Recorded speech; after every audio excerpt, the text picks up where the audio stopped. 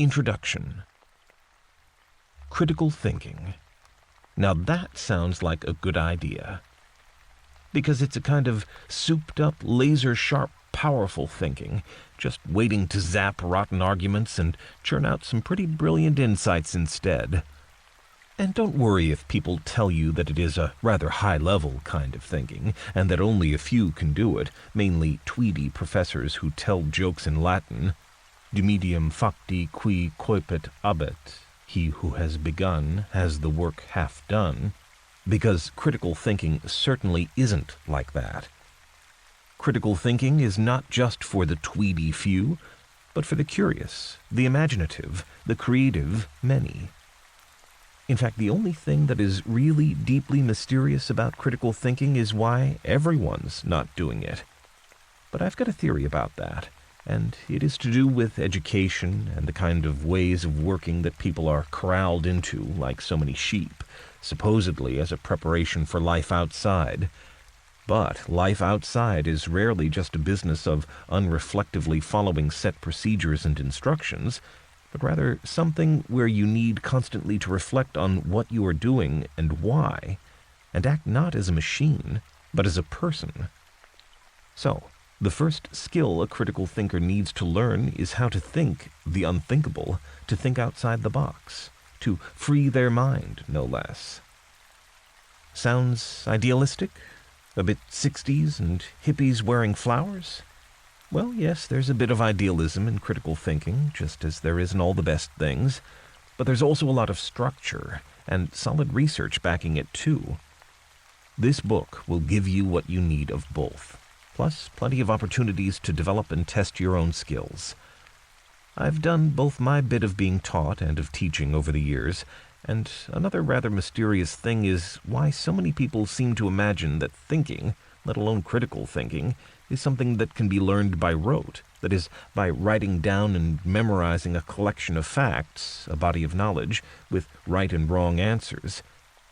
Critical thinking guides that create obscure distinctions and list technical terms for you to learn are promoting passive, not active thinking.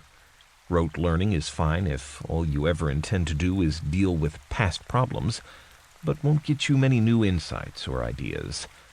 And in fact, it is the opposite of what critical thinking is all about. Critical thinking is really a set of transferable skills, learned for one thing, equally useful for another, that cuts across the whole swath of academic disciplines and is applicable in all spheres of human activity. This is why you will find critical thinking useful as part of learning design skills, nursing studies, economics, and even playing good football. It really is a toolbox for making the most of life. About this book. In this book, you can find both the conventional material on critical thinking skills, which is broadly about avoiding logical fallacies and following the rules of good essay structure, and a lot more besides.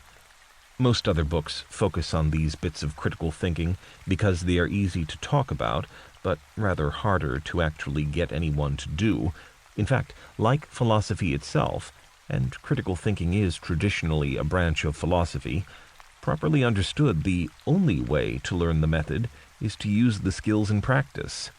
So what I try to offer here is a kind of map or guidebook that will come in handy as you actively start using critical thinking in whatever areas you want to. I include enough of the background to the academic debates for you to see the why as well as the what, plenty of hands-on tips and advice so that you have the how, and I certainly include some opportunities to try things out in practical exercises. Foolish assumptions. One of the key skills in critical thinking that too often gets overlooked is knowing your audience, and indeed empathizing with them. In this case, that means understanding what motivates them. So as I write this book, just as when you write an essay or prepare a report, the crucial thing is to know what the interests and needs of the likely listener are. I assume that you are interested in ideas and in how to communicate them, already know there is a difference between critical thinking and just criticizing without thinking, want to be able to see through a bad argument, know how to construct a persuasive argument, although I don't make any assumptions about what you will be arguing about or the context that you are studying or working within.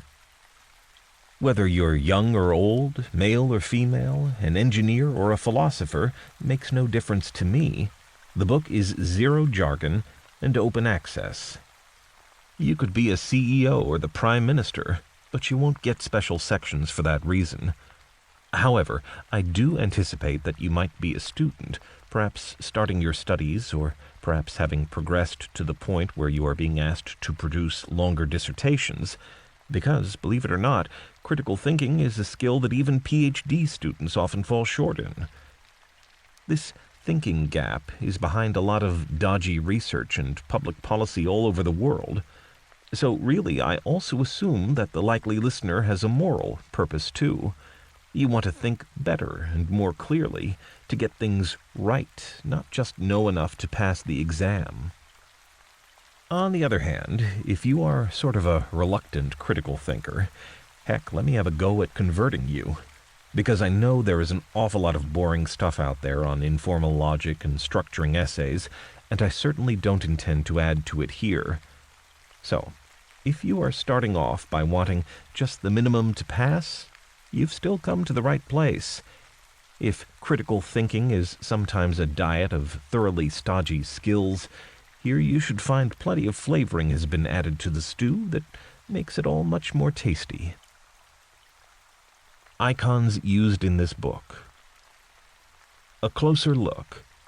I use this icon to point you towards more detailed explanations of important ideas or theories that shed light on critical thinking techniques and skills. Jargon buster. There's a lot of jargon used in some critical thinking circles. I attach this icon near the plain English explanation of a term. Remember. I use this icon to highlight key facts and ideas that literally you may want to remember. If you know it already, sometimes it will come across more as a reminder. Tip. This flags up a simple idea that can be used to achieve both academic critical thinking aims, how to dissect an argument, for example, and also broader CT skills such as how to give space to other people to develop their ideas, rather than switch off at the first point of disagreement. Try this. And last, but definitely not least, this one flags up an opportunity for you to try your skills out. Warning.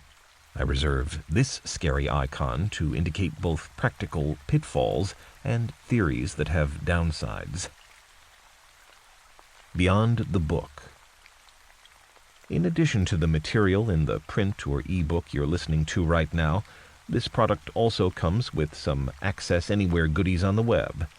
Check out the free cheat sheet at dummies.com/cheat sheet/critical thinking for some helpful tips and hints. You can also access some fun critical thinking exercises at dummies.com/extras/critical thinking. Where to go from here? You can listen to this book any way you want. I don't mind if you just try a few bits that seem particularly relevant, or if you plow through the whole thing in one evening and take it to bed with you, or if you skim it while eating chips and watching TV.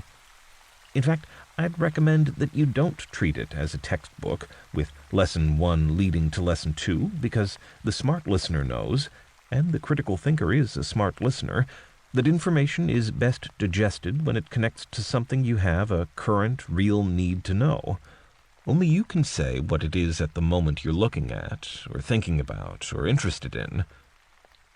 However, if you want my advice about where to start, and why not, I wrote the book, so I ought to know a bit about it, I'd say some good places to go are Chapter 1, because that is where I welcome you to the Arguments Clinic, and say a bit about what critical thinking is.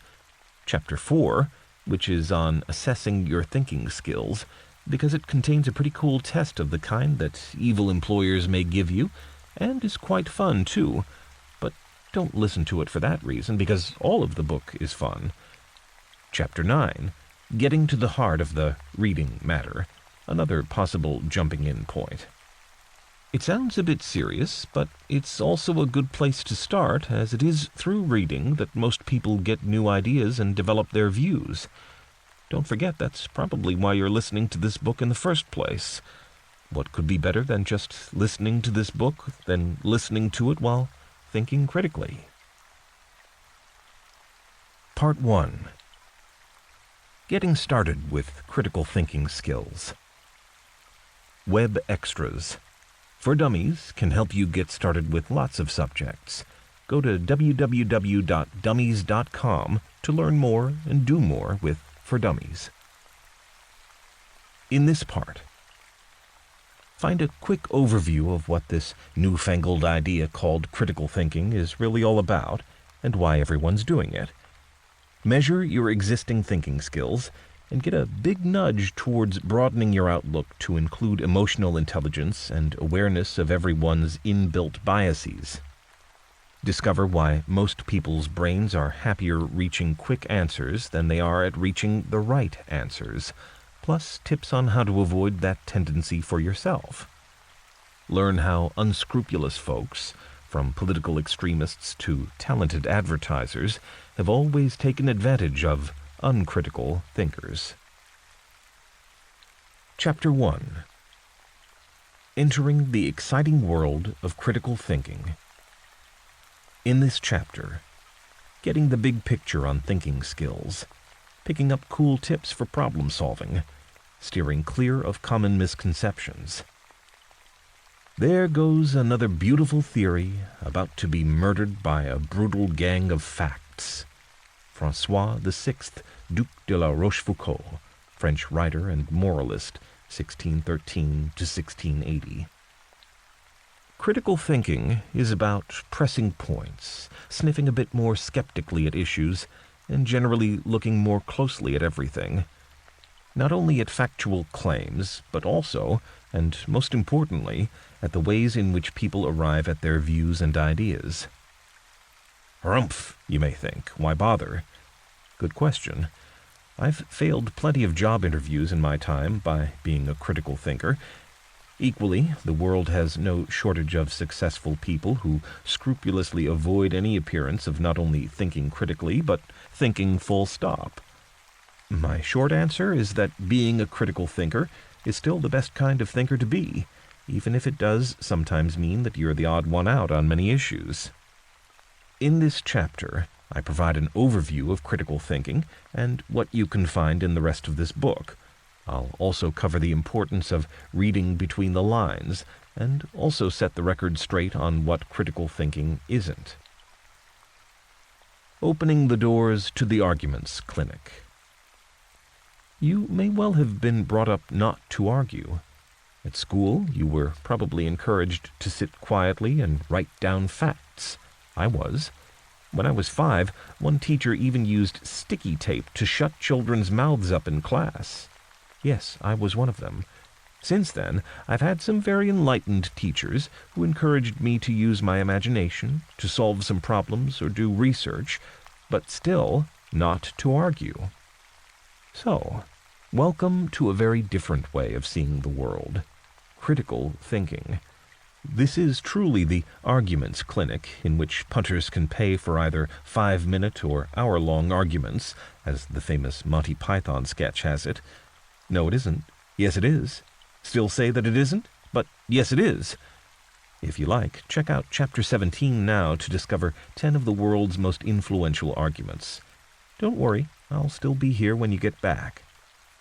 Of course, as the sketch says, this isn't proper argument at all, merely contradiction. Nothing like a connected series of statements intended to establish a proposition. If an ability to contradict people is all you come away with after listening to this book, then you, like the man in the sketch, would be entitled to your money back. Don't worry. Here you will find so many new ways of looking at issues that you'll soon be having the full hour-long arguments on everything under the sun. My aim, by the end of this section, is to give you the big picture of critical thinking. Defining critical thinking. If you look up critical thinking in a dictionary, you see that it's called the philosophical examination of arguments, and I'm a philosopher. But, at the risk of annoying the ivory tower experts straight away, I say that this kind of philosophy isn't the sort most of them do or have a clue about. Yes, as Chapter 12 shows, critical thinking does have one foot in the realm of logic, in tidily setting out arguments as premises followed by conclusions. But if that were all it was, you might as well give the job to a computer. Remember, no, critical thinking is really about a range of skills and understandings, including an ability to play with words, a sensitivity to context, feelings, and emotions, and, the hardest skill to develop, the kind of open-mindedness that allows you to make creative leaps and gain insights. I know that developing these skills sounds rather like a tall order for one book to achieve, but critical thinking is also team thinking, and I draw on the ideas of many other thinkers, including a lot of input from my editors at Wiley. As a result, you don't get my opinion of critical thinking skills, but a carefully researched and lively introduction to the subject. Spotting how the brain likes to think. Professors may sniff, but I prefer to work on exercises that are fun or interesting, which is why I have tried hard to make the ones in this book like that. Here's a rather trivial little exercise, which nonetheless illustrates something important about how the human mind operates. Try this. Should you say, the yolk of the egg is white, or the yolk of the egg are white? When I first saw this question, I thought for a minute, and then I gave up and looked for the answers. That's my method with written exercises. It conserves my limited brain power for things like watching TV and eating crisps at the same time. But I digress. Not good in critical thinking. This question may form the subject of a 5-minute argument, but it shouldn't stretch to an hour, because neither version is correct. Egg yolks are yellow. Boom! Boom! Caught you out? This exercise reveals that people's normal mode of thinking is bound within the parameters of certain rules and systems due to thousands of years of evolution. In the jargon of psychology, human thinking uses certain heuristics, mental shortcuts for solving problems and making judgments quickly. Warning. The trouble is that automatic and well-established ways of thinking can stop you from seeing new possibilities or avoiding unexpected pitfalls. Plus, the great majority of people's thinking goes on without them being aware of it. Although sometimes quick and efficient, in certain circumstances it can rush people to the wrong conclusions. Critical thinking is your insurance policy against these dodgy, but more or less universal, thinking habits. Evaluating what you read, hear, and think. The fundamental cause of the trouble is that in the modern world, the stupid are cocksure, while the intelligent are full of doubt. Bertrand Russell, The Triumph of Stupidity, in Mortals and Others, Bertrand Russell's American Essays, 1931 to 1935. Ingredients that make a critical thinker. If you're building a critical thinker, a la Dr. Frankenstein, here are the abilities and attributes you need. Tolerance. Critical thinkers delight in hearing divergent views and enjoy a real debate. Analytical skills. Critical thinkers don't accept just any kind of talking. They want properly constructed arguments that present reasons and draw sound conclusions. Confidence. Critical thinkers have to be a little bit confident to be able to examine views that others present, often people in authority. Curiosity. Critical thinkers need curiosity. It may have killed the cat, but curiosity is the essential ingredient for ideas and insights. Truth-seeking. Critical thinkers are on mission objective truth, even if it turns out to undermine their own previously held convictions and long-cherished beliefs and is flat against their self-interest. Tip. Critical thinking is about actively questioning not only the conclusions of what you're reading or hearing, but also the assumptions, be they open or hidden, and the overall frame of reference. Critical reading is discussed in detail in Chapter 9. A closer look. Critical thinkers approach an issue without preconceived assumptions, let alone prejudices, towards certain conclusions. As Professor Stella Cottrell, author of a popular guide to the subject, says, critical thinkers are quite prepared to acknowledge a good argument that goes against them and will refuse to resort to a bad argument, even if it looks like the only one available to support them. Developing critical thinking skills. Reading between the lines. The improver of natural knowledge absolutely refuses to acknowledge authority as such. For him, skepticism is the highest of duties, blind faith the one unpardonable sin. And it cannot be otherwise, for every great advance in natural knowledge has involved the absolute rejection of authority, the cherishing of the keenest skepticism. Thomas Huxley, on the advisableness of improving natural knowledge, 1866. Critical thinkers know that real debates take place between the lines, and all too often under the mental radar. The critical thinker's job is to pull the real issues into plain view and, if necessary, shoot them down. I introduce you here to some of the core skills of critical thinking, reading between the lines, examining the evidence, and quickly deconstructing texts. The chapters in Part 3 provide loads more info on how to do just that. Challenging people's rationality. Do you know people whose views don't seem to be based on any sort of rational assessment of the world, but rather on dodgy information easily imbibed, or even on blatant prejudices? Me too. And what's more, at least some of my views, and some of your views, also fall into this rather illogical category. The fact is, even though Aristotle called men, not women, he was emphatically prejudiced, rational animals, people rarely use their rational facility in practice. I discuss this subject in more depth in Chapter 13. More subtly, people often present good reasons for their positions, but in reality arrive at their views for quite different ones. The good reasons are irrelevant, as you sometimes find out if you present some solid arguments that tend to disprove them. For example, suppose your neighbors buy a 4-wheel drive all-terrain car and insist that it is vital for when the family goes mountaineering and camping, yet the fact is that they rarely go anywhere more remote than the nearest supermarket and hate getting their shiny car dirty. Could the real reason be that having a tank-sized car bolsters their sense of self-importance? Or maybe the government says that it has to charge students tuition fees, otherwise there won't be enough money for everyone who wants to go to college in the future. Good reason. Odd, then, that the fees system actually costs more to operate than the previous universal grants system. Could the real reason for the change be something to do with dismantling the political edifice of the welfare state? Arguments may exist for doing that too, but that's straying into politics.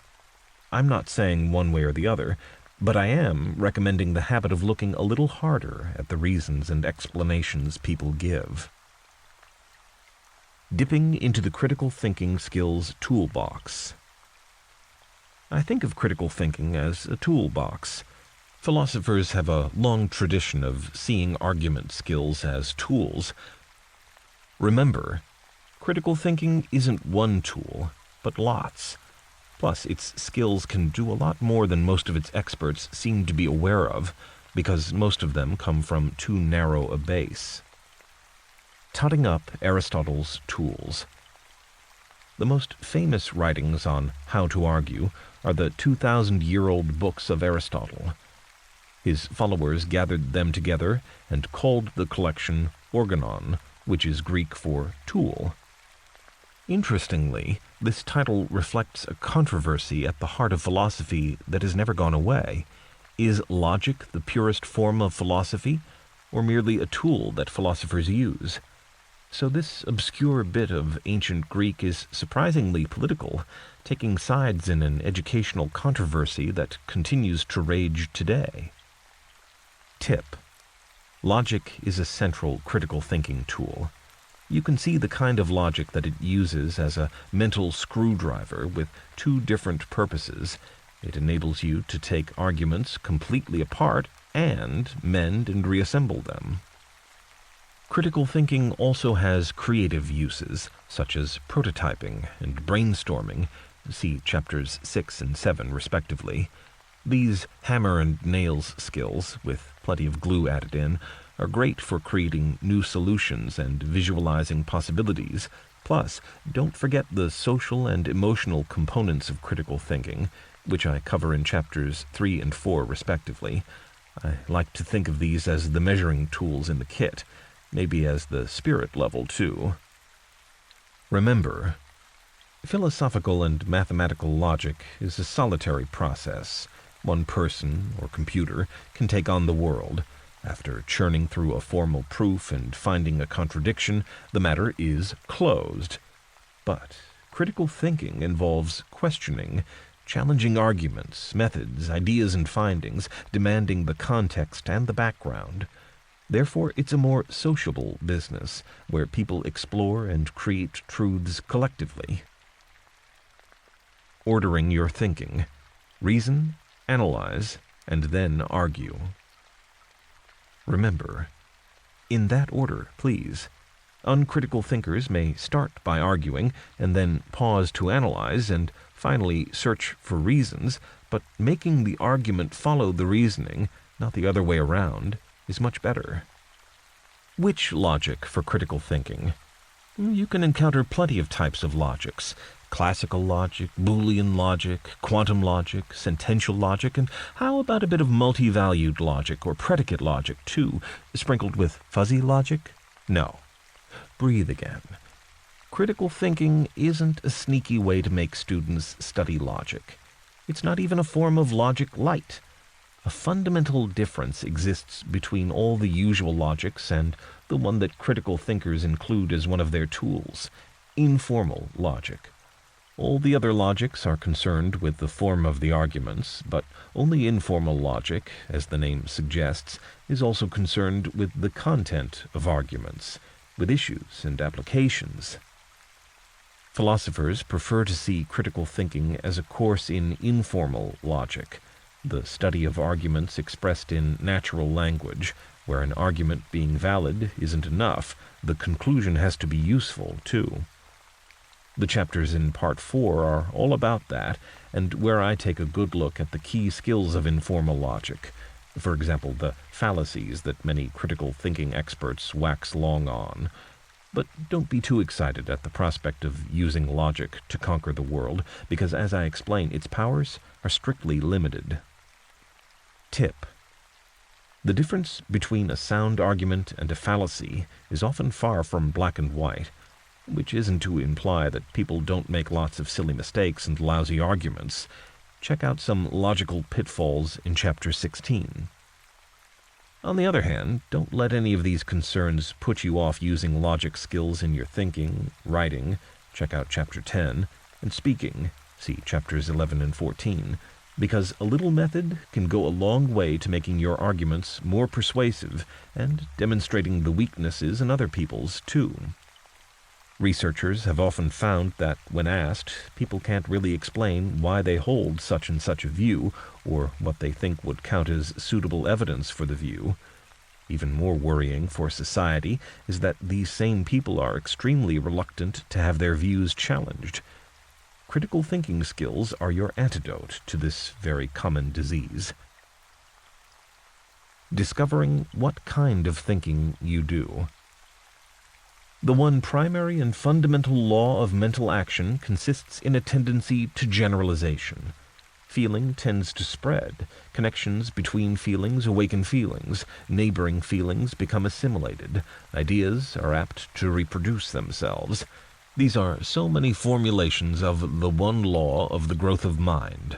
When a disturbance of feeling takes place, we have a consciousness of gain, the gain of experience. C.S. Peirce, The Architecture of Theories, 1891. The quote is about building on what you already think is vital for future growth, but it brings problems. Remember, a 19th century American philosopher, Peirce also identified 3 kinds of thinkers, which I shall summarize here, a little creatively, as follows. 1. Sticklers. People who form their beliefs by tenaciously sticking to whichever view they liked most originally, whatever evidence is presented to them, and even however circumstances change. If asked to justify their view, they can be very thorough in finding facts to support it, while also refusing to look into anything that appears likely to run against it. I write about facts and opinions in Chapter 15. 2. Followers. People who respect anyone or anything that presents itself as authoritative. They form their view in a group discussion on what they think, say, the professor is saying, or, in the absence of an authority figure, on what they imagine is the consensus view. When they look up something on the internet, they head for the security of Wikipedia, as they imagine it, and are reluctant to consult websites run by individuals. These kinds of thinkers, as Peirce says, are useful members of society because they aid social harmony and cohesion, although they may also be found egging on tyrants and persecuting minorities. But they aren't useful as far as ideas go. 3. System builders. These are people who try to fit everything into a pre-existing framework. They're a more sophisticated version of the sticklers. Science is obliged, in practice, to operate on a similar principle. Systemizers are willing to consider new information, but if it requires dismantling the pre-existing structure for understanding the world, they're likely to reject it. You can hear more on how people process information to build knowledge in Chapter 8. Tip. According to Peirce, the smart way to see the world is to accept that everything you know may be wrong, and start from scratch if need be, or indeed end up with all the views on an issue demolished with no working hypothesis left. Only a true critical thinker would do such a thing. Almost all professors of the arts and sciences are egregiously conceited and derive their happiness from their conceit. Erasmus. Bertrand Russell ascribes this quote to Erasmus, and I can see why he liked it. Russell was a philosopher prepared to argue unpopular views, such as that war is a bad thing, and was put in prison. Twice. Tip. Russell, refreshingly, took on professors and people in authority, but his point of course applies to everyone. Too few people are really open to new ideas, let alone able to take criticism, unless they've taken and really absorbed the lessons of critical thinking. U.S. philosopher William James made a similar point when he complained that many people think that they're thinking when they're merely rearranging their prejudices. For critical thinkers, discerning thought and prejudice is a vital distinction to make, and the first step is becoming more aware of your biases. I examine this issue in Chapter 2. James also recommends that in many areas, people should decide their position on the basis of feelings, even if they have no good or relevant arguments to support it. How logical is that? Well, not at all, but it's not a stupid position either. In Chapter 4, I look at some distinctly non-logical ways of approaching problems. Professors tend to tell people to think and complain when they don't, but they fail to offer advice on exactly how to do it. For that, students have to rely largely on their own efforts, or maybe turn to specialist experts such as Edward de Bono. He stresses that thinking is a skill that has to be learned. Critical thinking definitely owes pioneers of thinking skills like him a polite nod, even if the approach here has to be a little more, scientific. Speaking of which, here's a scientist to explain about how scientists think. The mere formulation of a problem is far more often essential than its solution, which may be merely a matter of mathematical or experimental skill. To raise new questions, new possibilities, to regard old problems from a new angle requires creative imagination and marks real advances in science. Albert Einstein. A. Einstein and L. Infeld, The Evolution of Physics, 1938, page 92. Well, he has to come in sooner or later. Einstein's point about creativity is absolutely spot on. Thinking outside the box. This anecdote shows how redefining problems can generate new insights. A gardening equipment firm challenged a meeting of engineers to use their collective thinking power to come up with a new kind of lawnmower. After some humming and ahhing, the engineers came up with not very much. Some tinkering and slightly novel refinements, but nothing to create a splash in the marketplace. Then one of the engineers suggested that they return to the original problem, but to go back one step and express it in terms of function. Instead of the engineers thinking about how to redesign lawnmowers, which meant that their thoughts followed the usual paths, he said they should think about machines to help people maintain lawns. This small, even niggly distinction made all the difference. The engineers even created an entirely new product, based on the imaginative insight of one whose son liked playing with yo-yos. They invented the strimmer, which involves a nylon string whizzing around, thus adding a new annoyance to neighbors everywhere. The power of critical thinking. You can hear more about creative brainstorming in Chapter 7. Understanding what critical thinking isn't. The preceding sections discuss what critical thinking is, but I now detail what it isn't. Remember, critical thinking isn't about putting arguments and debates into formal language or symbols and then spotting logical fallacies in them, despite what many books say. It is about how to look at issues and problems in the real world with all their fuzziness and contradictions and offer relevant, practical, and sharp insights into them. It's a skill that lets you, for example, distinguish right from wrong, choose the best business policy, and construct a compelling case for action. Tip. Also, critical thinking is far deeper than study skills, those set ways of doing things that lecturers often teach students. Instead, it's about what to do when no obvious answers or set methods are available. Look at it this way. A study skill makes sure that you have pen and paper during lectures. Critical thinking is about what to jot down. Quantum physicist Richard Feynman said that science is grounded in the conviction that its own experts are often ignorant of what they profess to be experts about. That statement applies with knobs on to critical thinking, too. Warning. People who claim to be experts in critical thinking don't automatically know everything about the vast range of skills and material the subject covers or draws upon. Nonetheless, critical thinking is a skill, and so whether you're pretty hot on it or not, you can definitely improve through practice. Critical thinking isn't about learning an endless series of facts. Instead, it encourages people to develop their inbuilt thinking skills by making them active. That's why this book features lots of tricky puzzles. See Chapter 5 for more on puzzles and analogies, rather than platitudes. I want you to start thinking critically and actively from the beginning. Or from the start of Chapter 2, anyway. Chapter 2. Peering into the mind. How people think. In this chapter, testing humans, logical thinking, staring into the brain while it works, challenging the notion of rational scientific thinking. We think so because other people all think so, or because we were told so and think we must think so. Henry Sidgwick.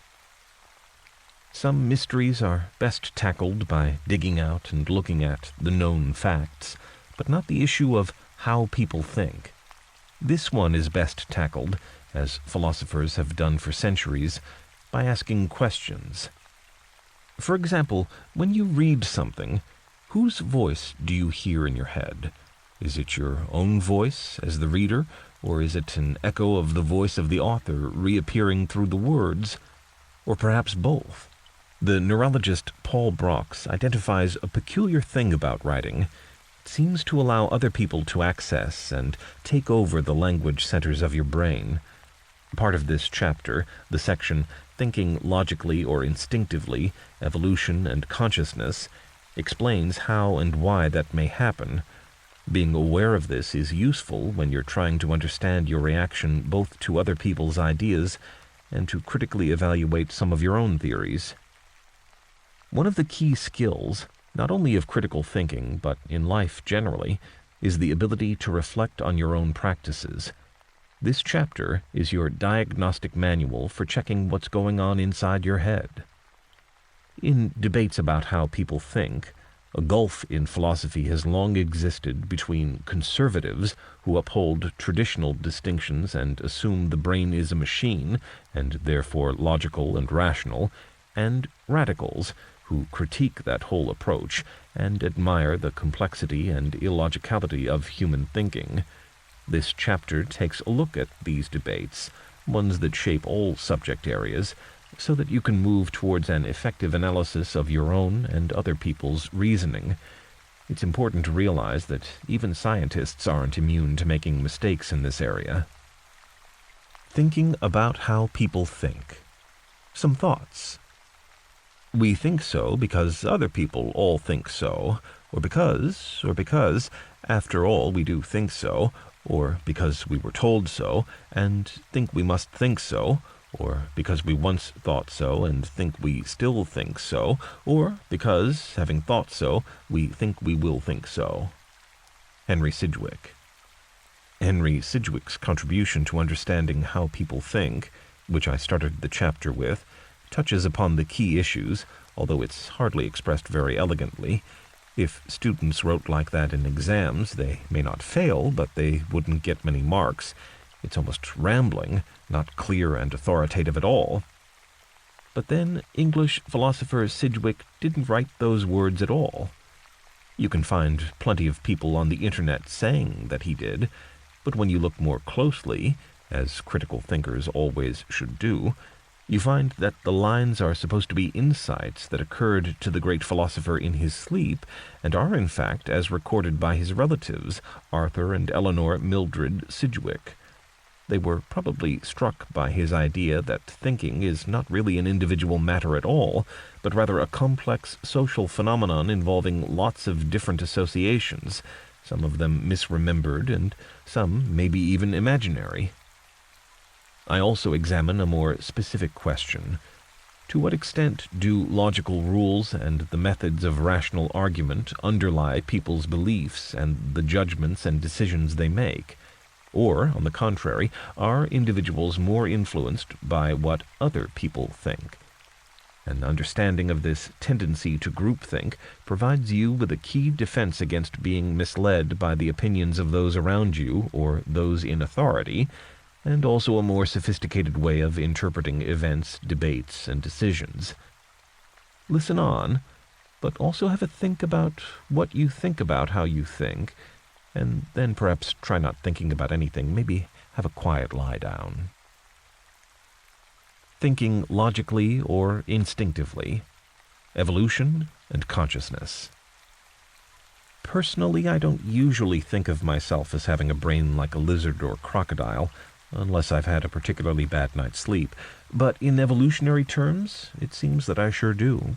So, if anyone wants to claim that the way that we think is what makes us human, they'd better try to work out precisely what humans do differently from animals. As I discuss in this section and throughout this chapter, the debate is as much a philosophical one as a biological one. In the first part of this section, I look at how mysterious the inner world of our thoughts still remains, even as scientists discover more and more about the external world. I first of all look at the different tasks human minds and animal minds are asked to do, and then in jumping to conclusions, the cost of fast thinking, I'll illustrate how sometimes the two kinds of thinking, human and animal, get muddled up and lead people to make rash judgments and silly mistakes. Buying beans and composing sonnets, contrasting views of consciousness. Do monkeys think? Do plants? No, or at least not like humans, anyway. They just appear to be thinking as they may follow pre-programmed evolutionary strategies, a bit like computers, or Big Brother contestants. But, unlike computers, they're undoubtedly conscious of something. For if nowadays scientists agree that the body, indeed the whole universe, is a machine, still no one is quite able to say that a ghost isn't riding along in the center of it. One of the most famous philosophers of them all, Descartes, once wrote, "I think, therefore I am," or at least many people think he wrote that.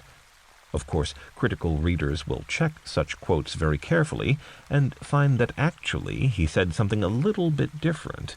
But, as I say, everyone thinks he said that, so in a sense he did. He was suggesting that awareness of the brute fact of existing was the only thing he could be sure of, and he used this nugget not only to get himself up in the morning, but also to make sense of and rediscover the world. Celebrating the Human Mind.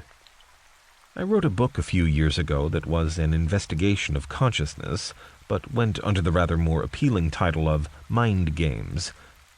Through such games, I focused on the mysteries that surround the way people think. The human mind has many inexplicable abilities. It can happily deal with imaginary things that don't really exist, that don't make sense, and that can't be explained. Imagine what a disaster it would be if a unicorn ate this book, or if it turned out your dad was an alien in disguise. Some people even think the mind can project thoughts instantaneously across distances, cause departed souls to rematerialize, and, of course, pass messages directly to a creator god. Yet, although mainstream philosophers and hard-nosed scientists sneer at such irrationality, that's no reason to throw out the distinction between minds and brains, between consciousness and electrical activity in nerve networks. A closer look. The French philosopher was onto something big, and that thing is consciousness, perhaps the central mystery of philosophy. Science can explain many things, but this strange sense of self-awareness it often just dismisses as an illusion. Humans do many things that animals don't, and they do them for complex, socially defined, or aesthetical reasons. As the contemporary philosopher-scientist Raymond Tallis challenges his readers, just consider what's going on under the surface with something as commonplace and seemingly simple as buying a can of beans in a supermarket. Why are people buying them? It may be because they've just seen an advert for it, or because it reminds them of some happy times when they were kids. It might be because they think beans are cheap. Surely animals don't have to worry about things like this when they eat grass or gobble up rabbits. Yet the fact remains that many of the differences between humans and other animals are marginal. The lives of humans and chimpanzees probably looked very similar a few 100,000 years ago. No tins of beans or supermarkets then, let alone those sonnets and symphonies that philosophers love to cite as proof that humans are something special. Plus, humans didn't develop their mysterious minds in an evolutionary blink. The brain evolved over long periods of time, and so Stone Age people must have had pretty much the same kind of consciousness then. Tip. Professor Tallis is near the mark when he says that what's distinctive about humanity is its social environment, bound together by language and tool use. It's utterly different from the world within which animals exist. Artifacts, institutions, mores, laws, norms, expectations, narratives, education, training. And although humans share 98% of their genes with chimpanzees, they share precisely 0% of their chromosomes, and chromosomes are what actually do things. Jumping to conclusions. The cost of fast thinking. In this section, I'll look at the theory that, actually, people are basically illogical, and because of this, they often get muddled up, make faulty judgments, and silly mistakes. Understanding how people arrive at their opinions and conclusions gives insights into what people say and think, and can even help you anticipate people's behavior and responses in advance. The U.S. professor Daniel Kahneman has written about the psychological basis for judgments, reactions, choices, conclusions, and much more. His writings, such as Thinking, Fast and Slow, give a significant push to the already pretty widespread view of people as basically irrational animals. He was even given a Nobel Prize for his research. Remember, Kahneman's thesis is that the human animal is systematically illogical. Not only do people misassess situations, but they do so following fairly predictable patterns. Moreover, those patterns are grounded in their ancient origins as simple animals. Survival depended on it. Much thinking is instinctive and hardwired. He says that people have two ways of thinking. One, a logical mode, which he thinks is good, of course. Two, an earlier, instinctual mode, which he says is the root of most wrong decisions. The human brain doesn't like information gaps, and so people tend to jump at the first answer or solution that looks good rather than take the time to examine all the data, especially in a world where they receive more information every day than they have time to assimilate. Plus, the human brain loves to see patterns and make connections. Although such traits serve people well in many ways, sometimes they mislead people too. For example, thinking is a complex biological process and requires a lot of energy. The human brain uses up 20% of an adult's total energy, and for children, it gobbles up almost half their body's energy. Try multiplying two two-digit numbers in your head while running. 23 times 47, anyone? You're sure to slow down both in your running and your calculating. So, because thinking gobbles up precious mental resources, the body is programmed to avoid it. Instead, human beings have developed, over many thousands of years, a range of built-in, off-the-peg methods for reaching decisions. A closer look. You might want to say that the example of the multiplication sum slowing down your running is a bit dodgy. Maybe that it is the distraction rather than the mental energy that causes any slowing down. Certainly, don't accept anything just because an expert says so. However, the notion of being distracted itself indicates a sort of limit in human thinking powers. That's partly why we admire people who can, say, balance on a monocycle on a rope while juggling. The problem with fast thinking, however, is that often it means people don't solve the right problem. They solve the easy problem. A celebrated example is the bat and ball quiz. Try this. Test yourself. A bat and a ball together cost £1 10 pence. The bat costs £1 more than the ball. How much does the ball cost? Answers at the end of the chapter. Encountering human illogicality. The Linda problem. The Linda problem, one of the most celebrated quizzes in psychological research, is an experiment in unintended bias. It's used to illustrate how illogical everyday judgments are ridden by fallacies anchored in evolutionary history. The original experiment, by two psychology professors, Amos Tversky and Daniel Kahneman, was elegantly simple. At the outset, participants were given this information. Linda is 31 years old, single, outspoken, and very bright. She majored in philosophy.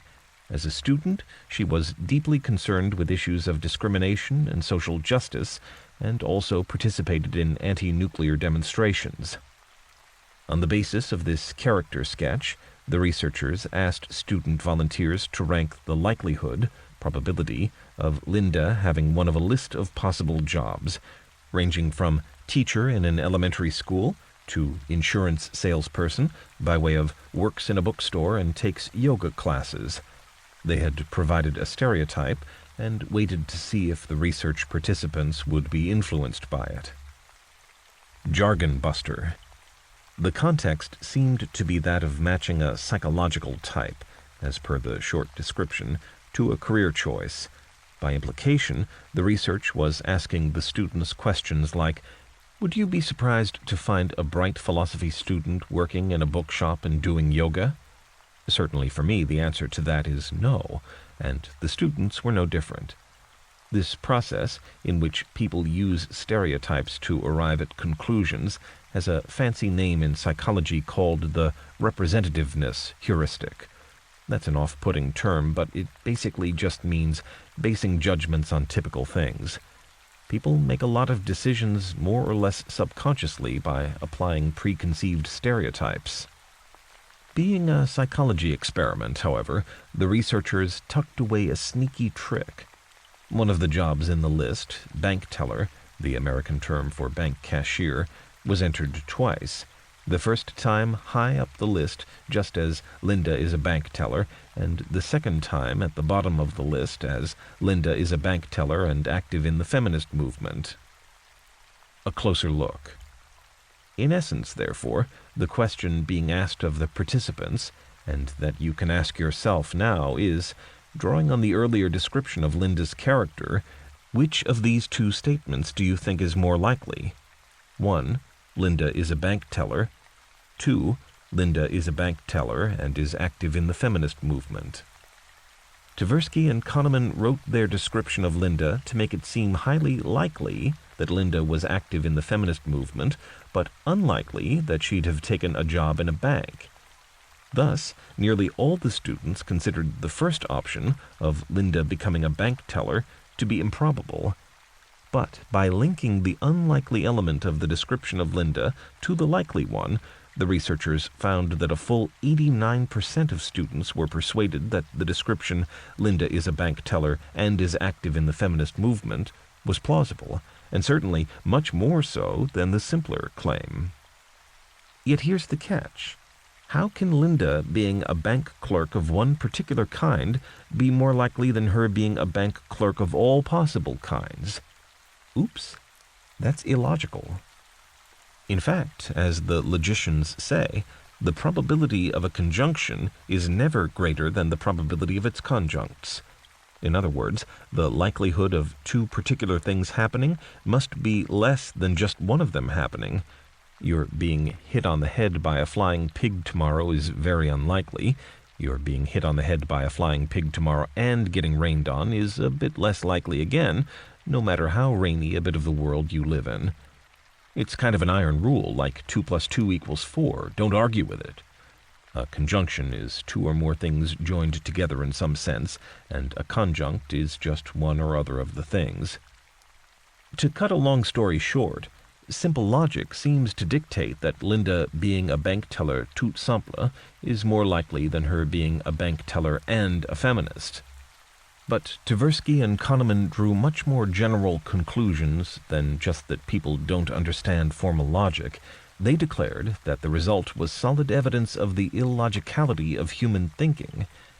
The research has been cited many times since to wag a cautionary finger at those who see human beings as rational creatures who use the lessons of experience to learn and improve their navigation of life, and to make most people look dumb instead.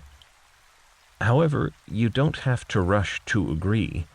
On the contrary, many possible arguments can be made as to why the second description is more likely than the first one, and why that 89% were quite entitled to say so.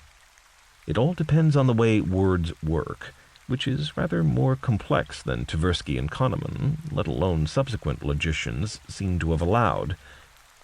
A closer look. Another possible way to argue for intuition against logicians. Critical thinkers always need to ask why the mathematical model of the probabilities is so at odds with human intuition. Another way of modeling the Linda problem is to argue that when one of the categories includes two pieces of information, by implication all the categories do too. In this case, by adding "and is a feminist" to the description of Linda as a bank teller, the researchers also added a rider to each of the other descriptions. It might be the implication that she is not a feminist. At the very least, it would be something like, "and there is no information about whether or not she is a feminist." In that sense, as far as these jobs go, her status as feminist or not isn't known, it's undetermined. When no information is available for an undetermined value like this, the conventional way is to make it being true or false equally likely, that is, to compute it with the value 0.5.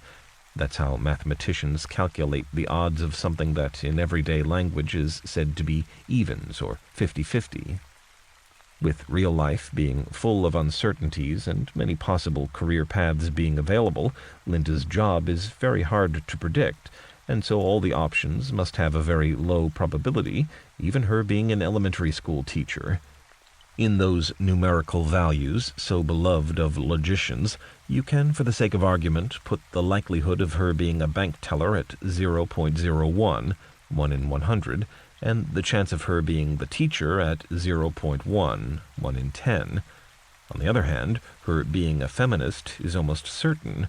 The description makes it so. Call it 0.9, 9 in 10. Thus, the prediction that Linda is a bank teller can be represented as 0.01 times 0.5 equals 0.005, 5 in 1,000, and Linda is a bank teller and a feminist as 0.01 times 0.9 equals 0.009, 9 in 1,000, in which case, unambiguously, the extra information increases the likelihood of the latter option. If the maths is treated this way, then, just as almost all the students insisted, Linda being a feminist bank teller really is more likely than her being a bank teller who may or may not be a feminist. This way of recalculating the options brings the logic into line with intuition, which is how such things should be done, rather than vice versa. I'm not saying it is the right way to look at things, mind. What do you think? Considering the power of group thinking. Consider for a moment, if you'd be so kind, why you're listening to this book. Perhaps it's a project of your own devising to become more logical. Or, on the contrary, perhaps this book is part of a kind of extreme groupthink, brainwashing even, an effort by society to make you think a certain way. Outlandish idea, perhaps, but that's one possible implication Professor Deanna Kuhn draws from her research into psychology and education. She is concerned that, as a society, people spend much of their time and effort determining what they believe, but seem to care little about how they come to believe what they do. Questioning your beliefs. The question as to the extent people are in control of their decisions and the extent to which they simply follow other people is important to Deanna Kuhn. She believes that critical thinkers should see thinking as a form of argument because individuals' beliefs are chosen from among alternatives on the basis of the evidence for them. However, her research caused her increasingly to question the extent to which individuals actually do hold their beliefs on the basis of evidence, instead of as a result of social pressures. Warning. Deanna Kuhn's rather alarming conclusion is that many people don't or can't give adequate evidence for the beliefs they hold. Worse, people are unwilling or unable to consider revising their beliefs when presented with evidence against them. Kuhn holds that reasoned argument requires, at the very least, this ability to distinguish between the theoretical framework and the physical evidence. Jargon buster. Cascading information. Cascade theory is the idea that information cascades down the side of an informational pyramid, like a waterfall. If people don't have the ability or the interest to discover something for themselves, they find that adopting the views of others is easier. This act is, without doubt, a useful social instinct, and an individual relying on information passed on by others is often quite rational. After all, thinking is difficult and energy-sapping, as I explain in the earlier section, Jumping to Conclusions, the Cost of Fast Thinking. Warning. Unfortunately, following wrong information is less rational, and that's what often happens. People cascade uselessly in everyday ways, like so many wildebeest fleeing a non-existent lion. A lot of economic activity and business behavior, including management fads, the adoption of new technologies and innovations, not to mention the vexed issues of health and safety regulation, reflect exactly this tendency of the herd to follow poor information. There are two possible but conflicting strategies for coping with the tendency of people to unthinkingly absorb and follow duff information. 1. Some people suggest that society needs to encourage a range of views to be heard, even when they're annoying to the majority. For instance, allowing people to deny global warming or to let teachers decide what they're going to teach. 2. Other people say that society needs stricter control of information to stop the spread of wrong views. This view is the one currently cascading down the pyramid. Don't snack on chips while listening to this. One of the best examples of information cascade is the entirely false consensus around the danger of so-called fatty foods, despite it having no medical or scientific basis. The theory originates to a single researcher called Ansel Keys, who published a paper saying that Americans were suffering from an epidemic of heart disease because their diet was more fatty than their bodies were accustomed to after thousands of years of natural evolution. In the following years, results from 4 other countries appeared to confirm that a high-fat diet coincided with high rates of heart disease. Unfortunately for this theory, prehistoric traditional diets turn out not to be especially low-fat after all, and in the most relevant period of 100 years before the supposed epidemic of heart disease, Americans had actually been consuming large amounts of fatty meat, and so the epidemic followed a reduction in the amount of fat consumed, not an increase. The problem is that the human brain is quite good at seeing things the way it wants to see them, rather than the way they really are. It can even see patterns in raw data that don't exist. For example, Keyes simply excluded the many countries that didn't fit his theory, like France and Italy with their oily but healthy cuisine, and the obvious factor for higher rates of heart disease that people were now living long enough to develop heart disease, rather than being killed off by things like diseases. But the cascade had started. Soon, despite the protests of specialist researchers about the lack of good evidence, hardly any doctors were prepared to speak out against such an overwhelming consensus. In fact, in recent years, large-scale studies in which comparable groups have been put on controlled diets, low-fat and high-fat, appear to show that the low-fat diet seems to be unhealthy, but no one is quite sure why. So the next time someone says that all the experts agree, even if they're philosophers, Nobel Prize winners, or even TV personalities, don't be so sure that that proves anything at all. Watching how the brain thinks. Wouldn't you love to be able to see a great brain, such as Einstein's, Copernicus's, or Robbie Williams's, thinking? To watch as the neurons spark into action and they solve another mystery of the universe, like, how are space and time related? Maybe the Earth goes round the sun, or why don't I have hit records anymore? It's important for critical thinkers to know whether they really can think freely, or are only churning through data more or less efficiently in the manner of a very complicated computer. In this section, I look at some of the arguments for thinking that the human mind is actually more complicated than that, and by implication capable of achieving more things. My nerves are playing up. The brain at work. Francis Crick, the 20th century British biochemist who played a key role in the discovering of DNA, imagined he'd solved the mystery of how human beings think. He put it all down to nerve cells and molecules. Many academics take what seems a small step from this conclusion to assuming, as Steven Pinker puts it, that the mind is a system of organs of computation designed by natural selection to solve the problems faced by our evolutionary ancestors.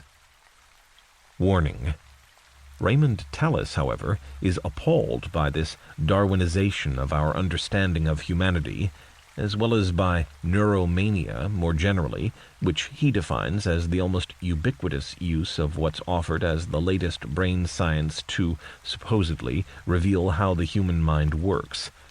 The stakes are high, too, he warns, muttering about the awful lessons of history when societies adopted policies based on pseudoscience and applied them with great cruelty against millions of individuals.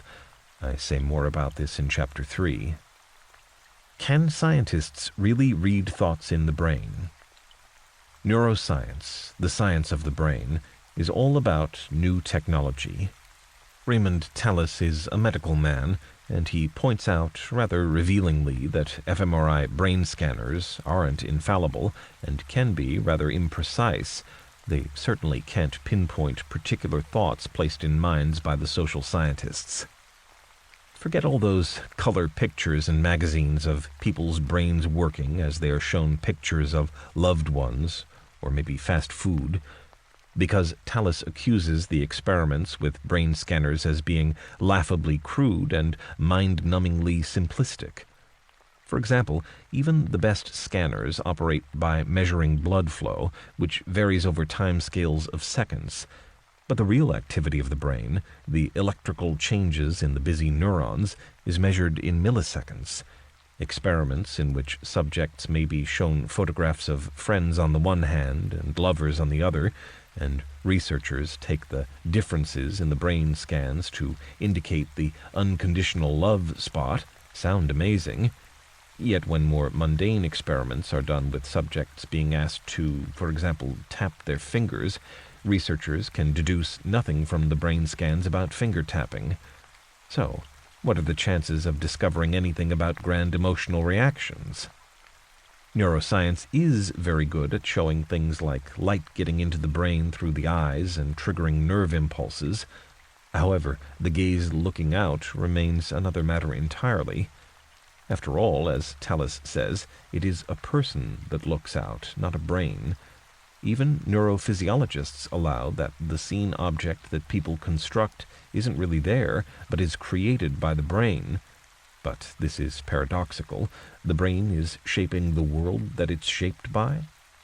Philosophers in particular should remember that the world is an undifferentiated mass until the mind splits it up into discrete parts. Jargon buster. Neuromaniacs see the mind as being nothing more or less than the human brain, and the brain itself as a machine. They even assume the presence of a central controller, a little person inside the big person, something akin to the program that runs in a digital computer. But perhaps the brain and the mind aren't the same thing. Raymond Tallis refreshingly puts the contrary argument that, in fact, human thinking is incredibly, unbelievably complicated. At a biological level, the brain reacts in unpredictable, even chaotic ways, and is being constantly altered by individual experiences. Remember, the consequence of this alternative view for critical thinking is that issues are seen as being open and multidimensional, rather than settled and black and white. Truth is seen as coming in shades of gray, from various sources, rather than being delivered once and for all by an expert. I don't wish to know that, preferring stereotypes to statistics. A point that Daniel Kahneman, the contemporary American psychologist, makes is that all people have a tendency to let stereotypes trump statistics. For example, if 2 people in your street got burgled last year, whatever the official claims about such things, your assessment of the level of crime is probably too high. Newspaper headlines provide a similar kind of distorting perspective on the world. If your paper runs a series on women attacked at night walking home, while my paper runs a series on why walking is good for the health, we end up with 2 quite different views on the same matter, based on a partial and misleading kind of evidence, what we've read in the paper.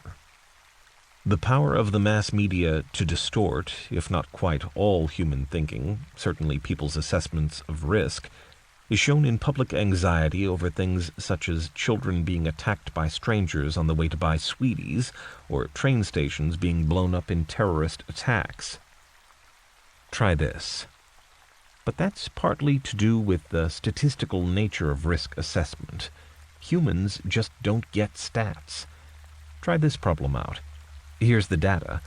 A census classifies 85% of men in a city as European and 15% as indigenous. A witness to a street robbery identifies the assailant as indigenous.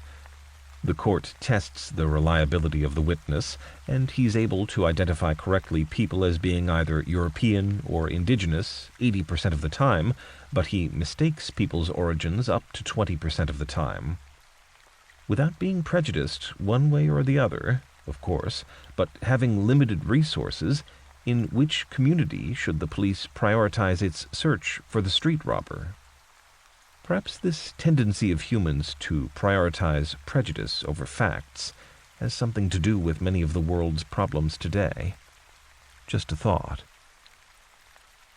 Getting inside scientists' heads. I realize that this heading may produce for some people a scary image of miniaturized Raquel Welch and Donald Pleasance being injected into a scientist's ear.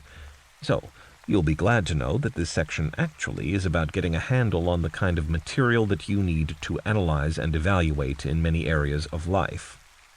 Because critical thinking requires you to not only handle information effectively, but to put it into a wider context, and even, when necessary, to treat it skeptically. The conventional view of science is of a steady progression from crude guesses to sophisticated knowledge, propelled by ever more ingenious techniques and machinery. Science, like a majestic river, heads in only one direction, and if foolish humans attempt to erect barriers to its progress, at some point in time their obstructions are swept aside and the great wave of discovery flows on. I take a look at this traditional approach, which involves conjecture and refutation, and also at a view that challenges it. Paradigm shifts. Uncritical thinkers just want to take whatever is said or written by a scientist as the plain facts of the matter, but more sophisticated thinkers recognize that across the whole sweep of human knowledge, facts keep changing. A textbook that was a pretty good guide 30 years ago is likely to be substantially flawed by today's standards. This section explains why. Engaging with scientific convention. Much of the history of Western philosophy assumes a steady, comforting process. Knowledge exists and just needs to be identified rationally. When firm foundations have been established, the rest of the edifice can be constructed without needing to worry about one or other bit of it later being shown to be wrong. Warning. But this picture ignores the complexities and inconsistencies of real life. Whatever people may like to think, in science, experiments don't lead to new theories because all historically significant theories, and quite a few insignificant ones too, agree with the facts. As every politician and spin doctor knows, lots of facts exist, and if you want to, you can choose them to bolster your theory. Scientists are no different. But they think they are. Trusting conjecture and refutation. Conventionally speaking, people suppose that when experiments are conducted to test theories in reality, and the results don't accord with those anticipated, the theory is disproven. But some philosophers, called critical rationalists, reject this view that thinking coolly and logically about the world is the route to true knowledge. Thinkers such as Karl Popper argued that no theory-free, infallible observations exist, but instead that all observation is theory-laden and involves seeing the world through the distorting glass and filter of a pre-existing conceptual scheme. Popper writes, "If we are uncritical, we shall always find what we want. We shall look for and find confirmations, and we shall look away from and not see whatever might be dangerous to our pet theories. In this way, it is only too easy to obtain what appears to be overwhelming evidence in favor of a theory which, if approached critically, would have been refuted. Remember. Yet, in a way, the 18th century philosopher David Hume was even more radical than Popper.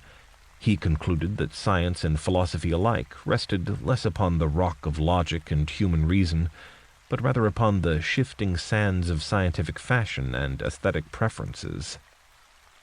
Hume's approach is exactly that of the critical thinker, taking nothing as given, but insisting on the full application of reason in all areas, ignoring and standing free from conventional opinion.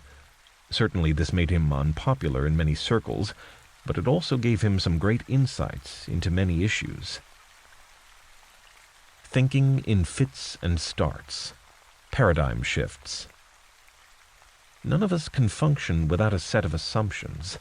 You can't make sense of this book unless you assume I use words the same way that you do, or that the book is listened to from start to finish, rather than, say, from the end of the last chapter backwards, and it would seem pretty silly to start any other way, unless you live in China.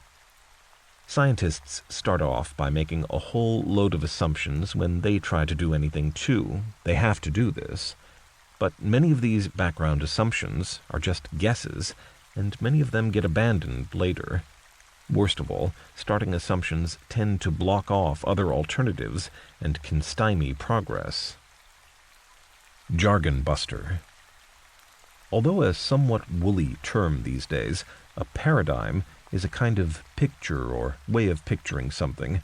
In its simplest form, the theory of paradigm shifts claims that scientific knowledge proceeds in fits and starts, with theories fighting to the death, as it were, against each other, instead of as a smooth process of the accumulation and refinement that people like to imagine.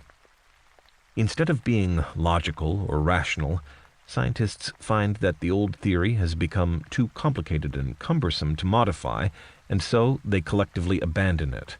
Or else a split emerges between followers of one theory and another, which is eventually decided in favor of the new theory for any number of reasons, none of them particularly scientific. This abandonment of a long-standing way of seeing an issue towards a new way is the paradigm shift. Try this. When Copernicus first cautiously suggested that perhaps a better way to understand the workings of the universe was to suppose that the Earth and the rest of the planets went around the Sun, rather than the Earth staying put and everything, including the start, rotating round it, the maths went against him. The fact was, the Moon, the Sun, and the planets' movements could be better calculated and predicted using the old system, even if it was quite complicated. The church authorities insisted that the facts, the mathematics, should decide the issue, but a few scientific radicals, like the famous astronomer and physicist Galileo, preferred the simplicity and elegance of Copernicus's new theory and campaigned in public for its acceptance. Which side would you support? The traditional view of the universe, well supported by the facts and figures, or a trendy new one which clearly needed a lot more work before it could be considered even a competitor? Answers to Chapter 2's exercises. Here are the answers to this chapter's exercises. Pricing bats and balls. Fast, instinctive thinking jumps out with an answer. 10 pence. Alas, the answer is wrong. Check the maths. The bat cost £1 more than the ball, which means that the ball must be a real bargain at just 5 pence. Bat equals £1 and 5 pence, ball equals 5 pence, to total £1 10 pence. Slow thinking is required to come up with the right answer, as well as distrusting your intuition. Looking for the robber. Given the numbers in the scenario, most people assume that the smart place to start looking for the attacker in the incident is among the indigenous community because of the witness testimony, even though a possibility clearly exists that the witness may have made a misidentification. But suppose that 10,000 white people live in the city and just one indigenous one. The best strategy is then a slam dunk for the police, isn't it? But then remember that the witness sees indigenous people 20% of the time. The evidence isn't so persuasive now, is it? Because the witness will often say someone is indigenous when they aren't. The mathematically correct answer to the original scenario is that a substantially higher probability exists that the villain involved in the street robbery was European rather than indigenous, so the police should be looking for a European robber. Mathematicians use a technique called Bayesian analysis to get an exact figure, but the important thing is to be aware of the general issue. The reliability of the identification of the robber as indigenous is, in this case, 41%, only about half the 80% reliability people comfortably opted for without thinking. Astronomical wrangles. You can be forgiven if you think this is a bit of a no-brainer. Of course, the Earth goes around the Sun, and so you support the newfangled theory. But when you do that, you have to accept that you are throwing out any pretense that you think scientific matters should be settled on the basis of the facts and figures and evidence. This is what the radical philosopher Paul Feyerabend meant when he argued in his books that in science, the only rule is that there are no rules, and what's more, that only by breaking rules that scientists have been able to make the progress for which they are, later on, praised. Chapter 3. Planting Ideas in Your Head, the Sociology of Thinking. In this chapter, shaping views through social forces, controlling people through propaganda, using emotions to persuade, recognizing the language of persuasion. Faced with the choice between changing one's mind and proving that there is no need to do so, almost everybody gets busy on the proof. J.K. Galbraith, Economics, Peace and Laughter, 1971. Most people offering their views on something think that they're presenting just the facts, sir, helping others to avoid errors and see the light, so to speak. But plenty of others, such as experts in public relations, PR, marketing, and political campaigning, see their jobs as planting new ideas in the public mind. Now, of course, some ideas are good and socially beneficial. For example, that we need to keep rivers unpolluted and help sick children get the necessary treatment, and many others are harmless, but certain ideas are dangerous and harmful. Unfortunately, history indicates fairly convincingly that the nastiest ideas seem to be the easiest to plant. They spread like brambles, while the more delicate blooms of human culture wilt and fade if they're not actually strangled. As a critical thinker, you need to know how to spot these pernicious ideas so that you can investigate and challenge them. In this chapter on the social dimensions and consequences of how people think and argue, I invite you to jump into my time machine, return to the first half of the 20th century, and consider the sociological insights of one Mr. Hitler, and how the Nazis used propaganda to win mass support. You may not be surprised to see that I include that master manipulator here, but I wonder about your reaction on discovering that even in the freedom-loving West, censorship and control of the news in the public interest is never far away. Therefore, as well as discussing how politicians and advertisers influence you, I also look at how the BBC tries, and sometimes fails, to be balanced, and why critical thinking skills are vital to the well-being of society. Asking whether you're thinking what you think you're thinking. Many people say that even if they don't know much about many things, at least they know what they like. But no, sorry sucker, hard luck. What they like, indeed what anyone likes, is often not their decision or choice at all. On the contrary, what people like is one of the things most susceptible to outside influence. This section is about how social forces shape people's views, for example in the economic and marketing spheres. Knowing how outside forces work on people. Remember, Outside forces can mold not only, say, people's musical or cinematic tastes or their political opinions, but also all those practical consumer choices that define people, something that marketing experts know very well. When you answer questions like these, you aren't really dealing with practical matters at all. Rather, you are responding to other people and trying to project a particular image of yourself. What kind of car do you think you need? Does it really need room sat-nav, seats for 6 children, and kangaroo bars on the front? What kind of restaurants would you eat at? They all do food, but some you would probably rather starve first than go in. And clothes. Most people, yes, even me, wear the same sort of things all the time, almost a uniform. When Auntie buys me a jumper with a loud checkerboard design, I can't imagine wearing it. I'm a fashion victim, but so are you.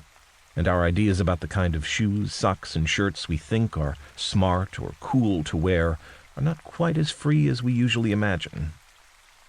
Yet isn't it odd that a forgotten photo of me a few years back shows me wearing exactly one of those ghastly checkerboard jumpers? How could my tastes have been so bad then? For more on advertising, see the later section, Understanding How Advertising Works.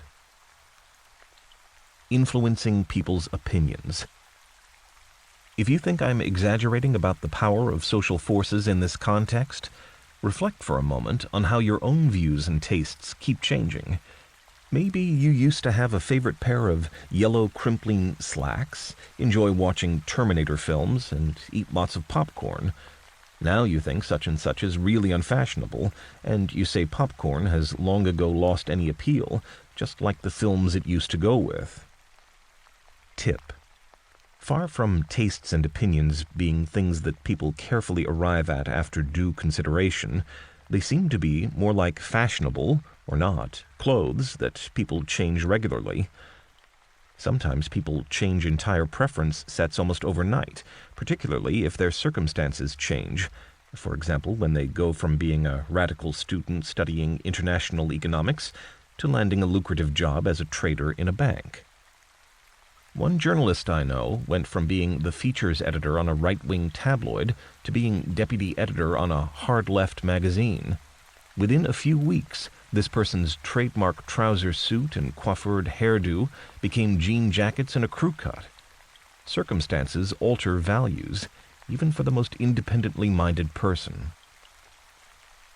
A closer look. Consumer demand. According to J.K. Galbraith, the great 20th century economist, consumer demand, the sum of all the decisions everyone takes about the things they feel that they can't get by without, such as lunch, cars, or smartphones, has very little to do with a person's individual needs and everything to do with everyone else's behavior and opinions, or to be more precise, with a small group of powerful influencers' opinions. So, what sort of people are these influencers? Well, consider the business networking site LinkedIn. It's grown to be one of the web's biggest and regularly sends out emails presenting the views of what it calls top influencers, usually sorted into categories such as green business or fortune women. The latter means women who run big companies, by the way, not women offering to read people's fortunes in their palms. Pity. Anyway, these influencers have thousands of followers on the social networks and blogs. I have, by comparison, 3, and one of them is me under a pseudonym. Thousands, you say? Sometimes hundreds of thousands, millions occasionally. Therefore, the logical conclusion must be that their views are important. I'm not saying that, for example, when Richard Branson states that polo neck jumpers are cool, millions of people immediately pop out to the shops to buy one. Influence is more subtle. As Galbraith explains, what really influences people is much more difficult to be aware of, but involves 2 key social forces, emulation and advertising. These forces shape all our views, even when we write essays, so a critical thinker needs to always be aware of them.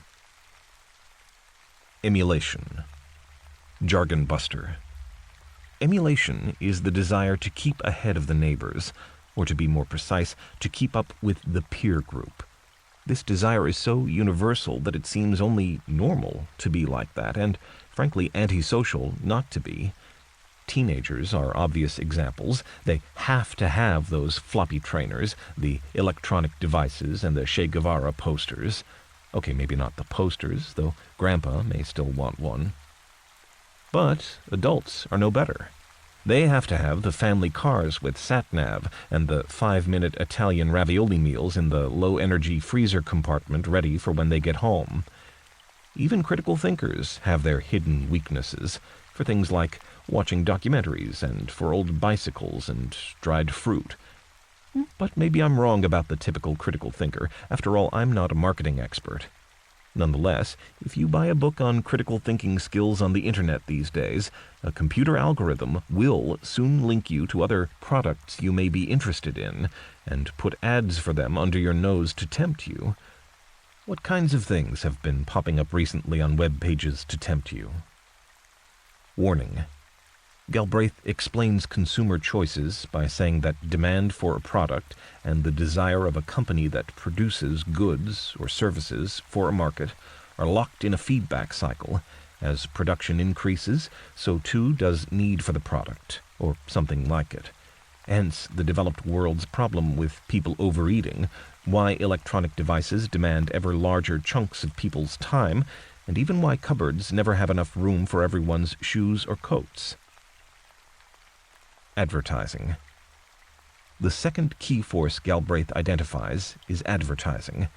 This is at its most effective when it talks about things that you already have some sense you may want, when it persuades you to buy this brand rather than any other. But in terms of economics, its significance is its role in creating new wants, new desires. I talk much more on how advertising works in the later section, Manipulating Minds. Thinking and Indoctrination. Propaganda. This section is all about the 3 Ps: prejudice, propaganda, and public relations. The gold standard for critical thinking is usually said to be balance, depth of understanding, and accuracy, and certainly the 3 Ps sit uncomfortably with that. Even so, of course, the issues are not black and white. Publicity for a good cause we salute, and when is a strong conviction a prejudice, and when is it a courageously held view? Remember, originally, the word propaganda meant planting ideas, and was quite a positive notion. Teachers plant ideas in children's minds, for example. The hate propaganda of the Nazis changed all that, though, and in the 21st century, nearly all governments eschew propaganda and instead pay lip service to the values of a free and independent voice for teachers, the press, and TV. Even so, they make sure that education and the media, especially the news media, are firmly under government supervision, which can quickly become control. Snooping on snapshots and selfies. In 2014, the London Guardian revealed that the British and American governments were routinely reading people's emails and even checking photos that teenagers swapped on mobile phones. As a result, the British Secret Services visited the paper and insisted on destroying the hard disks of the computers from which the story was drawn, all in the public interest, of course. This was accompanied by some scary advice about how bad people could listen to conversations by focusing lasers on the journalists' coffee cups. What do cups of coffee say to one another, I wonder? The scariest thing about the whole incident, however, is that before the paper ran its story, it had already asked the government to check it over. When a paper seeks government approval for its stories, there's no longer a free press. Here's what you think, comrade. Russia and China. In Russia, the brief flowering of different viewpoints that President Gorbachev encouraged in the 1980s, called glasnost or opening up, was soon replaced by ruthless suppression of independent voices in favor of a centralized system. These days, this revolves around the official Russian state news agency, led, at the time of writing, by Dmitry Kiselyov, a former talk show host notorious for his charming suggestions such as that gays' hearts should be incinerated in ovens. Under such centralized government guidance, the Russian media majors in one subject: praise of the Russian president. No wonder the current president, Vladimir Putin, has achieved ever higher popularity ratings at home, busy waging mini-wars to protect ethnic Russians and creating laws such as one against homosexual propaganda, which opponents say has caused an upturn in homophobic violence and threats. Not a new idea, of course. Hitler also increased his popularity when he targeted gays, making them wear a special pink triangle. Later on, many homosexuals died in the concentration camps. Tip: countries such as China stress a different kind of news management. Printed stories are carefully checked to be safe and suitable for public consumption, and thousands of people are paid to monitor internet chat sites and discussion boards for signs of undesirable political comment. The government pays teams of watchers to note the names and IP addresses, electronic details that identify the geographical location of computer users, of anyone posting dangerous views or misinformation, and many an anonymous, that's what they thought, surfer later receives a sinister knock at the door. Mr. Hitler appealing to the man in the street. If you want to know about how governments can manipulate their citizens' minds, you have to know about Hitler. Hitler and his henchman, Goebbels, made propaganda into a science, and since they were very proud of what they were doing, they leave critical thinkers lots of insider information on just how it all works. Both knowledge and analysis of Hitler's techniques is invaluable for critical thinkers for spotting similar things that go on today. Adolf Hitler was originally a not very good watercolor artist and a very disgruntled, demobbed soldier. However, his specialty was propaganda and mass suggestion. In his autobiography, Mein Kampf, 1923, which translates as My Struggle, he writes, "The art of propaganda lies in understanding the emotional ideas of the great masses and finding, through a psychologically correct form, the way to the attention and thence to the heart of the broad masses. The receptivity of the great masses is very limited, their intelligence is small, but their power of forgetting is enormous. In consequence of these facts, all effective propaganda must be limited to a very few points and must harp on these in slogans until the last member of the public understands what you want him to understand by your slogan." For more on how Hitler manipulates with emotion and what he thought of the public, check out the later sections Appealing to Feelings, The Psychology of Argument, and Manipulating Minds and Persuading People, respectively. Tip: Mein Kampf is surprisingly readable. It opens with an engaging, even amusing account of his arrival in Vienna from the provinces aged 15. This technique is used to create the image of the personable, charming Mr. Hitler who so impressed some Western statesmen. It also connects to the style of personal narrative that modern-day politicians often substitute for discussion of political programs, like Hitler, to win over voters by appealing to their emotions rather than their intellects. See Figure 3.1. You often read about the almost hypnotic effect Hitler had on his audiences and of his extraordinary skills as a speaker, but I think the truth is rather more prosaic than that. Look at one of the old clips showing him speak if you don't believe me. Using the age-old technique of saying one thing in public and doing quite another in private, Hitler based his political messages on a shrewd and realistic assessment of popular opinion and the views of the man in the street.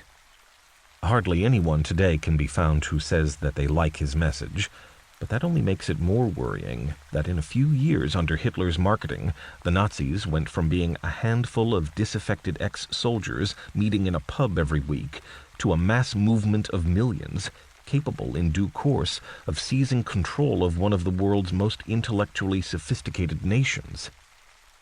Remember, even though the death camps came only at the end of Hitler's period in government, the Nazi doctrine, which always and unambiguously anticipated them, was initially embraced by many in the Western democracies as a fine thing. What the papers said about Nazism. Hitler says he learnt the black arts of propaganda from the English. He credits the British War Office for showing him to limit messages to a few points, devised specifically for mass consumption, and repeated with indefatigable persistence. The London newspapers admired him. When Adolf Hitler became Chancellor on the 30th of January 1933, the British newspaper magnate Lord Rothermere produced a series of articles acclaiming the new regime. The Daily Mail criticized the old women of both sexes, who filled British newspapers with rabid reports of Nazi excesses. Instead, the newspaper claimed, Hitler had saved Germany from Israelites of international attachments, and the minor misdeeds of individual Nazis will be submerged by the immense benefits that the new regime is already bestowing upon Germany.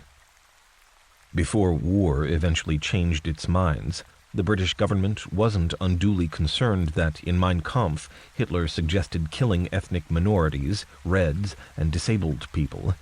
In fact, the Daily Express enthusiastically covered the visit of the former British Prime Minister Lloyd George to see the newly declared German Führer, and uncritically reported his comments. "I have now seen the famous German leader, and also something of the great change he has effected.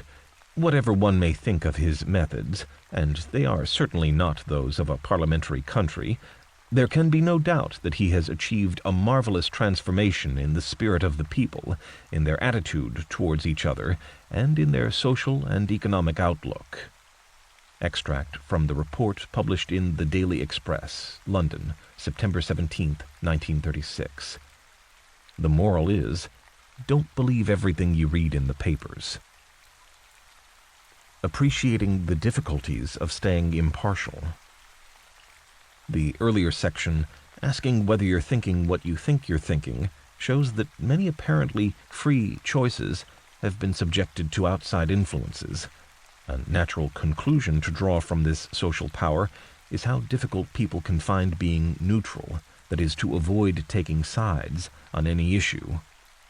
In this section, I tell the story of how the British Broadcasting Corporation, BBC, threw out its charter, which stipulates balance and impartiality, and turned reporting about climate issues into propaganda for a particular cause.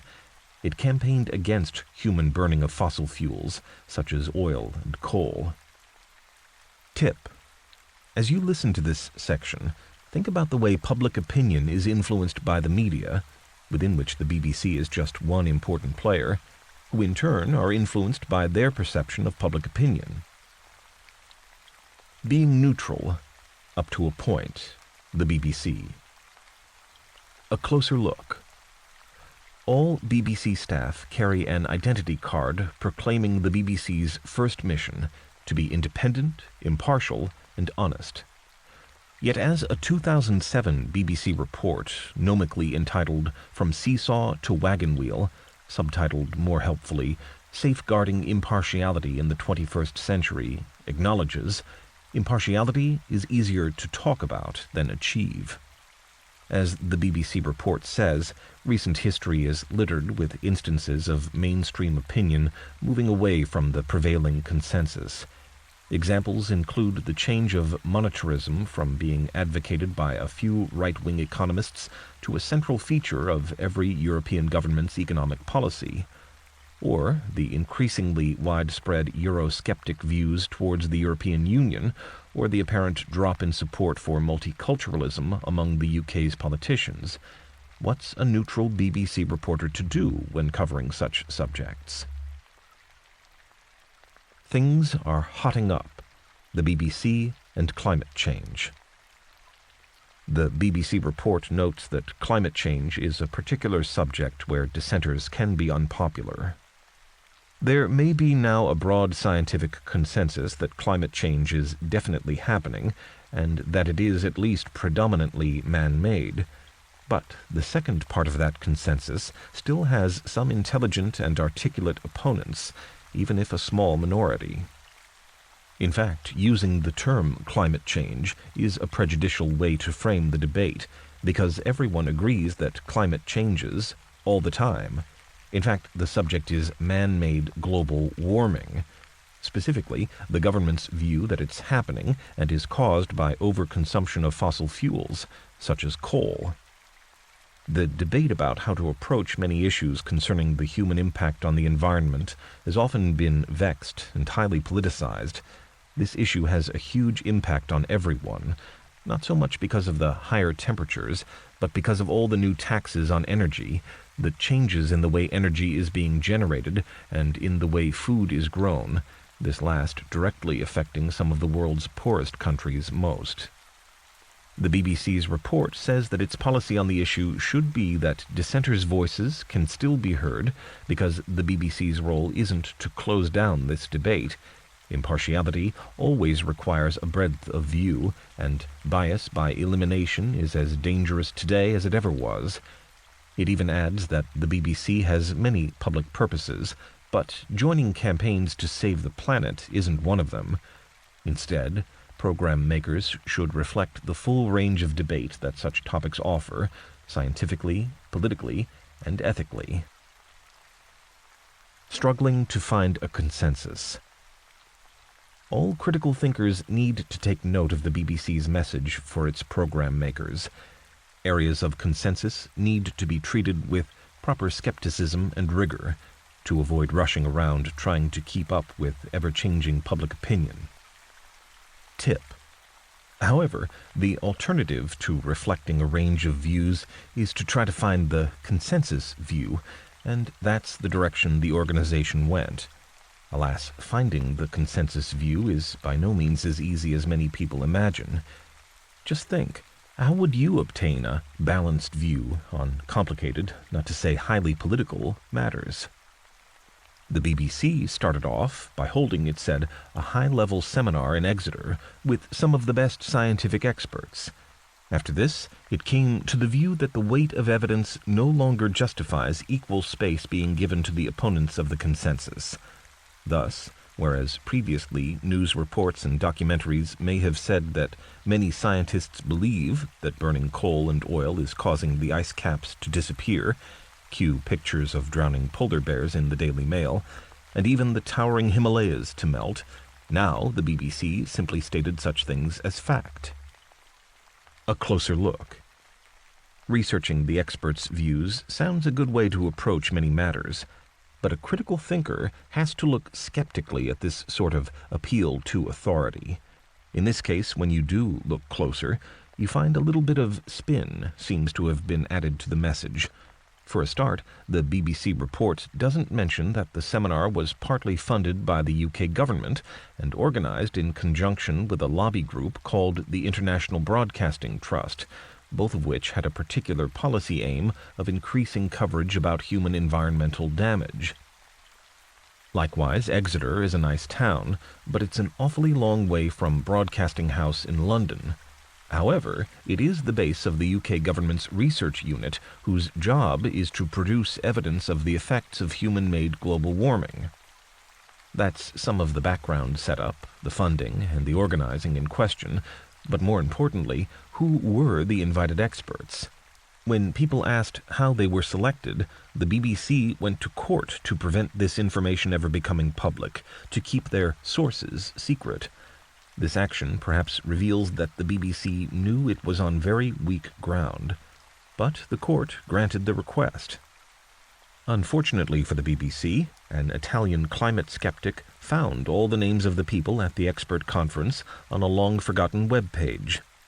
The list showed that, far from a representative sample of scientific opinion, the meeting consisted of scientists whose jobs revolved around proving the theory of human-made climate change, plenty of campaigners whose commitment to the cause of fighting global warming was in inverse proportion to their expert knowledge, and groups with financial interests such as British Petroleum.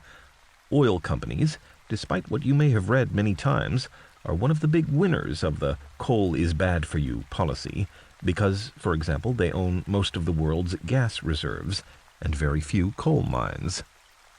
These experts' evidence, however well-intentioned, was almost certain to come to only one conclusion.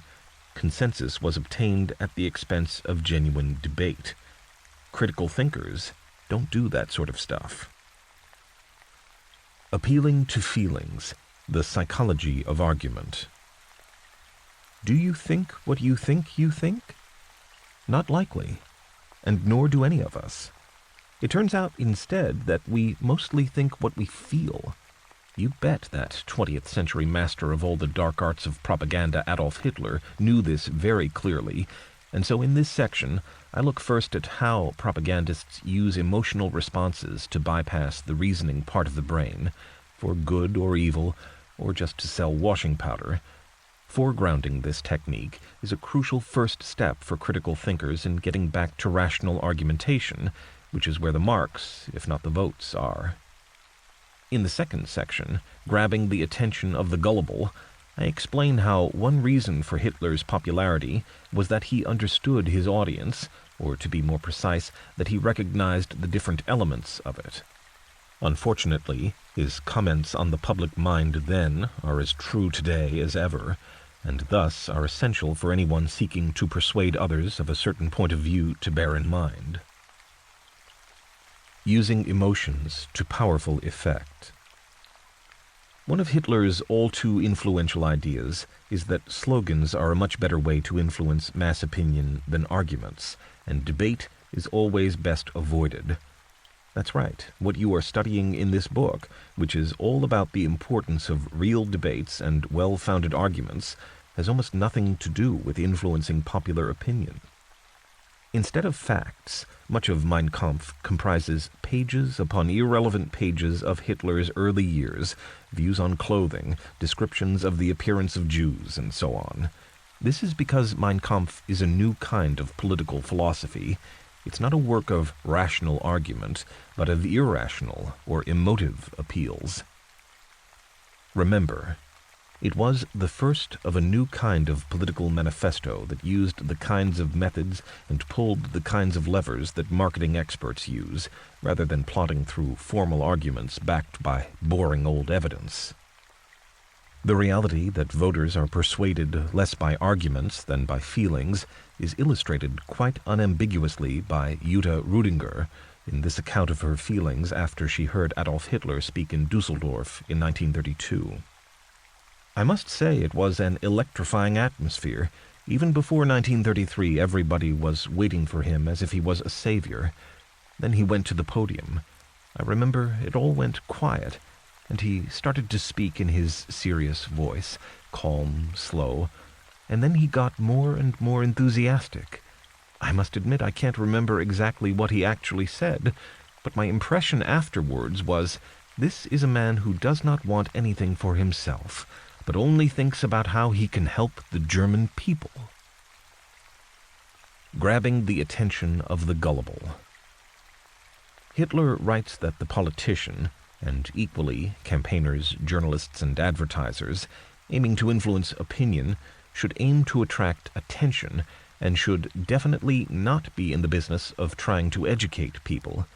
The initial approach, the attempt to get people's attention, should be aimed at the emotions and only to a very limited degree at the so-called intellect.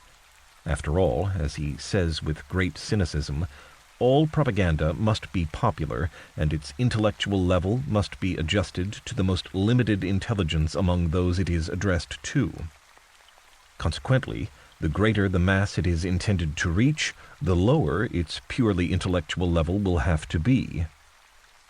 Hitler, now truly into his role of a pioneer spin doctor, analyzes in some detail the audience for propaganda, which divides into three groups. 1. Those who believe everything they read. Naturally, this group of the gullible is the largest, which has social and, you may say, practical advantages. It's also obviously at the heart of most of the tragedies of human history. As a listener of this book, you don't fit in this category. 2. Those who have ceased to believe anything. This group is smaller, composed of people who previously belonged to the gullible, but who have been upset by events and have shifted to the opposite extreme, where they no longer believe anything and instead suspect everything. Hitler writes that They hate every newspaper. Either they don't read it at all, or without exception fly into a rage over the contents, since in their opinion they consist only of lies and falsehoods. These people are very hard to handle, since they are suspicious even in the face of the truth. Consequently, they are lost for all positive political work. Are you a total denier? Or do you belong instead in this last group? 3. Those who examine critically what they read and judge accordingly. In other words, a subtle, critical thinker. Here's what Hitler has to say about these people. Most of them, in the course of their lives, have learned to regard every journalist as a rascal on principle, who tells the truth only once in a blue moon. Unfortunately, however, the importance of these splendid people lies only in their intelligence and not in their number, a misfortune at a time when wisdom is nothing and the majority is everything. Today, when the ballot of the masses decides, the chief weight lies with the most numerous group, and this is the first, the mob of the simple or credulous. The critical thinkers group is always bound to be the smallest in Hitler's assessment. It consists of the minds with real mental subtlety, whom natural gifts and education have taught to think independently, who try to form their own judgment on all things, and who subject everything they read to a thorough examination and further development of their own. They will not look at a newspaper without always collaborating in their minds, and the writer has no easy time of it. Tip: the masses are gullible and easily led, and so Hitler says that through education and control of the press, the state has to prevent these people from falling into the hands of bad, ignorant, or even vicious educators. Well, he'd know. Spotting prejudice dressed as science. I've said quite a lot about how propaganda avoids formal arguments and tries to go behind the scenes, as it were, to appeal to the emotions, but many campaigns do use at least the appearance of factual, maybe even scientific, claims to compel people to accept their conclusions. In this section, you can find out about one of the most influential bad arguments in history, and one of the nastiest, and have a go at trying to counter it.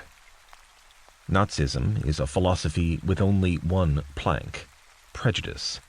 It was successful because prejudice against other races or religions, or against old people, or young people, or sick people, whatever it is, however outrageous, however irrational, is never deeply buried in the human psyche. Hitler launched his early tirades, as he would his later wars, against all sorts of imagined categories of inferior humans, such as the Slavs, the Negroes, and even his later allies, the Japanese and Italians. Hitler explains the significance of his theories on pure blood to the German public with a crude pastiche of Darwin's evolutionary theory. Any crossing of two beings not at exactly the same level produces a medium between the level of the two parents. This means the offspring will probably stand higher than the racially lower parent, but not as high as the higher one. Consequently, it will later succumb in the struggle against the higher level. Such mating is contrary to the will of nature for a higher breeding of all life. The precondition for this does not lie in associating superior and inferior, but in the total victory of the former. The stronger must dominate and not blend with the weaker, thus sacrificing his own greatness. Try this. How would you push back against this argument? It's not a new view. That much-respected historical figure Plato used a very similar line in one of his books, and nor is it a view that disappeared with Hitler after the war, but instead has been used in a different form, for example, in the U.S. against Native Americans, and in European countries against disabled people. Remember, the tragic fact is that the Nazi political platform did attract mass support. Particularly, you may be surprised to know, among women. Although the Nazis' official program insisted that women should have no say in matters outside the organization of household life and the bringing up of children, Hitler himself noted that women's votes got him into power, though plenty of men helped too. Nazi policy in everyday practice. As well as different races and religions, the Nazis also wanted to eliminate deviant artists, trade unionists, gypsies, homosexuals, and the disabled, all in order to make German society healthy. Therefore, Hitler planned to take up the ancient notion of breeding better people. His nasty ideal state not only outlawed contraception, but also forbade procreation for anyone on his list of undesirables. In fact, he ruled out children for most of the citizens under one or other prejudice. Some arguments in critical thinking books, like the Times cryptic crossword or a Sudoku puzzle, can seem too artificial to be worth sorting out, but there are plenty of real arguments that do matter. Here's just one example of what this particular policy meant. Lieselotte Katcher was a nurse, and she writes about doctors in a hospital, I expect not very different and no better or worse than anyone else, who, propelled by the force of Hitler's argument, participated in the forced sterilization of a 16-year-old girl called Henny. Henny was examined by a doctor who diagnosed a slight feeble-mindedness. In my opinion, it was only a slight feeble-mindedness, and they decided that she should be sterilized. I thought about it a great deal at the time, and I felt sorry for the girl, but it was the law, and the doctors had decided. I personally took her to the maternity ward in the hospital where it took place. But I never got rid of the doubt in my mind that the decision was too harsh. The tragedy was that she was released very soon after this, then got a job and met a nice young man, and was now not allowed to marry him because of her sterilization. Note the phrase, "but it was the law, and the doctors had decided." How many people have the courage to oppose the law and expert opinion? Indeed, most of the time, they'd be wrong to do so. Manipulating minds and persuading people. In this section, I look at another nasty but true lesson from Hitler, and then in understanding how persuasion in society works, I plunge into current thinking in marketing and consumer advertising, and show how the persuaders can be split into three main varieties, each with their own particular technique. The section Recognizing the Language of Persuasion takes this a bit further and explains how psychological factors such as the technique known as emotional transfer can be used to make sure you don't actually think what you think you think. The final section, Spotting the Techniques Being Used on You, contains some really useful techniques that you may like to try to spot. Ever wondered why politicians are so dogmatic and just repeat one point all the time? Hitler was sure he knew the answer. As soon as you sacrifice this slogan and try to be many-sided, the effect will piddle away, for the crowd can neither digest nor retain the material offered. In this way, the result is weakened, and in the end, entirely cancelled out. Hitler saw the general public as being so slow to pick up on ideas that speakers had to repeat and repeat them. He also realized that the best propaganda appears not to be political at all. He advocates the cleansing of culture in all fields, from theater to the press, so that everything served to perpetuate only healthy ideas, and he, of course, decided what was healthy. Here, in the area of manipulating public opinion, Mein Kampf makes its most distinctive, if poisonous, contribution to political theory. Understanding how persuasion in society works.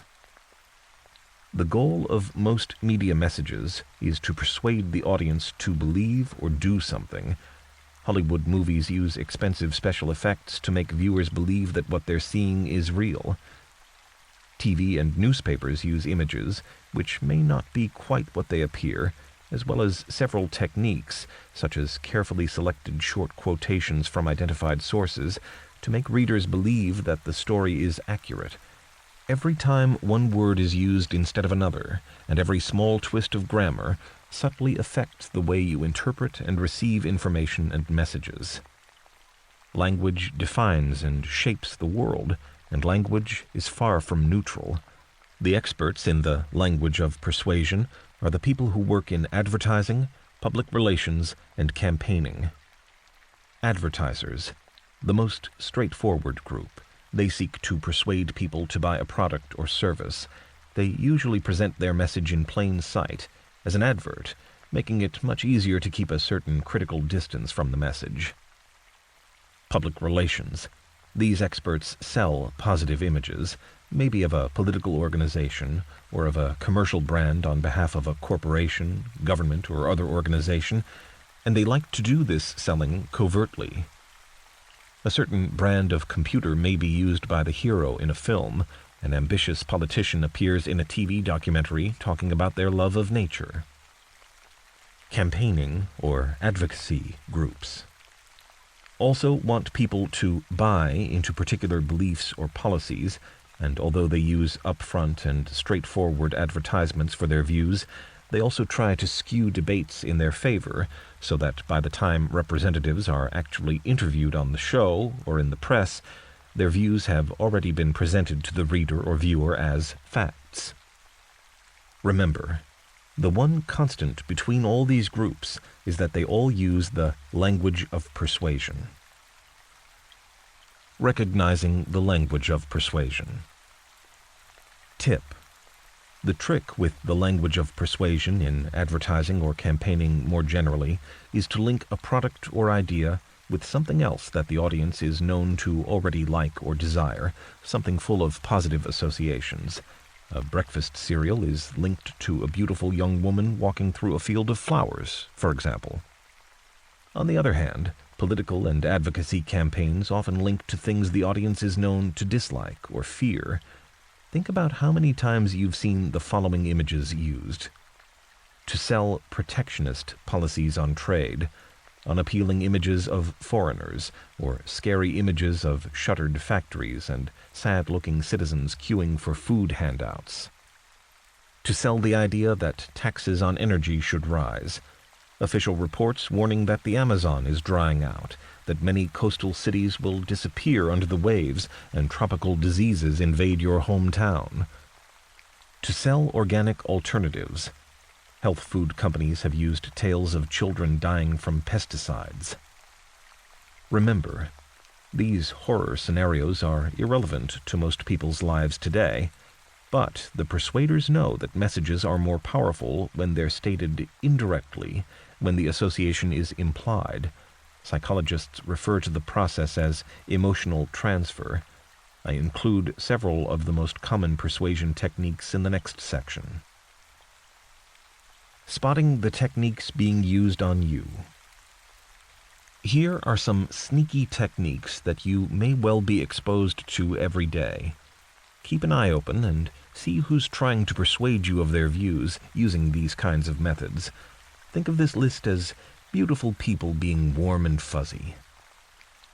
1. Everyone else is doing it. The so-called bandwagon effect. People do like to follow the crowd. Which book is best? See the one that's selling most. Which restaurant has the best food? The one that has the most clients in it.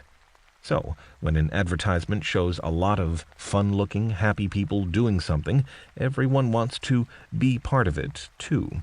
Politicians use the same technique when they claim to speak for everyday people, and of course, hard-working families. 2.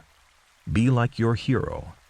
The views of beautiful people, famous people, successful people, and role models of various kinds are much more interesting than just anyone's views, and campaigners of all stripes know this. The exception, of course, is when the message is about everyone thinks such and such, when a celebrity is a less suitable advocate, and dull Mr. and Mrs. Brown seem very convincing.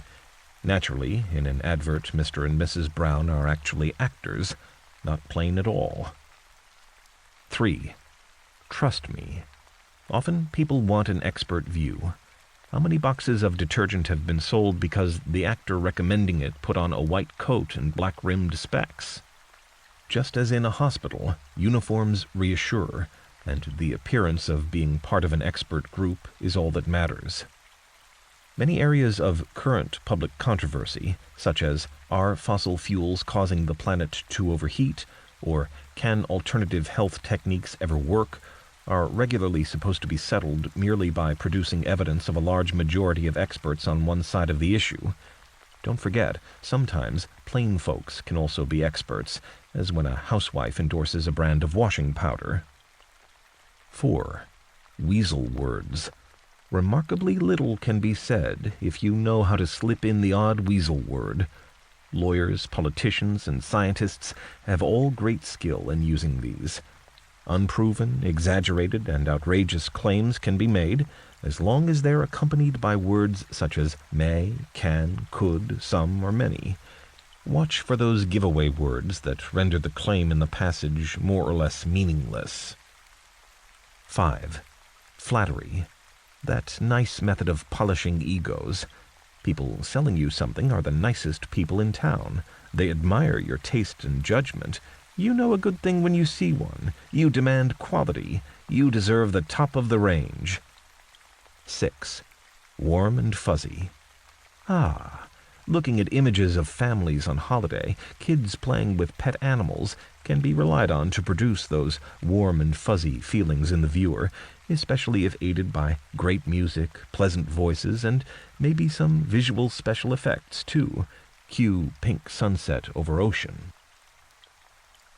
Answers to Chapter 3's exercise. Check out some of my thoughts on this chapter's Try This exercise. Hitler on eugenics or breeding people. In style, this argument is a scientific one, though not a very good one. Suppose that Hitler is right, that when two people breed, and the result is offspring not as good as the best parent, but better than the worst. Hitler's idea was to take all the best specimens in Germany and get them to breed, while forcibly stopping all the rest. Go for a moment with that. But then what would happen? Clearly, the best specimens would still be breeding with the not quite as good, and so the quality would still drop. So the logic of the argument is to allow only a handful of people to breed, and to build up a new super gene pool from this handful. This would require inbreeding, relatives marrying near relatives.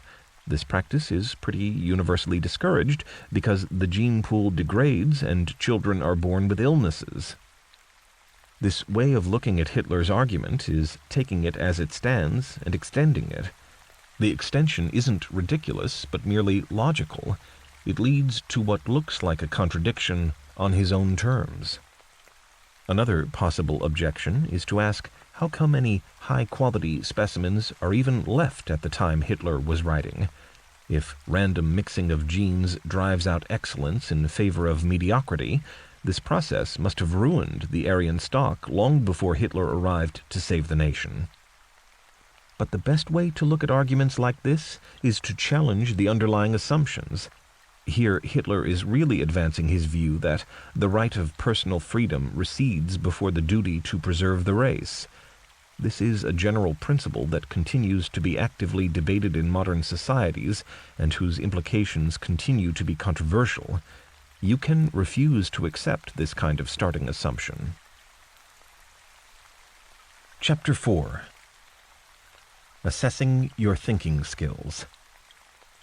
In this chapter, trying out your critical thinking skills, steering clear of thinking errors, appreciating the value of emotional and creative intelligences. I do not know what I may appear to the world, but to myself I seem to have been only like a boy playing on the seashore, and diverting myself in now and then finding a smoother pebble or a prettier shell than ordinary, whilst the great ocean of truth lay all undiscovered before me. Isaac Newton, as recorded in Memoirs of the Life, Writings, and Discoveries of Sir Isaac Newton, 1855, by David Brewster. Newton was a pretty clever chap, but a key part of his cleverness was being open-minded and curious, and thinking in unconventional ways. These are the hallmarks and the key skills of the critical thinker. And the good news? Everyone can develop them. So, if you can listen to only one chapter in the book, make it this one. It offers an overview of all the aspects of thinking that people often overlook. For too long, courses supposed to help you think have plodded through various kinds of rules and exercises that use only a tiny, narrow kind of thinking. In this chapter, I explain why these days informal logic is moving away from its focus on dissecting arguments that seem valid but aren't, towards a view of truth and the appropriate use of arguments that puts a much greater emphasis on the context. The skills needed turn out to be much more social than mathematical. After all, if arguments are restricted to those involving clear propositions, most of the issues people encounter in real life, or most of the mass messages they're bombarded with every day, aren't arguments at all. Traditional critical thinking too often focuses on what's in an argument and neglects to look at what's been left outside, whether inadvertently or deliberately. This chapter helps you to avoid that pitfall. Discovering your personal thinking habits. This section concerns the theory that because humans are animals that live in groups, their minds have a tendency to think sociocentrically, that is, to think like everyone around them. First of all, this section tips you off about what's too often wrong with education and why it fails to give people any real training in critical thinking.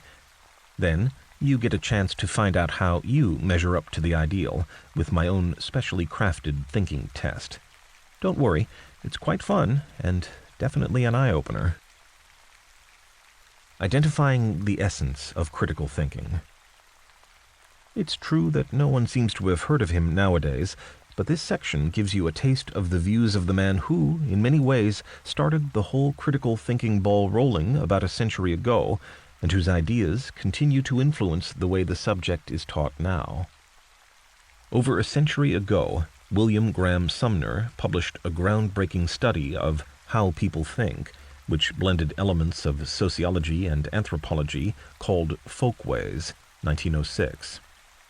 Sumner is not particularly well known, but he was a remarkable man, a true polymath, expert at everything, with a keen interest in public affairs.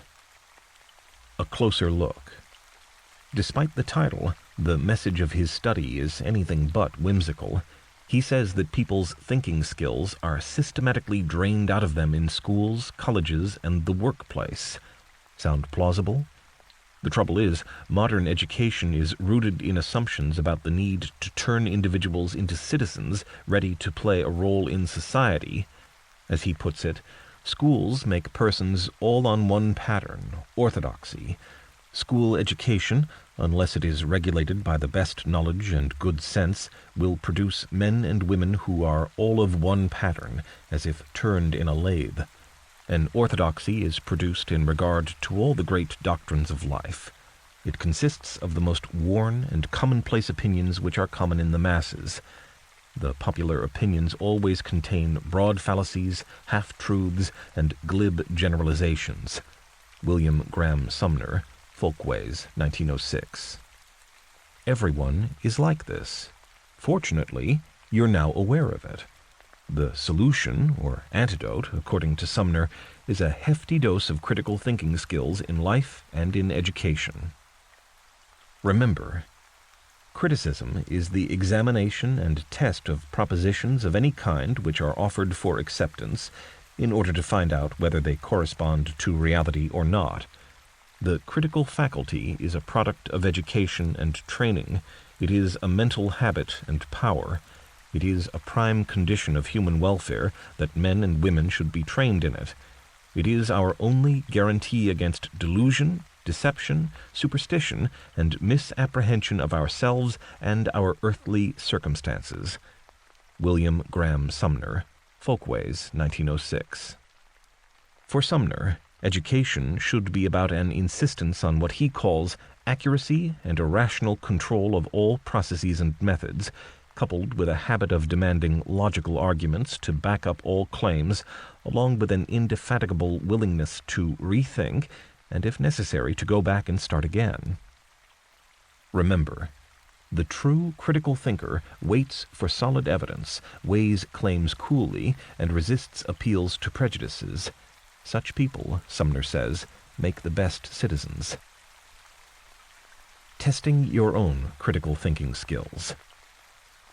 To discover how you measure up to Sumner's ideal, try out the test in this section. After all, tests and critical thinking skills seem to go hand in hand, like fish and chips, or maybe Dracula and garlic. Tip: I looked at lots of these tests in order to prepare this one, but I should straightaway confide to you that I think most of the standard tests are nonsense. No kidding, really I do. The questions conventionally used to measure critical thinking skills range widely across a lot of areas: verbal skills, visual skills, and, of course, number skills, but I doubt whether they measure anything that deserves to be called critical thinking. More important than that, plenty of recent research indicates that such tests are poor indicators of how anyone may do in any real-world job or situation. The tests only seem to show how good you are doing at, well, tests. Try this. Nonetheless, lots of people do think such skills are terribly relevant and important, and they certainly tell you something, even if it's only how well you do in a critical thinking skills paper. Naturally, a true critical thinker will always try new things and be quite happy to tackle tests like this both in the spirit of fun and to discover something about their own thinking patterns and preferences. So, here's one to try. The time allowed for the 10 questions is 30 minutes. You can find the answers at the end of this chapter, but don't cheat. Question 1. Brain teaser. A famous architect builds a hexagonal holiday house in such a way that windows on each side point south to catch the sun. The first day that the new owners are in the house, they're amazed to see through the windows a large, furry animal slowly walk right round the house. 2 skill-stretching queries are: what color is the beast, and how do you know? A. It's brown, because most large furry animals are brown. B. It's black, because bears are black. C. It's white, because of the specifications for the windows of the house. D. There's no possible way to answer this, and if this is critical thinking, it's stupid. Question 2. Word pictures. Each picture is made up of words, but also represents a common saying. Can you see what the everyday adage is? The visuals for this question are available in the bonus PDF. Question 3. Spot the fallacy. In the following example, try to pin down the precise problem with the argument. For more on types of argument errors, check out Chapter 16. Many vegetarians believe that killing animals is wrong. If they could have their way, anyone who eats meat should go to prison. A. Slippery slope. B. Begging the question or circular argument. C. Straw man. D. Non sequitur. E. Ad hominem. Tip: don't worry if you haven't a clue about what these are about, it's just jargon. But that's one thing a lot of these tests measure. Skip to the answers now if you want a quick decoding of the language in this question. Question 4. Spot another fallacy. In the following example, try to pin down the precise problem with the argument. You can check up on the definitions for the argument types in the answers, as well as find out in more detail about some more in Chapter 16. Tea and coffee both contain caffeine, which is a drug. Excess caffeine intake has dangerous side effects, potentially including heart attacks. Therefore, drinking tea or coffee is dangerous. A. Slippery slope. B. Begging the question or circular argument. C. Straw man. D. Non sequitur. E. Ad hominem. Question 5. Typecasting. Which one of the following scenarios best describes a situation in which emotion, rather than logic or rational thought, has been allowed to decide the outcome? A. Mary hates looking at herself in the mirror. She thinks she has got too fat, so she decides to take up jogging. B. Someone has just telephoned the college to say that they've planted a bomb in one of the buildings. Even though nothing like it has ever happened before, the school principal orders all the students and staff out of the buildings and tells everyone to go home. C. Mark has a job interview at a Silicon Valley computer firm, and wants to look the part at his interview. He buys some computer magazines and looks at the pictures in them of the kind of people who seem to work in high-tech businesses and tries to make himself fit that style. D. Jenny wants to buy a new car, but the model she likes best and can afford has high carbon emissions. She worries this may be the kind of buying decision that, if lots of people took, would contribute to climate change and be bad for the planet. She wants to be the change she believes in, so she gets a different car that's less suitable for her needs but has a better environmental footprint. E. The publisher is amazed at the new sales figures for critical thinking books, which are much higher than anyone had predicted. It decides in future to take very little notice of anything the marketing folk in the firm say. A closer look. What do intelligence tests really measure? The intelligence test taken by most students in the U.S., known as the Standardized Assessment Test, SAT, is an extraordinarily accurate indicator of how wealthy students' families are. If you started families all living on between $0 and $20,000, about £12,000, which in the U.S. is considered very poor, the average SAT score of college-bound students is 1,326 out of a possible 2,400. Jump to the $20,000 to $40,000 bracket, and the scores go up to a whisker over 1,400. In the next bracket, the scores edge up, and the same again all the way in jumps of $20,000 to the families with more than $200,000 income a year. The students coming from these rich families typically score just over 1,700 points. You can interpret these figures in several ways, of course. One, that suits the rich people, is to suppose that rich kids are smarter than poor kids. Perhaps people suggest that the parents are richer because they're smarter, and their skills have simply been passed on. A second explanation may be to say that the richer you are, the better the education you get, better schools, extra tutors, and so on, and so your scores go up for that reason. The SAT is recognized, despite originally being designed to treat everyone taking it equally, as being very much influenced by the amount of training students have had in taking the test. As with conventional exams, the success of students depends to some extent on their teachers' skills. The third way of looking at this issue is to say that the test isn't measuring intelligence or problem-solving so much as social class. Social class would tend to follow incomes. But wouldn't it be a disgrace to filter access to the best colleges by measuring which social class students come from? Such a thing would be really rather scandalous, yet that's unmistakably the lesson of this research. A very similar kind of thing can be said for using conventional exams, such as the UK's A-levels, as a way of deciding who should go to colleges too. Question 6. More typecasting. Jenny designs wallpaper for a big home decoration business.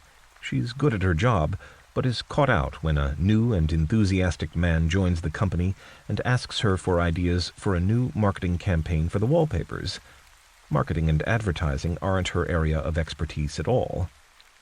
Should she, A, find out what other wallpaper manufacturers are doing to market their designs and arrange to chat with people in the marketing department to get their views and share a few ideas, brainstorm it too, maybe. B, email the new man in marketing, copy to the CEO, colleagues, that she's the wrong person for this task because she knows nothing about marketing, suggest that if he can't think of anything himself, he should look around for someone with the right skills. C, politely acknowledge the request for info and promise to deal with it as a priority. Then make sure she's not available until long after the decisions have all been taken anyway by someone else. After all, they'll probably be better qualified to handle it anyway. Question 7. Business skills. You're stressed out about the mountain of work piling up and realize that you can't possibly finish it all. What's the smart way to meet the challenge? A. Do the best you can, if necessary working evenings and weekends and skipping meals to get it all done in some form or another. B. Send a note to everyone involved stating clearly that your workload is excessive and you can only do a proper job if some of the deadlines are extended and less new work is set. C. Recognize that it is your feelings that are the key factor. You feel tired and stressed. Reduce your working hours, take more time off, have proper meals, and maybe go somewhere nice at the weekend, too. Question 8. Time management. In your job, you always seem to have several tasks to complete by the end of the week. What's the most efficient way of organizing your time? A. Be linear. Take the jobs one thing at a time, not starting a new task until you finish with the one at hand. B. Multitask. Tackle everything at once, because this stops you getting bored and some areas overlap, thus immediately saving time. C. Recognize that the problem isn't your way of working, but the amount of time you have. Take a strict look at your daily timetable and clear out all the unnecessary jobs and commit yourself to putting in extra hours until the backlog is cleared. Question 9. Justice for TV watchers. Have a look at this argument. In Britain, every household pays the same amount for their televisions, regardless of how rich the household is, or how many TVs they have, or how much they watch them. Surely this is unfair. Instead, TV should be made a subscription service so that those who watch the most pay the most. This wouldn't only be fairer, but could also bring in more revenue. Which of the following arguments uses the same principle as the one mentioned? Hint: the question isn't about whether the argument is a good one or not, but rather about its structure. A. Things should only be available free to people if they can't afford them otherwise. B. Discounts on bus and train fares should be available to people who travel most. C. Rich people should pay a surcharge on their houses to help poor people who don't have a home at all. D. Television channels should be funded by general taxation so that the richer you are, the more you pay. E. Internet sites that make a lot of money from advertising shouldn't be able to charge for access.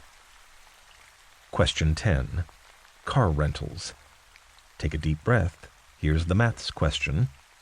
Budget rental cars rent out cars at a cost of £19.99 per day, plus free mileage for the first 100 miles. An extra charge of £1 applies for every mile traveled over 100 miles. Luxury limos charge £100 per day for just taking the car out of their showrooms and 20 pence for every single mile traveled. How many miles would you need to travel before it paid for you to hire a luxury limo? A. 101, B. 131, C. 151, D. 171, E. It's always cheaper to hire budget. Bonus question. The riddle of the old-fashioned brew. Hint: this is another maths question and is based on a question for one of the big critical thinking testing organizations. The Munchkins family makes tea following the traditional rule: warm the pot and add 1 spoonful of tea per person plus 1 for the pot. The family used to buy a packet of Green Lion tea every week, but because Grandma came to live with them, their tea buying has gone up. Now, every 5th week, they buy an extra packet of tea. Your question is, how many people were at home before Grandma arrived? Busting myths about thinking. You know how your mind sort of glazes over when asked to list all the major exports of Bulgaria? Or to calculate how long a swimming pool will take to fill if a tap drips at the rate of 2.5 centimeters cubed every minute? But there are people who can do such things, and you've probably got used to the idea that they're the smarties in the packet. In this section, I describe some misconceptions that people have about thinking, rationality, and logicality, and put in a word for some very different ways of seeing intelligence. Accepting that sloppy thinking can work. In this section, I take a scientific look at unscientific thinking, splitting it into two main types, and pick out when it has to be avoided, and when maybe it should be allowed a little more space. Jargon buster. Psychologists distinguish between two kinds of errors that people make when reasoning. 1. Motivational or hot illusions. These stem from the influence of emotions and assessments of personal interests upon the reasoning. For example, most people assume that their views now will stay the same for the foreseeable future and fiercely defend them, even though, in reality, most people's views change and evolve all the time. 2. Cognitive or cold illusions stem from errors in your reasoning, things like mixing up correlation and causation. Two things may keep happening together, but that doesn't actually mean one caused the other, or having an unconscious bias in favor of information which fits with your existing views. Many researchers consider that because both kinds of errors are so common, indeed almost universal, they must have some kind of evolutionary purpose, indeed advantage, for the human species. Remember, what most people would call sloppy reasoning allows for quick responses, and so may increase the chance of survival in situations where a lack of time or of background information can be fatal. Plenty of research also suggests that people who distort assessments in favor of their own self-interest, perhaps inflating their achievements and capabilities in job interviews or in reports, do better in life. Perhaps, paradoxically, self-deception can enhance people's motivation, mood, and even productivity. Warning. That being said, cognitive illusions can also lead to unwise decisions and errors due to unrealistic assessment of risks or plain wishful thinking, or from self-deception. The errors may lead to conflict due to resentments created by prejudice, scapegoating, and so on. Other unconscious biases may lead to the phenomenon known as attitude polarization, which is when two sides with perhaps only minor differences end up much further apart because each side interprets information in distorted ways that reinforces their prejudices. Warning.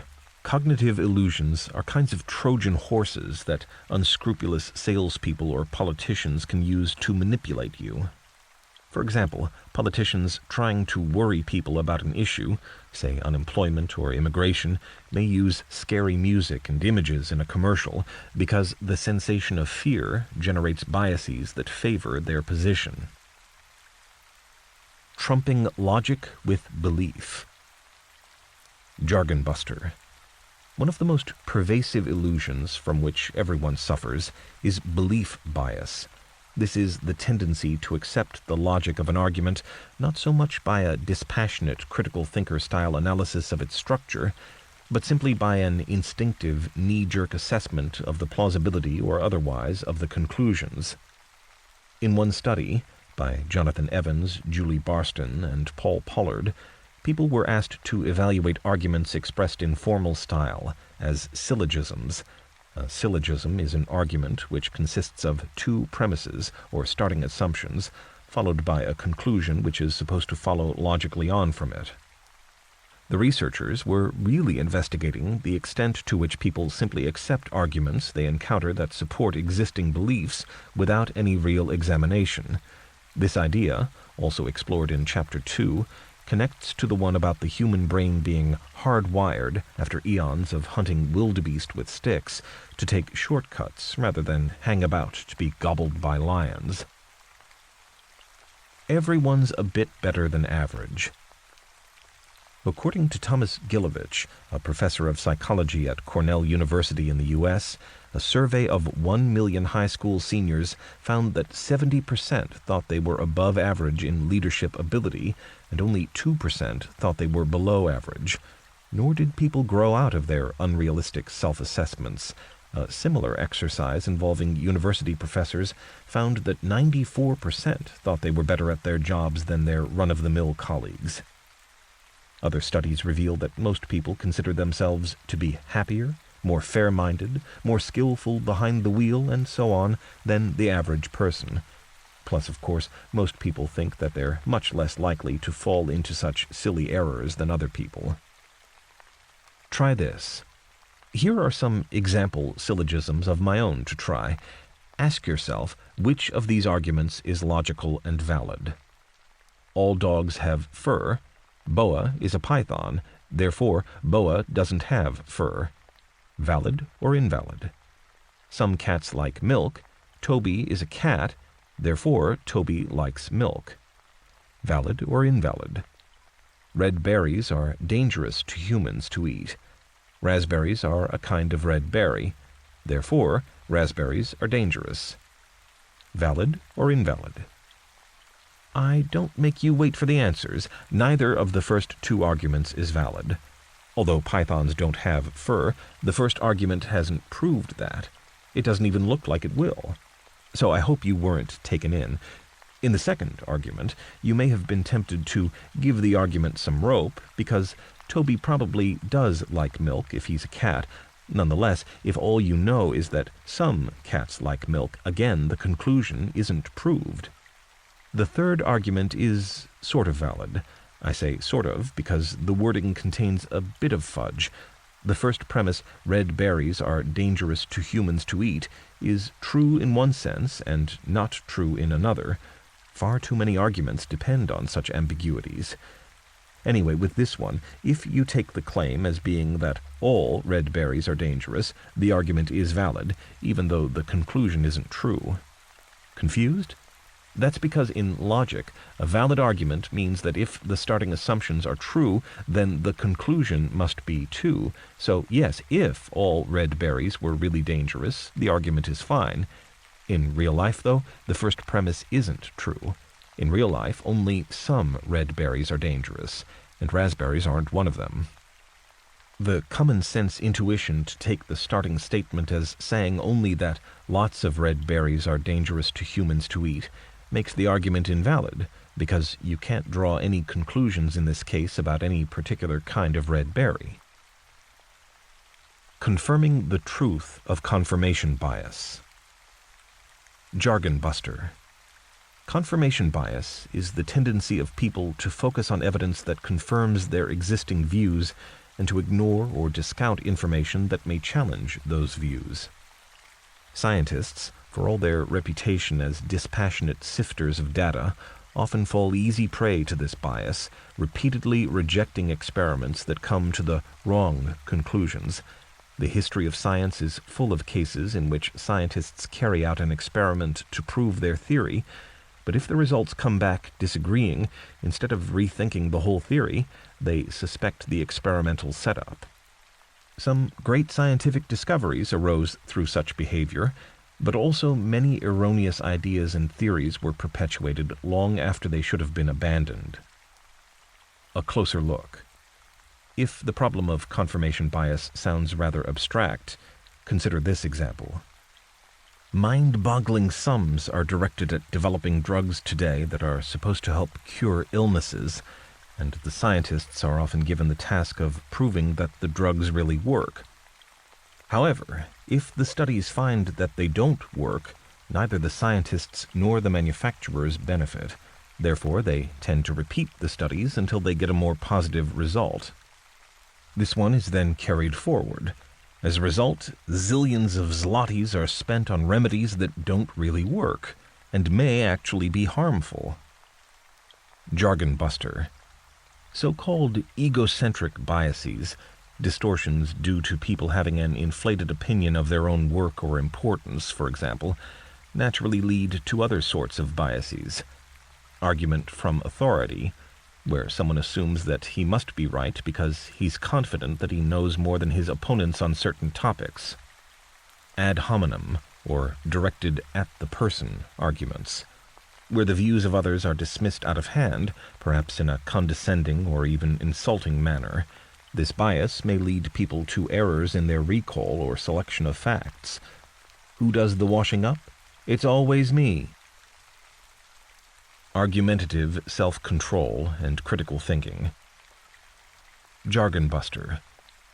Problems like these ones mean that critical thinkers also need to take a course in what's sometimes called argumentative self-control. This involves developing a psychological understanding of what makes people tick, alongside a logical understanding of the structure of arguments. A good place to start is with some great tips prepared by two Dutch professors, Frans van Imeren and Rob Grutendorst, as what they call a code of conduct for reasonable discussions. These appear in a book, alarmingly called Advances in Pragma Dialectics, 2002, where they set out their 10 commandments to guide anyone in a debate. Here's my take on their best 4 ideas. The others become rather technical and even repeat the same broad points.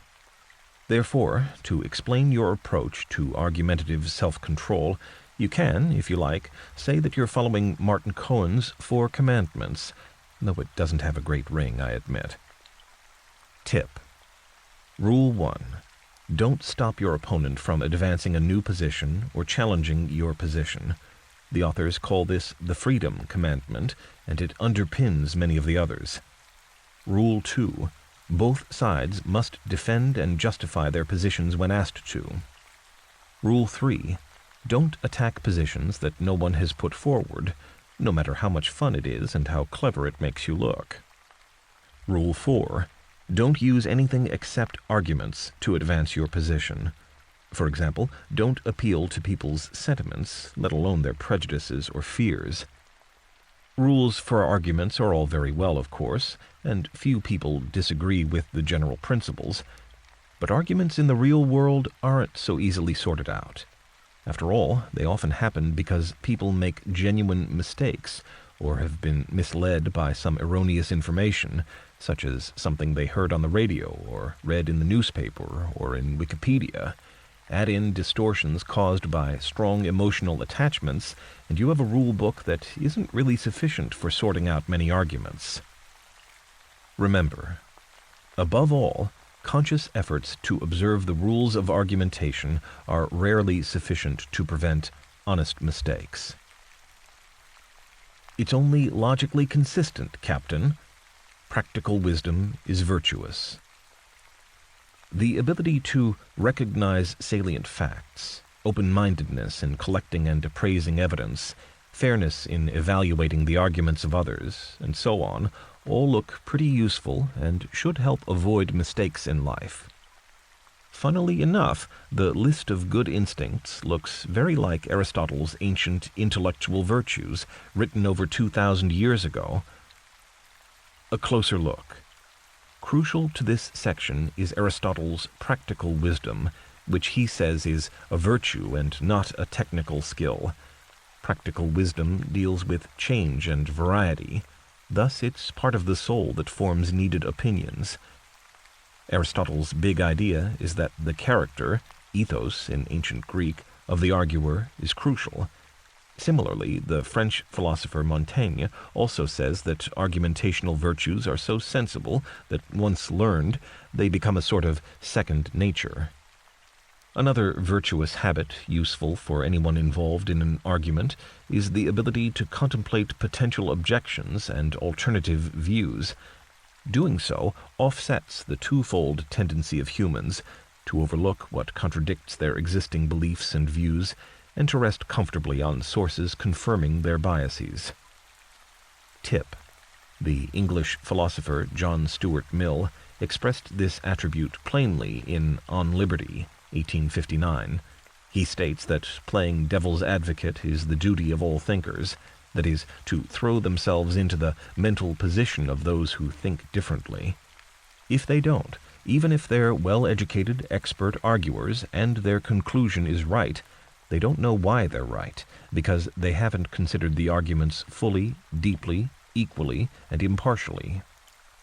In their book Logical Self-Defense, 2006, Ralph Henry Johnson and J. Anthony Blair see this problem as arising because the act of reasoning is rarely carried out in a situation that lacks an emotional dimension.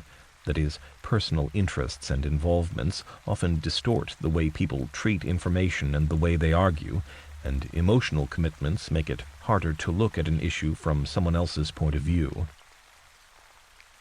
Getting practical with Aristotle. Aristotle's tips appear in a section of his Nicomachean Ethics, where he identifies two parts of the soul, one irrational and the other rational, that grasps a rule or principle. He subdivides the rational category again. Now one part studies the eternal truths of science and mathematics, and the other, which Aristotle calls the calculative part, deals with the practical matters of human life.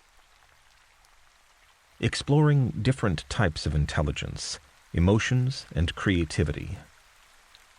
This section looks at two important but much neglected kinds of intelligence, the emotional and the creative kinds. Did you hear about IBM's powerful computer, the one that outfoxed the world's top chess masters? Well, now it's struggling to develop these intelligences too. So, keep ahead here. Thinking about what other people are thinking. Emotional intelligence. Jargon buster. According to Daniel Goleman, who popularized the term in his 1995 book Emotional Intelligence, Why It Can Matter More Than IQ, emotional intelligence is a mix of self-awareness coupled with the ability to manage yourself, motivation, and empathy. Good leaders have social skills, in short.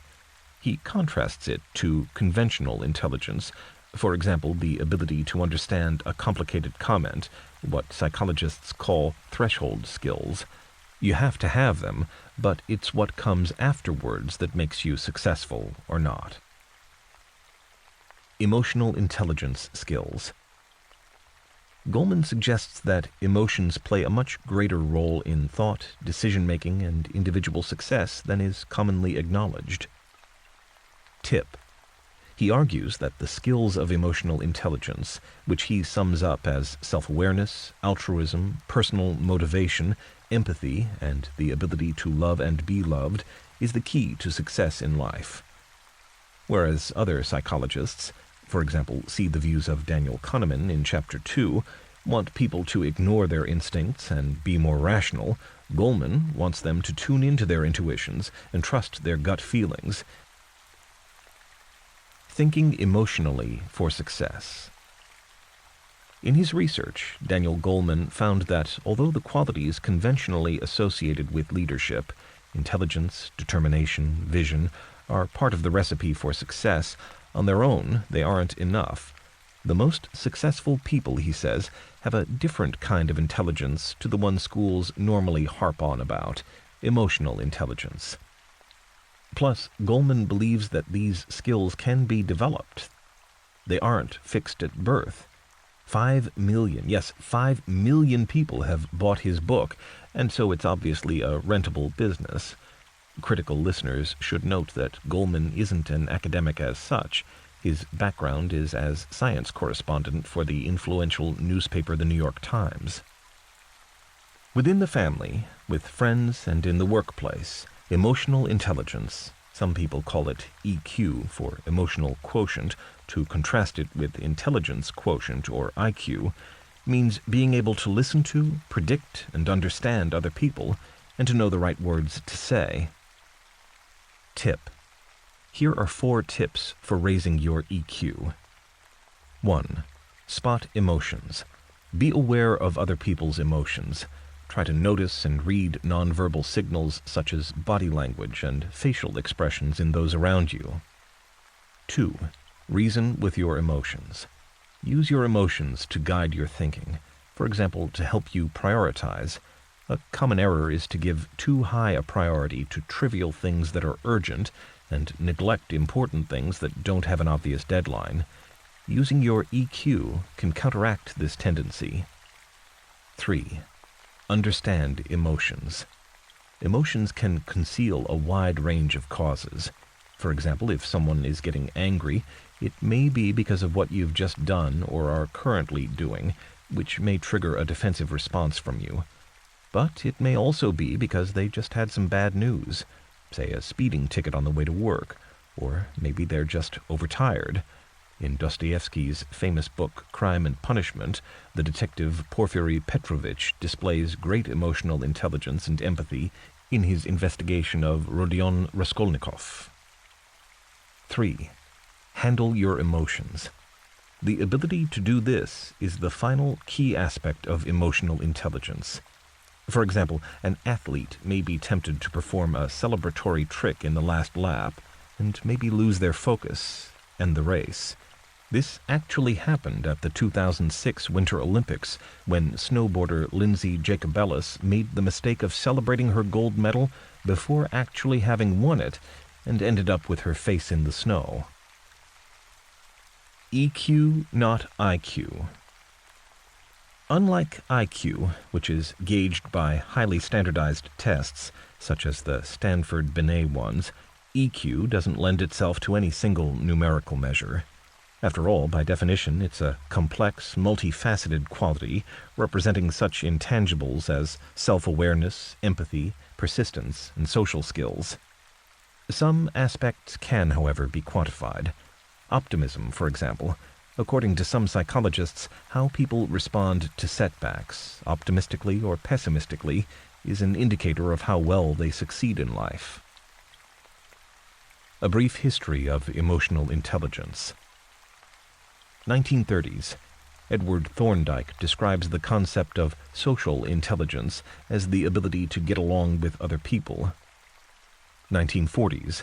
David Wechsler suggests that affective components of intelligence, that is, the ability to deal with moods and feelings, may be essential to success in life. 1975. Howard Gardner publishes The Shattered Mind, which highlights the concept of multiple intelligences, which are the different ways people interpret and interact with their surroundings. Conventionally, intelligence is thought of as interactions via things such as language and logical mathematical analysis, but there are many other ways, too, such as spatial representation, musical thinking, kinesthetic intelligence to do with the sense of shape and touch, and varieties of emotional intelligence. 1995. The concept of emotional intelligence is popularized after publication of Daniel Goleman's book, Emotional Intelligence, Why It Can Matter More Than IQ. Remember, the good news is that emotional intelligence involves skills you can learn, such as ambition to achieve and emotional self-control, both of which build on underlying EQ skills such as self-management. This ability to manage yourself, to have self-awareness and self-regulation, is the key to managing others. For employees, how a leader or manager makes them feel plays a large role in their level of motivation. For customers and clients, how they feel about their interactions with the people in an organization often decides their feelings about the place as a whole. Tip: one way to boost your self-awareness is to undergo an evaluation by people you know well and trust as regards your emotional characteristics and competencies. There are some nice and quick tests on the internet, for example, which ask things like, do you regularly help people by pointing out their errors and faults? Try popping over to www.proprofs.com/quiz-story.php?title equals how-self-aware-r-u for one I did really badly on. Finding out about fuzzy thinking and creativity.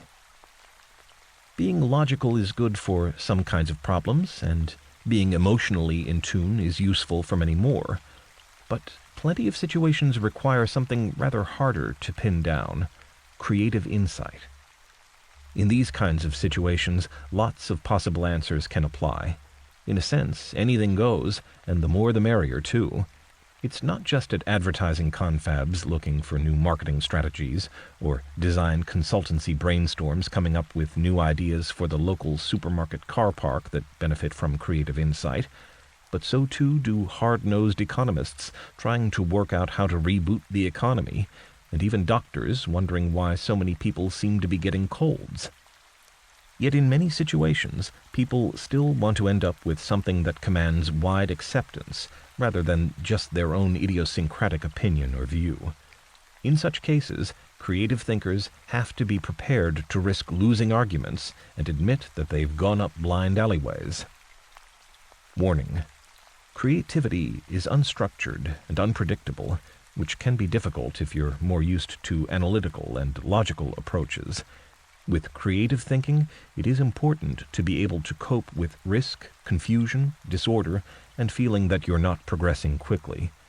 For example, many important breakthroughs in science and innovation have resulted from dreams or daydreams when the innovator wasn't trying so hard to find the answer. The rewards of creativity are golden, and not just in the arts. Tip: nurture your creative side. Start by jotting down any inspirations, good or bad. You can weed them down later. Remember, ideas can also slip away very easily. See also Chapter 7. Answers to Chapter 4's exercises. Here are my answers to this chapter's test. Feedback on the Critical Thinking Skills test. 1. Brain teasers. The point of this little teaser is that the important information is present in the dull-looking line about the windows all facing south. The house must be at the North Pole, and the furry animal is thus white, a polar bear. It's easy, but unwise, to overlook the dull. 2. Word pictures. Each picture is made up of words, but also represents a common saying. What are they? A. Split-second decision. B. One after another. C. Up in arms. D. Downward spiral. 3. Spot the fallacy. Slippery slope arguments are ones where someone plays on the fact that often the line between two things is hard to draw, but nonetheless there is a generally accepted difference to be respected. Begging the question, or circular arguments assume at the outset what is supposed to be demonstrated later on. Strawman arguments pose ridiculous examples only to easily knock them down later. Non sequiturs, from the Latin, are claims that do not actually follow in any logical sense. Ad hominem, again from the Latin, are arguments which attack the person making the claim rather than deal with what they are saying. You can legitimately say that this argument contains many fallacies, but I claim that the straw man is the most relevant one to note. No vegetarians argue this, and so the claim that they do is, well, made of straw. 4. Spot another fallacy. This fallacy is begging the question, meaning that it is a circular argument. The idea is that the explanation used to back up your point relies on the assumption of what it's supposed to be proving. 5. Typecasting. I'd plump for D, Jenny and her new car, but honestly, you can make a case for most of them being rooted in irrationality. These questions are popular in critical thinking tests, but they're really rather subjective. 6. More typecasting. Well, I think you can guess that A is the politically correct answer, especially in business circles. After all, she may not know about marketing, but she does presumably know what's good about her designs. But in the real world, I have sympathy for the directness of response B, and in the very real world, the person who uses the third tactic, I suspect, will be the one who goes furthest. 7. Business skills. The correct answer is C. Amazed? But that's the view of most business skills authorities who offer such questions. In the real world, I suspect answer A will get you further. 8. Time management. I think the correct answer is to prioritize, which I didn't put in here. Call it a trick question. 9. Justice for TV watchers. This is a very confusing question. It seems to be about ability to pay, but in fact it isn't. Literally, the argument is those who use a service most should pay most. If poor people watch lots of TV, they should pay most. The only argument here putting that line is argument C, which seems to be saying the opposite. Rich people should pay a surcharge on their houses so as to help poor people who maybe don't have a home at all. It would be easy to misinterpret the question and plump for argument D. Television channels should be paid for by general taxation so that the richer you are, the more you pay. I'd call this almost a trick question. 10. Car rentals. It's 226 miles. It took me absolutely ages to work out, and indeed, in the first printing of the book, I still had it wrong. I'm sorry about that, listeners. Be a critical reader. The way I did it was to turn it into an equation, and this should read something like, rounding up the cost of renting from £19.99 to £20, 20 plus number of miles minus 100 times 1 equals 100 plus number of miles times 0.2. Bonus question: the riddle of the old-fashioned brew. There's two ways I can see to solve this one, a long way and a short way. The long way is to create two simultaneous equations. The unknown is the original number of people, call it n. Pre-grandma, n spoons plus 1 spoon equals 1 packet per week of tea. Post-grandma, n spoons plus 1 spoon plus 1 spoon equals 1.25 packets per week of tea. Multiplying the two equations to make them both equal to 5 packets per week then allows the comparison 5n plus 5 equals 4n plus 8. This reduces to n equals 3. So there were 3 people drinking tea originally, and Grandma makes the 4th.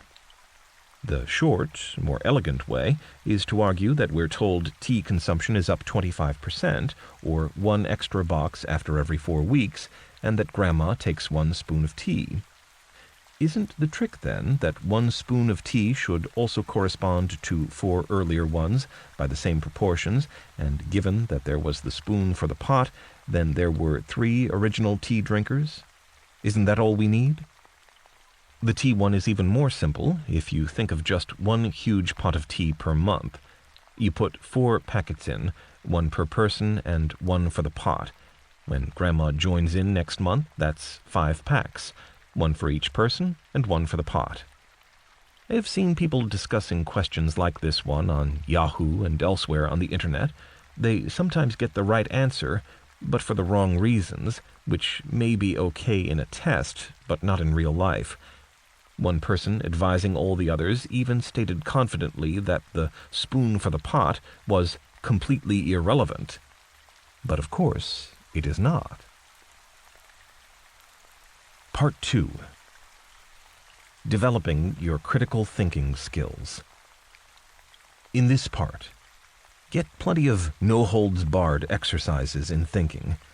By the time you've finished listening to what I've got on analogies and puzzles, the Times cryptic crossword will look like stuff for kids.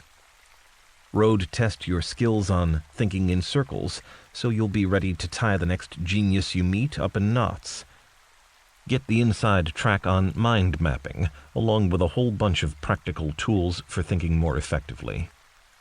Wonder no more what all the fuss is about in terms of different levels and kinds of thinking. Synthesizing is something you do with music, right? Nope. Synthesizing is a skill that you will need to climb to the top of the knowledge pyramid. Chapter 5.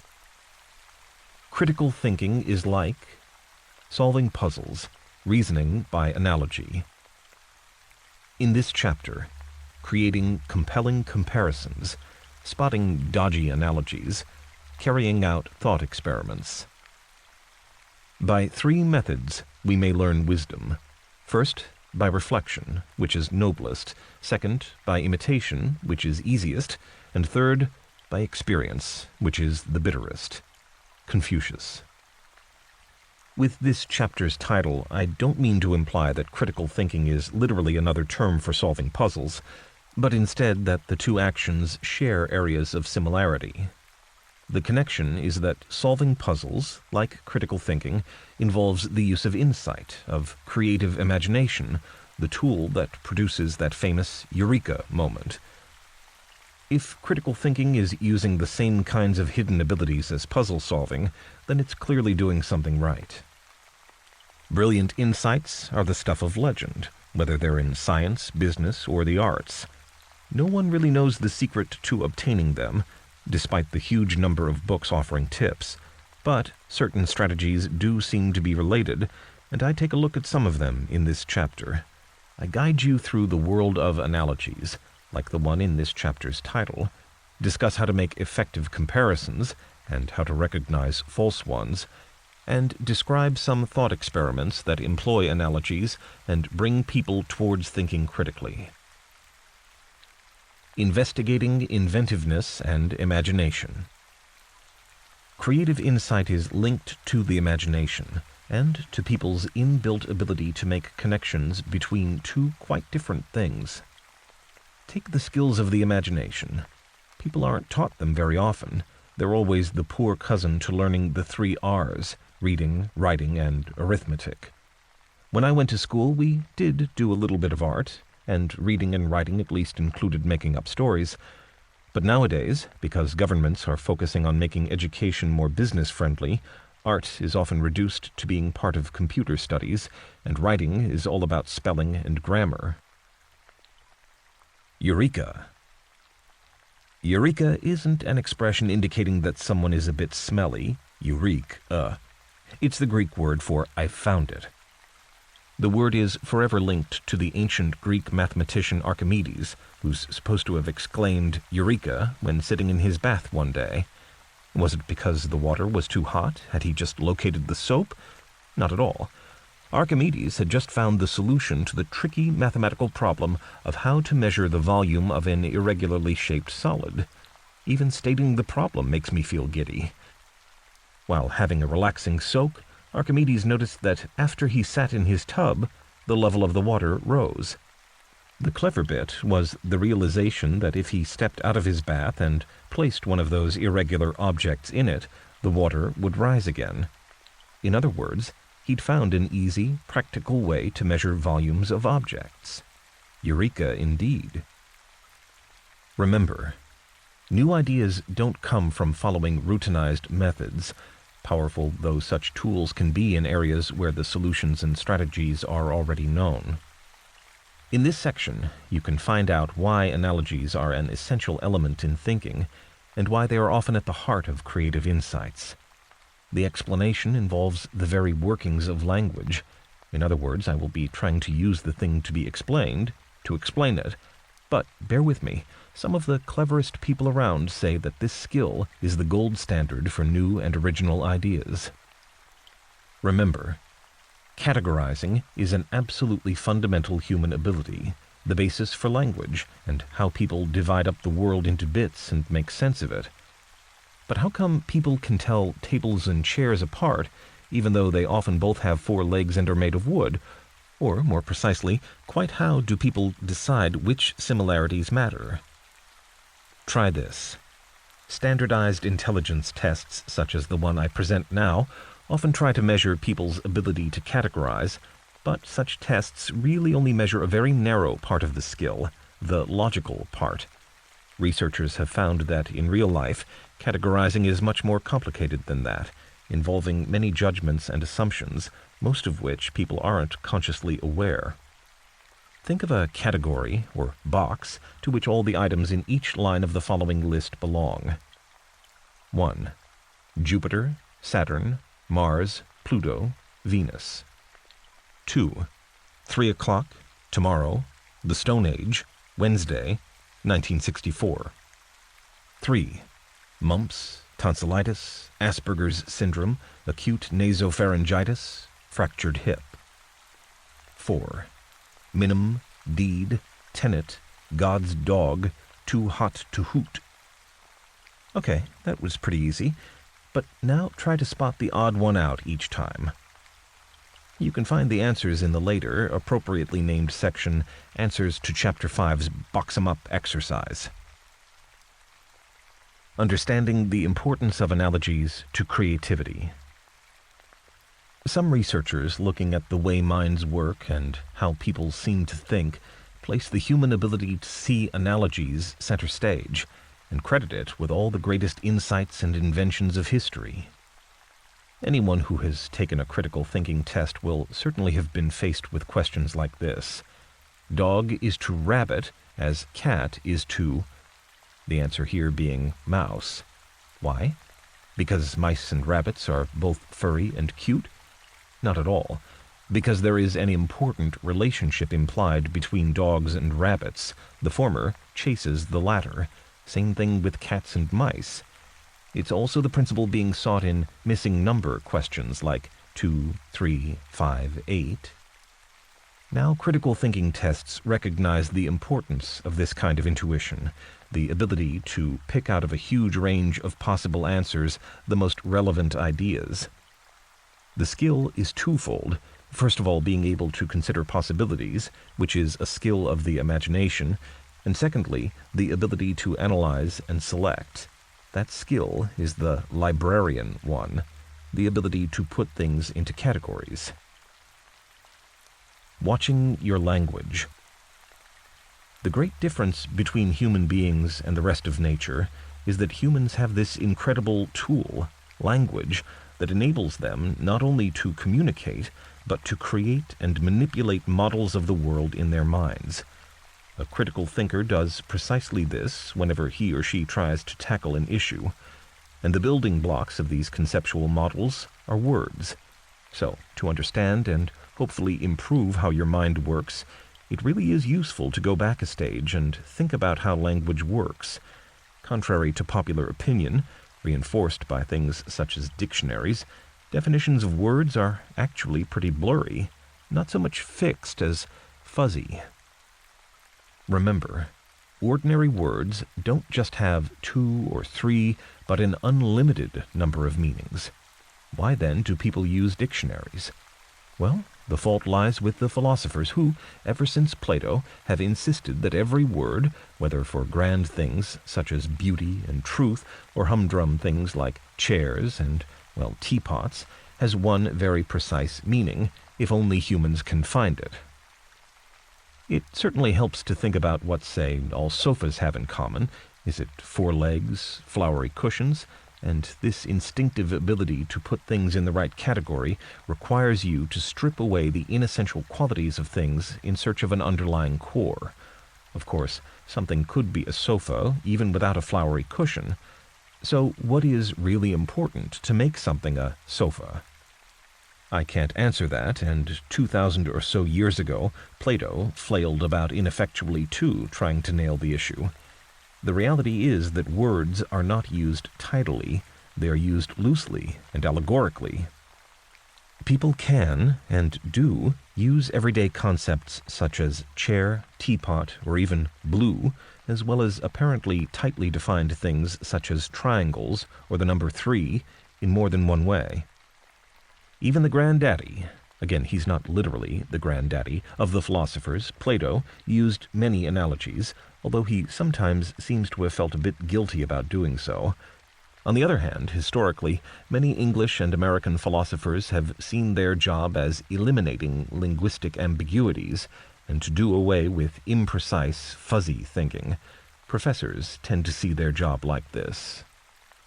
2 great 17th century English philosophers, John Locke and Thomas Hobbes, prided themselves on the sort of clear, logical thinking that critical thinking at its best is all about. They directly blamed imprecise language for much of the world's ills.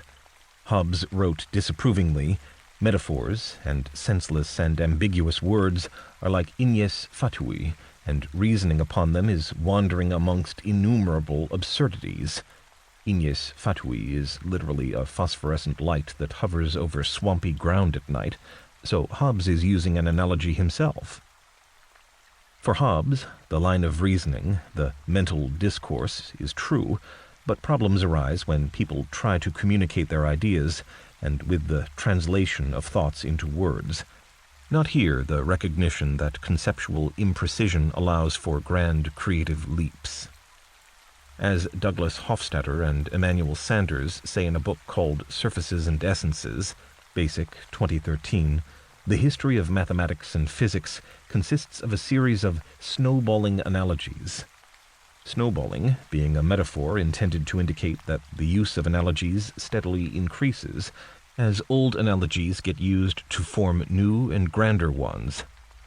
They note that the great French mathematician Henri Poincaré was a keen thought experimenter and often used analogies to help him along the route towards mathematical discovery. A closer look. 1 word, 2 jobs. Most words do one job in a sentence, but not all of them. Some words do two. The way some words can modify or govern other words in a sentence illustrates how metaphors and analogies are built in to language. Here's a good word for Scrabble enthusiasts: zeugma. A zeugma is a sentence such as Charles Dickens's remark about Miss Bolo, that she went straight home in a flood of tears and a sedan chair. One word, in, is made to do two jobs. When a word like in has different shades of meaning, you know you have to look at sentences very, very carefully. Zeugmas are similar to anaphora, another venerable, medieval term referring to the way words can refer back to terms used earlier. Both of these originally came from ancient Greece, where zeugma meant literally a joining or a kind of bridge, while anaphora was a clay pot useful for carrying something, say water or wine. That of these is an anaphora. The fact that the medieval scholars adapted the terms to talk about how we use words shows just how long the history of the philosophy of language is. Seeing how words play tricks. Even when you try to express yourself very simply, you often find that words can confuse and mislead. Sometimes what you mean by a word may not be what someone listening understands by the same word. Take happiness, for example. It is such an important idea that it is often claimed to be a human right: life, liberty, and the pursuit of happiness. But not all forms of happiness are equally acceptable. You can't claim taking drugs or smashing up bus stops as a human right just because doing so makes you happy. In fact, when people talk about a right to the pursuit of happiness, they mean something more elaborate, something more to do with human self-fulfillment. The point is, even a very ordinary word like happiness, which you probably think you know pretty well already, has enough ambiguity in it to cause problems. The key thing for a critical thinker is to think about the context that words are used in. Who is using the word? Who is being talked to? What is the social and scientific context? There's a huge debate to be had about the extent to which ancient philosophy is literal. Did the ancient Greek philosopher Thales really think that the earth floated like a beach ball in a universe of water? Or was he maybe onto something more subtle, that the earth is part of an invisible sea of energy? Or was he using water allegorically to mean that which flows and changes? The view you take of analogy can radically change how you read texts. People usually take Thales' words pretty literally, and then chuckle over how simple his ideas were. Philosophers arguing about analogies. Plato used many analogies, but warned his readers that likeness is a most slippery tribe. On the other hand, another great thinker, Immanuel Kant, was emphatically in favor of the technique, describing analogy as the source of creativity. In the 19th century, Friedrich Nietzsche did a bit of icon breaking by describing truth as a mobile army of metaphors. Icons are things, maybe statues or little pictures, that represent something else, and someone who breaks them is being iconoclastic. The internet has created new life for the word icon, with everyone constantly associated with their own one. Continental, meaning mainland European, philosophers have historically been more enthusiastic about analogies and metaphors, which fits because in the world of philosophy, continentals are all about being mysterious and subtle. By way of a contrast, historically, many English philosophers and American philosophers have seen their job as to eliminate linguistic ambiguities and to do away with imprecise, fuzzy thinking. Tip. Certainly, the history of mathematics and physics consists of a series of ever grander analogies, and remembering this can help you make sense of it. Isaac Newton wrote of what he called the analogy of nature, giving as one illustration possible links between the musical scale and the colors of the spectrum. The great French mathematician Henri Poincaré was a keen thought experimenter and often used analogies to help him along the route towards mathematical discovery. But within science and mathematics, Einstein indisputably wears the hat of the great metaphorical thinker. One of Einstein's early analogies was of himself as a boy running down a pier with light as a series of waves rolling in from the sea. In this case, the analogy obviously reinforced his view of light as, well, waves, the view that he would free himself from only with difficulty later. Similarly, Einstein, like everyone, struggled against the common-sense view of light, which his theory treated as weighing something. Yet, how can light weigh something? It's hard to get much lighter than, well, light. Warning. As you can tell, word associations in general, and analogies in particular, can mislead as easily as they can help provide new insights.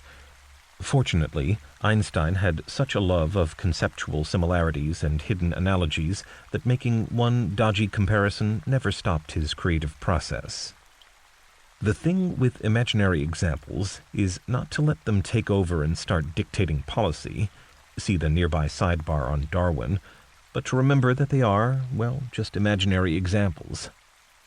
Equally, words can confuse and mislead, as the unconventional American anthropologist come insurance man Benjamin Lee Whorf pointed out as part of his investigations into the workings of language. One example Whorf gives is of workers in a factory smoking near a drum full of highly flammable petroleum vapors. The workers are ignoring a notice which says, "Danger, empty petroleum drums." But, because everyone associates something being empty with the absence of anything, the warning is ineffective, a bit like a notice which says, "Beware of nothing." The message really needed was, "Danger, petroleum drums full of flammable vapors." Einstein's route to insights. Einstein wrote a book describing how his thought experiments helped lead him towards his view of light as being made up of particles rather than waves, and the insight that time and space aren't two separate things, but one, space-time, all tangled up. His famous equation E equals mc squared, that is, energy equals mass times the velocity of light squared, is itself analogous to a vital, if rather mundane, relationship in mechanics that says that kinetic energy equals mass times velocity squared, albeit with the whole lot divided by 2. Confused comparisons and muddled metaphors. When you start to look, you soon find that lots of people make their points using analogies rather than arguments. Truly, an analogy is worth 1,000 words. In critical thinking terms, an analogy is valid when it identifies a similarity between two different things that sheds light on a particular issue. For example, the premises of an argument are like the foundations of a building. If they are weak or flawed, then the argument will collapse. But what about analogies that don't really work? In this section, I discuss false analogies, which are comparisons that mislead rather than shed light. This may be because the items being compared do not actually have the factual properties attributed to them by the comparison. The comparison actually obscures differences that are more relevant or important than the similarity. The two items just are not similar enough to make the comparison work. There are plausible comparisons and links between two things, but the comparison made simply isn't one of them. The comparison, although not necessarily wrong, excludes important other possibilities.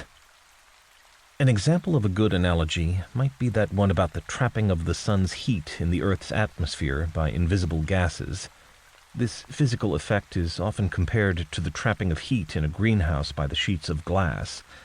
This analogy is so common that it has become a noun, the greenhouse effect, and it's probably valid, as the gases do have a similar effect to sheets of glass. However, what about a comparison between running a country and running a corner shop? Such comparisons are made, usually to demonstrate that governments must make their activities profitable and not behave like charities, or else they will go bust. This is surely a misleading comparison, as, for example, the aims of governments are to help people, whereas the aim of a corner shop is to make money. Secondly, when a government helps its citizens, for example through spending on education and health, it both saves money later and likely creates money by deepening the pool of skills available for industries and other businesses to draw on. Seeing false analogies in action. You encounter false analogies repeatedly in everyday life.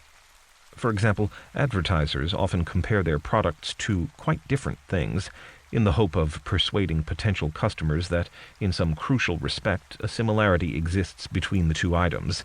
Driving a car is like flying a fighter jet. Eating some chocolate is like lying on a white sandy beach in paradise. The only link offered is the feeling the consumer is supposed to get in the various cases. However, since hardly anyone really gets those feelings, the comparison seems a bit false. Another issue that brings up some dodgy, if not downright false analogies, is whether or not some kind of plan applies to the universe, or whether the world, and everyone on it, just emerged by chance, through the principles of natural selection, the principles which ensure certain combinations succeed and spread, and others disappear. Nowadays, scientists think that they can show almost all the steps to explain how the incredibly complex universe could have emerged from, if not nothing, certainly something very simple. Whatever the truth of the matter, one thing is clear. The debate about whether or not an all-knowing being is needed to create the universe has produced more than its fair share of ingenious comparisons. Creationists, who think that God created the universe according to a plan, like to point out that the world is made up of many tiny parts that work together with the delicacy and precision of a fine watch. Now, a watch, in a sense, is just bits of metal and glass, but to understand what it really is, to appreciate the function of this or that little cogwheel or tiny spring, it does seem true that people need to recognize that it has been designed to tell the time by a watchmaker. So the claim made by the analogy is that to understand the world around us, we need to see each little bit not as merely metal and glass, but as having been designed to serve a certain purpose. Some people then move immediately to suppose that this designer is God. However, there are other ways to end up with a complicated mechanism like the Earth without having to have an incredibly skilled inventor and designer. In fact, biology and geography teachers often use the language of design, or things having particular roles and serving particular purposes, to do this when they explain, say, bees as being there to pollinate flowers, or earthquakes as the Earth's way of relieving pressure due to the movement of its tectonic plates. So I would say the watchmaker analogy for explaining the world around us is flawed, but not exactly invalid. Flawed as, although not necessarily wrong, it excludes important other possibilities. Uncovering false analogies. Remember, people often use analogies for rhetorical effect rather than anything more substantial. In other words, analogies are often used to persuade people of a certain point without producing any supporting argument or reasons. For example, complex issues in bioethics are often distorted by the use of false analogies, with research involving, say, altering the genetic code of human embryos being ferociously condemned as creating Frankenstein monsters.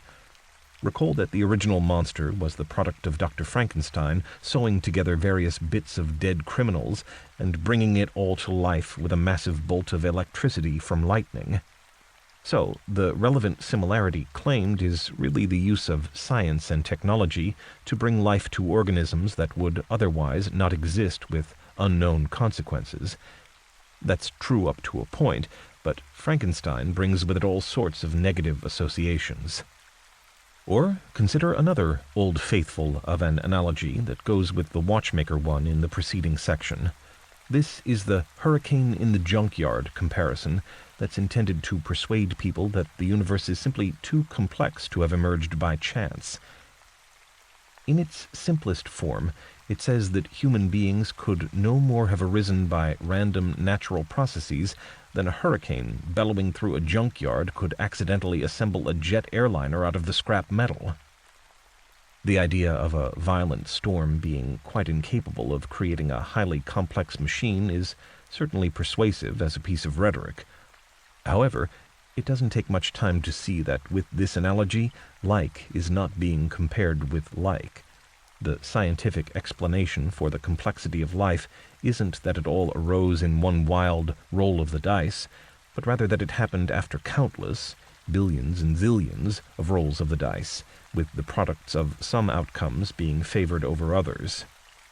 Dry-eyed scientists quickly point out that the theory of natural selection includes a guiding principle, if not a guiding consciousness, which offers a way for complexity to emerge from chaos that's anything but random. For example, if rabbits used to have weedy back legs and run quite slowly, a random adaptation that resulted in more powerful legs and helped some rabbits run faster would seem likely to spread through the rabbit population, because the speedy rabbits would have lots of baby bunnies, while the slow ones would become dinner for foxes. The guiding principle is survival of the fastest. Tip: analogies are fine things, but be careful if your opponent knows how to ridicule them. Identifying the link in an analogy can often be the key to seeing if an argument is good or a stinker. Take this one as an example. Governments should behave like parents in a family. Parents need to have the ultimate say because they are wiser, and their children do not know what is best for themselves. The idea that the relationship between citizens and governments is like that of children and parents is worth pulling out of many debates and looking at more closely.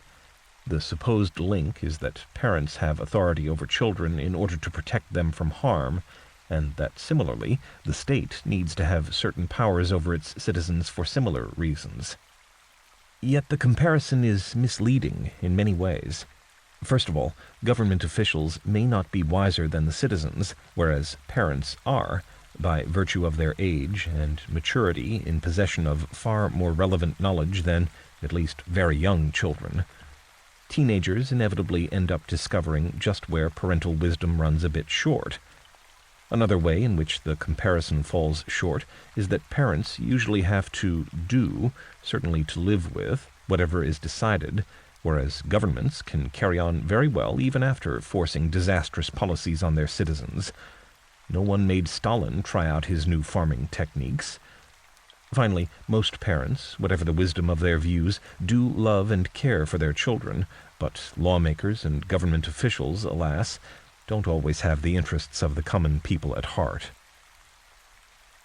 Becoming a thought experimenter. Right, enough theory. Now let's try some practice.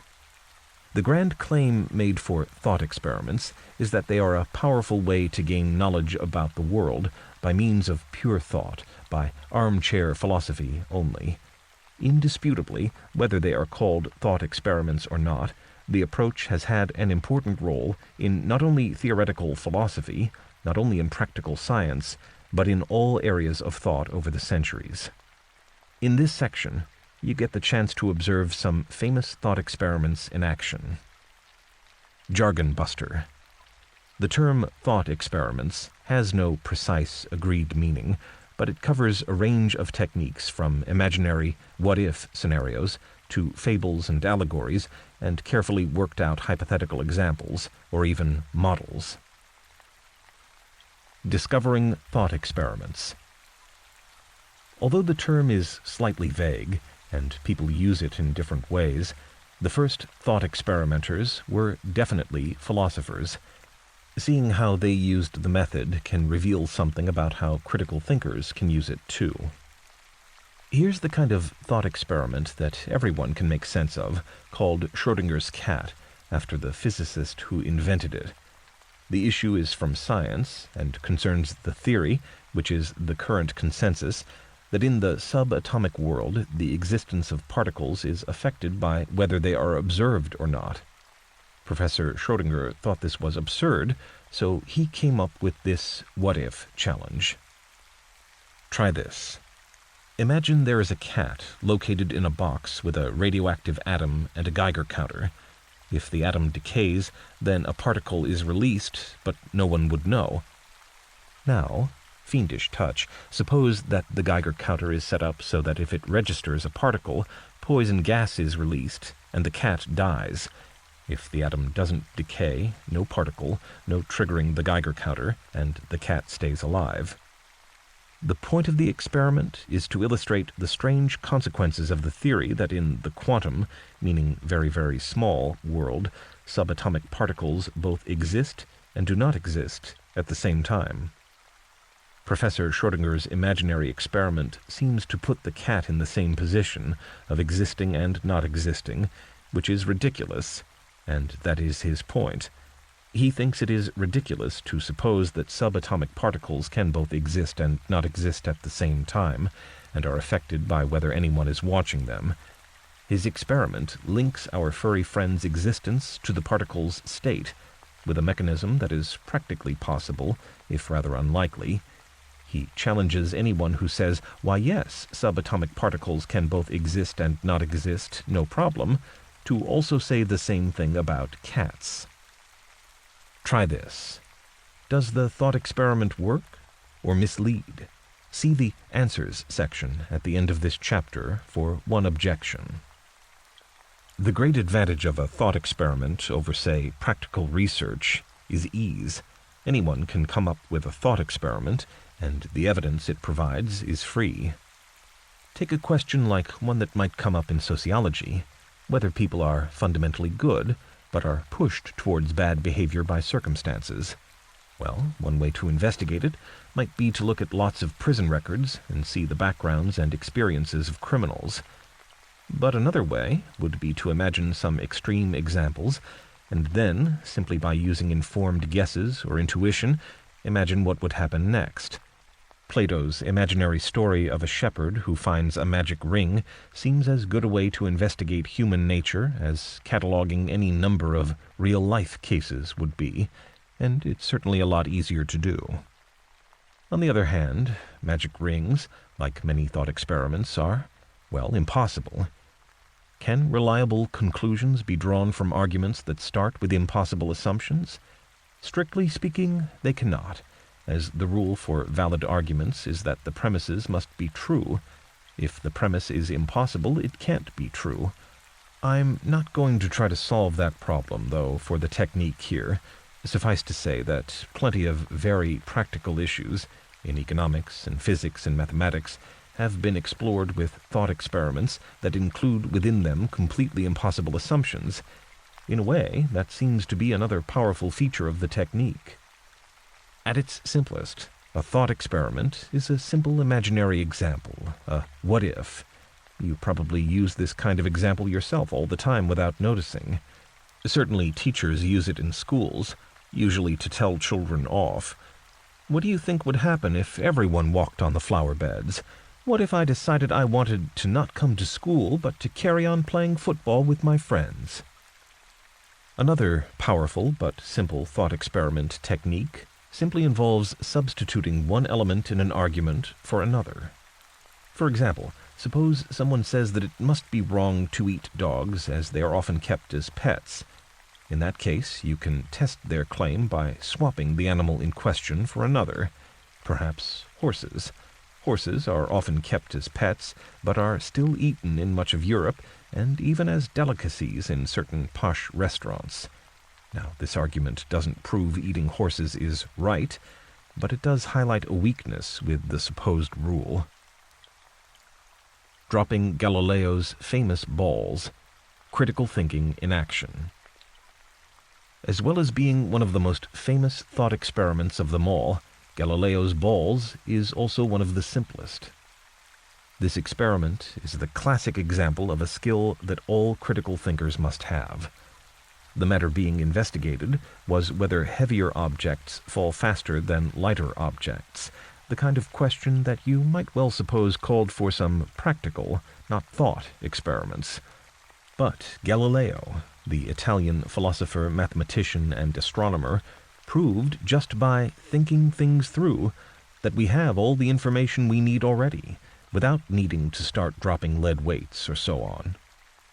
The thought experiment demonstrates the power of the technique for much more important things than mere physics. If you can make sense of why this one works, then you can really get a eureka moment and insight into the whole notion of reasoning by analogy.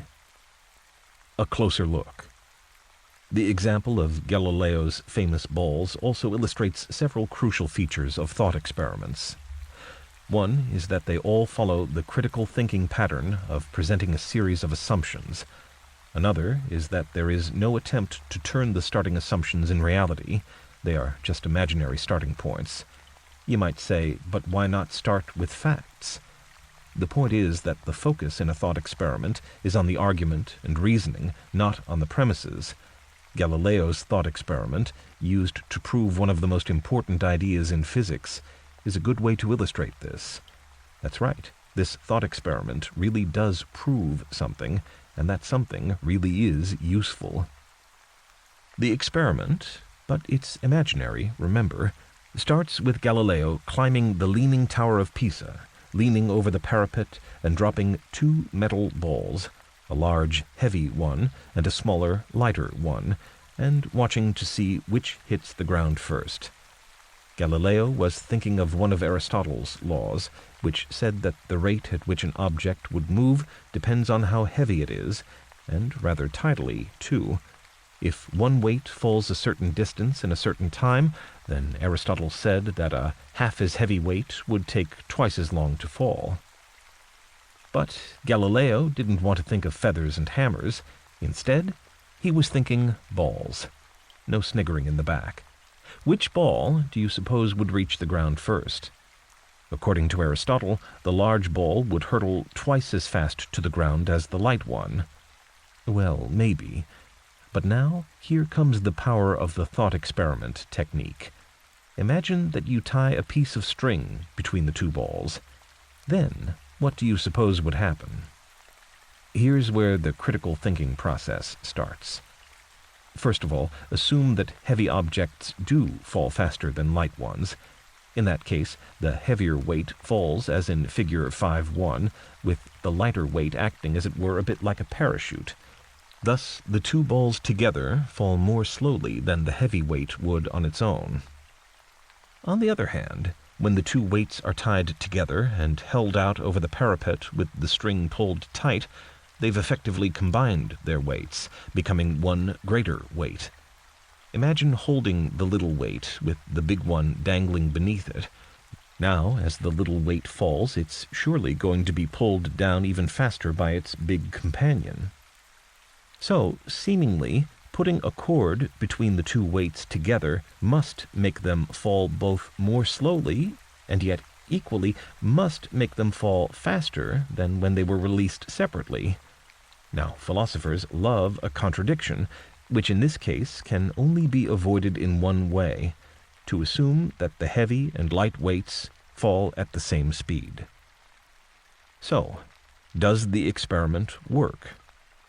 Yes, physicists know the principle that it established, that all bodies fall with the same acceleration irrespective of their mass and composition, as the principle of equivalence. It led directly to Einstein's general theory of relativity, which explains gravity by saying that when the Earth orbits the Sun, it's falling through curved space-time. How about that for the power of thinking? Splitting brains in half with philosophy. Many thought experiments force you to rethink, critically, assumptions that you had originally taken for granted. This happens even though the experiments themselves may be a little ridiculous. Remember, that is because it is not the facts that are deciding the case, but the reasons used to draw conclusions from them. A great way to see how thought experiments can test assumptions is to consider a gory one involving cutting brains up. In fact, tinkering with the human body has often appealed to thought experimenters. Typical is an experiment proposed by the American 20th century philosopher Derek Parfit. Imagine, he says, a surgeon carefully removes someone's brain and then reinserts it into someone else's body in such a way that the original person's memories and personal psychological characteristics were intact enough for people to feel it really was them afterwards, only in a new body. Okay? Try this. Now imagine, a fiendish touch, that half a brain turns out to be enough to do this. Surely not an impossible supposition, yet in that case, potentially you can make 2 new people, say 2 new Derek Parfits, out of 1. Therefore, saying which person is the real Professor Parfit would be impossible. As with the Galileo example in the preceding section, the result is a contradiction. The idea that one person can become 2, or maybe 3 or 4, as neuroscience and surgical techniques improve, is unacceptable to other firmly held beliefs. The experiment thus forces people to rethink, critically, their assumptions. Answers to Chapter 5's exercise. Here are the answers to this chapter's earlier box 'em up exercise. How did you get on? The categories are fairly uncontroversial. 1. Jupiter, Saturn, Mars, Pluto, Venus are all planets. 2. 3 o'clock, tomorrow, the Stone Age, Wednesday, 1964 are all to do with time. 3. Mumps, tonsillitis, Asperger's syndrome, acute nasopharyngitis, fractured hip are all illnesses. 4. Minim, deed, tenet, God's dog, too hot to hoot are all palindromes, words or phrases that read the same backwards as they do forwards. But deciding on the odd word out is much more subjective than tests often allow, and many answers are possible. In fact, you can often identify more than one category for some lists, too. 1. Pluto was recently reclassified as a minor planet on account of it being little more than a large rock with an irregular orbit around the sun. 2. Tomorrow is the only measure of time that's relative. Tomorrow will be a different day in a week. 3. Asperger's syndrome isn't really an illness. Did I say it was? You should have challenged me. It's considered a psychological disorder, characterized by difficulties in social interaction and communication. But an equally valid distinction would be that the fractured hip is the only trauma, injury. 4. God's dog is the only palindrome with an apostrophe. Admittedly, that seems pretty arbitrary, but it's still a fact. Schrodinger's cat. One objection would be that cats are conscious, too. Maybe they cannot talk, but they can surely tell if they are being poisoned, so that means that if, inside the box, the chain of events was started with the release of the particle by the atom, the cat would not be in a suspended state of being both alive and not alive anyway, the implausible state that the experiment is supposed to mock. Chapter 6. Thinking in Circles, the Power of Recursion. In this chapter, refining your thinking to make it more powerful, dialing into dialectical thinking, taking practical ideas from design philosophies, spotting the important points in an argument. The transition from data to theory requires creative imagination. Scientific hypotheses are not derived from observed facts, but invented in order to account for them. They constitute guesses at uniformities and patterns that might underlie the occurrence. Happy guesses of this kind require great ingenuity. Carl Hempel, Philosophy of Natural Science, Prentice Hall, 1966, page 15. The quote from Carl Hempel, a 20th century American physicist, points at one of the great circles of science, that theories don't appear in a puff of smoke, but emerge out of a chain of events, starting with guesses about patterns that may or may not be there in the data. The guess then influences the selection of data, and that in turn affects the exact nature of the scientific theory. Science is actually a kind of a chicken and the egg situation. Which comes first, the theory or the observation? And, like the chicken and the egg, really it doesn't make much sense to try to answer that. The one affects and requires the other in a perpetual circle. At school and college, however, children and students are encouraged to think in straight lines, to start at the beginning, work their way through the middle, and then stop at the end. But in the big wide world, things are more complicated than that. Nature is all about cycles and circles. Hardly surprising, then, that critical thinking encompasses all shapes and sizes of thinking, by which I mean not only the linear logic of informal arguments, with their sequence of steps from premises to conclusions, but also powerful techniques of thinking with their roots in many different areas of life. In this chapter, I start by looking at some of the powerful techniques that lie behind computer science, and also at some of the great ideas from design philosophies used across a broad swath of practical subjects. Both approaches emphasize the idea of repeating processes to refine an argument in order to progress. And in between, I take a look at a powerful circular idea from philosophy, dialectical thinking. One of the great tips from design thinking is to generally avoid yes-no language in questions and interact with other people in a nonlinear, less directive way. Instead of questions and answers, which are like a series of straight lines, sometimes it is better to go for stories, which are like shapes. And so, to finish this chapter, you can test your skills out on a real story, which contains within it a real argument, as a practical exercise. Then you may want to return to the start and listen to this introduction again. Thinking like a computer programmer. If you find the potential implication behind this heading scary, let me reassure you. When I advise thinking like a computer programmer, I don't mean the following type of yikes-inducing thing: x equals 3, go to line 24, stop, next y, repeat until bedtime is true, hello world. No. The things to admire about computer programming are much less to do with mathematics and much more to do with communication, language, and arguments. First of all, software designers have to work out exactly what the problem is before they can work out how to program a computer to do it. There's no chance that a computer will guess what a programmer meant to say, so programmers have to be very clear in their own minds and able to communicate their message without ambiguity. This skill is just as important for critical thinkers. A second powerful technique for critical thinkers used every day in computer science is recursion. What's that then? Going round in circles.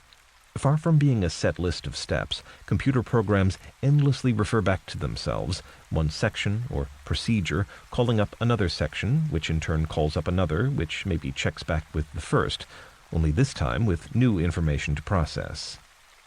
The key idea to grasp here is that a circle in computer programming means a series of steps repeated, and repeating things is not bad. The ability to continually repeat steps isn't a weakness or an admission of defeat, but a central strength of programs. Another principle of computer science worth borrowing is that of modularity. Instead of having one great long text with everything in it, you have a series of short, discrete sections. Books like this one have taken a leaf out of computer science, because the material is arranged so that it does not have to be read in one long linear sequence, but so you can dip in and out of it and create your own sequence of reading to suit your precise needs. Taking tips on clarity from programmers. The first thing computer programmers have to discover is how to express themselves clearly. The machine doesn't guess what you mean. Computers just follow instructions, with one step following another. In fact, the most dangerous step a computer can take is the one that starts a circle.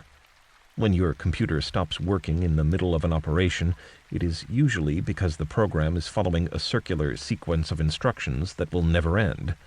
It is not for nothing that the jokers of Apple named their posh California HQ Number 1 Infinite Loop.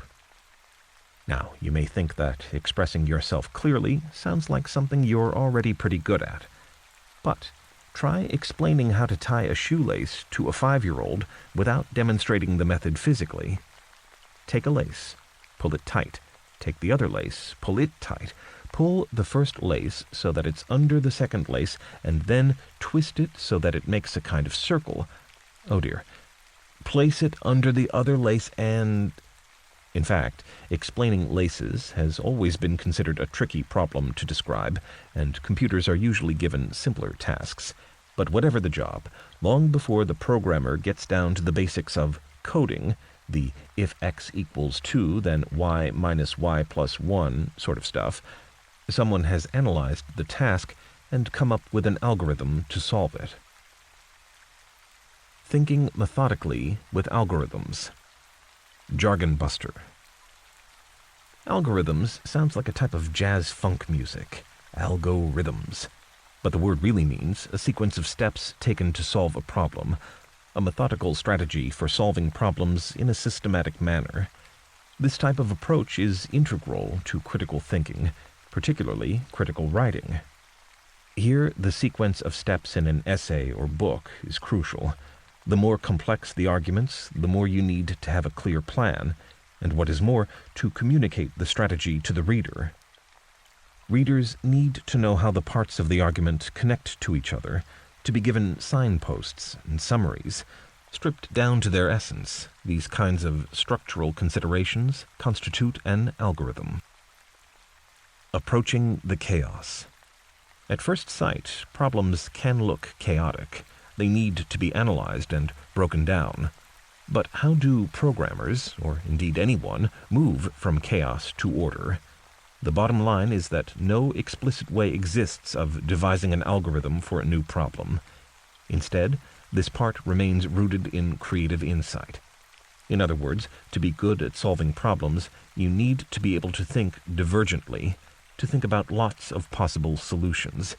Sometimes, faced with an issue, this kind of thinking is done without you even being aware of it, and when the answer occurs to you, it seems to pop up out of nowhere.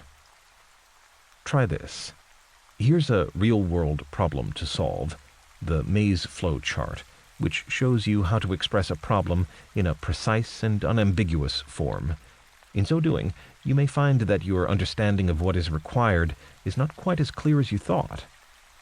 A group of tourists have to find their way through a maze of streets from the town gate to the cafe. Think about how a computer programmer may set about writing an algorithm to help tackle this issue. Looking at the figure, I expect you can see that one answer could consist of a series of very precise instructions, the sort you'd get from a knowledgeable local. 1. Enter the old town through the town gate. 2. Turn right. 3. Take the first left. 4. Turn left at the end of that street. 5. Turn right at the end of that street. 6. Turn left at the end of that street. 7. Turn right at the end of that street. 8. Keep the houses always on your left and just keep walking. The cafe will be there. Now, that's the kind of algorithm that I can come up with. It has a few weaknesses, however, notably that it applies only to one very particular problem, one particular walk from one particular starting point through one particular maze of streets. And what if no one knows the town well enough to give this sort of turn-by-turn guidance? Can you produce an alternative set of instructions that not only gets the tourists safely to their lattes and cappuccinos, but also works in lots of similar town-like mazes? Flip to the later section, Answers to Chapter 6's Exercises, for an answer. Notice I say an, not the. Producing a solution. If you think like a computer programmer, you have no trouble coming up with an alternative plan for the maze problem. To begin with, you make sure that you know the starting conditions, which in this case means that you insist on always entering the town through the gate, as shown on the map. That's the same as before, but then the rules are different. They're systematic in the sense that they provide a system for dealing with all possible similar situations. Rule 1. Always walk forwards unless a row of houses blocks you, you face a choice of paths, or, of course, you find the cafe. Rule 2. Whenever you encounter a choice of paths, choose the right-hand turn. Rule 3. Whenever the path is blocked, turn around and walk back to the last place with an unexplored choice of path and take the left-hand one instead. This solution isn't brilliant because in most cases the tourists end up walking most of the town before they find the cafe, but it will get them there, and computers don't mind trying out lots of options because they can do it so quickly. As before, the tourists just have to follow the instructions. They don't need to worry about never getting lost because the system is all they need. Tip: notice that the maze program contains circles. That's easier to see if you represent the 3 steps in a diagram. Even if you're not used to thinking diagrammatically, have a go. Trying to put things into a diagram is great for concentrating the mind. Distinguishing between semantics and syntax. Tip: to express yourself clearly and effectively in writing or speech, try being more like a computer and less like Shakespeare. Construct your sentences so that the meaning is unambiguous and listeners or readers can easily follow your line of reasoning, instead of leaving them to imagine alternative arguments you've never dreamt of. Remember, a useful distinction in computer programming in this regard is between semantics and syntax. In ordinary language, semantics covers questions about the meaning of words or phrases. Syntax concerns putting the words and phrases together correctly, grammatically, and considering their positions and relations to each other. Trainee programmers regularly get that awful message, syntax error, but computers never, ever complain about semantics because they aren't interested in the meaning of words or even of numbers. They're symbol processing machines that just move zeros and ones around very fast.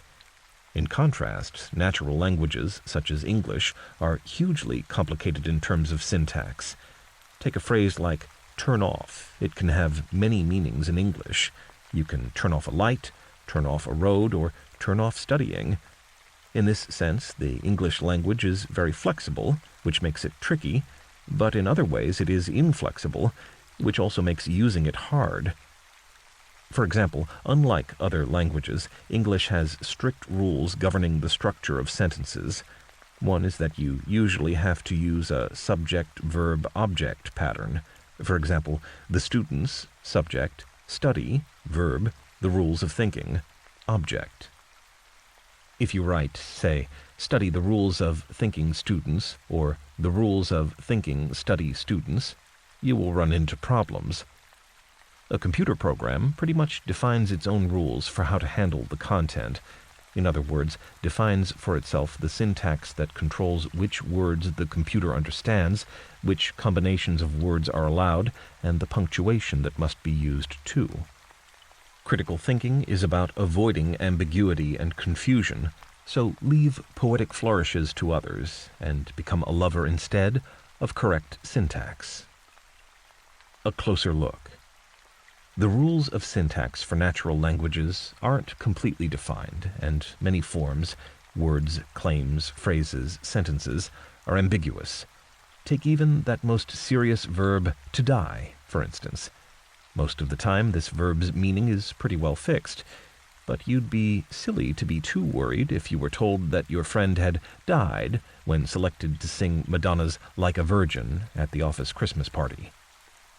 Almost every word has another sense, as stand-up comedians know very well. In a pub, a man orders a double entendre. "Sure," says the bartender. "You want a large one?" Normally, however, people hardly notice the ambiguity of language because they're so good at guessing the meaning from the context. Computers, even today, are lousy at this. Playing at semantics. Here's some snippets of conversation that you might overhear in a bar. Uneducated folk, obviously, but uneducated or not, one phrase you are extremely unlikely to hear. Can you spot it? "I like drinking beer. I like men to drink beer. I like women to drink wine." "I don't like drinking beer. I don't like men to drink beer. I dislike women to drink wine." Oops, syntax error.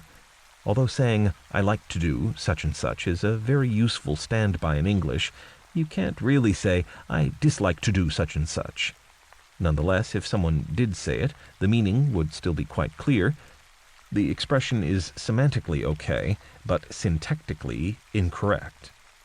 The other side of the coin is when sentences are semantically confusing, but syntactically perfectly correct.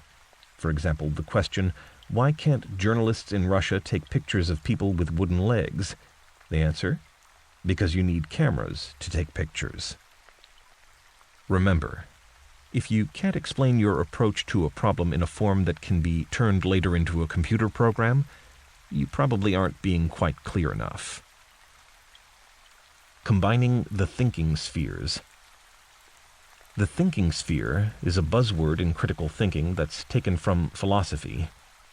One use made of it is to emphasize two very different modes of thinking, two distinct spheres, a thinking one and a feeling one. In the West, people normally assume that thoughts are an inner, silent language in their brains. But there are plenty of other philosophical and cultural traditions that think about thinking as a much broader process, encompassing not only thoughts as a kind of inner dialogue, but also feelings and emotions, sensations and perceptions, and even a feeling of a sort of inner awareness. I'm talking meditation now. Jargon buster. The term the thinking sphere seems to go back to the German philosopher Georg Hegel, who warns, in an obscure book called Lectures on the Philosophy of Religion, developed in 4 versions from 1821 to 1831, that if the thinking sphere empties itself, then the brain can no longer make sense of any of the information the senses provide, in the same way that I cannot use my eyes without a light source if the light is taken away. Even though Hegel seems not to have used the phrase again, it has often been used to emphasize a supposed split in the various possible ways of experiencing the world. Actually, Hegel tended to split everything into 2 opposed extremes, which he then predicted would always fight it out until a new third force emerged, combining the best of the previous ones. For example, he supposed that in the distant past, human beings had split into the 2 groups of masters and slaves, and the necessary result was an all-powerful state. This is an example of what he described, rather grandly, as a new and unprecedented way of thinking, and named dialectical. Hegel was very proud of his idea, which he saw as entirely novel and very powerful. I'm not sure it is either, really, but Hegel has touched upon something important for critical thinking, which is that it often does help to deconstruct issues by identifying 2 opposed views or perspectives and then trying to find a way to combine or reconcile them. This new view would need to combine elements of both and supersede them, and would then offer a more complete perspective on the issue than could have been obtained if you tried to avoid the conflict in the first place. Another circular characteristic of Hegel's new way of thinking is that the new view inevitably creates its own contradiction, as he puts it. That is to say, every new idea produces an opposed critique, or at the very least refinement, of the idea. Sure enough, these 2 views eventually have to battle it out, too. A closer look. Hegel says that his new dialectical form of thinking is superior to the old ways, the structured thinking kind and the intuitive or emotional kind, because it includes already within it multiple perspectives and seemingly contradictory information and positions. He sums up this idea of continually bringing together opposites under new headings by saying that philosophy resembles a circle of circles. Sort, select, amplify, generate, using design skills to see new solutions. You may be skeptical to hear that design philosophies can offer you a powerful set of tools for thinking, but these design skills aren't about constructing items from wood or fabric in the workshop. Instead, they draw on ideas and experience from design and engineering, as well as social science, business, and computer studies. Powers of 10. Here's a great idea from design for critical thinkers, a strategy called Powers of 10, sometimes called a reframing technique. Basically, the method is to exaggerate everything and take it to the extreme. If you're, say, designing a play area for children on a budget of £1,000, you may ask, what if the budget is only £10, or what if it's £1,000,000? If the area is likely to fit in a classroom, You may ask, what if it's just 1 meter square, or what if it's the size of the playing field? Just as a picture can look very different if you put it in a different frame, reframing issues and problems that you are tackling can bring about a surprisingly big shift in how you think and feel about them. Remember, the philosophy of design is very old and predates engineering. One of its most characteristic parts, and the most useful for critical thinking, is that it puts the human factor at the heart of its solutions. This section is all about how to treat data, or in a broader sense, how to refine ideas. The language, sort, select, amplify, generate, is that of computer science, but the concepts are universal. Critical thinkers need to organize their thoughts, weed out the irrelevant aspects, expand on the key issues, and hopefully emerge with something new and original at the end. Specifically in this section, I examine check all the angles, which is a simple way to reveal contradictions and conflicting views that may be blocking the finding of solutions, an important idea in software design called state, gather, analyze, which is about how to handle information, and then it's back to circles again, or at least loops. The section look close, look away, look back loops, and the section on why questions will give you some practical tips that will help you both to generate insights and to help them grow. Check all the angles. Checking all the angles is a standard tool from design skills that's elementary but efficient and incredibly simple to do. It's used for unpacking contradictions and highlighting possible conflicts, always a useful skill in critical thinking. Here's how it works. Take a sheet of paper and draw a square on it with a question, or problem or issue, at the top. Split the square into quadrants that indicate the following. First quadrant concerns the what and the how of the issue. Put your observations and experiences here.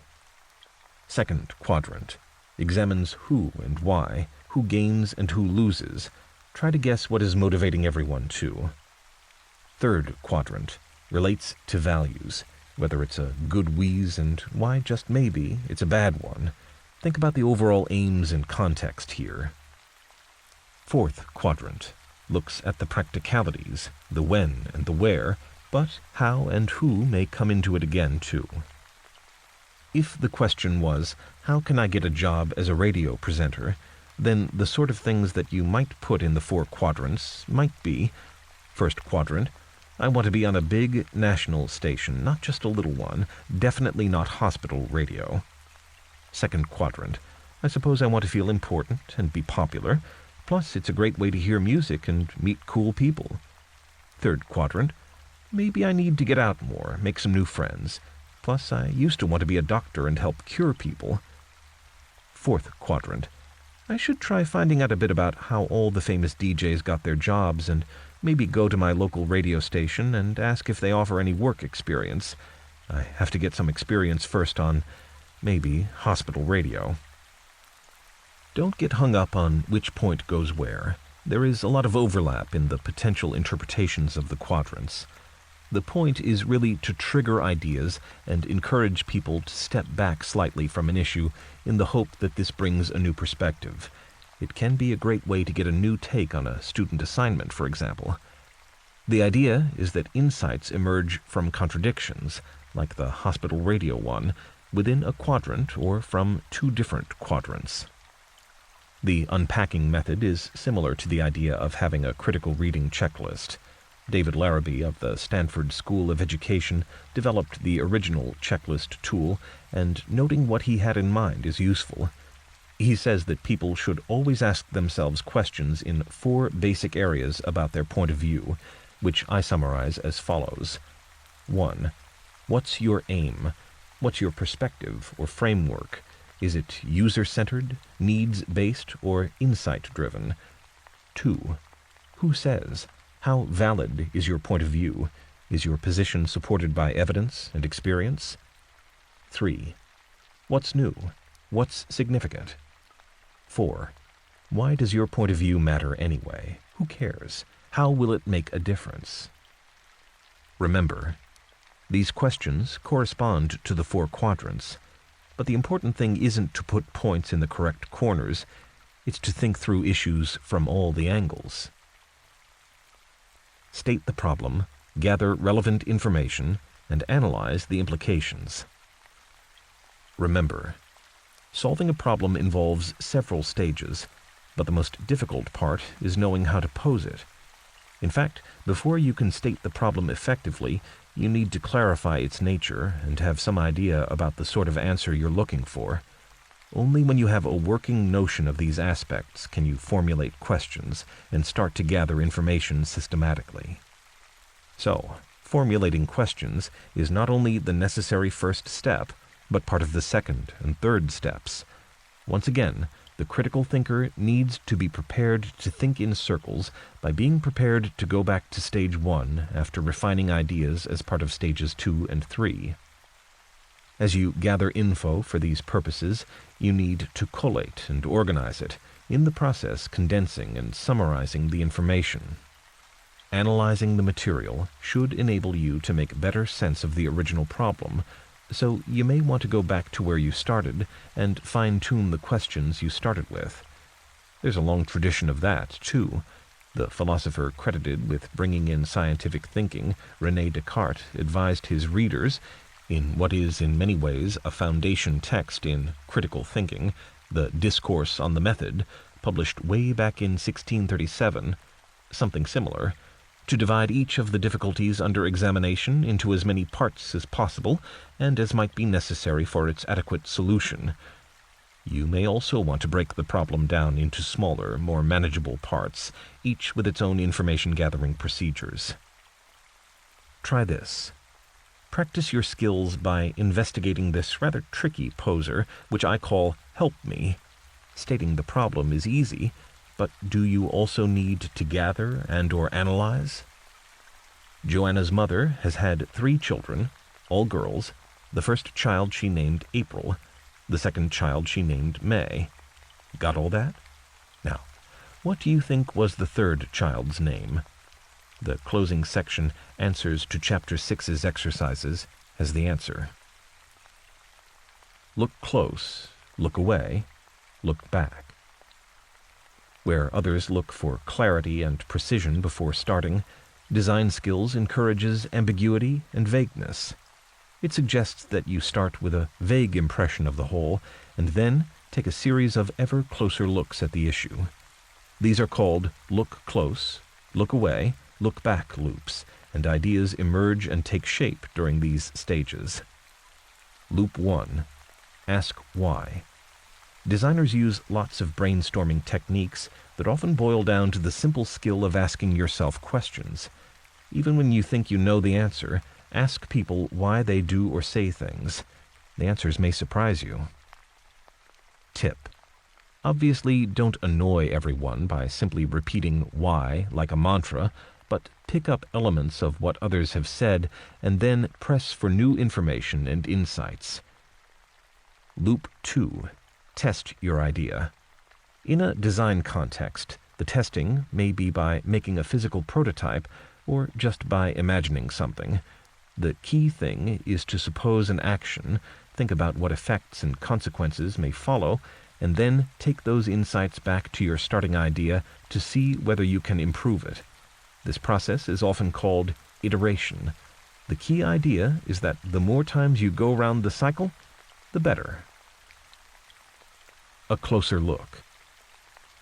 Why ask why? As a general rule, asking why leads to ever more general, abstract replies. These abstract statements are often more meaningful when not as directly applicable as the first answers. Take, for example, these short interrogations. Me.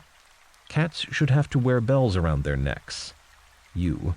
Loop 1. Just ask why. Why? Me. To stop them killing little songbirds. You. Loop 2. Testing. Why is that important? Me. Because we need biodiversity. Or this one. Taxi driver. The police should not be allowed to just stop law-abiding people at random. You. Loop 1. Just ask why. Why? Taxi driver. Because it wastes valuable time and is annoying. You. Loop 2, testing. But why do you find it annoying? Don't you like helping the police? Taxi driver. But it's not like you're helping them. They give you the impression that you're a kind of criminal. As a practical tool or a group activity, why questions and responses can be visualized as a rising ladder. The first statement is the bottom rung, and the aim is to ascend upwards to get the general overview, sometimes called why-how laddering. Try to avoid facts. Tip. Another way to get new and broader insights when talking about issues and problems with other people is to avoid factual exchanges. For example, if you're talking about gardening or landscaping, don't ask, when is the best time of year to plant trees? But rather, tell me about your successes and failures in planting trees. The first kind of question gets a pretty short answer, in the autumn, whereas the second kind may produce unexpected extra information. Design thinking encourages storytelling. This goes against many prejudices you may have from school. Stories aren't reliable, aren't true, but whether or not the stories are true is irrelevant. They reveal how people think about the world. Storytelling is a deeper form of communication than the mere exchange of facts, and when people draw on more profound insights, you're likely to spot more inconsistencies, but don't criticize and tell them to think harder. In design thinking, inconsistencies are much valued paths to interesting insights. Remember, observing the difference between what people say and what they do is worth any number of facts in terms of understanding processes. Inconsistencies are precious clues giving access to the most profound insights. Ordering yourself a nice, fresh argument. Exercise. In this section, I've come up with the kind of exercise that students regularly use in critical thinking courses. To explain, they are given an extract from a published source, often it is less fun than this one, but the principle is the same, and asked to identify elements of the argument. A sizable proportion not only of conventional critical thinking courses, but generalized intelligence testing is devoted to this kind of stripping down of texts for the core structure and argument. I have used the story of Frankenstein to give you a more light-hearted opportunity to practice a very business-like skill. The extract is from Mary Shelley's classic novel Frankenstein, which is the name of the mad professor, by the way, not the large and ugly creature he creates out of bits and pieces of bodies robbed from the local churchyard. Anyway, near the beginning of the story, before he goes rampaging around, the monster tries to insist on his right to have a companion in life. Try this. Your task is to help Dr. Frankenstein's monster by putting his assumptions up front, along with evidence to support them, all in short bullet points. Also aim to pin down the argument that will persuade anyone who accepts the monster's premises to also accept his conclusion. So, jot your ideas down, and then see the next section for my take on the answer. The being finished speaking, and fixed his looks upon me in expectation of a reply. But I was bewildered, perplexed, and unable to arrange my ideas sufficiently to understand the full extent of his proposition. He continued, "You must create a female for me, with whom I can live in the interchange of those sympathies necessary for my being. This you alone can do, and I demand it of you as a right which you must not refuse to concede." The latter part of his tale had kindled anew in me the anger that had died away while he narrated his peaceful life among the cottagers, and as he said this, I could no longer suppress the rage that burned within me. "I do refuse it," I replied, "and no torture shall ever extort a consent from me.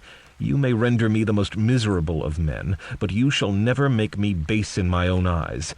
Shall I create another like yourself, whose joint wickedness might desolate the world? Begone! I have answered you. You may torture me, but I will never consent."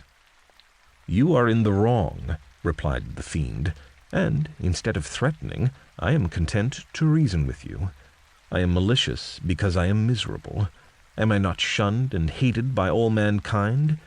You, my Creator, would tear me to pieces and triumph.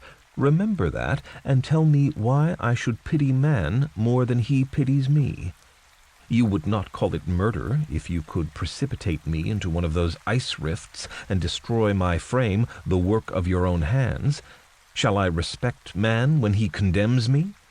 Let him live with me in the interchange of kindness, and instead of injury, I would bestow every benefit upon him with tears of gratitude at his acceptance. But that cannot be.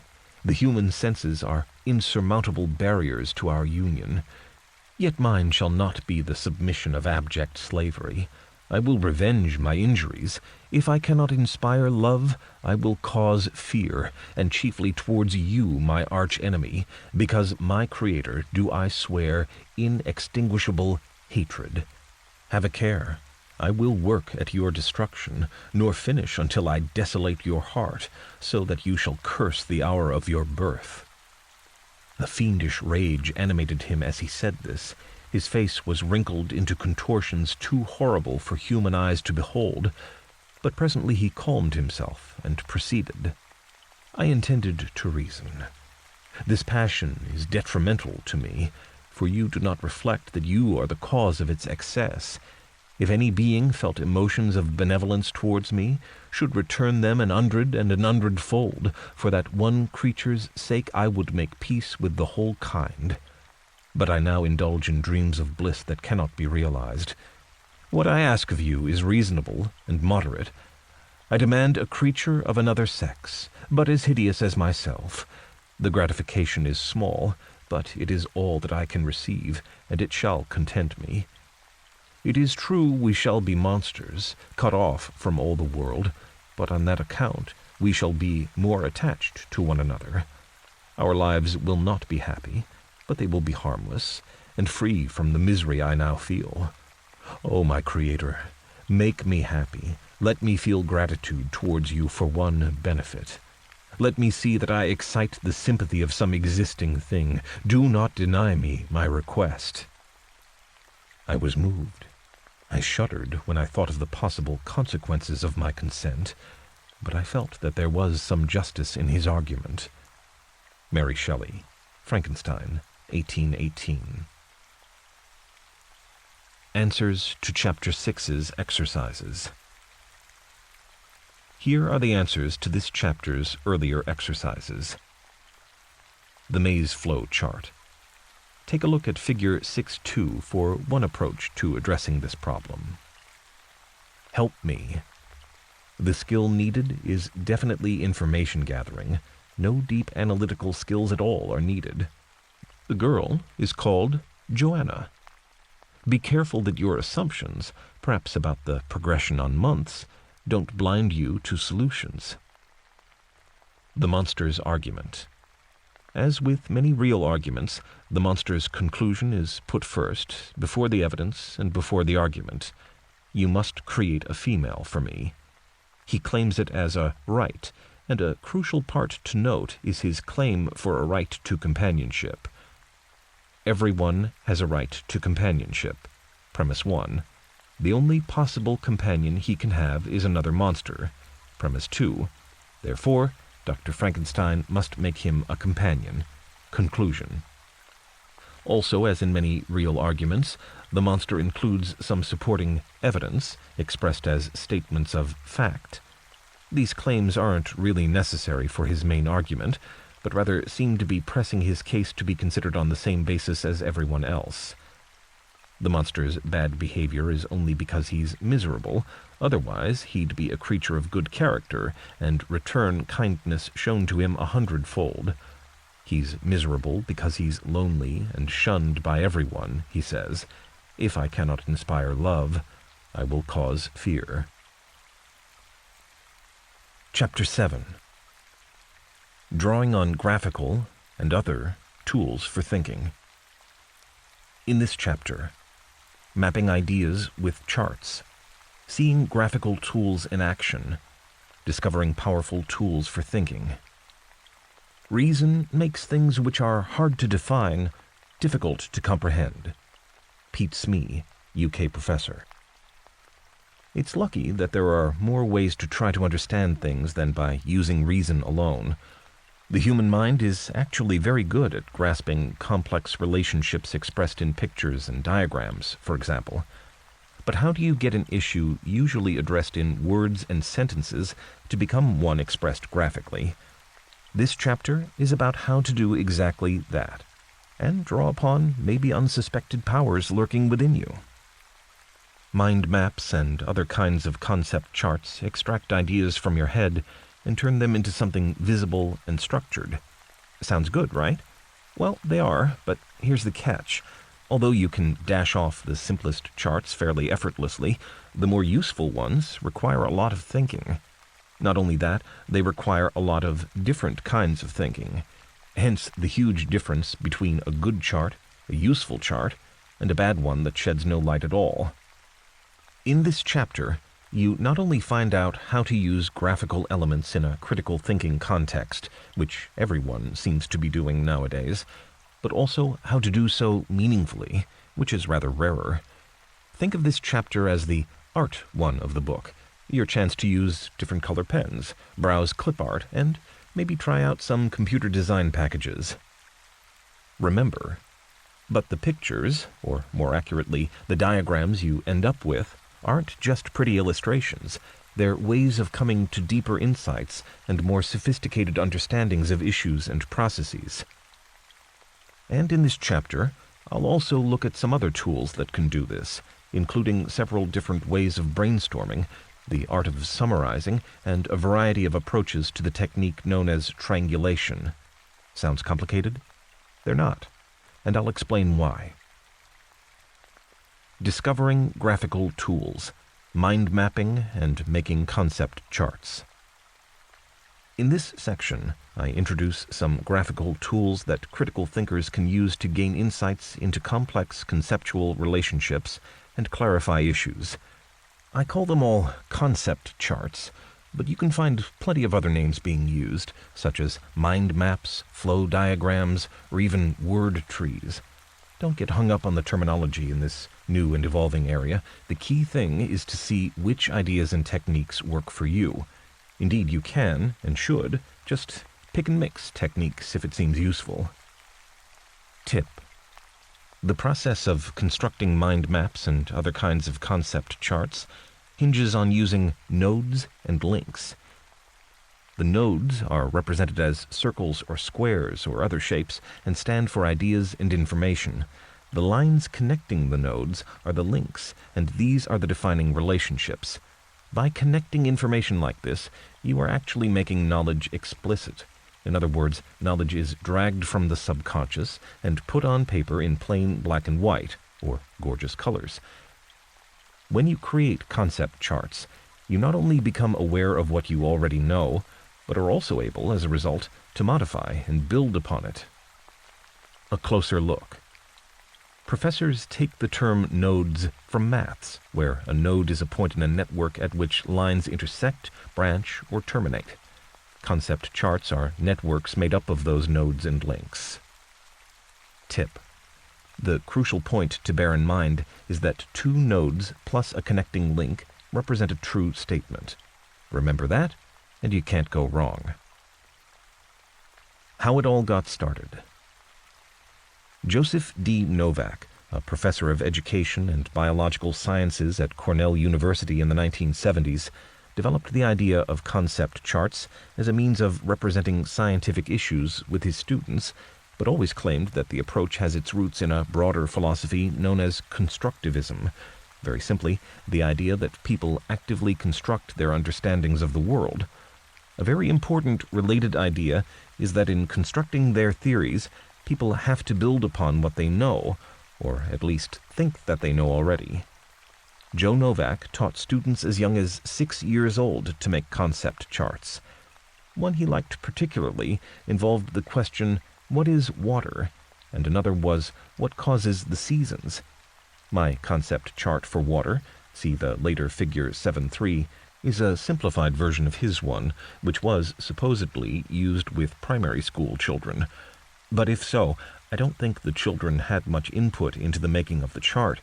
It includes links indicating that the movement of molecules explain the different physical states of water. No one seems to have noticed that at age 6, children don't really understand the molecular structure of matter. Another oddity, which I have accurately reflected in simplifying from his original chart, is that the concept water is both at the top of the hierarchy and at the bottom. When the founding father of the technique contradicts himself like that, you know that you don't need to take any expert's word on the correct way to do concept charts too literally. Novak's book argues the following: the most important single factor influencing learning is what the learner already knows. David Ausubel, U.S. professor. For almost a century, educational theory and practice have been influenced by the view of behavioral psychologists that learning is synonymous with behavior change.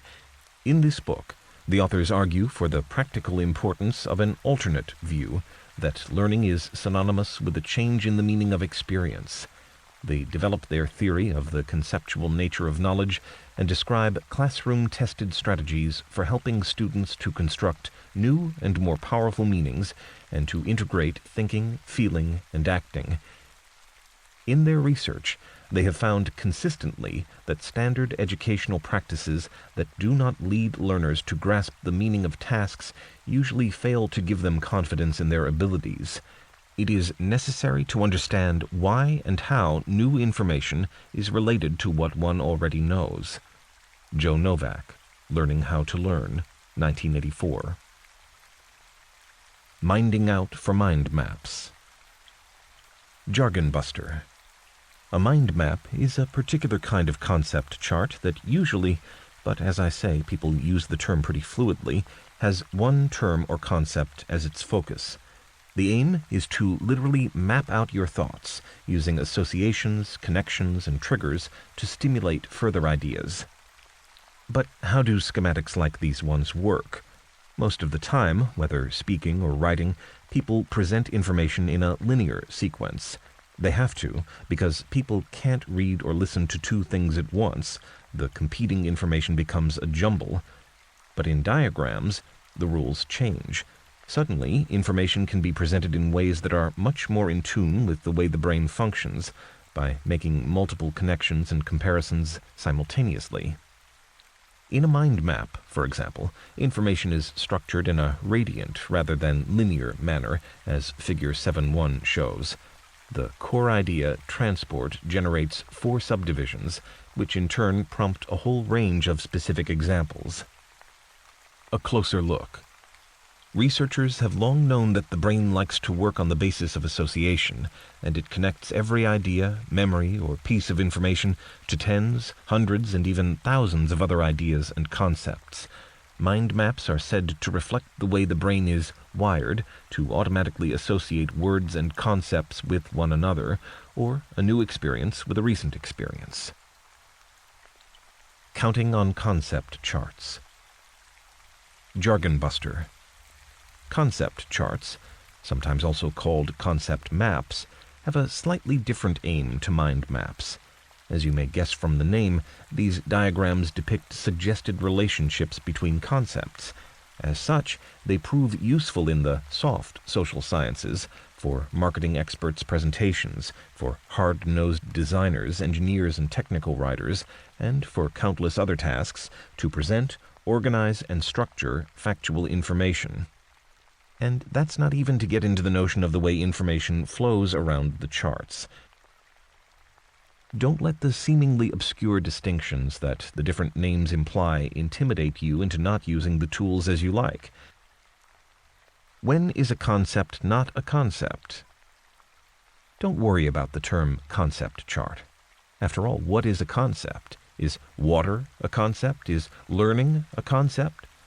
You can see that most of the distinctions offered by all the different kinds of diagrams used to illustrate or represent processes and ideas are supplying spurious precision in an area that is actually pretty vague. Indeed, often the definitions are contradictory.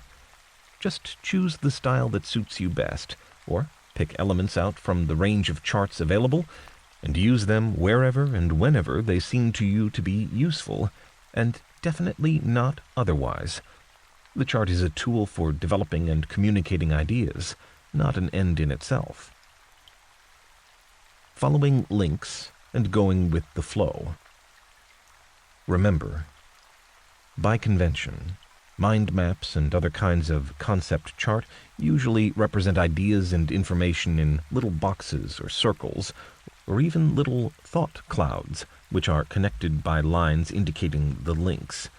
Sometimes these linking lines can be represented as arrows, reflecting the supposed direction of causation, the flow of the process being represented. To see what I mean, look at my Roads Are Evil concept chart in Figure 7.2, of the kind green activists may create at protest camps. Here the arrows tell a causal story. Building the road led to the pollution and to the car accidents, which led to cyclists deciding to drive to work instead. Warning. Notice how the arrows in the figure serve to make an argument, but also that a chart maker could choose to direct them very differently. In fact, a more accurate flow chart would be one showing all the feedback effects of certain decisions in transport policy. For example, how more cars being used also means more roads are built. This aspect could be shown with a bidirectional arrow, or by not using an arrow at all, just a line. On the other hand, to the extent that fewer buses would be wheezing round the streets and so on, less public transport could mean less pollution and more walking, but arrows for this possibility aren't included. Diagrams soon get hard to follow if too many factors are included. Remember, in practice, a flowchart requires a lot of careful selection of which elements to represent.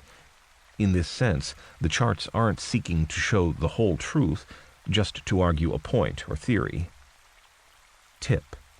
Yet, curiously, people tend to believe charts more readily than mere words. Therefore, critical thinkers need to be as skeptical of charts and diagrams as of any other form of communication. Take a look at the concept chart for water in Figure 7.3.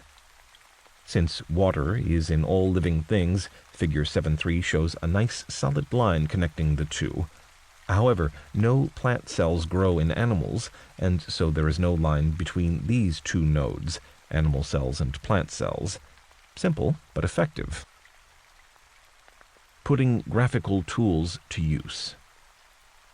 At the start of this chapter, I promised to show you how to put graphical tools to meaningful use in a critical thinking context.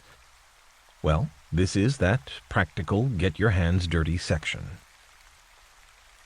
Choosing the right chart arrangement. Remember, you can select from 3 main kinds of concept maps, but remember, don't get too hung up on the distinctions, let alone the names. 1. Spider. This chart is the easiest one to draw. It starts with the core concept at the center with other ideas and connections radiating out. See Figure 7.1. Mind maps are essentially spider charts. 2.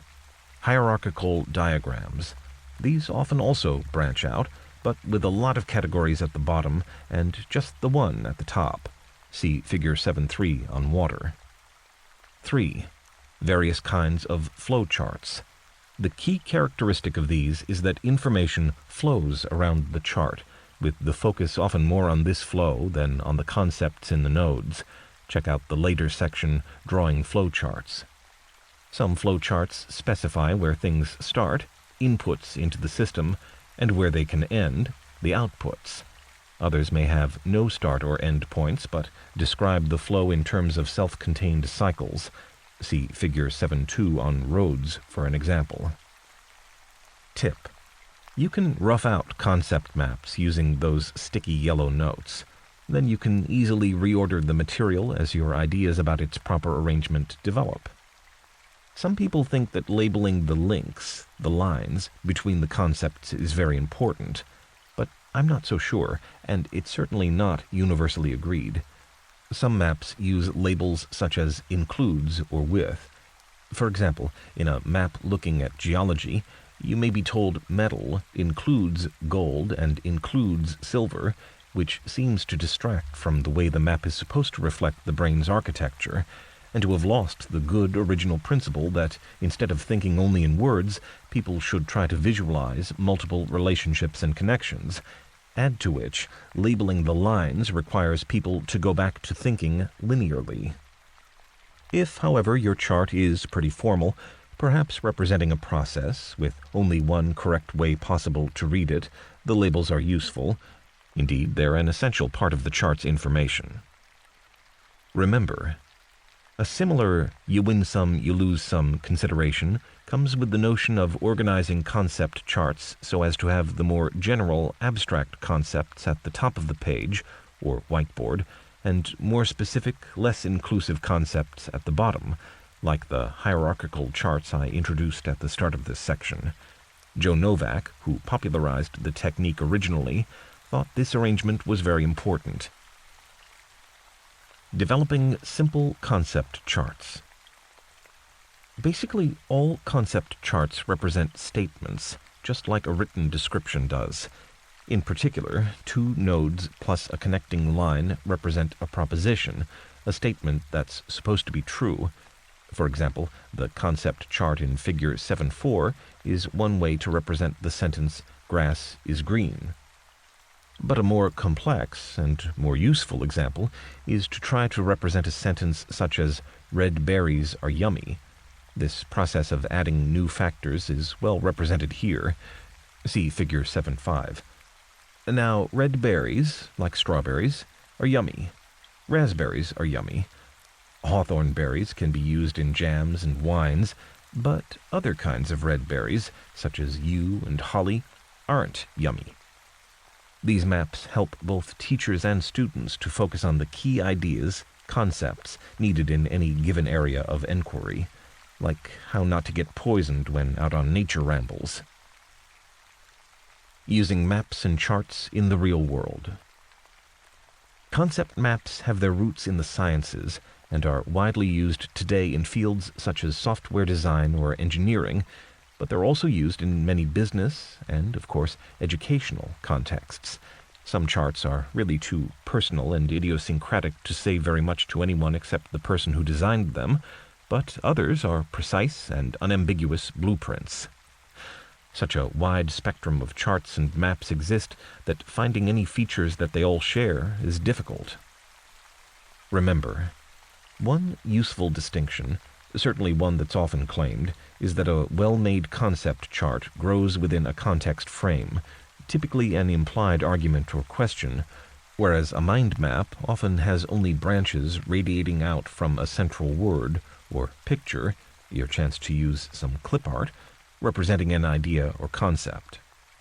Because concept charts are constructed to reflect organization of the declarative memory system, a technical term used to describe things such as facts and knowledge that can be actively recalled and, well, declared, such as Paris is the capital of France, they're often claimed to facilitate analysis and evaluation of information people already have.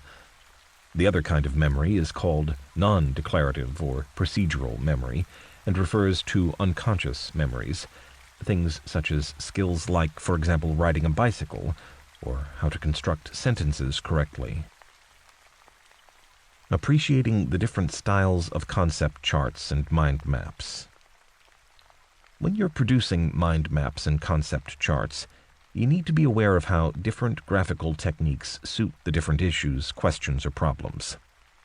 Concept maps and topic maps, to add another term for something very similar, both allow people to connect concepts or topics via a graphical representation, and both can be contrasted with the particular idea of mind mapping, which is often restricted to radial hierarchies, those spider diagrams, and tree structures. Topic maps are intended to be easily navigated and quickly indicate information, like a well-designed index at the back of a book. But out of all the various schema and techniques for visualizing ideas, processes, organizations, concept mapping is unique in its philosophical basis, which, according to its inventor, Joe Novak, makes concepts and propositions composed of concepts the central elements in the structure of knowledge and construction of meaning. Another contrast between the more formal kinds of concept mapping and mind mapping is the speed and spontaneity possible when creating the latter.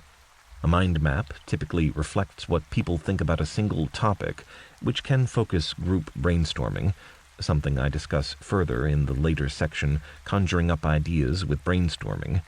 The more formal kind of concept chart is rather harder to create, but when done, it can provide more insights. It's a true map, in the sense of something that tells you how things relate and how one thing connects to another. It provides a system view of a real or an abstract concept. Graphically, concept charts can become complicated and cease to follow any obvious spatial logic as multiple hubs and clusters are created. For example, one part may be unimportant but take up a lot of space, and another important element may be represented by just a single word or image. In this sense, mind maps, which fix on a single conceptual center and then radiate out, have a nice kind of visual logic built in. Tip: concept mapping can be a first step in constructing a framework for organizing knowledge, a process sometimes given the fancy name ontology building, or used to represent formal, as in formally expressed, arguments in logic. As such, you'll find concept charts particularly useful in education and business contexts. You might also consider creating formalized concept charts using special software. Adding movement to your diagrams by drawing flowcharts. A common type of technical diagram is a flowchart, which in the broad sense is a concept map. However, the term usually means a pretty precise kind of schematic representation of a sequence of operations, as in a manufacturing process or computer program. You can see the similarities between these kinds of technical diagrams and rather more free-spirited efforts in the social sciences when you consider the ways that technical flowcharts are used. These usually include defining and analyzing a process, providing a step-by-step picture of a process for later analysis, discussion, or communication, defining or standardizing a process, looking for ways to improve processes. Most flowcharts are made up of three main types of symbol. 1. Elongated circles signify the start or end of a process. 2. Rectangles show instructions or actions. 3.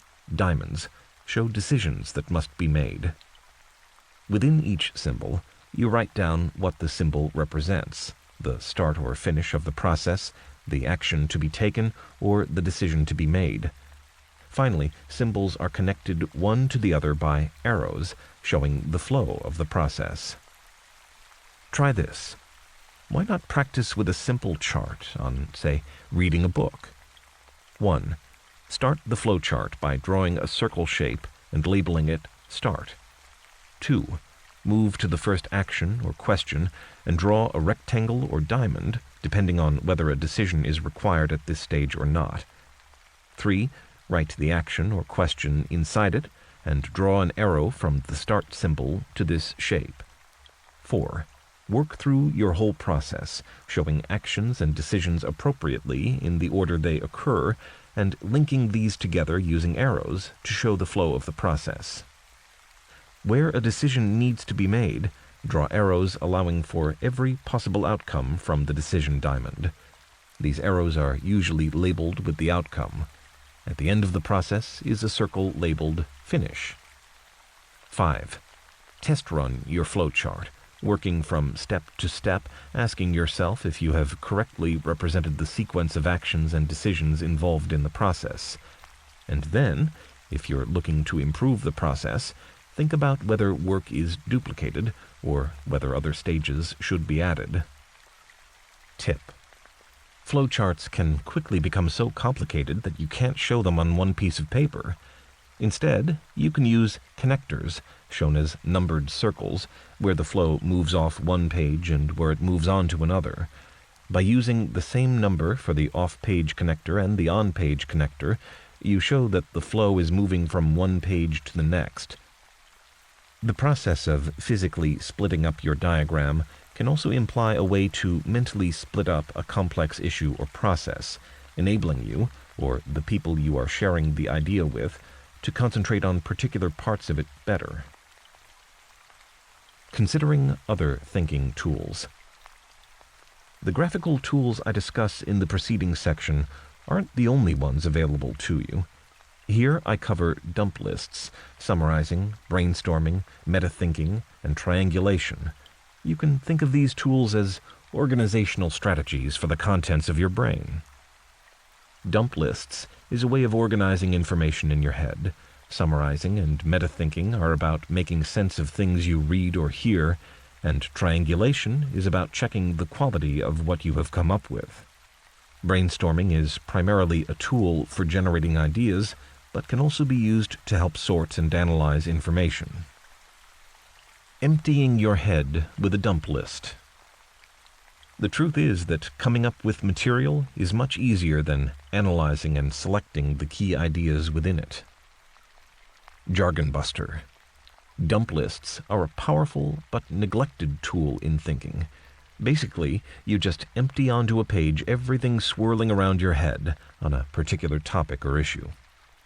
Say that you're wondering about a practical problem that presumably has a practical solution, such as why all the plants in your house always die, but you've not yet been able to find the answer. Try a bit of critical thinking. Try this. Start by dumping all the thoughts in your head that seem like they might be relevant, even if, at the moment, you're not sure how or why. In my houseplants scenario, the dump might look like this. Lots of my houseplants dry out. Nothing seems to grow. The leaves of my plants go brown and then drop off. Even the cactus has a kind of white fungus. Maybe I should water my plants more. Maybe my plants need plant food. Maybe the rooms are too drafty. Maybe the plants aren't getting enough sun. The next step is to do some sifting, sorting, and maybe simplifying of the list. Could some of the points usefully be grouped together as concerning the same sort of thing? Is there any one step that would solve the problem? Perhaps you can get rid of things that are easy to solve. For example, the problem, the soil has dried out, implies the solution, I should water the plants. On the other hand, the problem, even the cactus has a kind of white fungus, seems to indicate that maybe too little water is not the problem. So beware crossing out things too soon on your list, as oversimplification of an issue can lead to errors later. Tip. A safer approach with a dump list is to add priority numbers, a simple way to arrange your jumble of thoughts into a hierarchy with the most urgent steps, say, or the most practical ones, given a higher priority. Sifting for gold. Summarizing. Summarizing is such a useful skill. It involves separating the wheat from the chaff, the golden nuggets from the heaps of spoil, the key words and phrases from the blah blah blah. Put more simply, summarizing is a key life tool that enables you to organize and make sense of the world around you. Here's some simple techniques that can help you do it effectively. Plus, it's a great chance to use those highlighter pens that come in so many more shades than fluorescent yellow. All you do is use your favorite highlighter to mark up the key points in a piece of text. If you find you've marked up several paragraphs, maybe you aren't being quite critical enough. Not summarizing, but, well, highlighting. So be strict with yourself. Only mark up the key idea in any paragraph, and only highlight elements from the most important paragraphs. Try this. A simple exercise, this one. Summarize that last paragraph. Remember, summarizing is about capturing the main ideas of a text or lecture in a greatly reduced space. Academic study is all about making use of the ideas of other people, not their words. Summaries help you to do the former and not the latter. But when you do find a phrase in the original text that's particularly striking and really can't be summed up without losing something, do use the author's exact words. Highlight them. If you make a note, make sure that you put quotation marks around the words and indicate the source. Otherwise, that fine phrase may turn up, rather disgracefully, unattributed in your work. Warning. In theory, A well-structured essay or document already contains the key ideas in a summary, but don't believe that a passage is a summary just because someone writes the word in big letters above it. After all, alas, the skills of summary writing are by no means universal. Plus, what that person is interested in may not be what you're interested in. Summaries reflect his or her interests, not yours.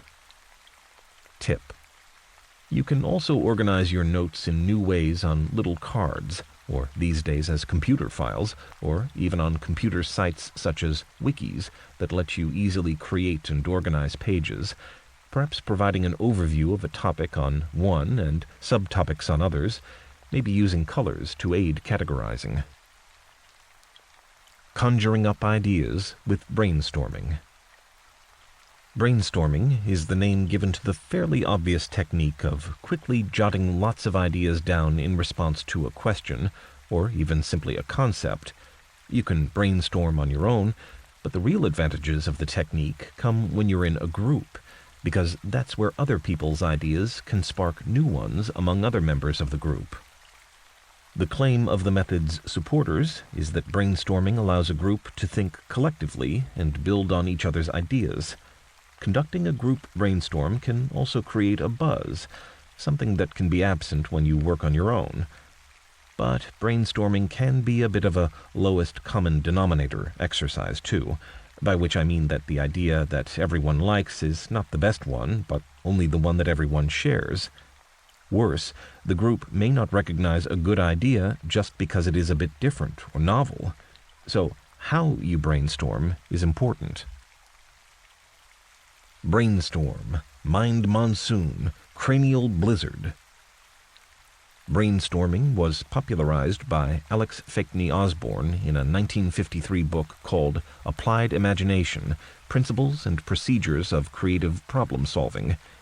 He got the idea from where he worked, which was an advertising agency. You can imagine how the executives sat around a whiteboard while someone wrote up a word such as coffee, and everyone shouted out word associations: aroma, Brazil, going to work in the early morning. No one censored the suggestions. Instead, they were taken as was, noted on the board, and only arranged, highlighted, or deleted later. A closer look. Groups use many different ways to capture the ideas of a brainstorming session, but here are two of the biggies, both of which are led by a coordinator. 1. Scribe. Coordinators, the scribes, not so much write, which can be a cumbersome and inefficient process, but rather capture on the board all the ideas that team members call out.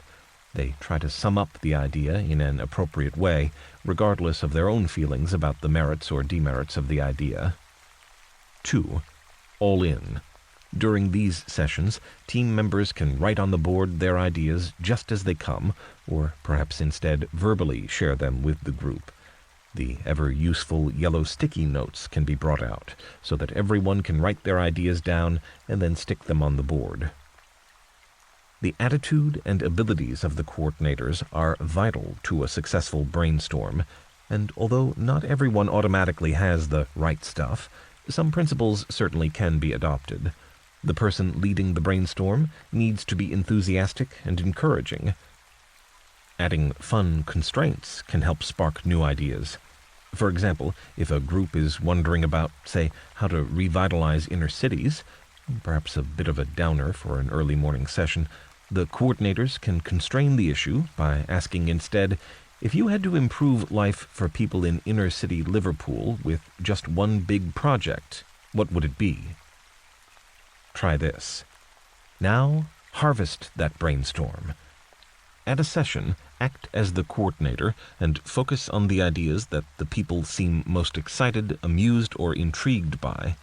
Don't judge things by thinking that they aren't practical. An impractical idea may still have within it something usable.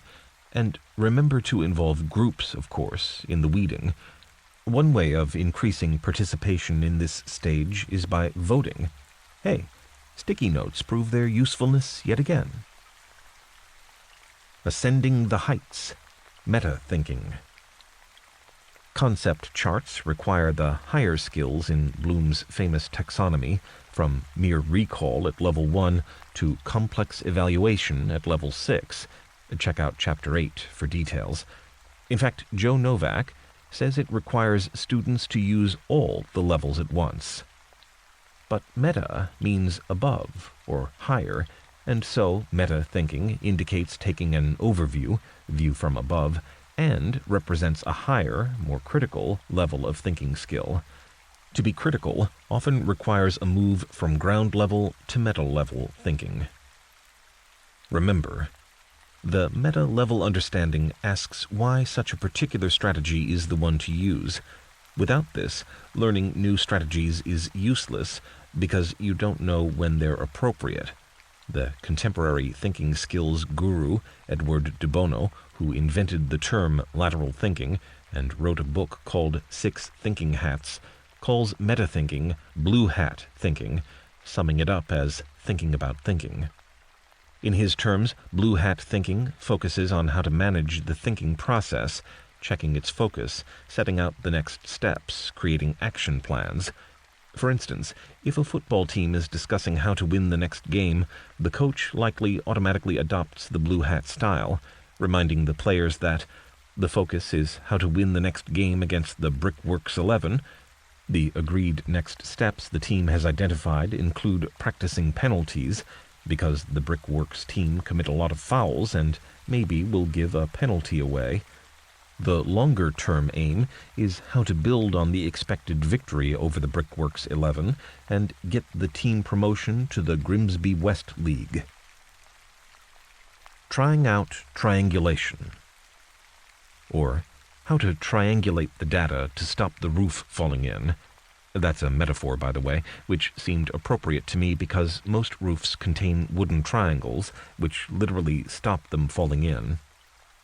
Triangles are very strong structures, and perhaps this is the best way to think of the activity that academics have in mind when they use the term triangulation to describe a methodological tool used when constructing essays and arguments across all areas of knowledge, instead of the mathematical sense, used for many purposes including surveying, navigation, metrology, astronomy, and so on.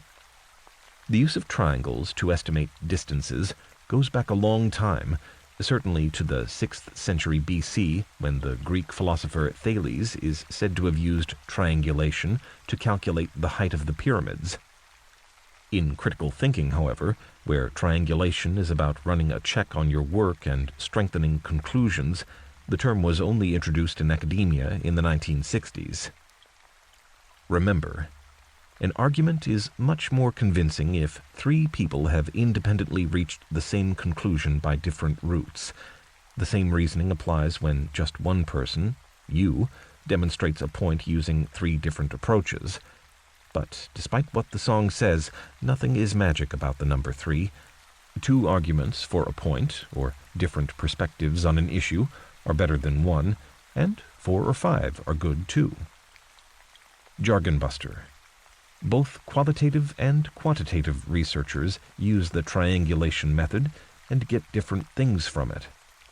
Qualitative researchers, people whose research involves judgments more than mere measurements, often use it as a kind of double check on their background assumptions. When triangulation throws up inconsistencies, these researchers, who are concerned with human perspectives, often see the differences as an opportunity to uncover deeper meaning in their data. Quantitative researchers. These more scientific, number-crunching researchers may be more interested in spotting flaws in their methodology and usually just want all their studies to arrive at the same figures. They're inclined to consider differences as very bad news, as weakening the evidence. Different kinds of triangles. Social scientists use various methods of triangulation, but they all ultimately aim to do the same thing, to make research conclusions more persuasive. 1. Data triangulation. The most common kind is the technique of using different sources of information in a study. In the case of an investigation into a new town square, for example, getting the opinions of all the stakeholder groups is obviously a good idea, the views of tourists, of local residents, of local shopkeepers. During the analysis stage, feedback from these stakeholder groups would be compared not only to establish areas of agreement, but also to reveal areas of divergence. 2. Investigator triangulation. Simply means involving several different observers, interviewers, or data analysts. Take economic statistics, for example. You can easily find 3 economists who draw very different conclusions from the same data. 3. Environmental triangulation. Suppose you want to see whether cycle lanes have a significant effect on people's use of bicycles in a holiday resort. You produce a more compelling study if you triangulate the data by taking your measurements or interviewing your participants or whatever at several times of the year, not just in the middle of winter, not just at peak holiday season. 4. Theory triangulation. When expert opinion on a matter is known to be grouped into warring camps, it makes good sense to offer the data to someone from each school to see what they make of it. Again, taking economics, suppose you're interested in looking at the effects of high interest rates on business investment. You may find differences between the views of the Marxists and free marketers, or between Keynesian and Chicago schoolers, or whatever. Note that, to some extent, one researcher could try to adopt these different perspectives alone, without necessarily needing to find different people. 5. Methodological triangulation. This approach is very important and involves using several methods to study a question. For example, results from surveys, focus groups, and interviews can be compared to see whether similar results are being found. If the conclusions from each of the methods are the same, validity is established. In my own experience, as a researcher into an educational policy on the using of computers more in schools, I used interviews with teachers and children, classroom observation, and analysis of official documents to assess the changes. These are all qualitative measures, but I also gathered quantitative data using questionnaires, and doubtless I could have used figures from things such as actual exam results or even classroom attendance levels.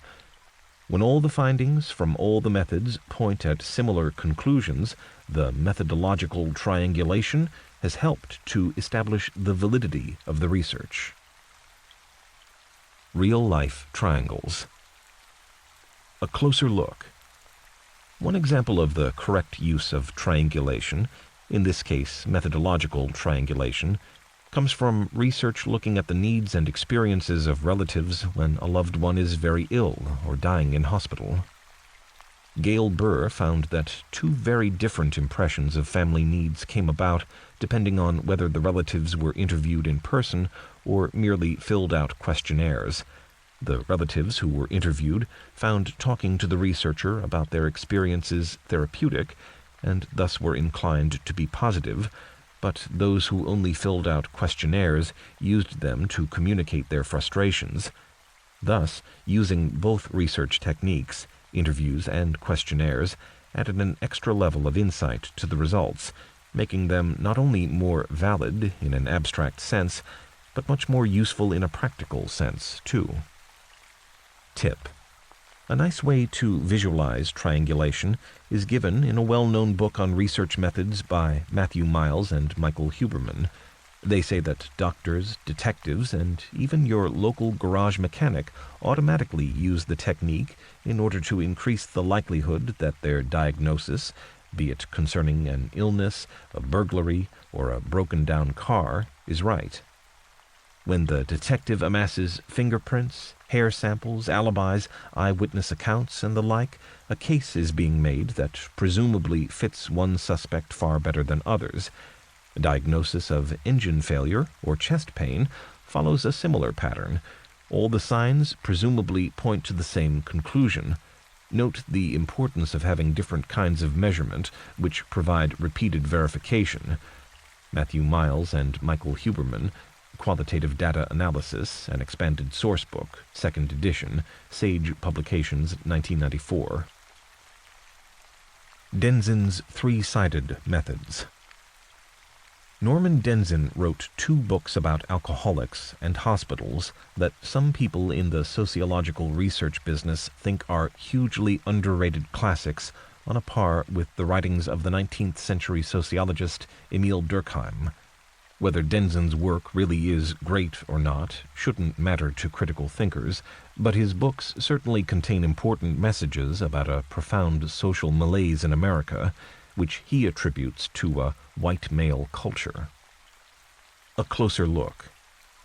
Denzin's study follows in the footsteps of Durkheim, whose research into the thinking of people who committed suicide gave insights into the role of social groupings in society, and also the work of German philosopher Max Weber, whose investigation of the links between the Protestant religion and business suggested that religions were shaped by economic priorities. Denzin argues that the story of alcohol is intricately connected to the story of American society because alcohol is a key link between individuals and the social structure. Alcoholics, he says, use alcohol to try to assert their place in the world and to control the world. Of course, in extreme cases, they're the ones who lose control to alcohol. Now, because Denzin is interested in the inner world of the alcoholic and in the social structures and the real world surrounding them, he asks the reader to think of 2 researchers studying someone who's suffering mental illness and is in hospital. Each of the researchers chooses different methods. One opts for a survey, while the other uses participant observation. These methods lead to differences in the questions they ask and the observations they make. In addition, the findings are colored by the researchers' different personalities, biographies, and biases, which influence the nature of their interactions with the social world. Each uncovers different aspects of what takes place in the hospital, but neither can reveal it all. Therefore, Denzin concludes, to get as full and as accurate a picture as possible, researchers must use more than one strategy. Tip: crystallizing ideas. The notion of triangulation has been popular in social and educational research for decades. Over the years, however, the term has been used in so many different ways that it no longer seems to have a specific meaning and use. Many studies claiming to use triangulation share little resemblance. Margaret Sandalowski, a professor of health science, has even complained that, having too much meaning, the word triangulation has no meaning at all.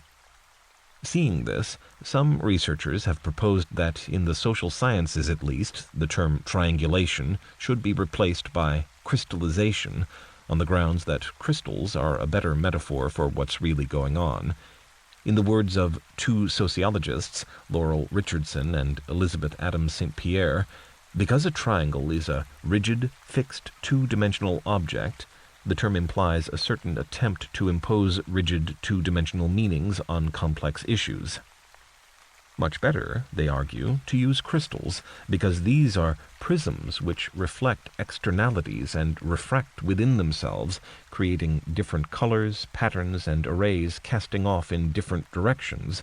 What we see depends on our angle of repose, not triangulation, but crystallization.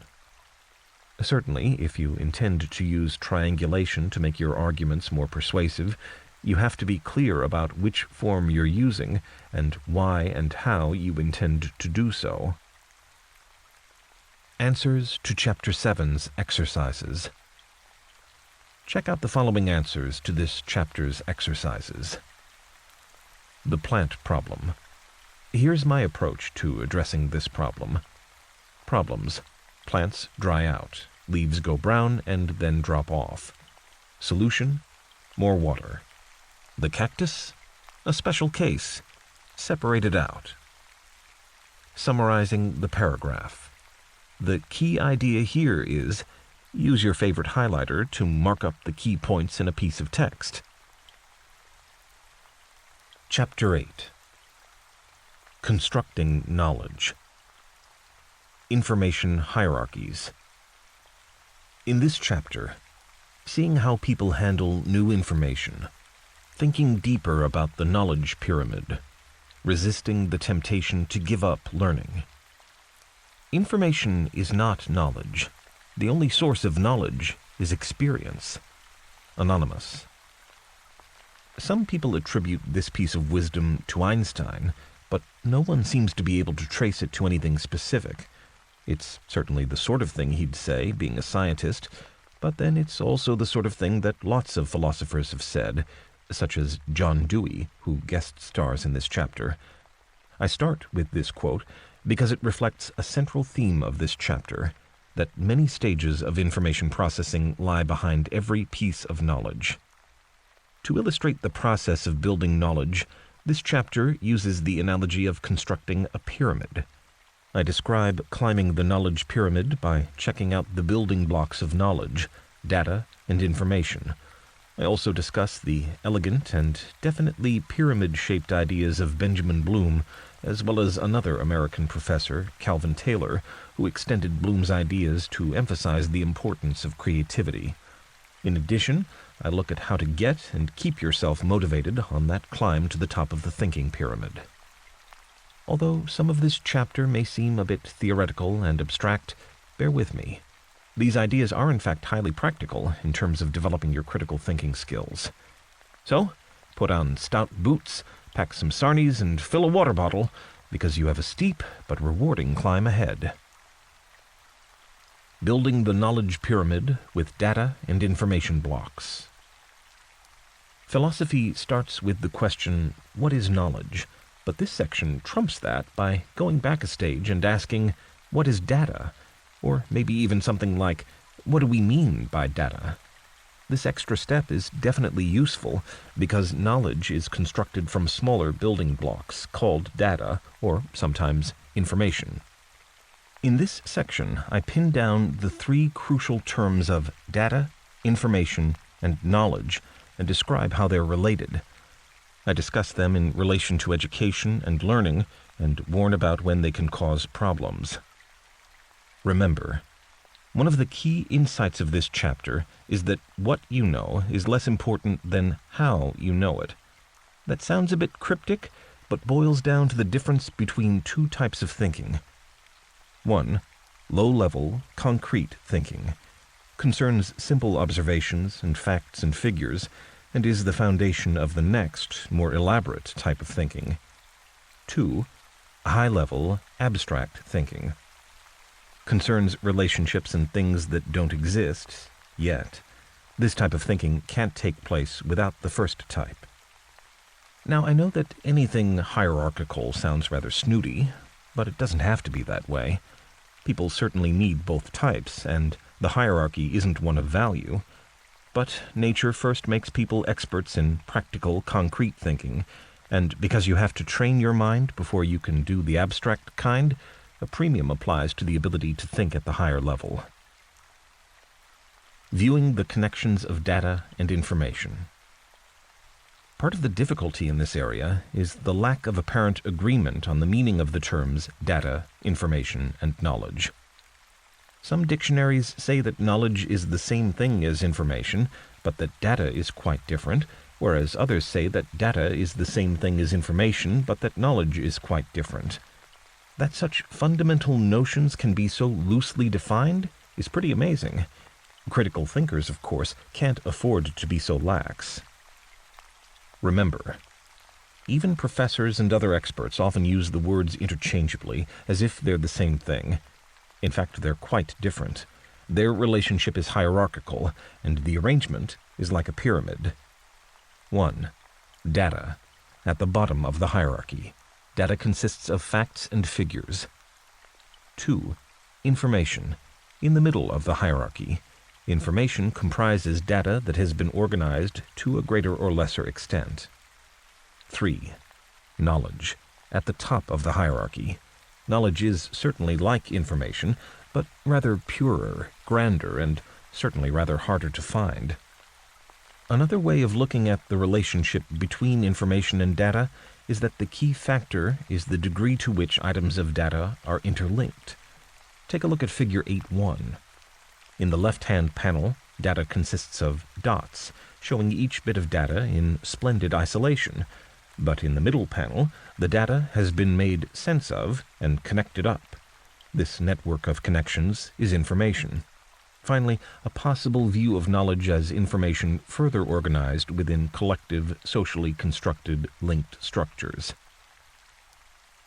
Joining the data dots to create information. John Dewey, a professor of education in the United States and something of a progressive, created his Recipe for Education, which concerns the importance of the relationship between facts, data, and how people turn them into information. Try this. Listen through and then test your skills of comprehension on the following argument from Professor Dewey on democratic education. Try to reduce it to just one line, and then compare what you extract to my note at the end of this chapter. You can read the whole article at the-philosopher.co.uk/Dewey.htm. 1. The human mind does not learn in a vacuum. The facts presented for learning, to be grasped, must have some relation to the previous experience of the individual or to his present needs. Learning proceeds from the concrete to the general, not from the general to the particular. 2. Every individual is a little different from every other individual, not alone in his general capacity and character.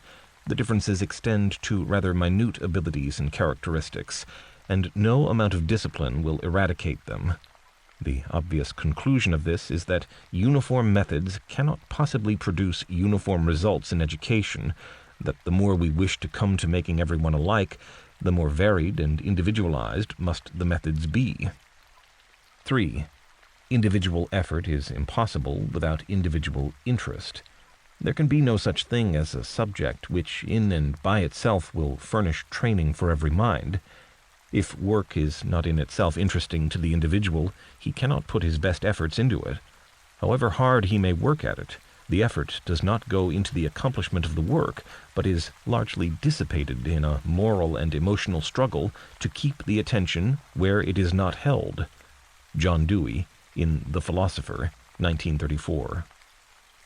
Another question to ask yourself is, what would this argument mean in practice? In his book, Democracy and Education, Dewey gives an example of a man entering a shop showroom full of different chairs. He says that the man's past experiences will help him choose the chair that best suits him, and the more experience he has with various chairs, the better prepared he will be for selecting the correct one. Everything he knows about chairs comes from the connections that he's created in his mind in the past, such as how comfortable they are to sit on, how difficult to clean, how strong, and so on. These connections form the content of his knowledge about chairs. This kind of content is what enables people to make the new connections needed in new situations. We respond to the new experiences, connections, and not simply to the immediate occurrence. Thus our attitude to it is much freer. We may approach it, so to speak, from any one of the angles provided by its connections. We can bring into play, as we deem wise, any one of the habits appropriate to any one of the connected objects. Thus we get at a new event indirectly instead of immediately, by invention, ingenuity, resourcefulness. An ideally perfect knowledge would represent such a network of interconnections that any past experience would offer a point of advantage from which to get at the problem presented in a new experience. John Dewey, Democracy and Education, 1923. So Dewey says that information, let alone items of knowledge, can't really be considered in isolation. Nonetheless, there is some sort of difference worth making. The following simple example illustrates the distinction in a nice, simple case. Suppose that I measure rainfall in my garden for 2 years and write the figures into a notebook. The list of figures comprises the data. I then make a chart out of the data and send it to my local paper, along with a letter explaining that my research shows that it has been a very wet summer. Both the chart and the view expressed in the letter are kinds of information, ways of processing the data. Remember, data just is. Data is facts that can't be argued about, although, to extend my example, my rain gauge may be faulty. Nonetheless, the list of readings I have is my data, for better or worse. As soon as I turn them into a chart, that is, organize the data, put it under a heading, and make it send a message, the data becomes information. That's also what Carl Hempel means when he says that the transition from data to theory requires a bit of creative imagination. See Chapter 6. Information is built up out of data, from facts. The facts don't have to be statistical ones like rain measurements, of course. They can come from all kinds of experience, from listening to music to watching the sunset. Qualitative data is descriptive information. Watching for errors and biases. Alas, the transition from data to information brings with it the possibility of error and bias. A closer look. In the measuring rainfall scenario in the preceding section, for example, I could easily introduce distortions through the decisions I take for things such as which readings to include and which to leave out, the scales used for the axes on my chart, or maybe even my choice of measuring equipment. Perhaps, to strengthen my point, I might have been tempted to start the readings a bit later than I originally intended to avoid a dry period in the spring. For reasons such as these, someone seeing my chart could reasonably dismiss it as only my opinion, my letter to the paper certainly is, yet not, I think, the underlying data. They constitute raw and brute facts about my garden as recorded by my gauge. Try this. Here's a question for you to mull over. When I say, "It's been an exceptionally wet summer," is that a statement of fact or merely an opinion? Flip to the end of this chapter and compare your view with my take on this problem. Turning the knowledge hierarchy upside down. Several thinkers have adopted and adapted the knowledge hierarchy described in the preceding section, adding extra layers with particular functions to it, such as the intellectual stages of comprehension, analysis, and synthesis, and some have even inverted it.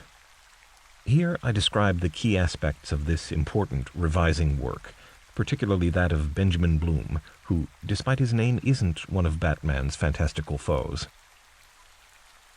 Thinking critically with Benjamin Bloom. Benjamin Bloom was one of a group of educational psychologists in the U.S. who devised a pyramid model that they said represented different ways of learning. They made it a pyramid to show that the highest form of learning, which for them was evaluating information, was ultimately based on a much broader level of information that had just been, well, learned.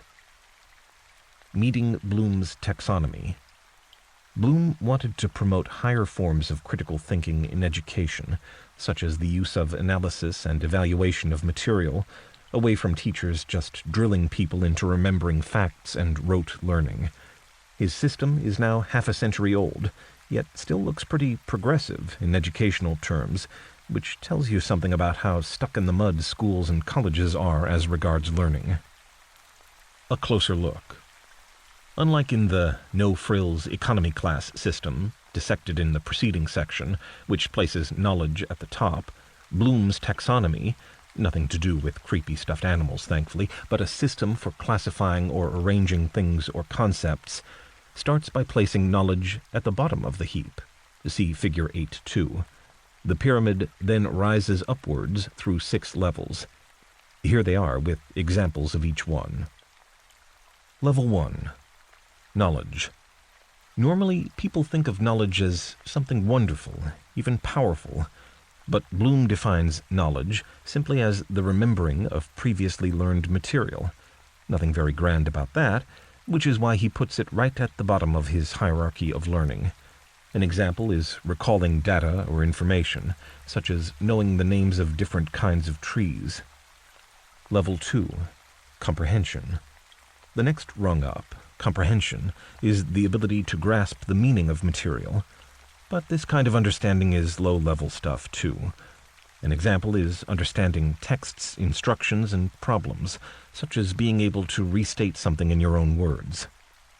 Level 3. Application. This stage is a step up the hierarchy because it requires the ability to apply, to use the learned material in new situations. An example would be the practical use of concepts or skills. Someone who has studied the difference between facts and inferences is able to apply this skill to certain texts in his examination of arguments. Tip. But if you just learn how to apply something that you've been told about, as many people remember being drilled to do in classes, this is still learning at level 1. Level 4. Analysis. Only with analysis, a word which means to take things apart, does learning require an understanding of the material. You can't learn how to analyze things, though I suppose you can learn certain steps that may help you to do it. Analyzing is, say, splitting up a text into its component parts to better see and understand its structure, perhaps to spot certain logical fallacies in someone's reasoning. Level 5. Synthesis. Follows analysis because it refers to the ability to put information and ideas together to create something new. Creativity is involved.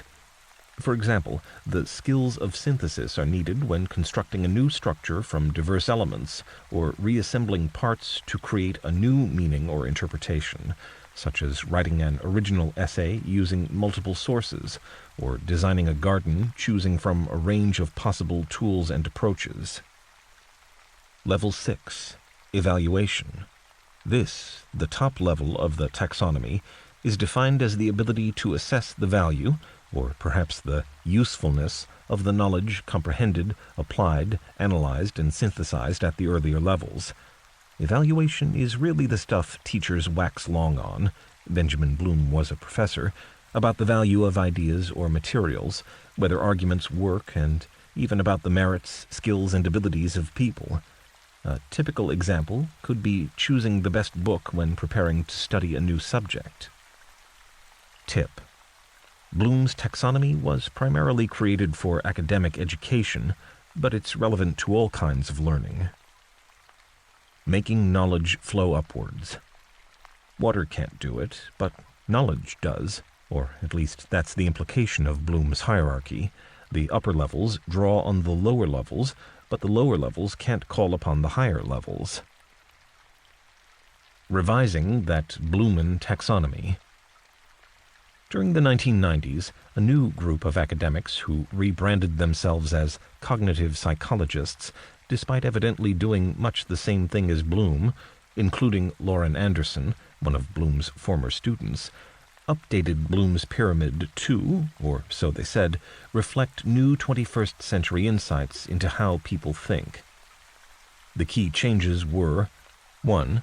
Changing the names of the 6 categories from plain-speaking nouns to gerunds at each level. Gerunds are verbs turned into active nouns by adding the ing ending.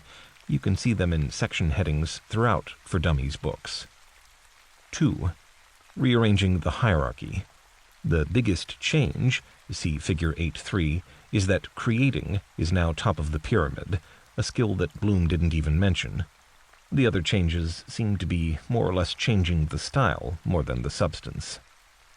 Other new models have also come along. One of the most interesting, proposed by 2 Australians, a psychologist and novelist John Biggs and Kevin Collis, a business consultant with an interest in lateral thinking, is called the Structure of Observed Learning Outcome, SOLO, taxonomy. This one consists of 5 levels. 1. Missing the point, pre-structural. These learners don't understand the lesson or subject. I've been there. 2. Single point, unistructural. These learners have a basic insight into the subject, but only focus on one relevant aspect. 3. Multiple unrelated points, multistructural. These learners now focus on several relevant aspects, but these are all treated in isolation. The insights are disconnected. 4. Intermediate, relational. At last, the different insights have become integrated. These learners have mastered their subject by being able to join all the parts together. This is where most learning stops. 5. Logically related, extended abstract. Some learners may go one step further and be able to create new ideas based on their complete understanding of the subject. Remember, don't mistake this talk about different levels for something hopelessly abstract. It's all highly practical. For example, if all someone is able to do by way of research is, say, to read about something in Wikipedia and edit down to the sections that seem immediately relevant, that person has a way to go before creating something new.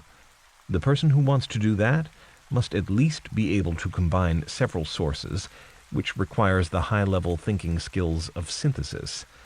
Plus, only people who can evaluate material can judge whether what they've produced is any good.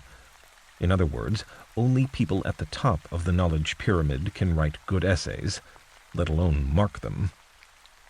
Remember, thinking that requires all the skills in Bloom's pyramid is better than thinking that requires less of them. Creativity that has a practical outcome, in other words, inventing, is supposed to exemplify this kind of everything thinking because it draws on the four highest levels of learning: application, analysis, synthesis, and evaluation, in addition to the core skills of knowledge and comprehension. Thinking creatively with Calvin Taylor. An American professor of psychology called Calvin Taylor is an important figure in the study of human creativity. His key idea was that many different kinds of skills and abilities exist, and that people who are gifted at one thing may not be much good at many others. Creativity goes into space. During the mid-1950s, in response to the Sputnik launch and other Cold War pressures, the United States government began to devote increased funding to the development of scientific talent. One beneficiary was Calvin Taylor's own Institute for Behavioral Research in Creativity, which held many summer creativity workshops for teachers. NASA funded studies there as part of a bid to find the ingredients that might indicate a future successful scientist or engineer. The research findings indicated a consistent pattern of independent thinking and working, and lots of self-confidence. A closer look. Taylor claimed that typical intelligence tests measure only a small fraction of talents that have been identified, 10% at most, so he proposed that multiple talents should be evaluated in the classroom instead. He came up with 9 talent areas that he said were often sidelined by the emphasis on traditional measures of talent and ability: productive thinking, planning, communicating, forecasting, decision-making, implementing, human relations, and discerning opportunities. Great news. Many people rated as low performers by the traditional measures rise to at least average level in one or other of the new talent areas. Taylor claimed that 1/3 of students would probably be highly gifted in at least one of the new talent areas. This new rating would thus increase their motivation and also allow efforts to be directed more constructively towards what people are good at instead of uselessly at what people aren't good at. Maintaining motivation, knowledge, skills, and mindsets. The importance of maintaining a positive attitude in order to succeed while studying is well known. One study found that 2/3 of students who dropped out of school cited lack of motivation as a factor. Worse still, many of the 1/3 who remained in school were also demotivated. This section is about how mindsets, psychological attitudes, can determine levels of skill and even abilities. I hope that this section helps you to get and keep yourself motivated on that climb to the top of the thinking pyramid, because it's up there that the most interesting things are happening. But being motivated is not quite as simple as it's sometimes made out to be, say by PE teachers chasing stragglers on a cross-country run. It's not enough to always be keen to do something, or even to make yourself do something. You have to be a realistic judge of your own abilities, and most importantly, about how to build upon them. Feeling your way to academic success. So, plenty of research suggests that motivation is crucial to success. You can hear what I come up with at the end of this chapter. Nonetheless, solid research shows that motivation is a key indicator not only of school or academic success, but also for achievement in all areas of life. Hardly a surprise, of course, but motivation isn't something that gets taught at school or college, though a bit is trialed as in-service training in the workplace. Remember, instead, most educational activity is firmly focused on delivering the curriculum and pedagogy, teaching methods. This approach is despite the fact that much research shows that psychological factors, such as motivation, often matter far more than so-called cognitive factors, such as verbal skills or even general intelligence, in terms of eventual results. Feelings matter. Feelings say about a student's own worth towards the school or college, or beliefs about job prospects. Perusing the paradoxical nature of praise. In the 1990s, as part of what was later called the self-esteem movement, some teachers attempted to instill more positive beliefs in their flocks by concentrating on making them feel good about themselves and their abilities, and their prospects of success. Unfortunately, the strategy intended to improve students' thinking rested on flawed thinking. The self-esteem movement assumed that assuring students that they were exceptional people, clever and talented and so on, would not only make people feel positive about themselves, but also increase their motivation to work and do well, too. In fact, it had the opposite effect. Praising students for their ability tends to produce a defensive response. Afterwards, students want to rest on their laurels, so to speak. The study found that students who were praised like this were more likely afterwards to try to avoid starting hard problems, because such problems seemed to carry a risk of failure, a risk of losing their laurels. Remember, praising abilities makes recipients think that they have a fixed level of intelligence, instead of them seeing learning as something they can nourish, and developing and increasing their intelligence. Developing the necessary mindset. The reality is that in all areas of life, learning and achievement are about the willingness to explore new areas and to work persistently, steadily, and conscientiously. The paradox of praising someone's intelligence or skill levels is that it can discourage that person from progressing, which is not to say that plenty of other ways exist to discourage people too, such as calling them stupid and useless. Tip: the mindset needed to achieve and be successful has two essential ingredients. 1. A willingness to take on challenging tasks that provide opportunities to learn new things, instead of settling for easier tasks in your comfort zone. 2. The psychological skills of persistence and self-control, instead of being the person who delivers a half-done project because the deadline clashed with a favorite TV show or last week's hot weather and fresh air seemed too enticing. Would you pass the marshmallow test? Walter Mischel and colleagues at Stanford University in the U.S. conducted a famous study in the 1970s to investigate the relationship of self-control to later academic achievement. Very young children from the university nursery school were asked to wait for 15 minutes in a room with a little bell in it. In an apparently nice gesture, they were told that they could have marshmallows. But here's the catch. If they rang the bell to ask for their marshmallow, researchers would bring just one, albeit immediately. On the other hand, if they were patient and waited for the researcher to arrive, they'd be given 2 marshmallows. Children's responses varied greatly. Some rang the bell only seconds after the experimenter had left the room, while others waited the full 15 minutes. The second part of the study compared the achievements of the patient children some years later with the instant gratification children. The researchers used the results of the standard school leaving test as their measure and claimed that there was a striking correlation between the ability to wait for marshmallows at age 4 and the ability to solve verbal reasoning problems at age 11. The moral is, psychological self-control is an essential tool for later achievement. The good news is, most people can do something about it. Answers to Chapter 8's exercises. Here are the answers to this chapter's exercises. Dewey's Recipe for Education. My quick note would be, knowledge is all about connections. The rest of the material is interesting, but this is the key idea. It's been an exceptionally wet summer. I have the rainfall measurements, but the statement is still definitely my opinion. Consider the background context of the claim.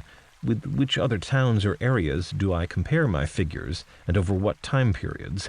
Plenty of value judgments are lurking behind even this simple claim. Research on the problems of demotivation. I can see at least 3 things that should ring alarm bells for a critical reader with this kind of research. 1.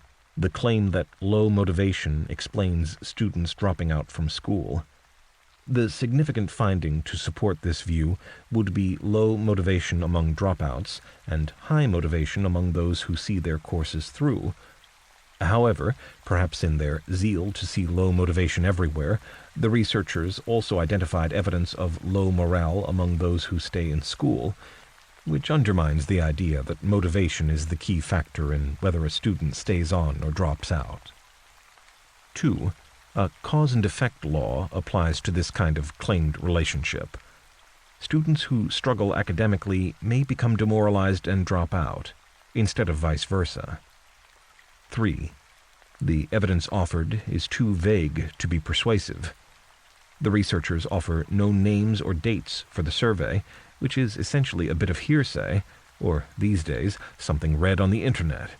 Such research wouldn't stand up in a court of law. It doesn't really stand up in an essay. Part 3. Applying critical thinking in practice. In this part, turn yourself from a passive sponge of a listener into an active, author-eating shark with the lowdown on critical listening. Make your own writing shark-proof by respecting the key principles of good writing. Raise the curtain on 2 grand performances where speech predominates, the formal lecture and the college seminar. Look at the ingredients that make a presentation memorable, dissecting the group dynamics and learning particular techniques for listening and making notes, plus how to get your point across. Chapter 9. Getting to the heart of the reading matter. In this chapter, identifying initial clues from texts, extracting the deeper golden nuggets, using time-saving techniques. Reading furnishes the mind only with materials of knowledge. It is thinking that makes what we read ours. John Locke, as quoted in Handbook, Caution and Counsels in the Common School Journal, Volume 5, Number 24, 1843, by Horace Mann. Critical thinking is fed and nurtured by great books, which firmly places critical reading skills at the heart of good learning. Critical readers do not accept passively what they read actively, constantly weighing up the strengths and weaknesses of the author's case. As I explain in this chapter, they move beyond meekly bowing down before presented facts, and instead question and assess all the evidence, whether it's stated openly or submerged deeply within. Of course, critical reading is about discovering ideas and information, but that's no use if you can't remember much of what you've read afterwards, if you have trouble getting your hands on the specific bits you need, or if you're short of time. For this reason, I offer some practical tips on note-taking and skim reading to finish off the development of your critical reading skills.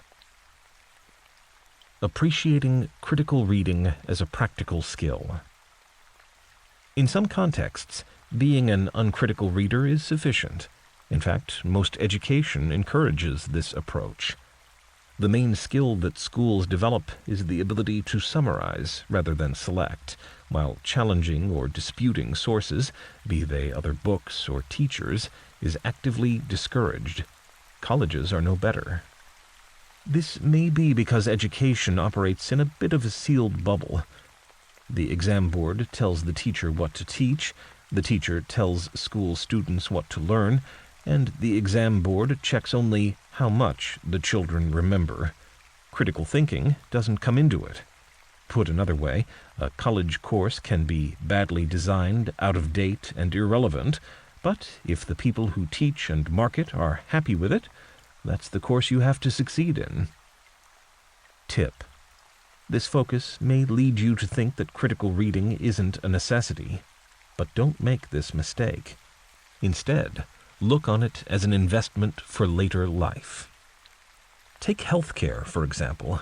Professionals of all kinds are responsible directly to their clients, and reading that a particular new approach is effective isn't enough if people using it find that it makes the situation worse. Doctors are deluged with medical studies that argue persuasively for new treatments, which some years later turn out to be ineffectual or even harmful. A careful, critical reading of the claims made for the treatment may reveal early on that the evidence advanced for them is weak. So, having critical reading skills can be a matter of life or death. Reading between the lines. Wouldn't life be much easier if you could assume that what you read is a straightforward account, and that, by and large, authors are truthful? Yet people can be wrong, and texts can be misleading, and for many more reasons than authors simply being mendacious. I swear it's true, honest. They may be misinformed, out of date, or simply incompetent, or mixed up, muddled, or just lazy, or all of them. So, you need to be a skeptical reader. In this section, I describe a number of mental checks to run on any piece of writing that you're reading critically to help assess the soundness of its content. You may be surprised just how much information you can glean from a few fairly basic quality controls. Checking the publisher's standing. Tip: if an article or book is from an academic journal or an academic publishing house, you can assume that several people with relevant knowledge of the themes and topics it covers have checked it. They should have knocked out sloppy writing full of basic errors. Plus, you can be sure that if it's from a respectable source, you can quote safely from it without risking looking silly.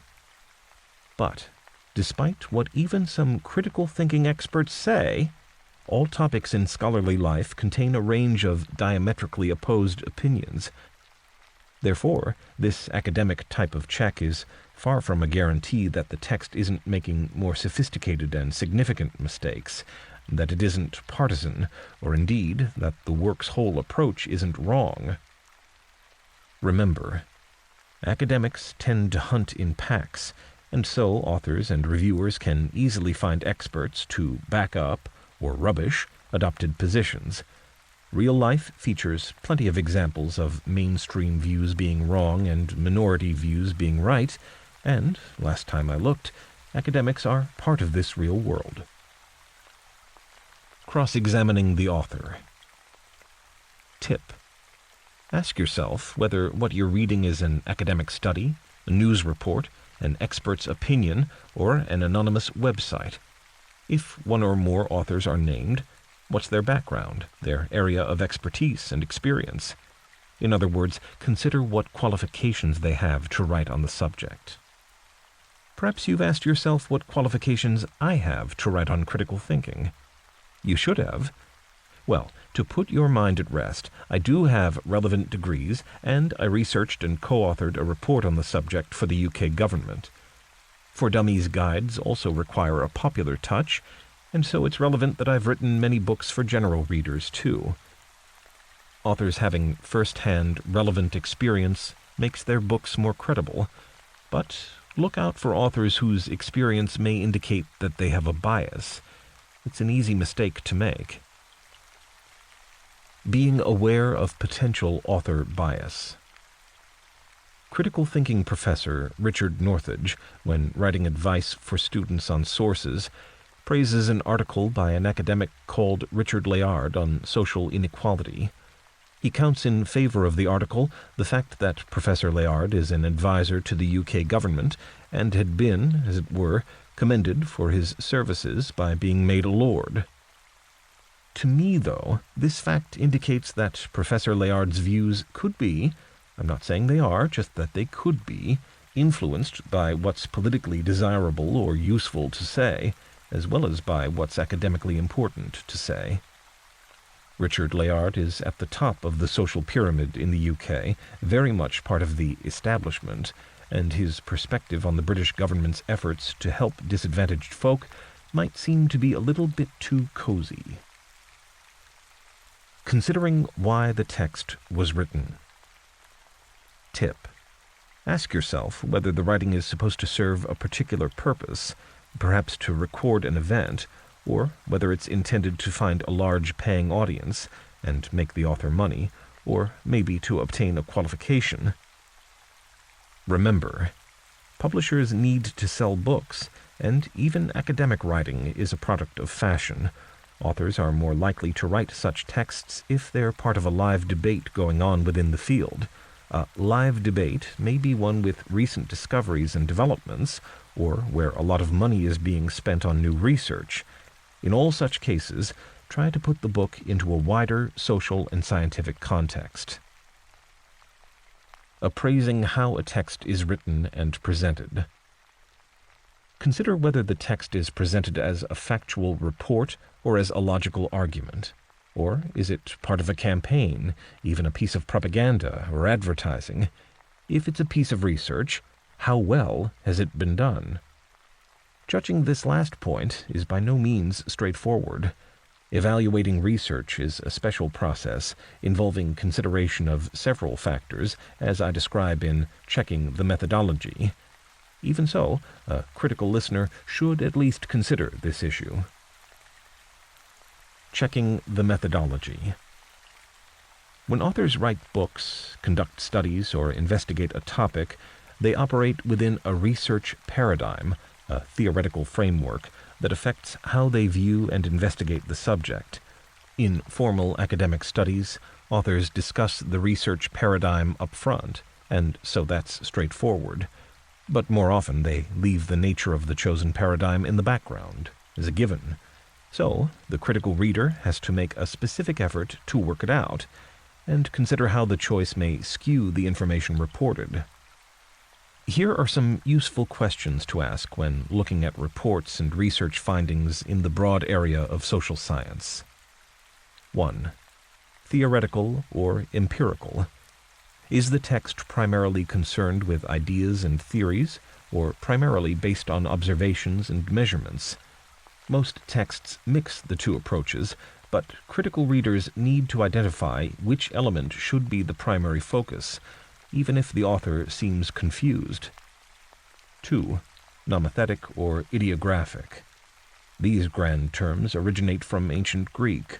Nomos means law, and idios means own or private, and refer to laws or rules that apply in general in contrast to ones that relate to individuals. Most social research is concerned with the nomothetic, the general case, because even when studying individuals, researchers usually hope to generalize the findings to everyone else. Always bear in mind the extent to which entirely valid observations about a particular case can safely be generalized. 3. Cause or correlation. So many people mix up these terms that the error has its own special name. Cum hoc ergo propter hoc, Latin for with this, therefore because of this. In other words, putting things together whose connection is unproven. Take a medical example. A recent study of over 1 million women with breast cancer checked how many were cured by operations to remove suspected cancerous cells.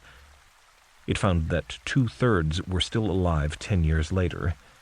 It might seem natural to assume that the survival was due to the treatment, but the study also found that a control group of women given a mock operation involving no removal of any cells had an identical survival rate, plus greatly reduced risks or ill effects from the procedures. Be aware that in experimental studies, there is a built-in bias that exists to see causation even when, maybe, none exists. 4. Statistical answers or ideological hypotheses. A lot of research is based on probabilities, but working them out is something that even experienced researchers get wrong, perhaps applying the wrong statistical procedure to their data and generally overestimating the significance of their findings. Statistics aren't simple plain-as-a-pike staff facts. They're created, misunderstood, and manipulated, which is why politicians and businesses sometimes seize on them in order to present a partial picture. Taking into account when a text is written. If a text is presented as a factual report or as research, the date when it was written can be crucial. The when is a vital bit of the context. Remember, first of all, facts keep changing. New discoveries are made, old discoveries are revisited and found to have been mistaken. Astronomers only recently discovered that calculations and assumptions about the universe in the 20th century were way out, and that it now seems that 95% of the universe consists of so-called dark matter and dark energy, which is basically invisible. Views in many areas of science, and indeed the arts, are similarly in constant sight of refinement and modification. And then there's context. Huge events change perspectives long after.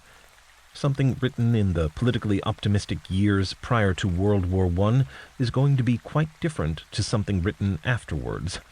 Likewise, the political background of the idealistic, hippie 1960s, the decade which ended with Man on the Moon, compared to the late 1980s, the decade which ended with the collapse of the communist dreams of the Soviet Union, has a profound and maybe underappreciated influence on books, the pervading artistic climate and culture. Judging the evidence. Offering evidence for a position is surprisingly easy. The real question is how you decide what counts as good evidence. For example, is a book with 10 pages of sources at the back better than one with no sources offered? Like this one? I'll stick my head out a bit here and say, contrary to much academic practice, that the key thing is the main text. A source looks grand and fine, but the question of who says that and why is really just being passed on. It doesn't go away. Where did the author of the book used as a source get their info from? Authors should give as much evidence as readers need to make an independent assessment of an issue in the main body of the book. As a reader, you shouldn't be obliged to either take things on trust or to check up yourself on all the footnotes and sources offered in a library. Tip: the important thing is to give enough information to readers at the point they need it. Be suspicious of texts that are long on assertion and short on detail. A connected issue is the question of whether a book argues just one perspective or several. As I explain in Chapter 10, a good book needs to have the feel of a debate carefully guided by a strong chairperson. For the critical reader, even if not for the general public, a book that presents opinions as facts and fails to indicate other views and approaches to the matter reduces its own credibility. Assessing your reasons for reading the text. It's amazing how many different responses people can have to the same text.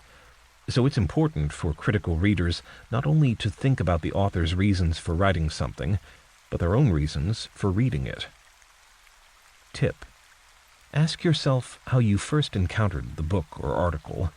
Did you just happen to come across it? Were you directed or referred to it? Or did it appear at the top of a systematic search, say by putting keywords into an internet search engine? Is your source for the text anecdotal information, summaries of published works, for example on Amazon, or a newly minted academic reading list? The answers to these questions matter because, say, if your source is something you just happened to come across, it may not be representative of the consensus of opinion on the subject. It may be the point of view of a small activist minority, or just someone who doesn't really know their stuff. It's human nature to seek out views that reinforce ones we already hold, so beware uncritical reading of articles and books you chose just because you liked the look of them. On the other hand, suppose that your source is a book that has been recommended to you by someone else. In such cases, the recommendation is only as good as their judgment.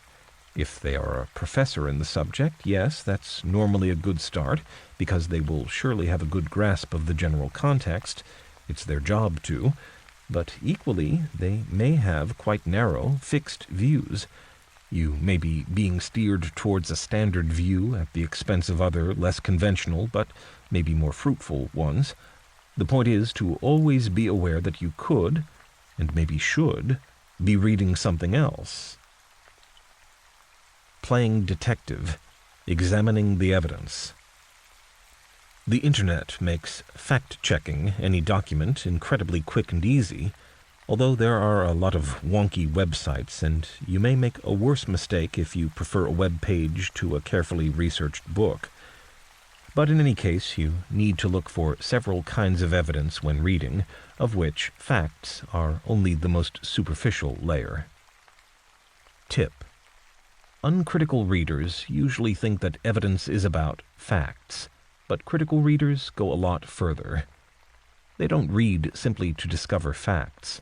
Like good philosophers, they know that the truth is anything but simple, and that any number of possible facts exist. So, instead, they aim to critically evaluate ideas and arguments, aware that the important decisions in writing come in the author's selection and arrangement of the facts. Weighing up primary and secondary sources. In this section, I describe the detective work that critical readers carry out to uncover the hidden premises or chains of reasoning in a text, that is, the implied but not stated assumptions. Jargon buster. Primary sources. Primary sources are a researcher's gold dust. They are original materials from the time period involved that have not been filtered through interpretation or evaluation. Primary sources present original thinking, present and report discoveries, or share new ideas or information. Secondary sources. A piece of journalism or a book about someone else's opinions, research, or writings. They are interpretations and evaluations written in hindsight, but don't let's be snotty about this. Hindsight is pretty powerful too.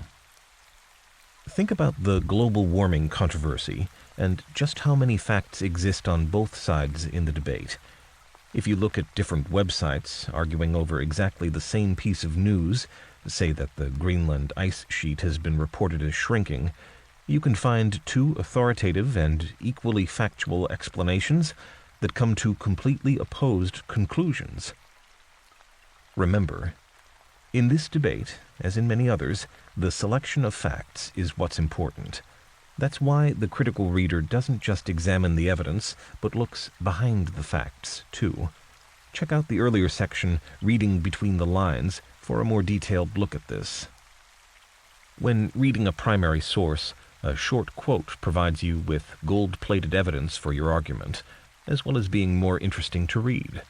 For example, if you are waiting for an author to prove to you that a newspaper called the Daily Whale once warned that polar bears were in danger of dying out, then a quote from the paper itself doing just this is much better than anything else, and certainly worth any number of experts recalling or remembering hearing that the whale did do such things. The Daily Whale would be, in this case, the primary source. Remember.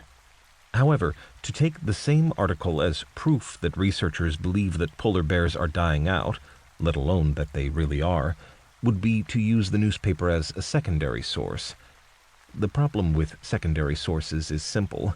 What you read is no longer what someone said, or, more subtly, the meaning may be different in the original context. The longer the chain of sources, the more likely distortions are to appear. as in a game of Chinese whispers. Tip: if you're reading someone's views of someone else's views, which is what almost all writing does come down to, count the author as being the authority instead of trusting him or her to have accurately conveyed anyone else's words. For that reason, select the text that you use very carefully, very critically. How long before the coral reefs disappear? To believe the Times, the answer to the question is a few decades. In 2009, the paper devoted a supplement to warning against the rapid disappearance of coral reefs, which it attributed to the use of fossil fuels and the related emissions of carbon dioxide. The supplement contained an impressive range of graphs and glossy photographs of reefs prior to their destruction. The central argument was that the almost mind-bogglingly huge reserve of water comprising the Earth's oceans had become more acidic in the last 200 or so years as a result of industrialization, and was about to become much more so, poisoning the reefs. First, critical readers would note that the Times is acting only as a secondary source and communicating research by other people. Second, as a newspaper, the Times may well have a political interest that affects its reporting. In this case, the editor in charge of the supplement admits elsewhere to feeling a duty to alert the world to the dangers of global warming. Having considered the range of effects anticipated, the editor identified the threat to the oceans as the one with most resonance. In other words, the supplement was propaganda for a political position, to persuade governments to do more to reduce carbon dioxide emissions. As far as the science goes, coral reefs have been around about 500 million years, during which time the ocean's temperatures, acidity, and salinity have varied significantly. Many scientists argue quite different positions to that advanced, apparently dispassionately and authoritatively, by the Times. Critical readers have to be suspicious of all claims, no matter how glossily and imposingly presented. Check the sources, cross-reference facts, and actively look for contrary reports.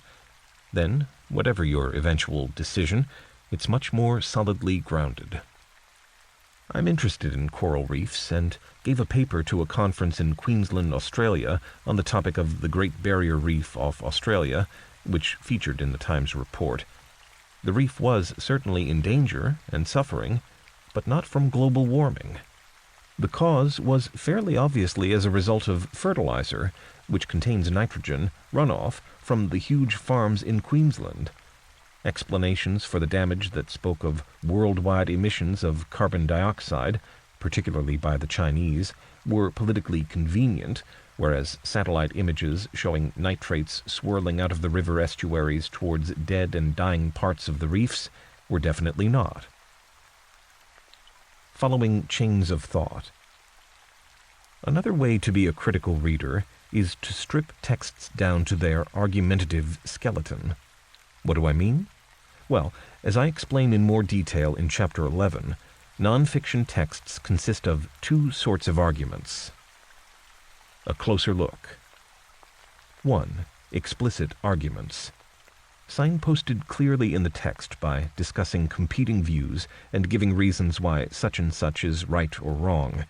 Explicit arguments often end up with marker terms such as in conclusion, therefore, and thus it can be seen.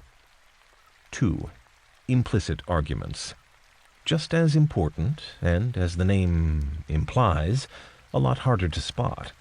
There's many different ways to imply something, so these arguments come in many shapes and forms.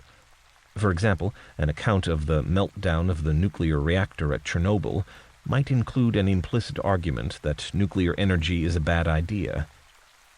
A newspaper story describing how famous pop singers cheat on their boyfriends or girlfriends might constitute an implicit argument that pop singers are all empty-headed people with no morals.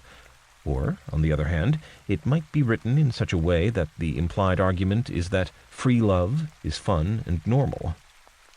All arguments, not just dodgy ones, are based on more assumptions than meet the eye. Breaking the argument chain.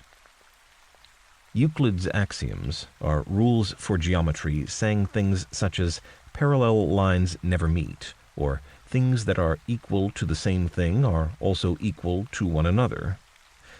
Euclid believed that his axioms were self-evident statements about physical reality, meaning that you can see that they must be true by thinking about it. In fact, they can be faulted for containing hidden assumptions. For example, the one about parallel lines assumes that space is flat, as parallel lines certainly do meet if you draw them on a sphere. Try drawing two parallel lines on a football. Behind his rules are assumptions like the one that space is homogeneous, the same everywhere, and unbounded, which are necessary to ensure that any point can be transformed into another point by some mathematical operation, but not in themselves proven. Einstein, whose theory of relativity significantly modified Euclid's view, was a great critical thinker, and part of the reason why is that he was prepared to throw out so many of the assumptions of his time. And yet his own theory contains lots of hidden assumptions, such as that one about space being homogeneous. The more powerful telescopes get, the less this seems to be true too. The matter in the universe seems to be distributed unevenly. Read me. Testing your critical reading skills. Try this. Here's a longish extract for you to use to practice your critical skills. Try to identify the important features and write your own brief notes on it, including a summary of the argument. Turn to the later section summarizing with effective note-taking for some tips. State whether the argument is persuasive and any other textual features you think need noting, such as dodgy argumentative techniques or hidden premises. Listen for the answers at the end of the chapter for my take on the piece. Philosophy has long had a dislike of astrology. It is, after all, irrational. And one of the most surprising, some would say alarming, facts about Ronald Reagan is that, as soon as he became President of the United States, he appointed a personal astrologer to help him take decisions. But then, for thousands of years, all the kings and queens had their personal astrologers to do much the same thing. These were experts that they consulted on important state matters, such as when to invade the neighboring country, when to harvest the crops, or how best to bring up baby. Reagan had acquired the habit of consulting an expert in the occult arts when he was but a humble actor in California. Doubtless the process helped him decide which role in which film he should accept, and we know where that ended. Breakfast with Bonzo, 1951. But once he took high office, the role of astrology became even more important. Reagan consulted his personal astrologer, Joan Quigley, about the personality and inclinations of other world leaders, and used these insights to help him assess the prospects of meetings succeeding. It seems, for example, that the stars looked favorably upon one Mikhail Gorbachev, the then leader of the otherwise evil empire, and hence Reagan was encouraged to attempt the rapprochement that, in due course, led to the end of the Cold War. In fact, the timings of all policy initiatives had to be squared with the movements of the cosmos, and White House staff were instructed to liaise with her in all their plans. She was responsible, in short, for the success of all that Reagan did. And these days, Reagan is counted as a pretty successful president, although that judgment is itself by no means necessarily a very scientific one.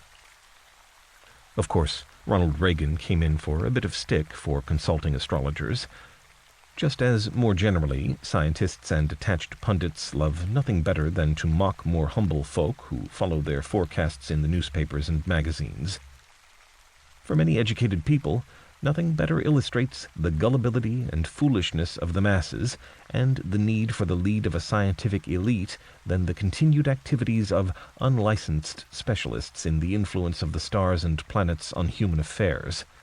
They don't seem to remember, or want to be told, that for 1,000 years universities taught astrology as one of the core subjects, and that it was part of a sophisticated system of medical knowledge involving the different parts of the body and different herbs. Even if that founding figure of sensible science, Isaac Newton, was brought up on a diet of esoteric knowledge, in which astrology ranked as one of the great studies of mankind, even if astronomy profited from the mystical approach of Pythagoras, even if the best of modern medicine is borrowed from herbalism and chemistry is a side shoot of alchemy, even if, in short, in Paul Feyerabend's words, everywhere science is enriched and sustained by unscientific methods and unscientific results, today astrology is firmly fallen out of favor with philosophers, let alone scientists. Little remains of the subject, other than the superficial popular and psychological forms, yet astrology, like many of the now much derided esoteric studies of the distant past, still has the potential to inform and underpin our understandings of the universe. Because thousands of years of thinking are contained in those ancient astrological myths and legends, science is just a blip in this long history. Spotting the hidden assumptions. Try this. Here's an argument that I adapt from Sam Harris, writer, commentator, and co-founder and chief executive of Project Reason, which says that it seeks to encourage critical thinking. Sam is convinced that science holds the answers to everything, including matters of right and wrong, and what's more, he thinks that he can prove it. He was so pleased with this argument, he offered a cash prize for anyone who could find a hole in it. I summarize his argument with my own clarifications. First premise. Notions of right and wrong and human values in general all depend on the existence of conscious minds, because only conscious minds can experience pleasure and pain. In other words, morality is rooted in awareness of pain and pleasure, which are brain states. Second premise. Conscious minds are natural phenomena, and so they must be fully explained and constrained, limited, by the physical laws of the universe, whatever these turn out to be in the end. In other words, consciousness is reducible to physical states such as electrical signals or chemical changes in brains. Now Sam draws speedily to his knockout conclusion. Therefore, all questions concerning human values must have objectively right and wrong answers, and these answers can be obtained through the techniques of natural science. Sam adds that he means this in principle, if not in practice. Okay, that's the argument. Now, what assumptions do you think are present that ought to be brought out into the light and checked? Answers at the end of this chapter. Filtering out irrelevant material. If only as much effort went into reducing words and arguments to their essentials as goes into producing and expanding on them, the world would be a less wordy place, communication would be enhanced, and knowledge would flourish like a well-pruned tree. Alas, the world isn't like this, and you need to be quite ruthless in hacking away at all the verbiage. In this section, you can find out how and why to make your notes effective, and strategies to get your reading done in a fraction of the time you've been taught to do it in. Ignoring irrelevant material saves you time and effort and improves the quality of your work, because it allows you to focus your efforts on what's genuinely useful. I discuss two tools in this section: effective note-making and skim reading. Summarizing with effective note-taking. Note-taking requires you to use several key critical thinking skills: comprehension and analysis, synthesis, and writing and communication skills. Summarizing is the ability to make use of information, and it helps you to make sense of material. Remember, in practice, summarizing often involves reading a text or listening to a lecture. Yes, that's right, you can't avoid it. Identifying the elements that are most important or most relevant for you. Noting down these points in your own words. Organizing your notes clearly and effectively. The art of summarizing is in that last sentence. Anyone can write a summary. Writing a useful one is much harder. Tip. Summary tips. Never let taking notes slow down your thinking or get in the way of your own ideas. let alone start to destroy your interest in the subject. Instead, actively follow debates and make any notes later. With books, you may well be better off reading the whole thing, or at least the chapter, and then whizzing back to jot a few notes. Wonderful thing, the brain. You find at once that most of what you may have noted before, you can now see isn't worth noting after all. The things that most cry out for summaries are books. If most books on critical thinking are careful to include chapter summaries and so on, many mainstream academic books don't do that. Instead, you have to read from chapter 1 to chapter ZZZZ, and maybe the index and footnotes too to find out the author's point. That's not good. My own experience reading philosophy is that even the great works contain only one or two small ideas worth noting. I'm not making it up. After I read these books, or rather skim read them, I usually find it requires just a few hundred words to sum up all the key points in a book of about 100,000 words. A few hundred words is a lot easier to write down, a lot easier to remember, and a lot easier to develop and take forward for your own purposes later. But don't be too dogmatic. If something is full of important ideas, your summary is going to get a bit longer. Tip: in cases where there is a lot of detail you really want to note, I recommend writing down an umbrella sentence to indicate what there is, and where, the page number, even the paragraph number, instead of specifying it. For example, if a book contains a series of biographies of famous scientists, write down that fact with maybe a few of the names, but don't note any of the details, unless you won't have access to the source again. Remember, the key thing in summaries is that what you put in depends on what you want out. Don't summarize just for the sake of so-called completeness. You're almost certainly wasting your time, and what's worse, making it harder for you to develop the information later. Remember, while you're making notes, you can also be engaging purposefully and creatively with the topic, connecting up your own thoughts with the views of the author on the subjects.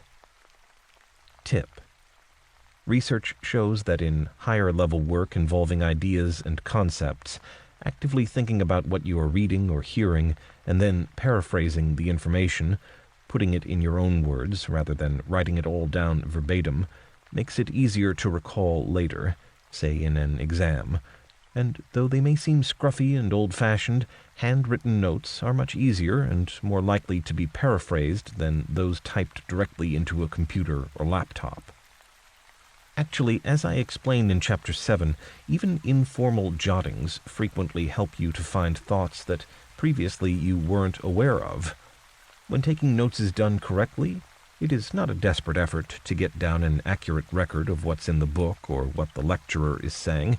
It is a much more constructive and personal activity. In effect, you discover your own ideas through the apparently reverse activity of writing down someone else's. Tip: P.S. Use abbrev. The importance of factual notes. Okay, I know taking notes is boring. Much better to hope your brain remembers everything important and sorts out the information later subconsciously. Dream on. Unless you're very unusual, your brain forgets 98% of what you've carefully read and mangles the remaining 2%. That's where factual notes come in. Look on them not as a chore, but as a powerful thinking tool.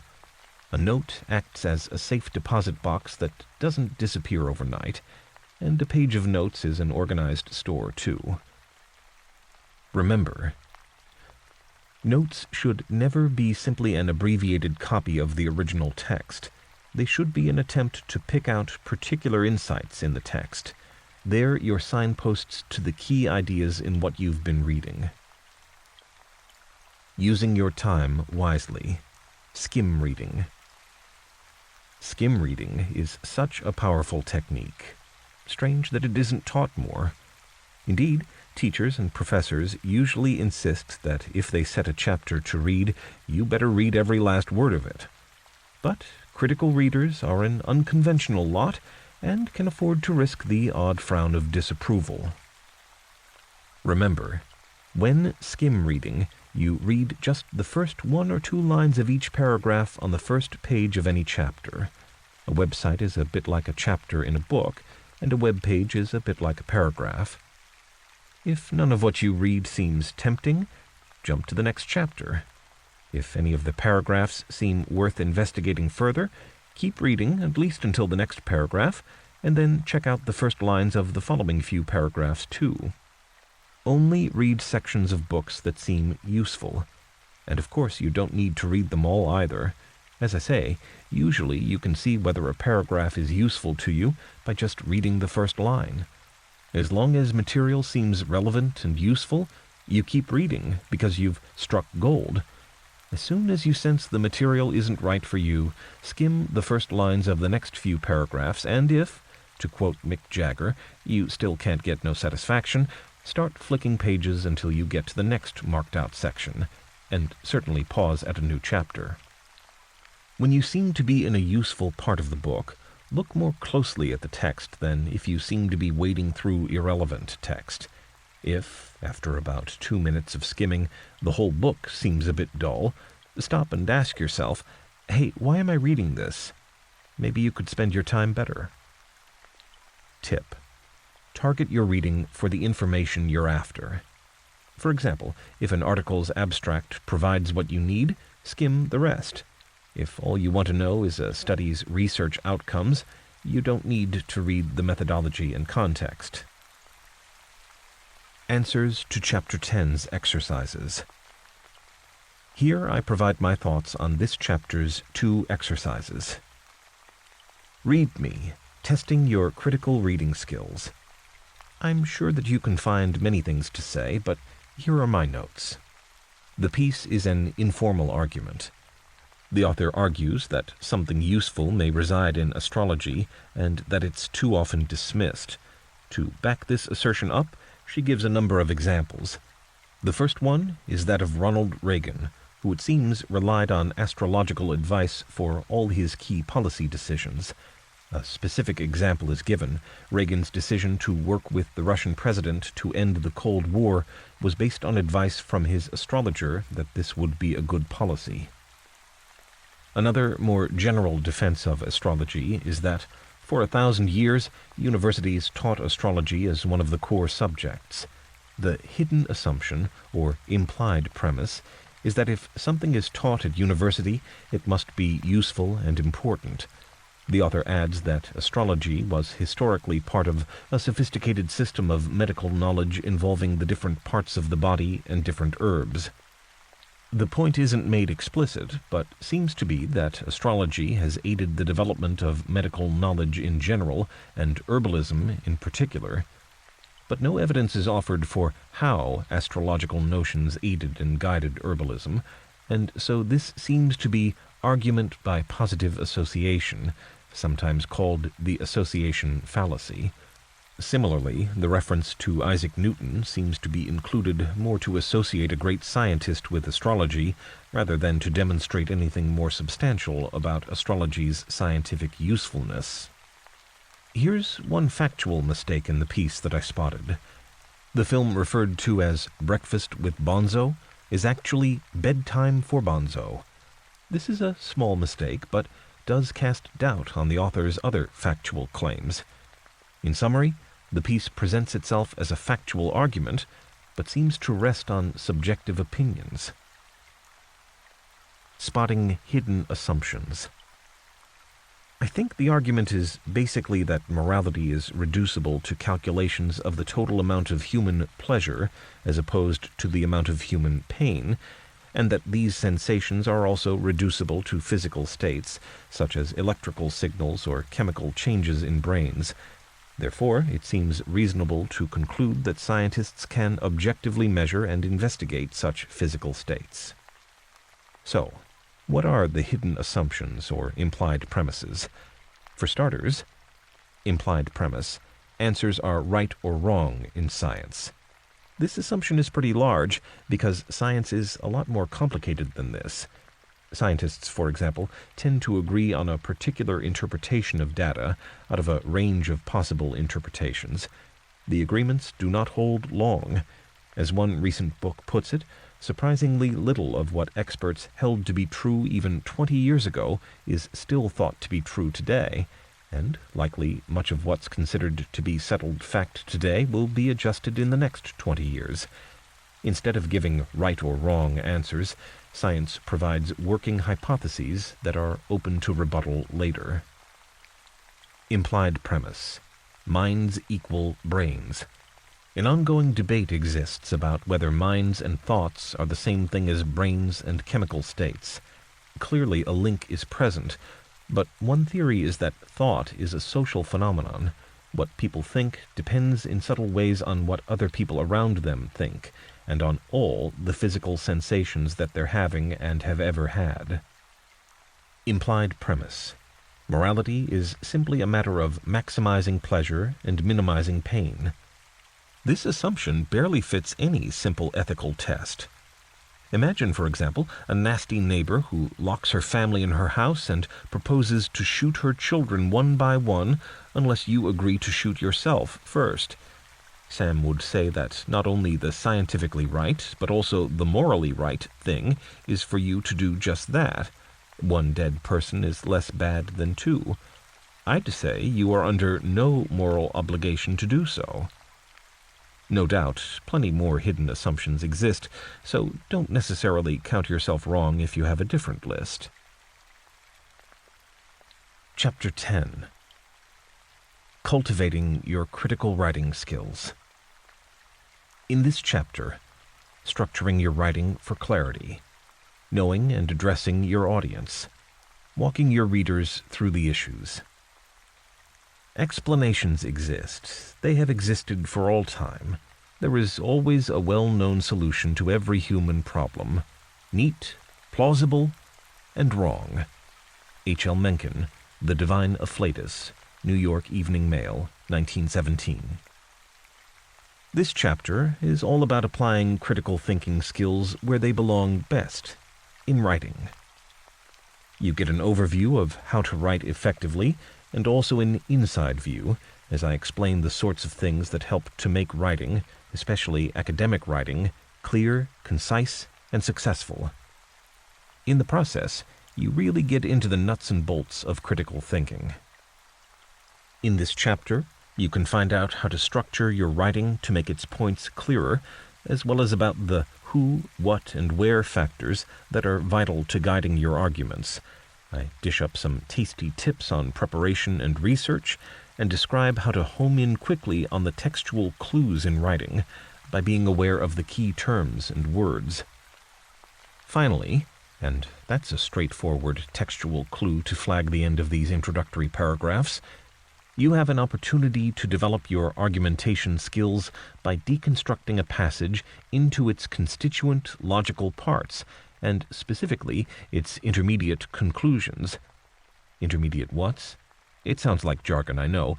Indeed it is jargon, but the concept is useful, and intermediate conclusions matter. You can find out all about them in this chapter. Structuring your thoughts on the page. By definition, a solid structure provides support for your piece of writing and gives readers the best chance of grasping your point or argument. In this section, I cover the basics, show how to handle evidence, and how to make sure that you really answer the question in an exam or assignment, all sprinkled with some essential tips on structure from an expert in the critical writing field. Identifying the basics of structure. What are the ingredients of a well-structured piece of writing? Well, writing first things first is a great start. Remember, you confuse readers when you don't tell them your overall position early on and up front. I know that keeping a few tricks up your sleeve is more exciting, or even better, like a detective story, subtly leading readers into believing something that's the opposite of what turns out, in a dramatic final paragraph, to be the case. But it is confusing. Also, in the context of factual writing, revealing your position at the outset is more honest, because then readers can critically evaluate your arguments. For instance, if you're going to present an argument that Shakespeare was an Eskimo, Say so early on, and then readers can be duly skeptical of any incidental details your essay starts to dwell on regarding textual evidence of Shakespeare's deep interest in snow and ice. Another part of structuring your writing is to keep related information together. Suppose that you're discussing the health effects of pollution and you have 3 points about the ways that cars create dangerous fumes. At the very least, consider whether to group the points together.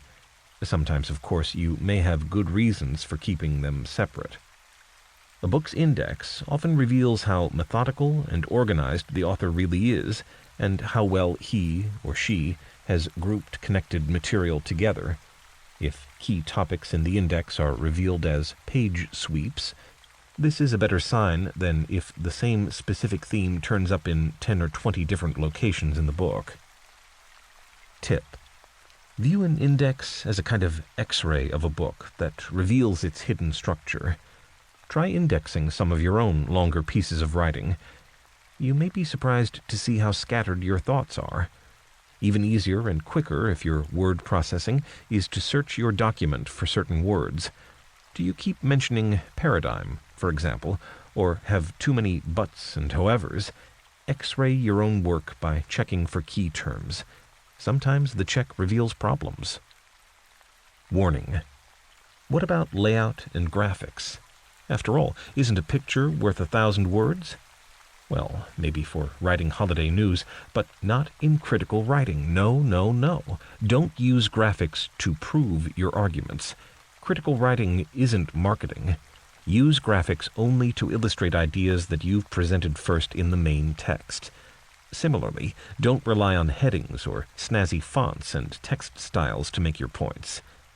But you can use all these things to highlight ideas and signpost things to the reader. That's, after all, what a For Dummies book is doing all the time. Listen to the next heading. Doesn't it help you quickly navigate the text? Presenting the evidence and setting out the argument. In critical writing, the emphasis is on producing reasons to support or, equally importantly, to discredit a position. Evidence is crucial for both kinds of activity, although clearly you need to produce more evidence for controversial claims than for common-sense assertions that your readers may reasonably be expected not to need convincing of. Warning: leave background information, anecdotes, or jokes, useful as they are for reaching word targets, to internet chat rooms. Likewise, statements of personal opinion don't fit in with the central idea of critical writing, which is to persuade through argument. Writing comes in all shapes and sizes, but the essay format is often the way in which colleges demand it, and so I concentrate on that style here. Academic essays are supposed to argue a certain position and provide reasons that support a conclusion. Thus, they are critical thinking in capsule form. But, like life, an essay is more complicated than that. In critical writing, you need to make a particular effort to identify conflicting positions and to acknowledge different views. A more sophisticated essay shows how the main conclusions follow from the evidence provided, but may also explore issues and arguments related to the question that don't support the eventual conclusions. In this important sense, a good essay consists of several arguments, some of which are in competition with each other. Tip: I hear you saying, hold on there, surely the aim is to write only what's strictly relevant and right. But remember that interpretation is the key in critical writing. You don't need to show you can either rote learn or reinvent the wheel. In most cases, your job is to examine other people's ideas and select from them the elements you need to argue your case. And don't be dogmatic.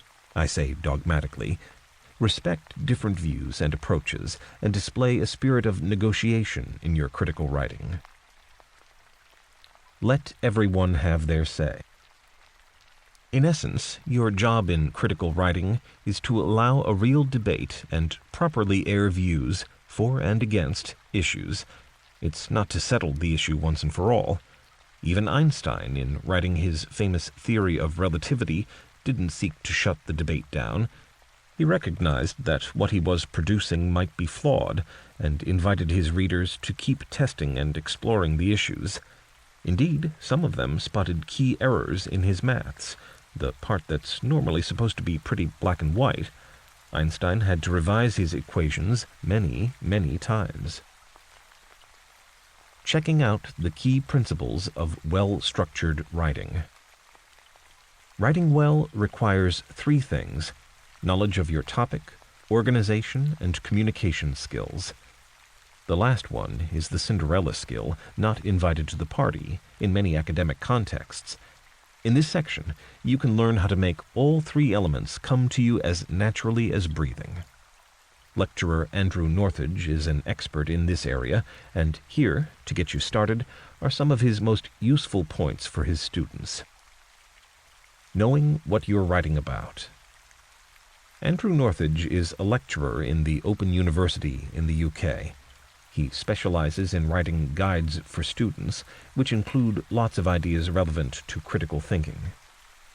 The Open University is different from other universities in that its students are a mix of ages and backgrounds, often studying part-time, and the courses have to be delivered not in person but at a distance, often via the internet. Getting students to think critically is thus a particular concern of the Open University. Northage urges students to spend a bit of time before they start writing to ask themselves just what they're meant to write. In other words, to try to identify the topics, information, and ideas that a tutor, or more generally, future readers of the essay, will be looking for. This may seem obvious, perhaps, but as Northage says, writing is a particularly private activity. People retreat into a quiet corner on their own to do it. And if students spend a lot of time thinking about their own writing, and a bit of time thinking about the feedback later from tutors, most students never see what anyone else has written during their course. They live in a bubble, and their writing is sealed off from public view. So, make a special point of peering out. Doing initial research. Tip: carry out some broad-brush preliminary research before you write. Don't just look up a few bits you need and plonk them in the writing. Instead, search for background material that allows for thinking and reflection. Yes, I know it takes up valuable time, but, just like painting a wall, if you spend half an hour preparing, you often save several hours later, or at least that half an hour. A closer look. Preparing before writing means reading about your subject, thinking about the issues, making notes, and perhaps doodling some ideas. Check out chapters 9 and 11 for more on this invaluable skill. All this work improves your writing and makes your arguments more effective when you commit your ideas to paper. Taking lessons from others.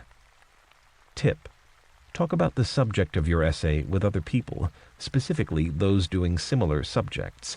Perhaps ask to look at some of their writing for ideas on style. Of course, if you're a student doing an assignment, maybe don't look at essays on exactly your topic, or, if you do so, make sure that it's after all the essays, your one and those you might be looking at, have been marked.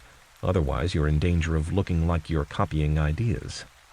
However, if your pieces of writing are regularly criticized for lacking clarity and structure, which is a vague sort of criticism and hard to act upon, comparing your efforts to those of someone whose writings have been praised for just these sorts of features can give insights.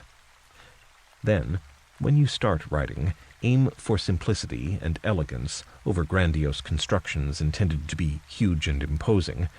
As Andrew Northage sums it up, there's no great mystery about what is good writing and what is not. Good writing is easy to read and makes sense. Poor writing is unclear and confusing. It keeps making you stop to try to work out what it's saying and where it's going. Andrew Northage, The Good Study Guide, 2005. Reworking that first draft. When you've written your first draft, you arrive at the often neglected after-writing stage. No, not turning the TV on, putting your feet up, and getting the beer out. It's now the real work begins. Tip.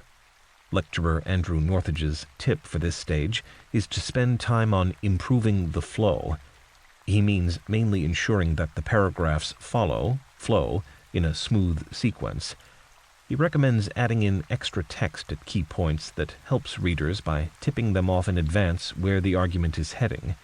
Check out the later section, Spotting and Using Keywords, for more details. But just saying what the next paragraph is about isn't enough. You need to have a reason for your choice of content, too, a sensible plan guiding the writing overall. The topics need to follow on from each other coherently and logically. To make sure that this happens, you need either to be very good at writing off the top of your head, what's sometimes called stream of consciousness writing, the optimistic idea that your subconscious does all the work for you, or you need to have a pretty detailed and careful draft outline to guide your writing. You won't be surprised that, for most people, a separate plan, one that delivers a sequence of points for the essay, together with links that connect them one to the next, works best in practice. A closer look. Linking can seem a subtle concept, but it's not difficult. It simply involves using certain words to connect your paragraphs. Suppose that you're writing an essay on the prospects of a manned base on Mars in the next decade, and your paragraph ends with the observation that the Mars base will require protection from meteorites. Then the next paragraph really needs to follow up this issue, perhaps by talking about meteorite-proof domes or about other problems. When the essay changes direction, you can start the new paragraph with a few link words, such as, another practical issue for any future interplanetary base may be. Such writing tricks are so easy that people often take them for granted. Yet they can make all the difference between readability and indigestibility. Remember, most people can always identify good writing because only good writing is interesting, effective, and informative.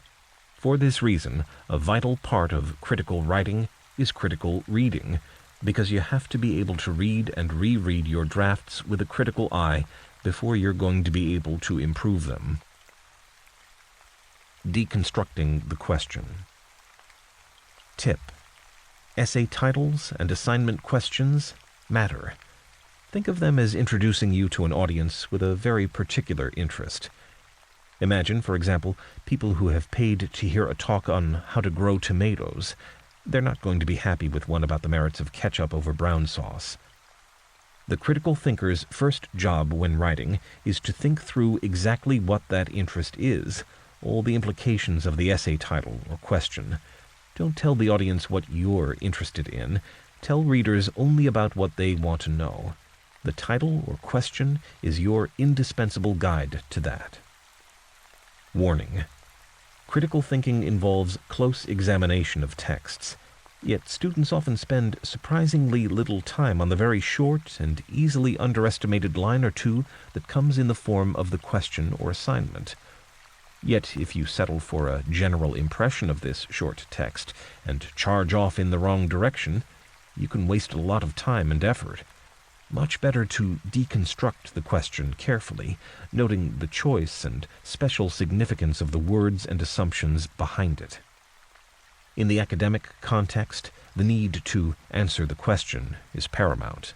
As Andrew Northage, the Open University lecturer, stresses, everything in an essay should relate to the question, and what's more, you need to make clear that this is the case.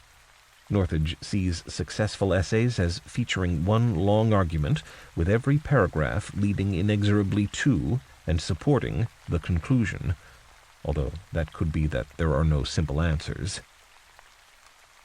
Producing effective conclusions. A crucial part of structuring an academic essay is ensuring that your conclusion is effective. Tip. Don't just answer the question. Make clear that you've answered it, and the "it" must be the original question. Yes, this advice sounds obvious, but in colleges anyway, the answer is only right if it matches the original question. Often it doesn't matter whether you agree or disagree with the question under examination or in the title, or if you conclude that there's no answer or that it all depends.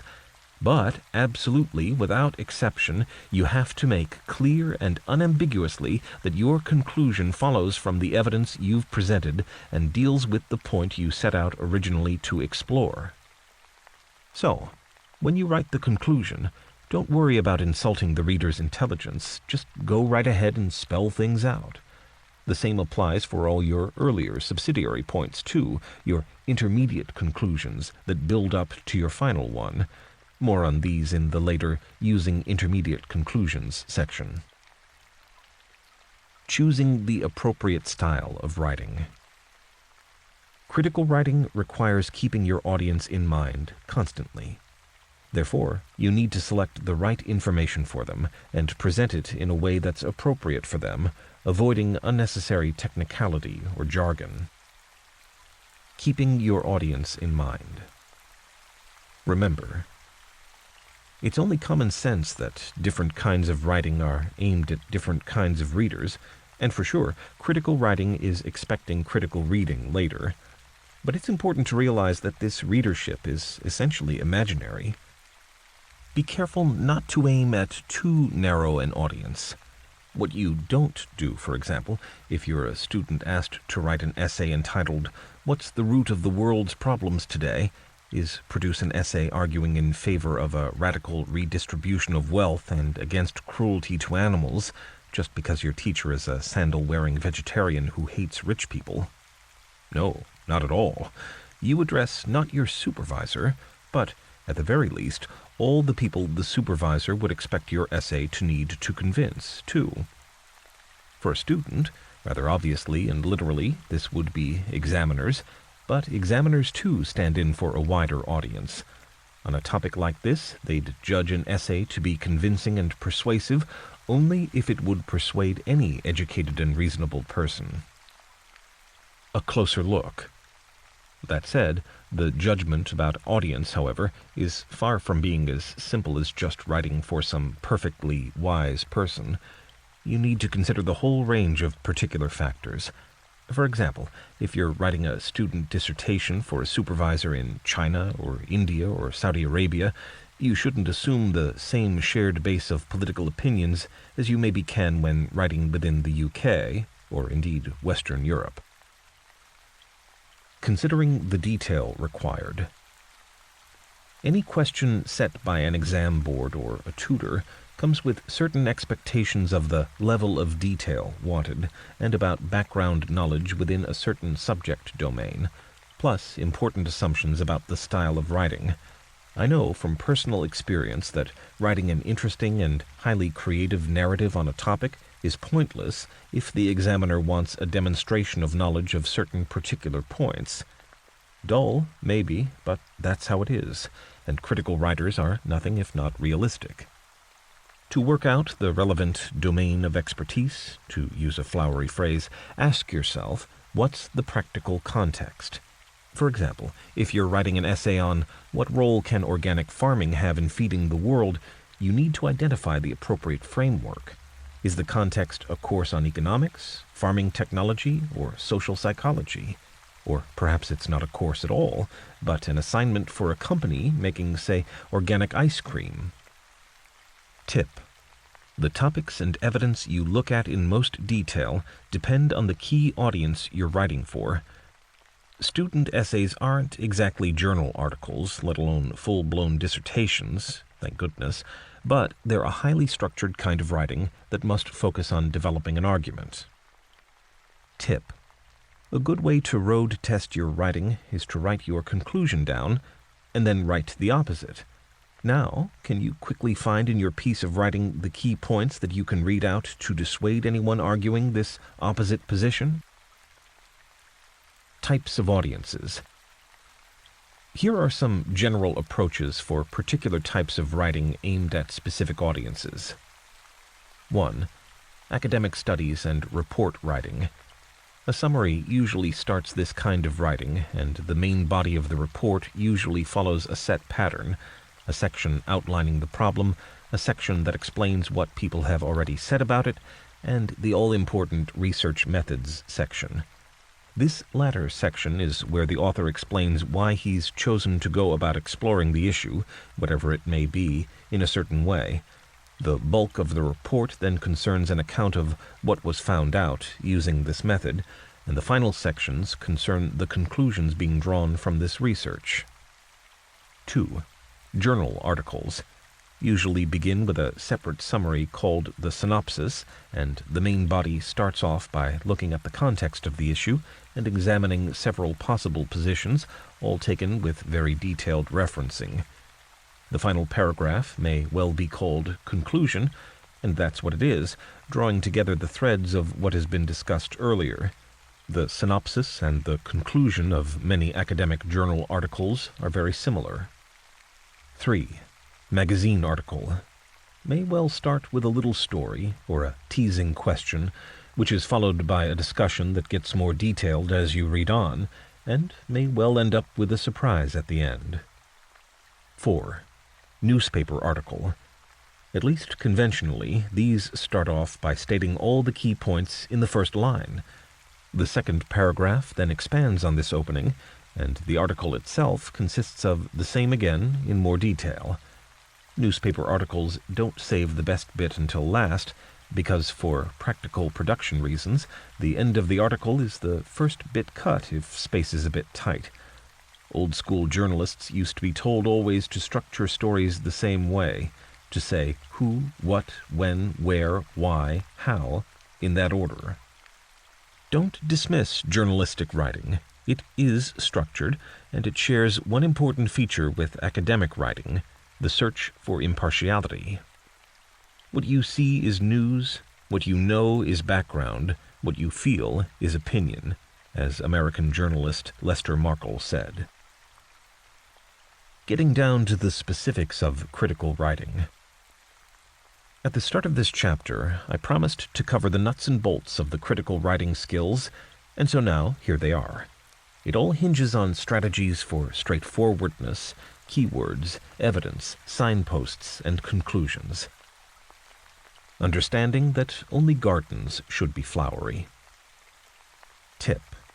Rule number 1 of critical writing is to keep sentences short and simple.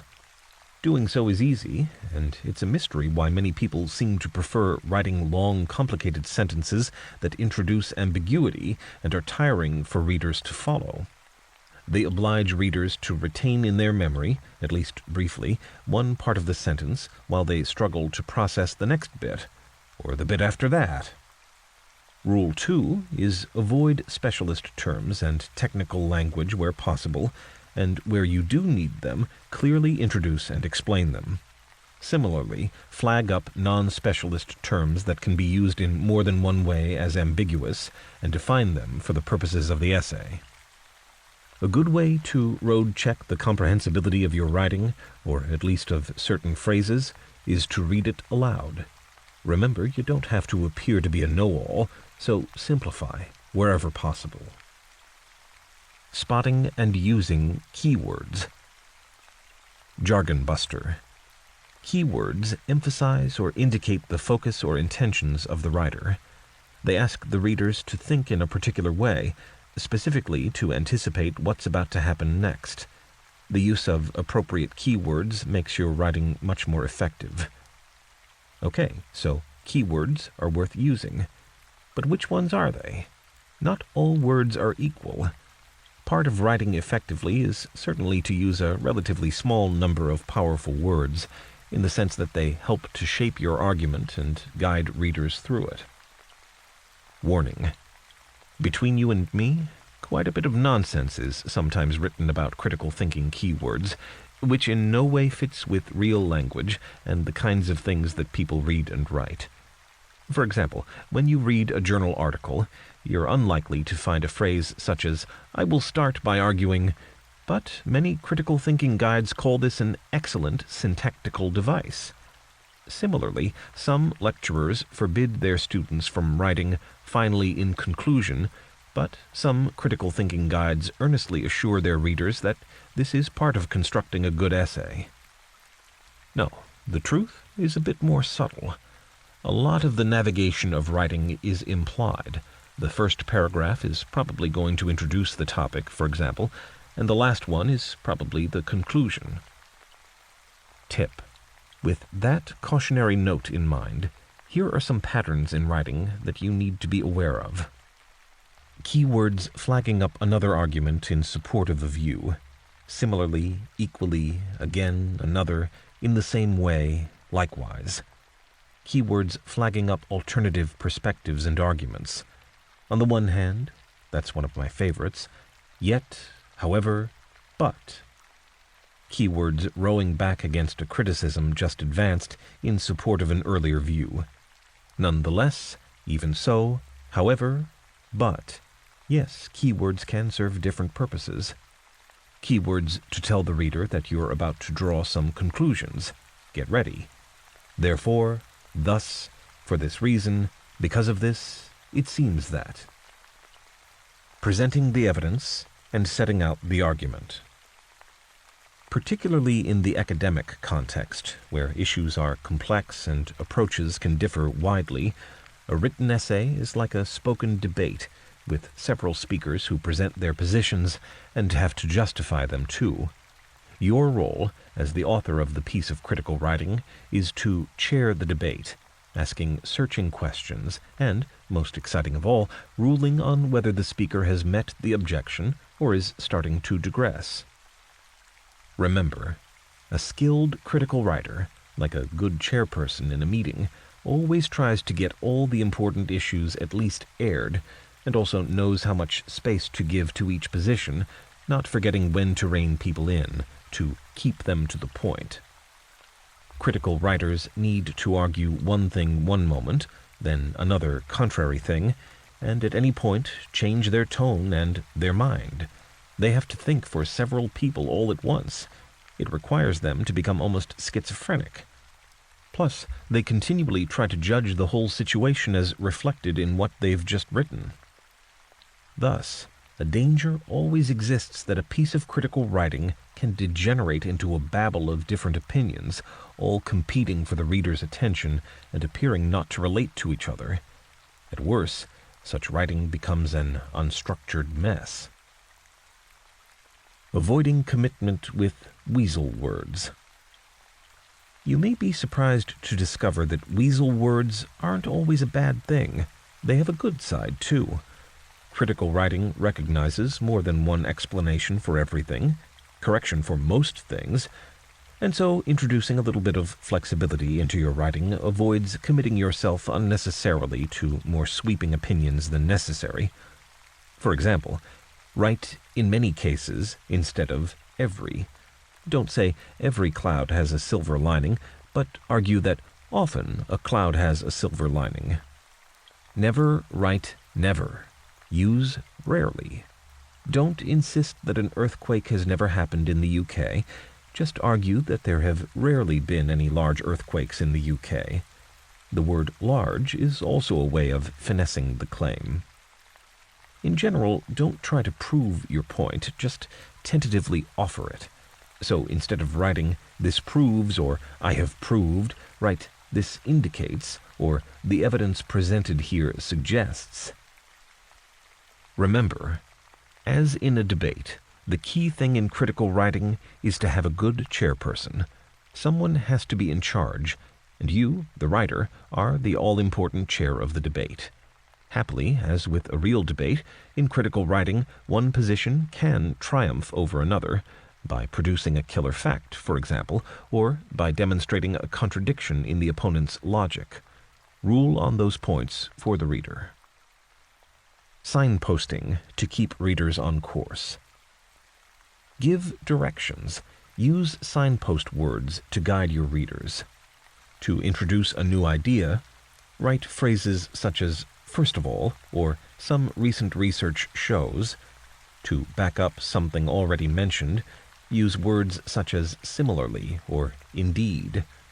To indicate a change of direction and introduce alternative perspectives on an issue, use phrases such as "on the other hand," or words like "equally" and "nonetheless." Paragraphs are another great tool to help readers navigate your writing. Ensure that each paragraph deals only with one idea, and, in a similar spirit, aim to give each idea its own paragraph. Remember, some ideas, of course, require several paragraphs, but in this case, each paragraph represents a slightly different aspect of the discussion. Deal with each idea in its own paragraph. Use the first line to signpost the contents of the paragraph. Arrange the paragraphs in a logical sequence. Using intermediate conclusions. Jargon buster. Many arguments contain within them smaller arguments, sub-arguments. When the conclusion of this sub-argument is needed for the following larger argument, they're called intermediate conclusions. See Figure 10.1. Providing sources with references. Here's some good reasons why you should use references in your writing. Honesty. You don't want to steal anyone else's ideas. Give credit where credit is due. Helpful. Readers may want to follow up what you're saying. The reference points them the right way. Scientific. The reference provides more detail on what you're claiming is the case. People can then check whether you're putting the position accurately, and, much more than that, they can check the arguments offered by your source. References are useful to writers, too, because they remind you where certain ideas came from. They can even help you to avoid common pitfalls in writing, such as committing yourself to out-of-date or plain wrong positions, as well as providing a quick way to check or expand on things you've written about. But be critical about your own sources, and demonstrate that you're doing so in your writing. Who are these other authors anyway? Why should readers take their word for anything? So, intermediate conclusions are, surprise, surprise, a kind of conclusion, but they're also propositions, the series of claims in an essay about the world, about facts or logical relationships. In romantic novels, a proposition is usually a man asking for a woman's hand in marriage, but critical thinkers aren't interested in that kind of proposition. Often a proposition is the length of a sentence, but propositions and sentences don't necessarily correspond. A sentence can easily contain several propositions. For example, the sentence, "Eating sugar makes children fat and rots their teeth," is really two propositions. Consider, for example, that eating fried foods will make children fat but not rot their teeth. On the other hand, some propositions may be spread over several sentences. In an essay arguing for a particular point of view, the author will often simply assert at least one, but more usually two or three, propositions, which together make up the premises or starting assumptions, and provide another proposition as the conclusion. Remember, in between, however, the piece of writing may contain several intermediate conclusions that are derived, directly or indirectly, from the premises. These intermediate conclusions have a special character. They're supported by reasons and themselves lend support, acting as a reason, for the main conclusion. Intermediate conclusions are both the premises for a new argument and the conclusions of an earlier one. They're like stepping stones to the main conclusion.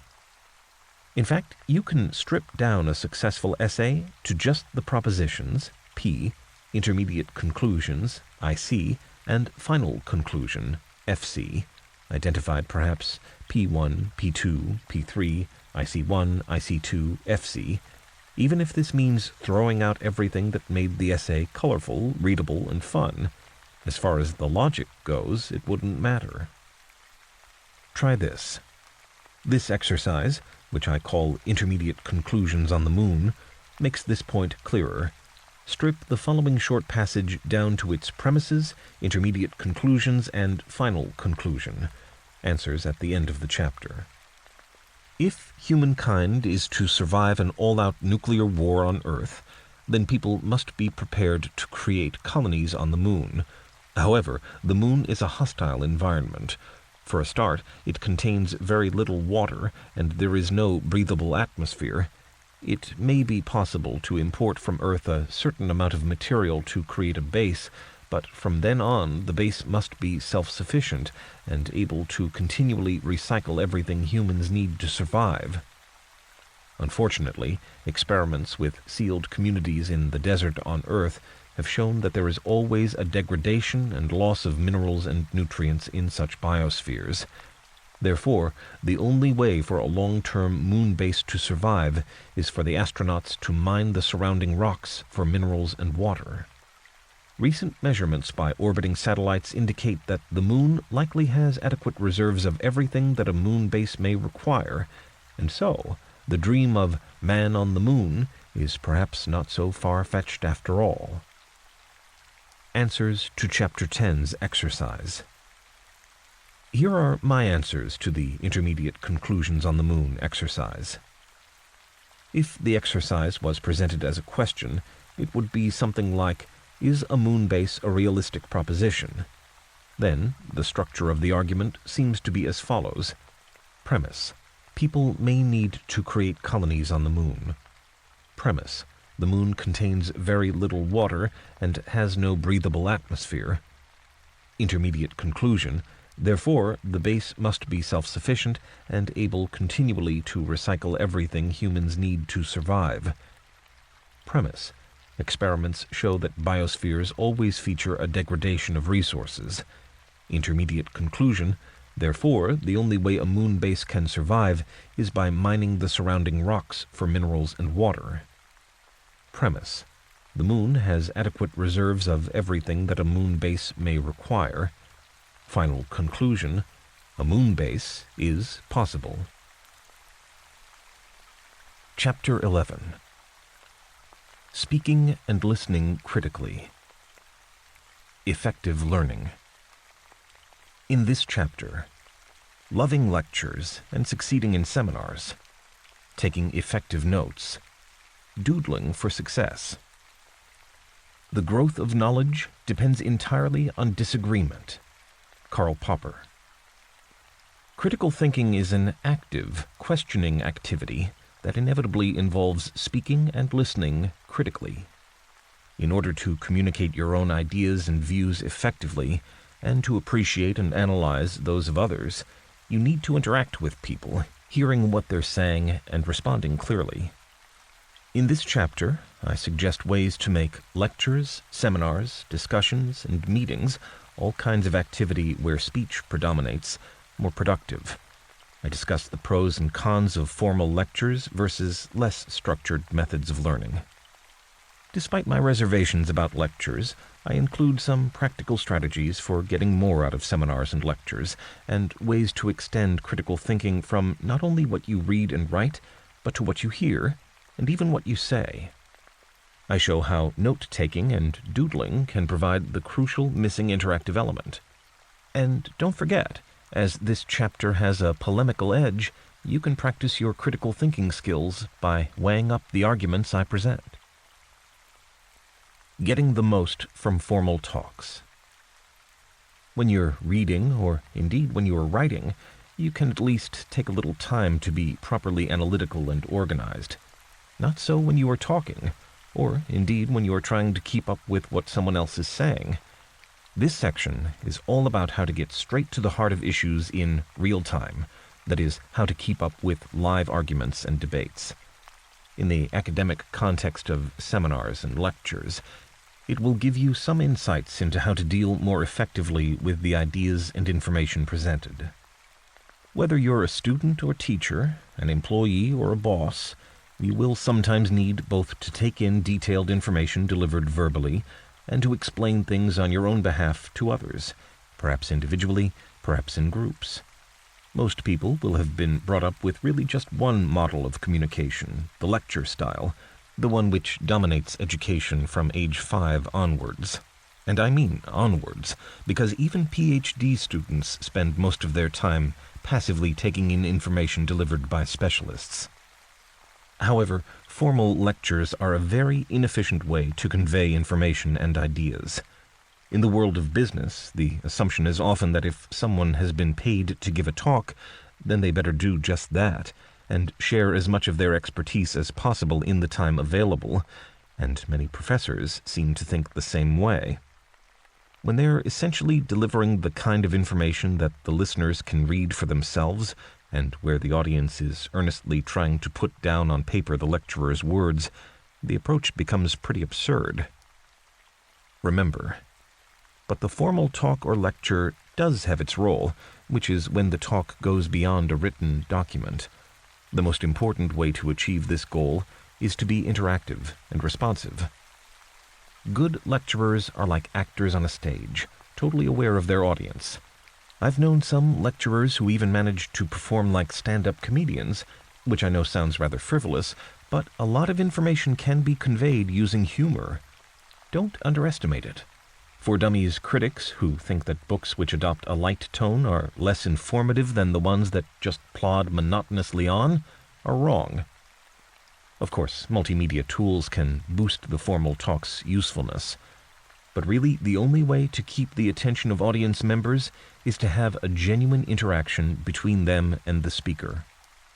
Teachers often complain that their students fail to remember what they've been taught from one week to another, that they forget what was in Chapter 1 by the time they are at Chapter 3, and so on.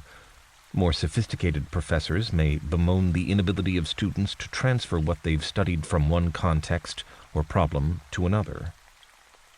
A closer look. Why do students do this?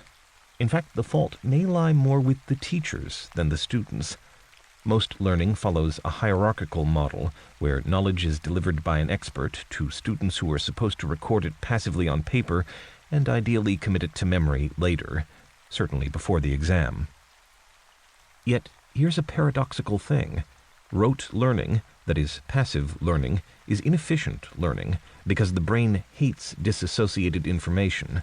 Facts and ideas are best digested when they can immediately be put to use, which is why a well-chosen question in a lecture can help listeners to sort out what they think and both organize and retain it better.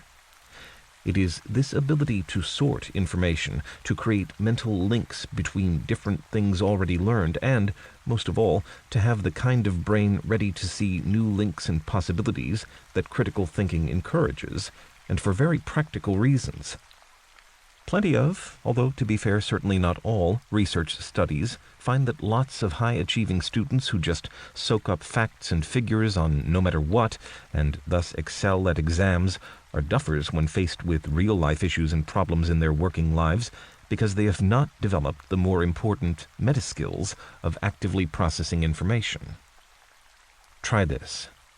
Suppose that you have to give a 5-minute presentation on the topic effective communication in the context of leading a student seminar. Obviously, you'll need to practice what you preach. So, what would be a nice, entertaining way to start off the presentation? Hint. You might start with a question, but what would be a good one? Or you might start with a joke or personal story. But again, what sort of joke or story would fit the context? Participating in seminars and small groups. The latest research on teaching emphasizes that the best teachers say the least, though you'd hardly know it. The model of a subject expert giving a lecture is pretty hard to uproot. Thank goodness for that alternative way of learning, seminars. Remember, a successful seminar is one in which the leader prepares the environment for everyone else to enter into real discussions. The only role of the group leader is maybe to ask questions, but these are open-ended questions, not ones with preconceived right or wrong answers.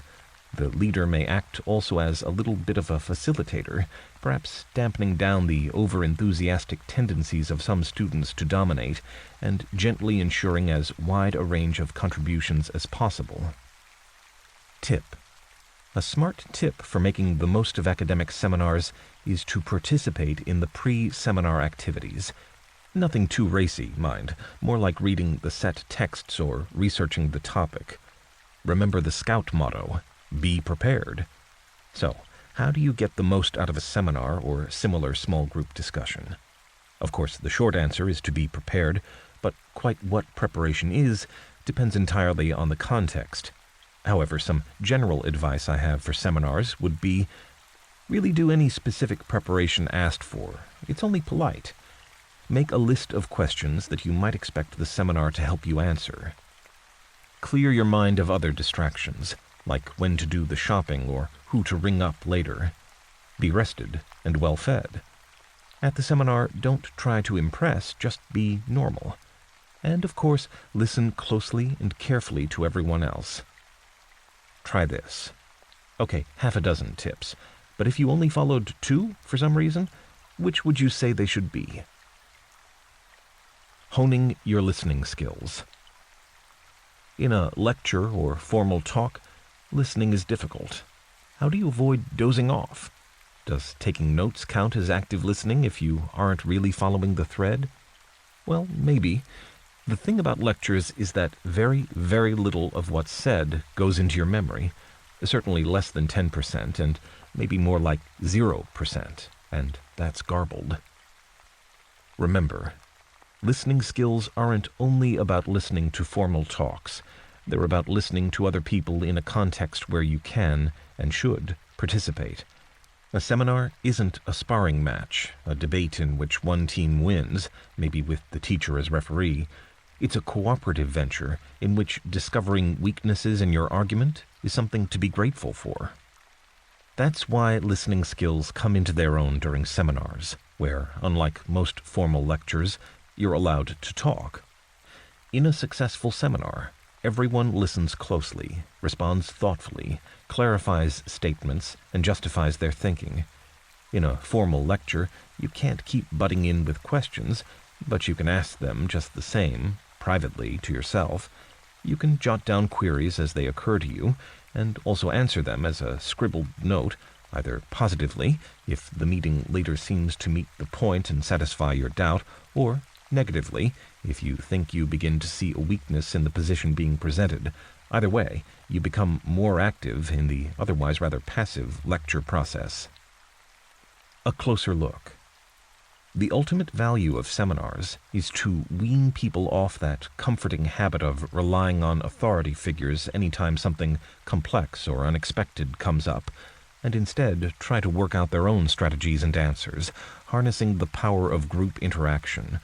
This is the best preparation for the complex and unanticipated problems that people, students, employees, all, face in real life. Step 1 to being able to transfer your skills to real life is to be an active listener. Learning with the help of other people.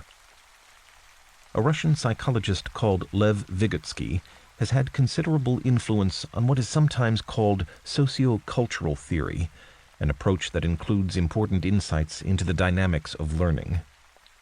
Vygotsky says that social interaction and social context are essential for real learning. Think about the experiences of young children, even babies, to understand why. For them, a world full of other people who interact with them is essential for their cognitive development.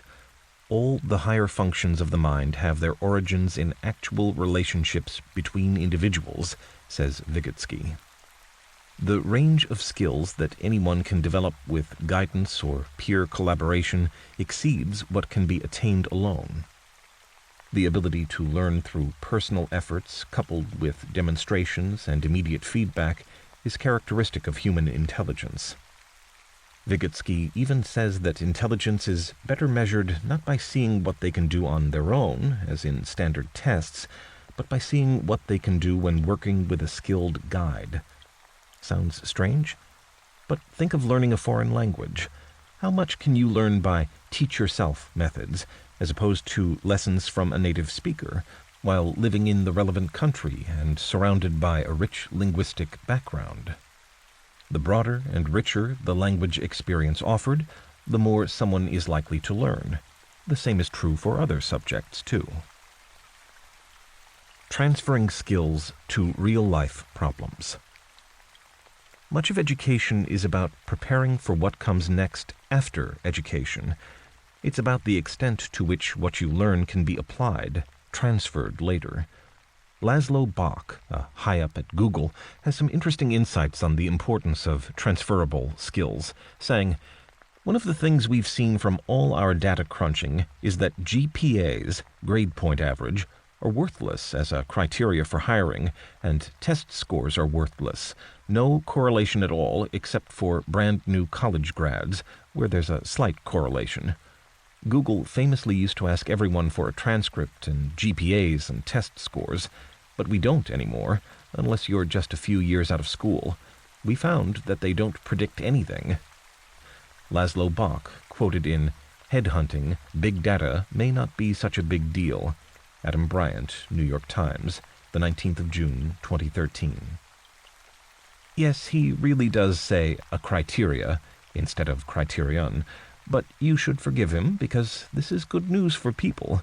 You can't see, but my hand's in the air, who hate having to work out which funny diagram doesn't belong in a group of funny diagrams or pointless maths puzzles. Here's Laszlo again. On the hiring side, we found that brain teasers are a complete waste of time. How many golf balls can you fit into an airplane? How many gas stations in Manhattan? A complete waste of time. They don't predict anything. Laszlo Bock, quoted in Headhunting Big Data May Not Be Such a Big Deal. Adam Bryant, New York Times, the 19th of June, 2013. Remember, Google found that what did seem to matter was how people had dealt with open-ended issues in the past. Those who'd succeeded then were the ones who did best in the future, too. When you ask somebody to speak to their own experience, and you drill into that, you get two kinds of information. One is you get to see how they actually interacted in a real-world situation, and the valuable meta-information you get about the candidate is a sense of what they consider to be difficult. Laszlo Bock, quoted in Headhunting Big Data May Not Be Such a Big Deal. Adam Bryant, New York Times, the 19th of June, 2013. Transferable skills. A number of studies have been conducted into what employers look for in graduates. The results suggest that the specific facts and skills explicitly taught in degree courses are relevant to only about 50% of vacancies, and in most cases, graduate recruits require further training. The qualities most sought after are general intellectual and personal skills, which receive relatively little attention in most degree courses. The idea that there are general skills which can be acquired, and that learning them in one context is transferable to a different context, runs contrary to much educational thinking of the recent past, which has instead tended to break everything down into different areas which are artificially separated one from the other. The distinction between thinking and personal skills is far from sharp, since many things that are usually counted as the latter, as personal skills, are necessary if the intellectual skills are to be used effectively. For example, you often have to be able to be patient and persevering to make sense of new information. You have to be open-minded and tolerant of different options before you can evaluate and analyze them accurately.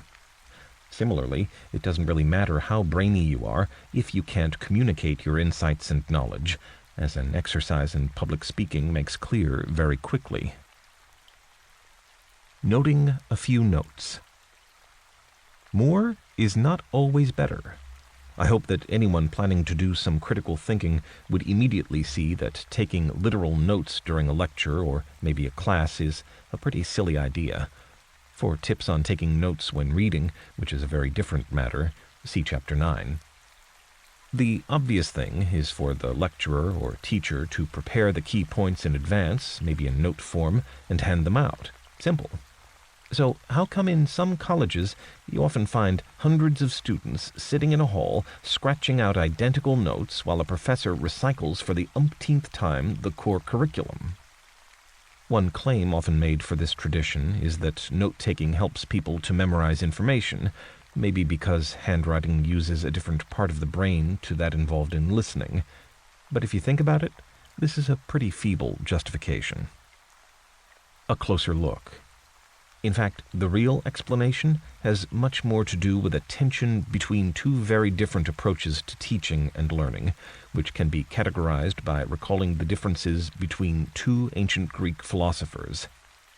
Socrates favored an interactive, debating style in which he engaged people in conversation.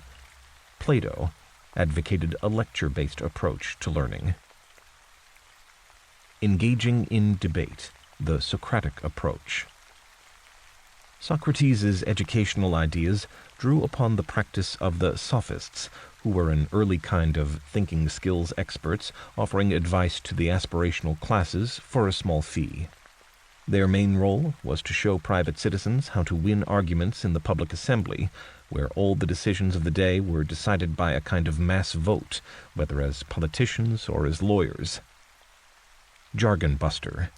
The Socratic technique was, naturally enough, to engage people in debate, a process he often categorizes using military or sporting analogies. The idea is that people learn best how to win arguments by trying to win arguments with a master. When eventually they can hold their own, they've been trained. The ancients saw reading and writing as secondary activities that weren't much use for honing these argumentative skills or for improving the reasoning that makes arguments persuasive. Tip. For Socrates, the very idea of taking notes would be anathema, because it represents a passive kind of activity. Dialogue, not monologue. In both education and in social life, the traditional pattern has been long on monologues and short on dialogues. Teachers, as I say, traditionally saw themselves as experts whose task is to deliver chunks of information to students, ideally wedging it firmly into their permanent memory stores too. The strategies for doing this were always monologues. One person speaks, maybe reading out from notes or printed materials, while a group listens and makes notes. This is not an environment in which critical thinking flourishes. Instead, there should be dialogues and debates, and even where new content is being delivered, which of course is not something to be avoided, it should be done so between teachers as performers and students as critical audiences. Listening to an expert. The academic approach. Jargon buster. The academic approach is named after the first university founded by Plato. In the academy, the style of teaching was quite different from the Socratic approach. The primary means of instruction was the lecture, a one-sided affair in which professors verbally delivered elements of their expert knowledge to an entirely passive audience. No surprise, then, that whereas Socrates seems to have never written any books, both Plato and his pupil Aristotle left behind comprehensive libraries of their ideas and research. Remember, when comparing Plato with Socrates, however, bear in mind this important qualification. Many of Plato's books are written in dialogue form. They purport to be recordings of little debates starring Socrates, so that even if readers are passive in the sense of reading someone else's thoughts, they're active in that the dialogue constantly swings from position to position and obliges them in turn to reflect constantly on their own views and positions. So, both Plato and Socrates actually agree on learning needing to be active rather than passive, even if Plato is heavily into delivering expert opinions too.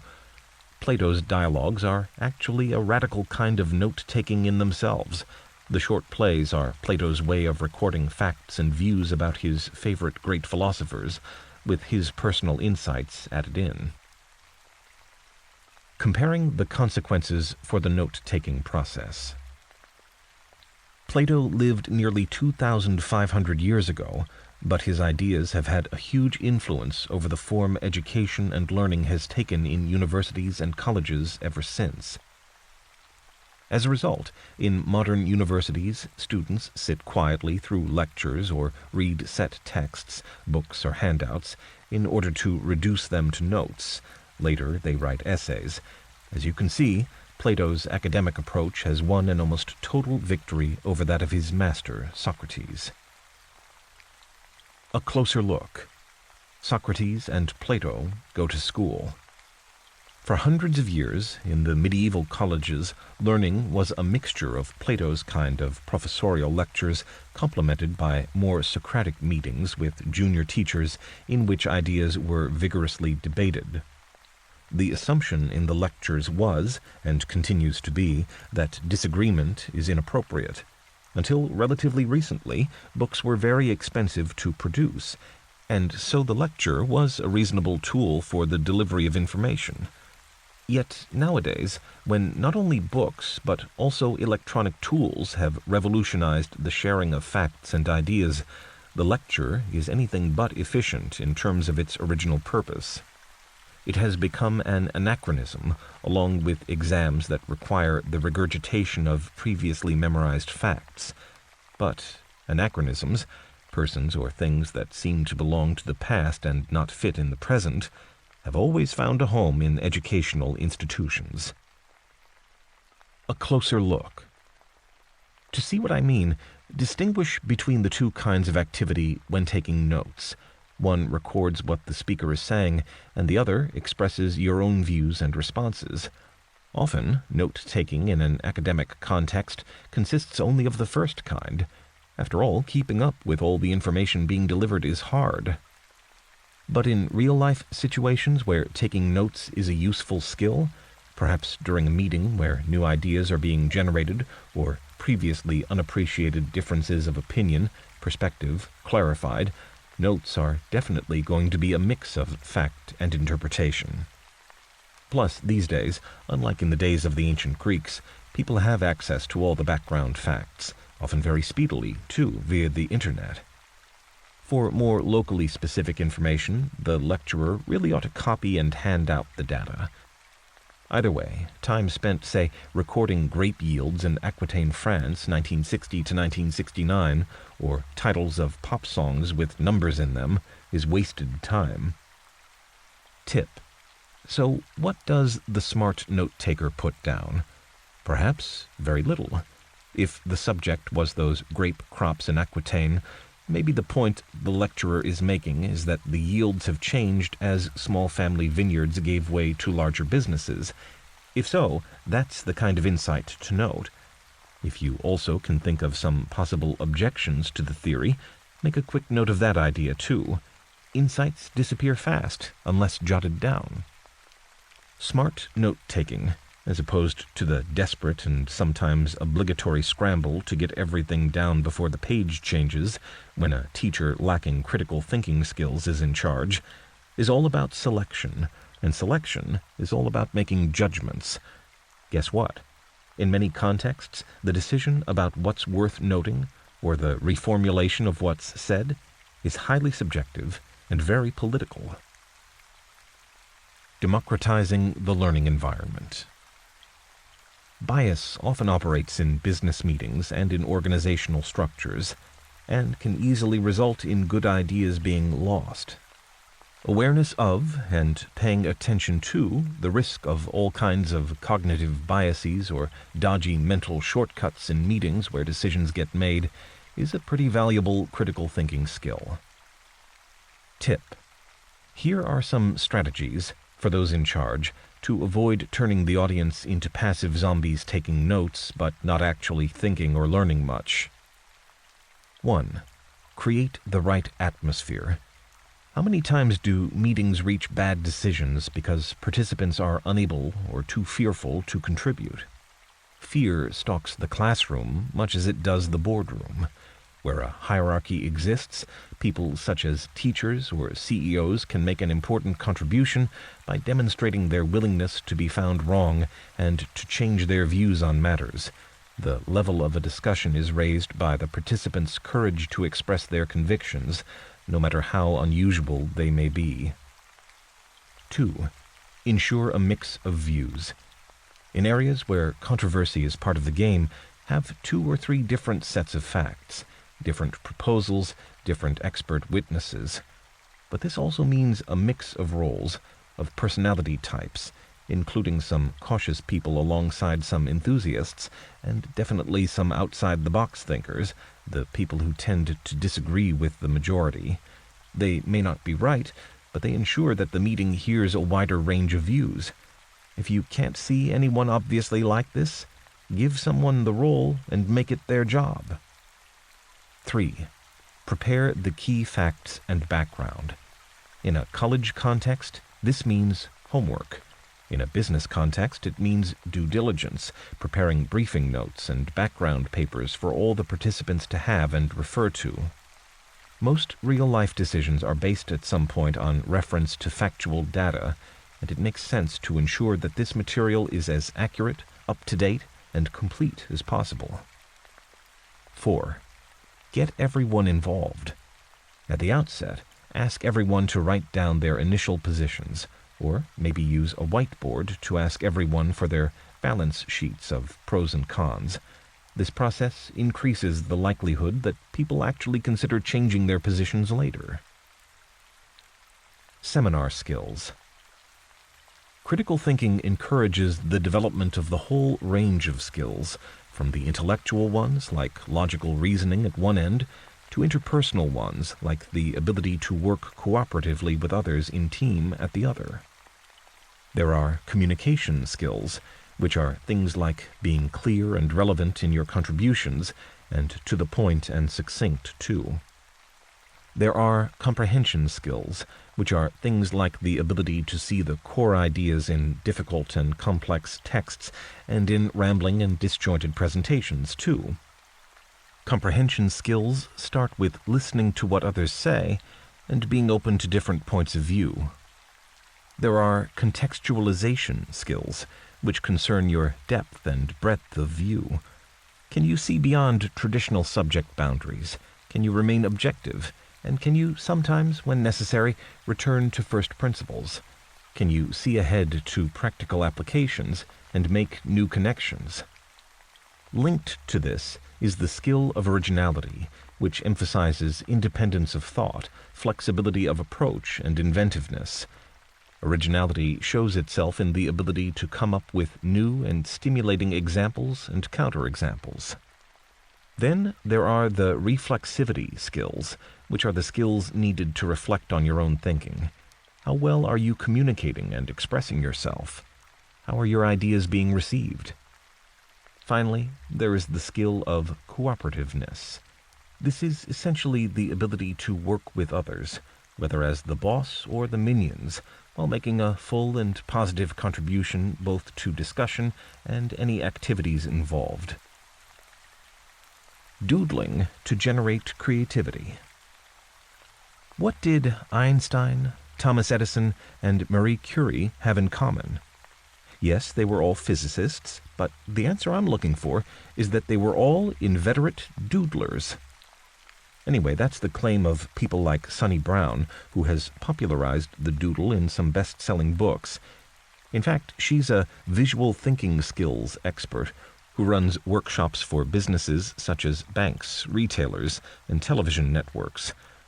What she says to the executives is that doodling boosts comprehension and recall, allows you to organize information in novel ways with increased clarity, doesn't require any skill at drawing. That's why those little For Dummies icons are more than text decorations. To be honest, doodling does require some drawing skills, and that's why most people give it up, along with being told off repeatedly by teachers, of course. For most teachers, doodling is associated with not concentrating, and that's the mark of a duffer, not an innovator. But even teachers can't know everything. Remember, recent research into doodling suggests that when students shift their focus from interpreting other people's diagrams or charts to creating their own, they end up with a greatly enhanced understanding of whatever they're studying. The doodling students generate new inferences and refine their reasoning without even noticing it. And that's the key thing about doodling. It uses parts of the brain that you're not actually aware of. In fact, the word means scribble absent-mindedly, which sounds bad until you appreciate how incredibly subtle the mind is. Language taps only a tiny proportion of the power of the human mind, and doodling can draw on some of the rest. That's why some of the researchers have advocated that doodling be recognized as a key element in education, up there in value with reading, writing, and joining in group discussions. Try this. Okay, so research has shown that doodling really helps you stay focused, grasp new concepts, and retain information. Trouble is, you can't doodle. So, here's a chance to get the habit. Don't be put off by thinking that doodling has to be anything special. It doesn't. It could be pictures, abstract patterns, or decorated letters and word clouds. If you are arty, it might be images of objects or landscapes or people. If you like cartoons, it might be cartoons. The point is to draw, and what it is doesn't really matter. So, just for fun, grab a pen and doodle about the value of doodling. I'll have a go too, and you can see my effort in Figure 11.1 of the bonus PDF. Answers to this chapter. The Great Intro.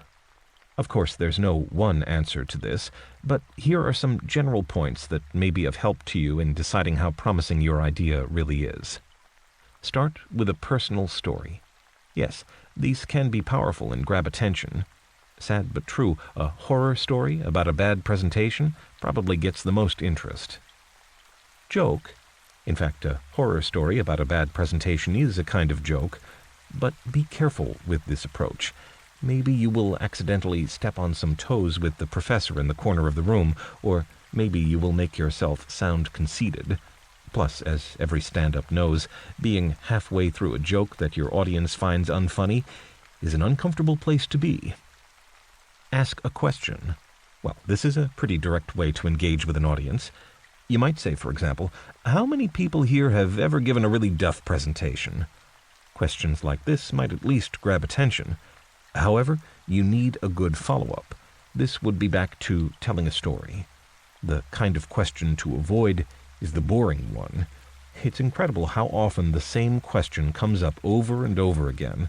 So don't start by asking, how many of you have had experience at giving a presentation? Doodling on doodling. Referring to Figure 11.1, my doodle. Okay, it's not great art. In fact, it's not art at all. But that's the point, though. Doodles aren't supposed to be. I let my hand do the thinking, and it came up with this image that I can now see says that doodles are a way to make ideas come down out of the sky and maybe grow into useful things like trees. Part 4. Reason and Argument. In this part, discover that logic is at the heart of critical thinking, but also the less well-known fact that the kind of logic that critical thinkers do is firmly rooted in language skills and an appreciation of the general context of debate. Learn how to separate facts from values, because critical thinking requires a much broader range of skills than any introductory logic class ever will, and this part will put you on the right track to develop those skills. Get a solid grounding in informal logic and the all-important principle of logical implication. Bring yourself up to speed on Aristotle and those fallacies that everyone else is worrying about. Understand that most of the things you hear people saying, or even that you read, are not arguments in any sense. They're things like descriptions, exclamations, or instructions, with scarcely the whiff of a logical argument, but instead more powerful appeals to your hopes, your fears, and your emotions. Chapter 12. Unlocking the Logic of Real Arguments. In this chapter, picking out the key elements in everyday arguments, examining reasoning in detail, thinking about your listeners or readers. Thinking is the hardest work there is, which is the probable reason so few engage in it. Henry Ford. Arguments lie at the heart of critical thinking. Oh, no, they don't, you cry. Oh, yes, they do, I reply. That's not an argument, by the way, just irritating contradiction. Such arguments come in all sorts, hidden, irrational, polemical, or whatever, but a difference exists between the real-life informal arguments of everyday life, ones about real issues addressed to real people, as opposed to the neatly organized formal ones you often find presented in philosophy textbooks. You encounter these real arguments every day. On TV, politicians argue about policies, talent show judges argue about talent, and two-dimensional characters argue in soap operas. In the pub, people argue about the relevant merits of their football teams, or even of different sports, and whose partner at home is just the worst. Often these everyday exchanges aren't arguments in the philosophical or logical sense. They're more like disagreements and increasingly forceful statements of entrenched opinion. In this chapter, I examine some short but fairly typical real arguments, both to see how they're constructed and so that you can practice your key critical thinking skills. In the process, I take a look at aspects that people take for granted in everyday life, such as notions of cause and effect, and the different kinds of reasons, necessary and unnecessary, sufficient and insufficient, that people often confuse when trying to back up their conclusions. Introducing real-life arguments. In philosophy textbooks, the books on which most critical thinking guides are based, the arguments are usually tidy and precise, especially so-called deductive ones, the kind in which Sherlock Holmes specializes. The facts of the matter are clearly stated, and the conclusion is neatly marked out with a line or the word therefore. The focus of attention is definitely all on the logic, or lack of it. Remember, but in real everyday life, people don't argue like that. They rarely start by stating their factual assumptions, but instead leave them to be guessed at, and they tend to leap instantly to the conclusion. Here's an example. We must take urgent steps to reduce carbon emissions or the world will overheat. Or, children should not eat biscuits. They're bad for their teeth. In addition, to confuse matters further, in everyday language people use the word argument to mean a bad-tempered quarrel or dispute, which is the last place to look for logic or structure. Even so, you can still restate much of this type of emotional outburst philosophically. After all, most everyday disagreements start with a fact or claim, the argument then working backwards by offering reasons why the statement is true or false, depending on the point of view of the speaker. In this section, I describe informal logic, the particular role of premises and arguments, and how images can also be used to back up claims.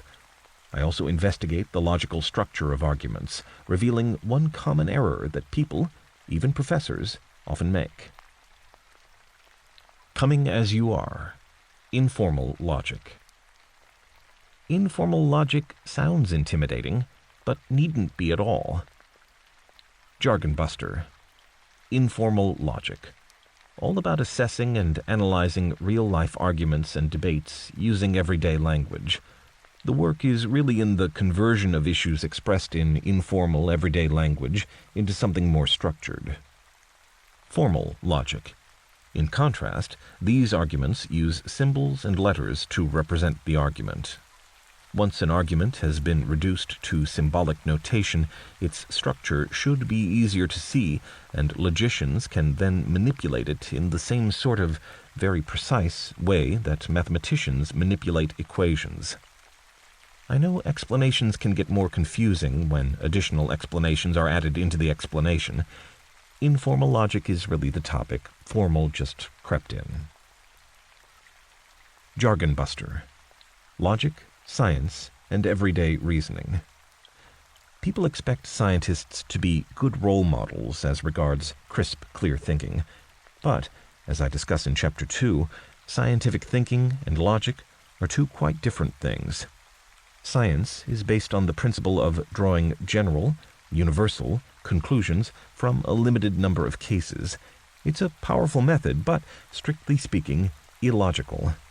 Logicians define this kind of reasoning, which they call induction, as invalid reasoning, and only see deductive reasoning, Sherlock Holmes's kind, as valid. The problem with deduction is that it doesn't provide any new information. It can't.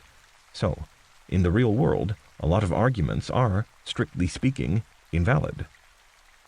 Tip. The distinction isn't much more than that between formal and informal clothes.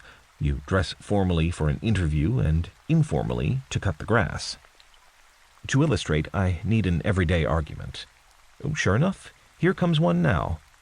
You're a rotten husband, you don't do the washing up, and you don't even do the gardening. In philosophy, arguments are typically presented as a series of statements that are themselves true or false. These are generally called premises, coupled with a conclusion. Thus, the critical thinker prefers to restate the conversation with the following structure. First premise. Rotten husbands are men who don't do the washing up and don't even do the gardening. Second premise. You don't do the washing up and you don't do the gardening. Conclusion. You're a rotten husband. As I explain in more detail in Chapter 13, if the argument is valid, constructed correctly, then as long as the premises are true, the conclusion must be true too. This argument, by the way, isn't valid. Hint, rotten husbands aren't the only people who don't do the washing up and don't do the gardening, but pointing out the error in the reasoning is hardly going to let anyone off doing their chores, which just underlines that getting the logical structure of an argument right isn't going to settle many real-life issues. But even so, it can help identify the real issues in a debate. Tip. Try to keep the two notions of truth and validity separate, because only a valid argument is one in which you can be sure that if the starting assumptions are true, then the conclusion is too. This is a pretty powerful reasoning tool, if you think about it. An invalid argument gives no such reassurance. Circular reasoning. Here's an example of circular thinking by the German statistician Ernst Engel, who carried out much praised research into the relationship between spending patterns and income in the 19th century. Engel's law states that the poorer the individual, the family, or a people, the greater must be the percentage of the income needed for the maintenance of physical sustenance, and of this a greater proportion must be allowed for food. Unfortunately, as Ian Hacking points out in his book The Taming of Chance, treating this as a firm law is pushing things, because Engel had started off by taking the proportion of outgoings on food as the measure of material standard of living. That is, his law simply states, the more of your money you spend on food, the poorer you are.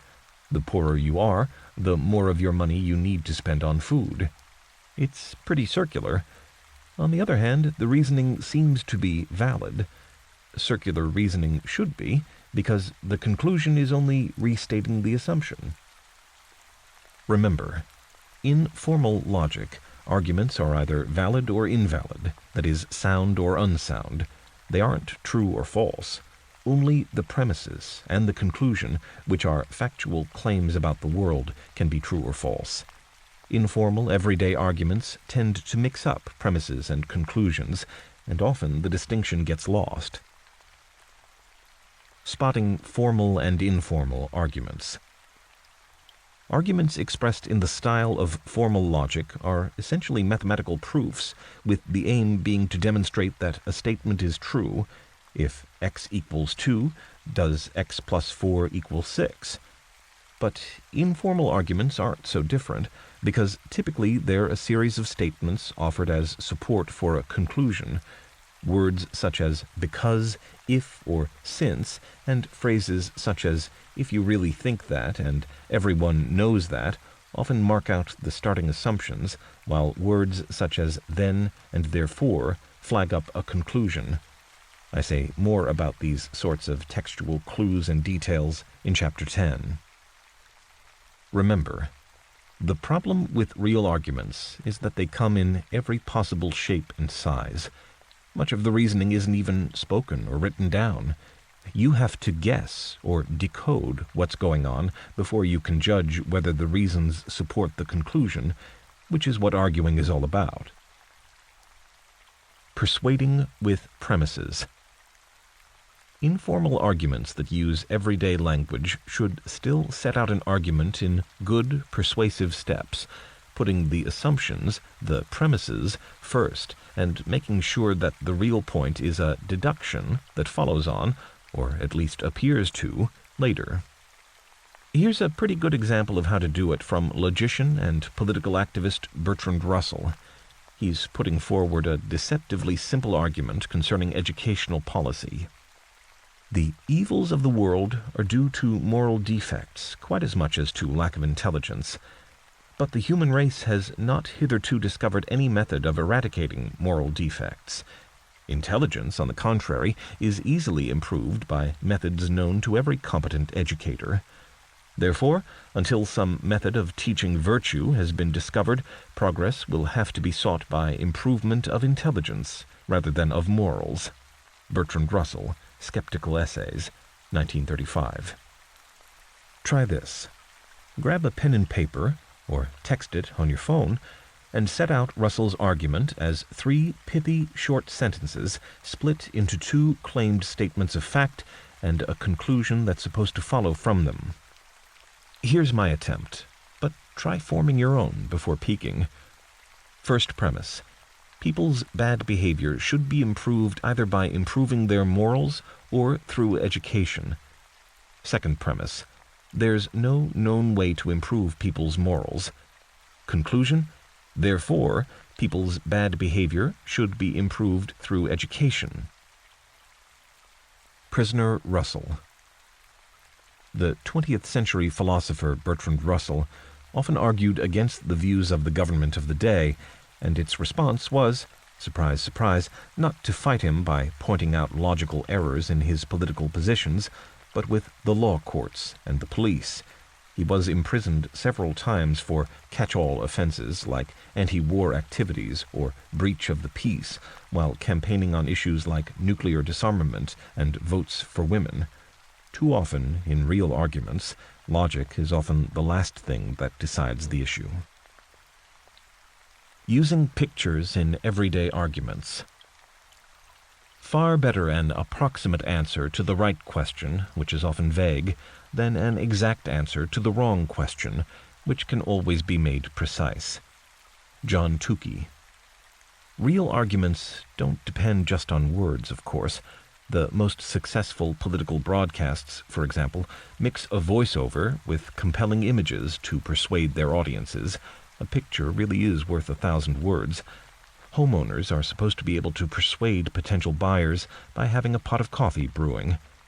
In this section, I discuss how these illogical elements persuade, showing that the process is often very subtle. Tip.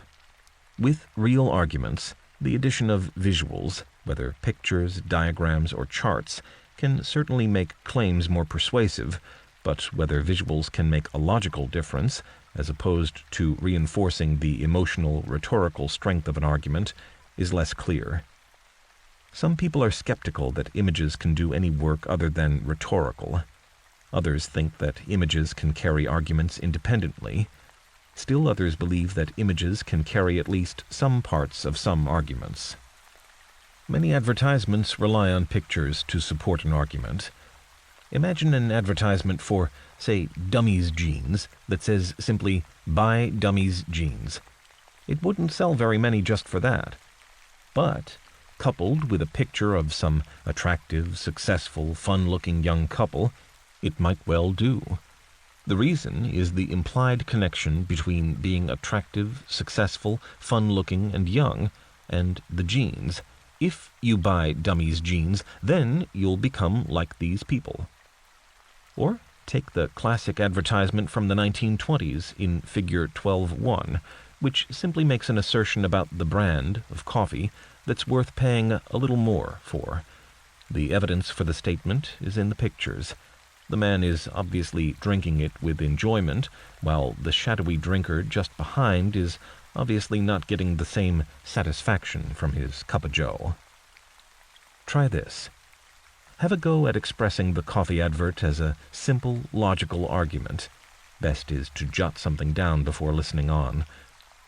Okay, this is how I deconstructed the ad. First premise. Paying a little more for something is worth it if it brings you real satisfaction. Second premise. This kind of coffee brings you real satisfaction. Conclusion. Therefore, paying a little more for this kind of coffee is worthwhile. That's the surface message anyway. The subliminal, hidden message is that the particular brand of coffee is superior to other brands. This message appears in the argument as one of the assumptions in the premises. Checking a real argument's structure.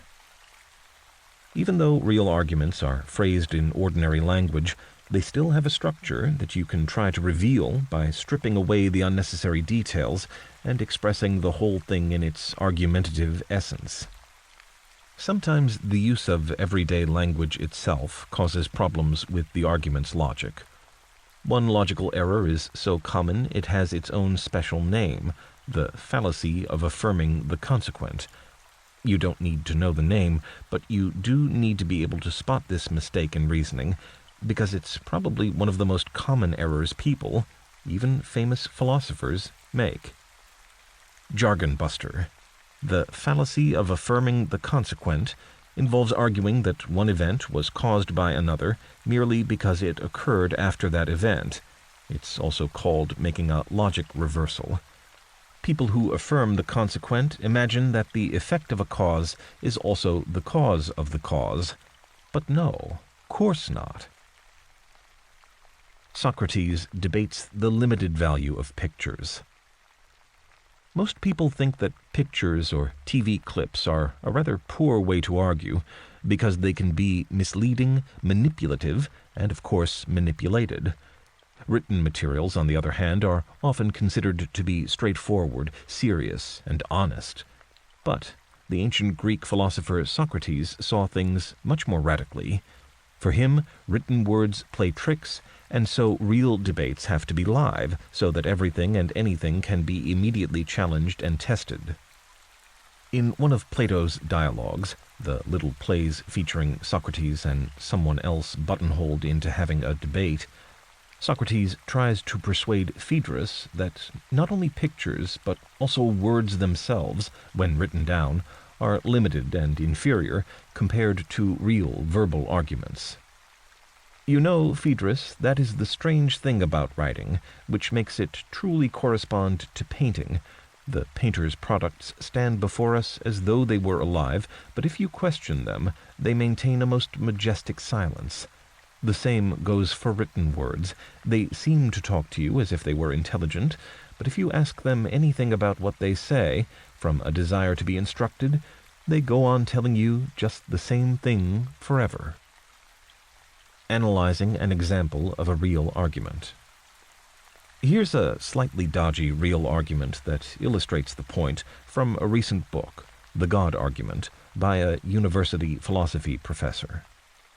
As presented in his book, religion is a nasty business, consisting of hanging homosexuals, beheading or stoning to death adulterous women, and subordinating women and children in Bible Belt America. Because, says the author, religious belief, historically and today, leads to these awful things, people should always try to discourage religious belief. This is a real argument in two senses. People really make it, as the professor does in his book, although not in so many words, and it's expressed in everyday language. Here's one way of looking at its structure, including the evidence offered. First premise. Religious belief leads people to do terrible things to other people, such as hanging them for being homosexual or stoning them to death. Second premise. Leading people to do terrible things to others, such as hanging them for being homosexual or stoning them to death, is bad. Conclusion, therefore, religious belief is bad. Remember, premises don't have to be true, and you don't need to prove them. They come with an implied if before them, and the conclusion is only supposed to be true if the premises are. On that basis, the claims here look okay. To investigate whether the sweeping conclusion demands acceptance too, as the professor hopes, you can structure the argument a bit more formally as follows. First premise. Religion leads to terrible things. Second premise. If something is terrible, it should be banned. Conclusion. Therefore, religion should be banned. The structure looks to be something like this. If A, then B. If B, then C. Therefore, if A, then C. Expressed in this way, the argument certainly appears to be valid, in the sense I describe in the earlier section, coming as you are, informal logic. But in fact, a bit of cheating is going on. It lies in the words of the original argument. Check out the first premise again, the one that says, Religious belief leads people to do terrible things to other people, like hanging them for being homosexual or stoning them to death. The professor doesn't flatly say that religious belief always and invariably leads to each of its adherents doing terrible things, but only that it sometimes leads to some people doing them. Clearly he can't state the former, because Mother Teresa, for example, didn't stone adulterers to death in India, but helped sick children. So, a more accurate way to represent the argument might be as follows. If A, then sometimes B. If B, then C. Therefore, if A, then C. However, this argument is certainly not valid. As long as some A aren't B, any additional information, no matter how juicy, about B is always going to be entirely irrelevant to them. On the other hand, maybe the professor isn't intending to argue this. Perhaps the essence is instead better summarized as follows. First premise. If religion is an evil influence on people, then people's minds will be addled and lots of bad things result. Second premise. People's minds have been addled and lots of bad things have resulted. Conclusion. Therefore, religion is an evil influence on people. Even if it is this version, though, the conclusion is still rather wonky. The problem now with this reasoning is that another explanation for the bad things may exist. Maybe inbred sexism or aggressive pursuit of economic self-interest. But such issues are getting, I suppose, into the area of sociology. Explaining the world's problems isn't your task here. You're just looking at the structure of arguments. And in this case, it does seem that the logic of this real argument is rather wonky. Discussing the usefulness of the fallacy. The fallacy of affirming the consequent is just one of a list of logical fallacies that Aristotle drew up thousands of years ago, but are still going strong. See Chapter 14 for details. Indeed, it's such a common argumentative tactic that pointing it out can seem a cool trick to make you look much cleverer than your opponent. But in real life, is it really an error at all? People who commit a logic reversal and affirm the consequent are implying that the effect of a cause is also the cause of the cause. To see why this is wrong, recall, from the logic vaults, the crown jewel of the logic, the valid argument called the modus ponens, from the Latin for the way that affirms by affirming, but for all that matters it is just a funny name, which has a special form which you can see in the following example. Suppose you're talking about Paris. A correct argument proceeds like this. If it's December, then it will be cold in the pavement cafes. It is December. Therefore, it will be cold in the pavement cafes. The conclusion is true because the premises are taken to be true. If A, then B. A, therefore B. But look what happens if, instead, the argument is mangled to become B, therefore A. If it's December, then it will be cold in the pavement cafes. It is cold in the pavement cafes, therefore it must be December.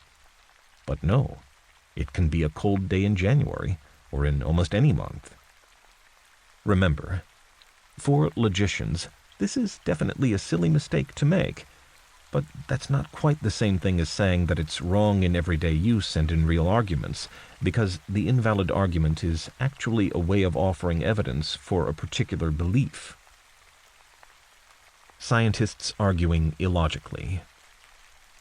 You come across many famous historical examples of scientists committing the logical error of affirming the consequent. Take the grandest theory of them all, the Big Bang one, which supposedly explains the origin of the entire universe as resulting from a primeval atom, exploding. It includes within it an expectation that the universe should be filled with leftover radiation distributed evenly. The argument goes as follows. First premise. If the universe started with a Big Bang, then there should be lots of stray background radiation left over for the radio telescopes to find. Second premise. Lots of stray background radiation is left over that the radio telescopes have found. Conclusion. Therefore, the universe started with a Big Bang.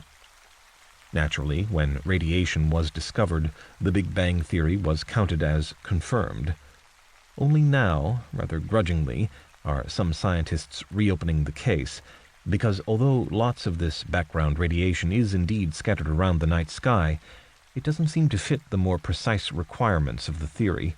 For example, instead of being evenly spread around, it seems to be located in strange clumps. Applying full logical rigor to the real world is difficult. Perhaps the moral is, don't throw out the useful science with the logical bathwater. Delving deeper into real arguments. In real, everyday, informal arguments, if people don't agree on the underlying facts, the starting points, no amount of persuasion ever allows one side to persuade the other of the rightness of their position.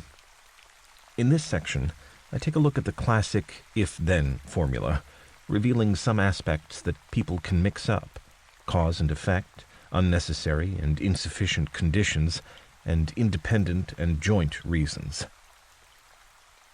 Considering the formula if A then B. In a sparky, recent book called If A Then B, How the World Discovered Logic, two philosophy professors, Michael Schenefeld and Heidi White, argue that reasoning, knowledge, and rationality are first and foremost matters of logic, of applying that deceptively simple formula if A then B to the world. What's more, they argue that the history of the world is also the history of simple logical forms. For example, the simple arguments I discuss in this chapter, where statements are presented and then claimed to lead to a certain conclusion, emerged out of the ancient Greek way of taking decisions. The idea is that if everyone agrees to be logical and let rules decide arguments, people should eventually reach decisions that everyone can see the reasons for and by and large can accept. A history of arguing. In ancient Greece, political issues were decided at public meetings in which the facts were represented and the citizens voted after drawing their conclusions. In this sense, the ancient Greeks invented not so much democracy, the rule of the people, but something much more useful: arguments. Of course, arguments lead to conflict, such as the long battle between Catholics and Protestantism in medieval Europe.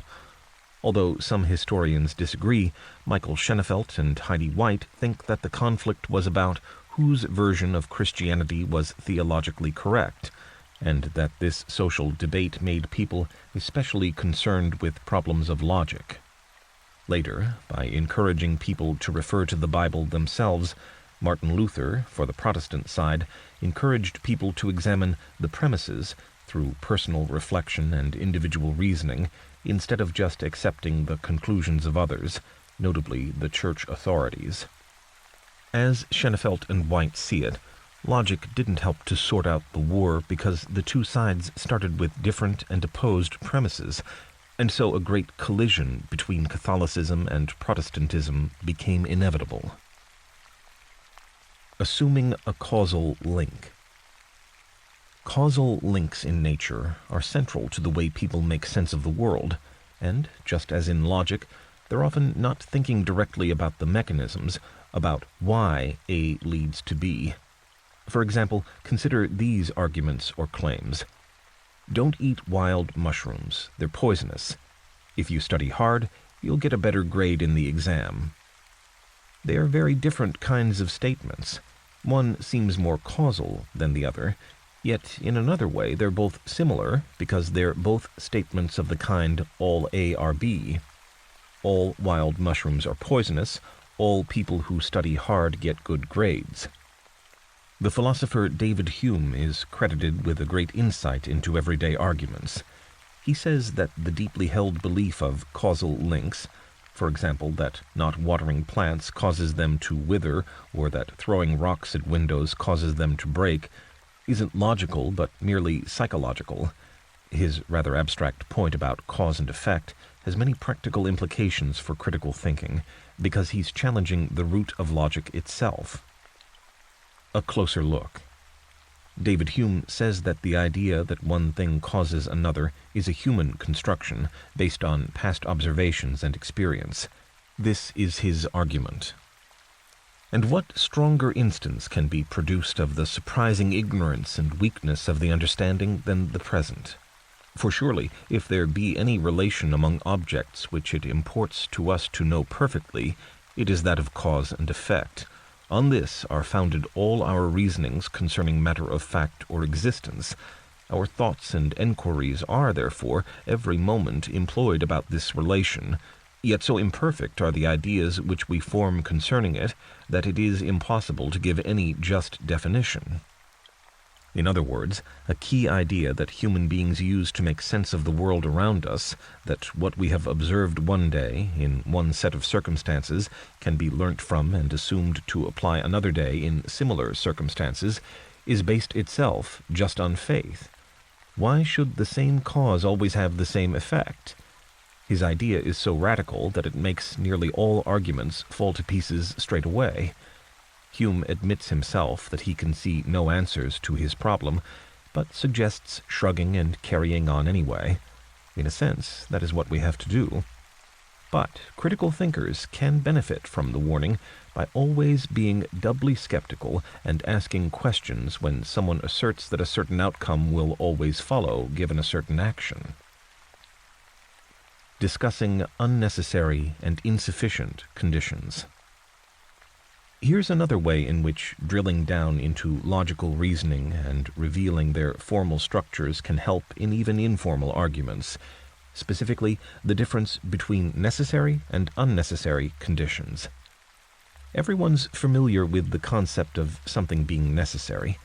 For example, in order to keep fish in an aquarium alive, it is necessary to make sure that it's full of water. If you let the water evaporate out, the fish perish. Jargon buster.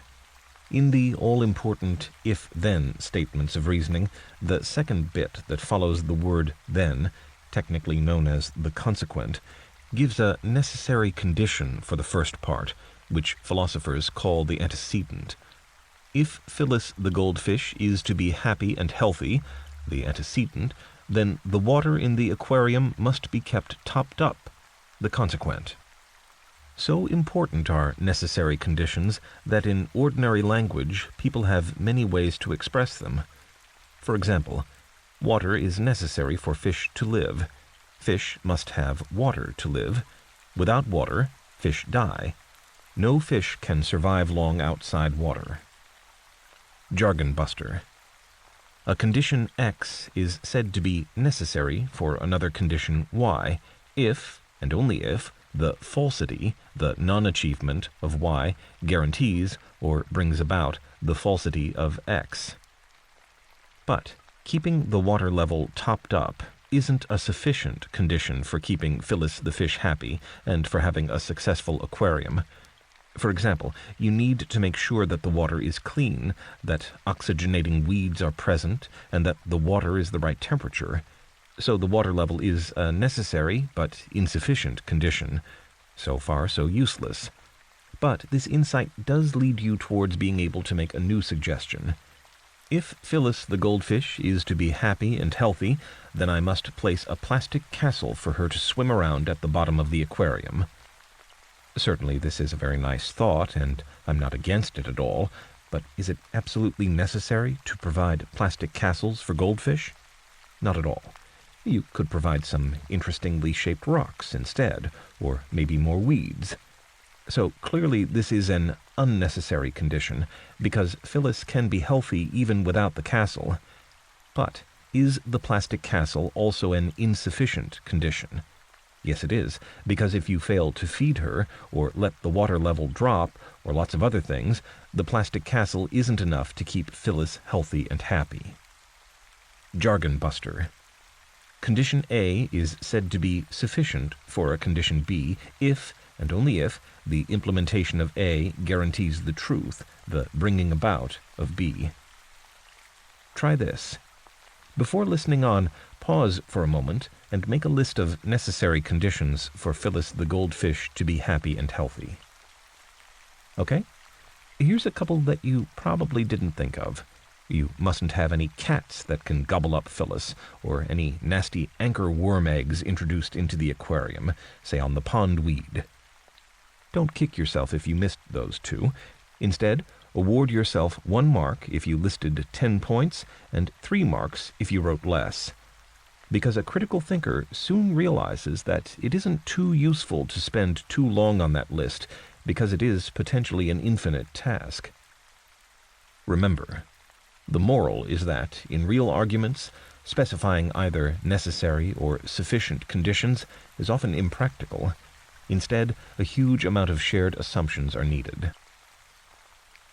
Investigating independent and joint reasons. One quite subtle distinction in critical thinking is between independent and joint reasons. Jargon buster. Many arguments work quite happily on just one reason. You can see these arguments as assertions. Killing animals for meat is wrong. Therefore, everyone should become vegetarians. The argument works because the word should contains a judgment about what's right and what's wrong, and the first part of the argument says that killing animals is wrong. The hidden structure is probably as follows. Killing animals is wrong. People shouldn't do things that are wrong. Therefore, people shouldn't kill animals. Next step. People who aren't vegetarians are involved in the killing of animals. Killing animals is wrong. Therefore, everyone should become vegetarian. Jargon buster. In contrast, a joint reasoning argument is one in which you need at least 2 reasons in order to draw the conclusion. In other words, you can't draw the conclusion from any one of the reasons on its own. Take a look at this one, with 4 reasons offered to support the eventual conclusion, for example. 2/3 of the world's surface is covered in water. If people stop eating fish, then pressure on the fragile ecosystems on land will be increased. Increased pressure on the fragile ecosystems on land is bad for the environment. Vegetarianism requires people not to eat fish. Therefore, vegetarianism is bad for the environment. There. In this section, you've used logic to prove 2 opposite sides of the argument. Vegetarianism is morally right, and vegetarianism is morally wrong. That's a pretty handy critical thinking skill. Being aware of hidden assumptions. Looking at arguments from the point of view of those making them helps you to spot hidden assumptions that they're making, assumptions that you may want to discuss openly and perhaps challenge. Tip.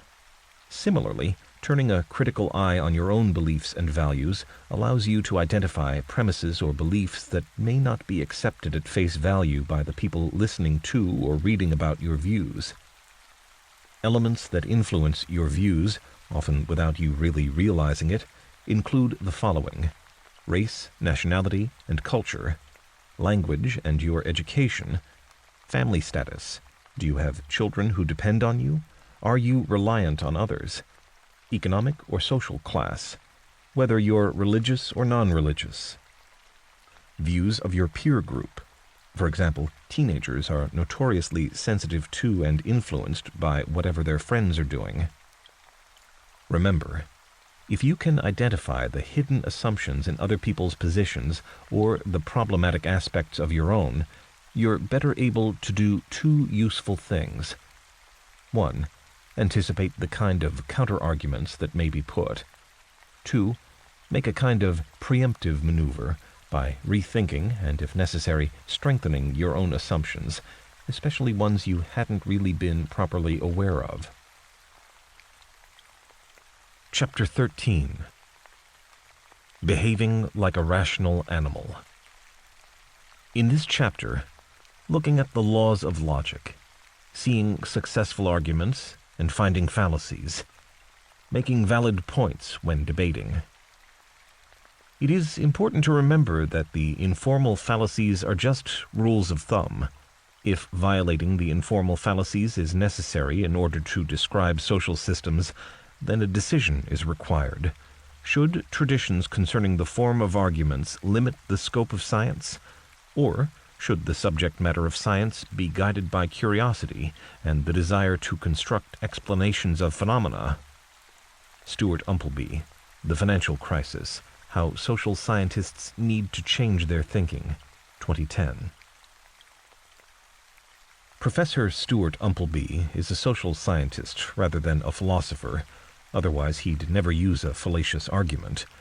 He's sounding a cautionary note about the too literal, too narrow use of logical rules, a view that I clarify in this chapter. This chapter is about how to use logic to strengthen your own arguments and help you spot weaknesses, or indeed strengths, in other people's.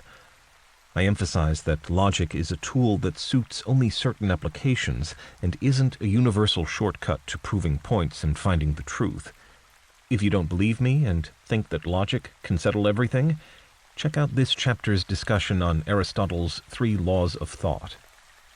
I also include an opportunity for you to hone your skills via a deceptively important little argument that highlights the role of link terms in producing a good, sound argument, and the danger of ambiguous language for producing a bad one. Setting out laws for thinking logically.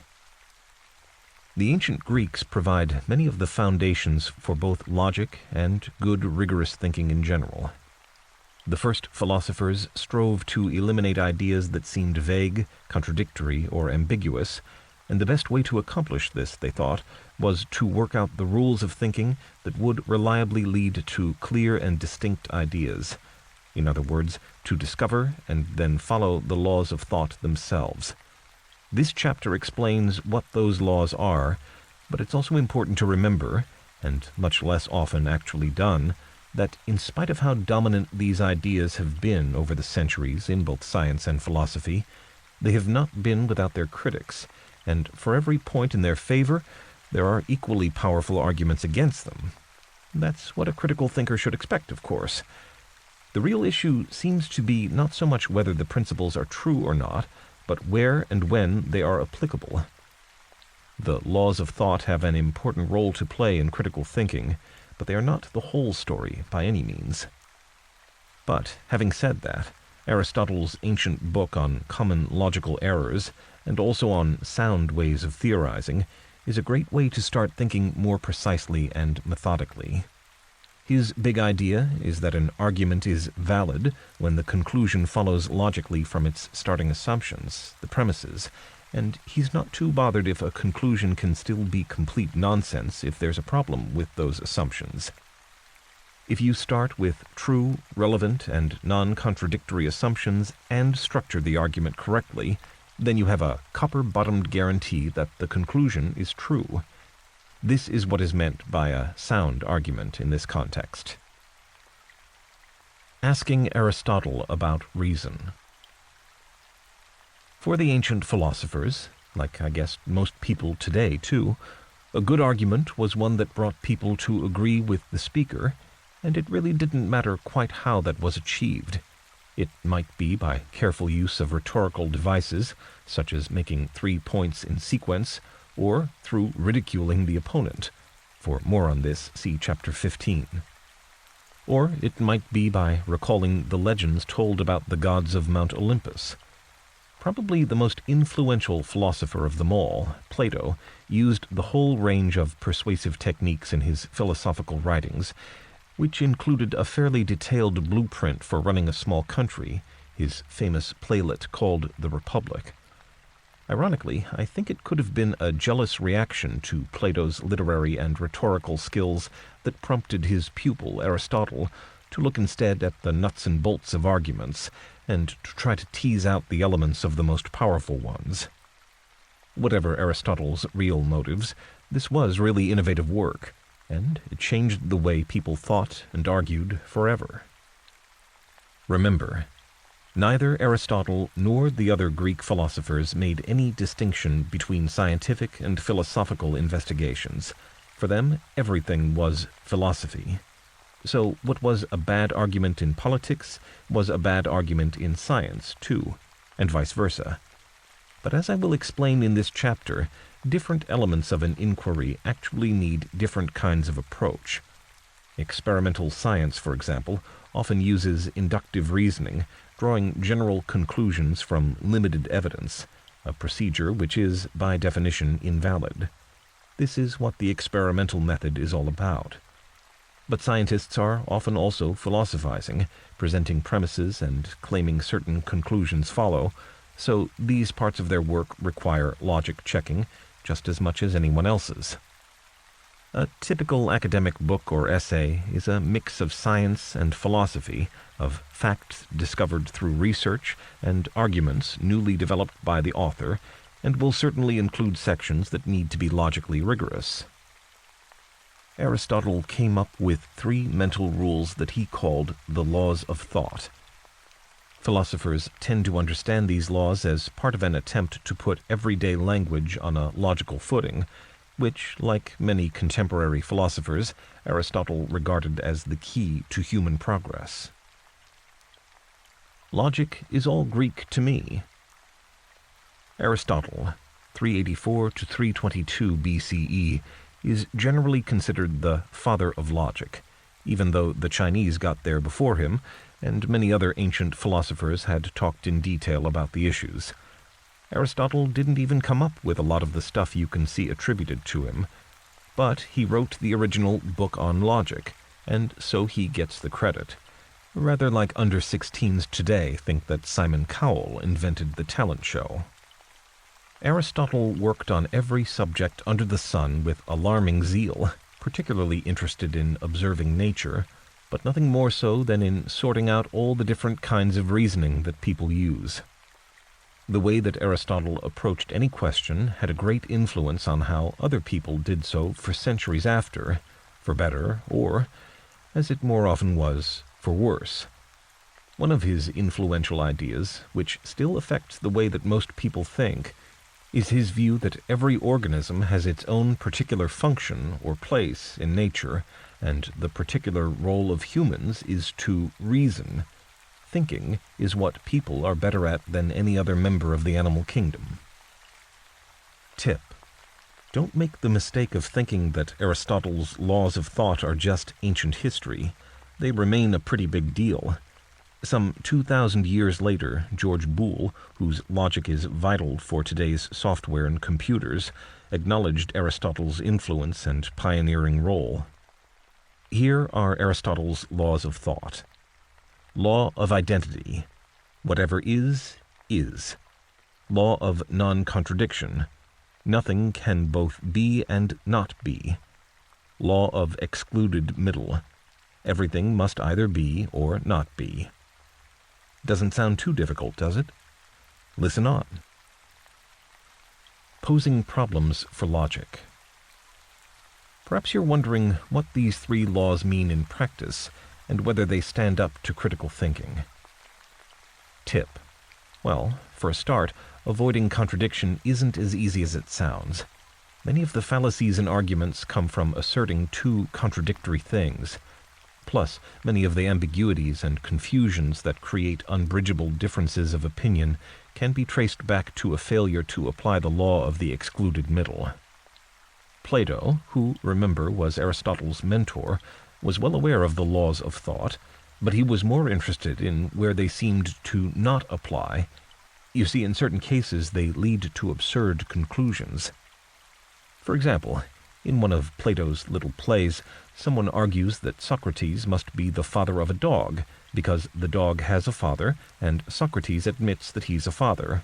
The law of non-contradiction, nothing can both be and not be, says that one can't both be a father and not be a father at the same time, and so logic seems to require that Socrates must be the father of the dog.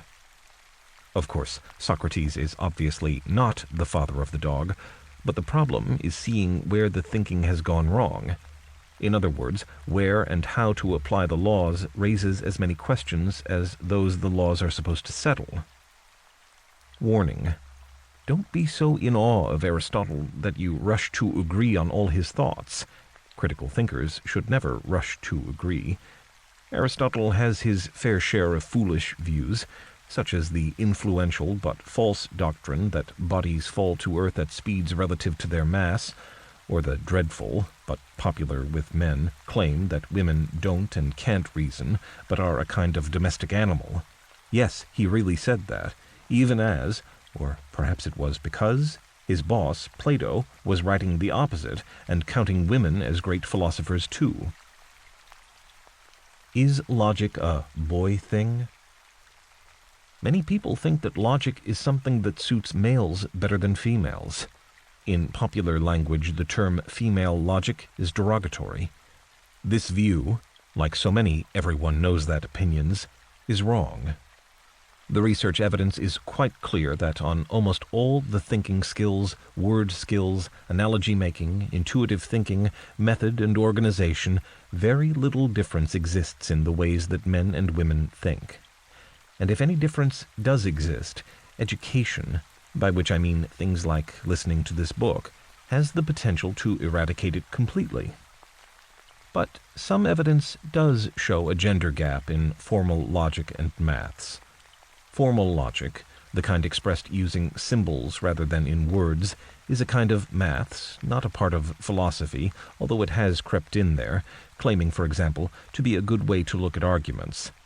Tests that ask students to rotate shapes and so on also seem to favor boys at the expense of girls. It seems that these tests involve abstract logical manipulations that at some level call on the same mental architecture, use the same processing elements of the brain. 4 points are worth making about the issue. 1. Expectations have a very clear influence on outcomes. An interesting 1999 experiment, led by Stephen Spencer, a Canadian psychologist, gave the same logical reasoning test to 2 groups of students. One group was told that the test was to measure how great the logic gap was between boys and girls.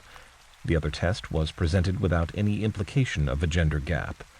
The girls performed significantly better in the test when no seeds of doubt were planted in their minds beforehand. This is what social scientists call the problem of stereotype threat. 2. Any differences in certain skills are emphatically not the true critical thinking skills at all, but arguably certain ones involving logical manipulations of abstract information. 3. The boy-girl differences are cancelled out by the differences between people who are left-handed and people who are right-handed. Left-handed boys are worse at the traditionally male logic and spatial awareness tests than right-handed boys, but left-handed girls are better at them. 4. You'd think it pretty odd if teachers taught left-handed and right-handed children in separate classes, handing out tea sets to play with to one and electronic circuits to program to the other, but something like this can happen later in life when logic is taught. The bottom line is that it's not clear that males have any advantage in informal logic, which is what critical thinking is about. And even if a gender gap does exist in some related thinking skills, the differences are small. Data on average performance of large groups tells you very little about an individual's abilities, and so no one should suppose anything about the thinking style of individuals solely on the basis of their gender.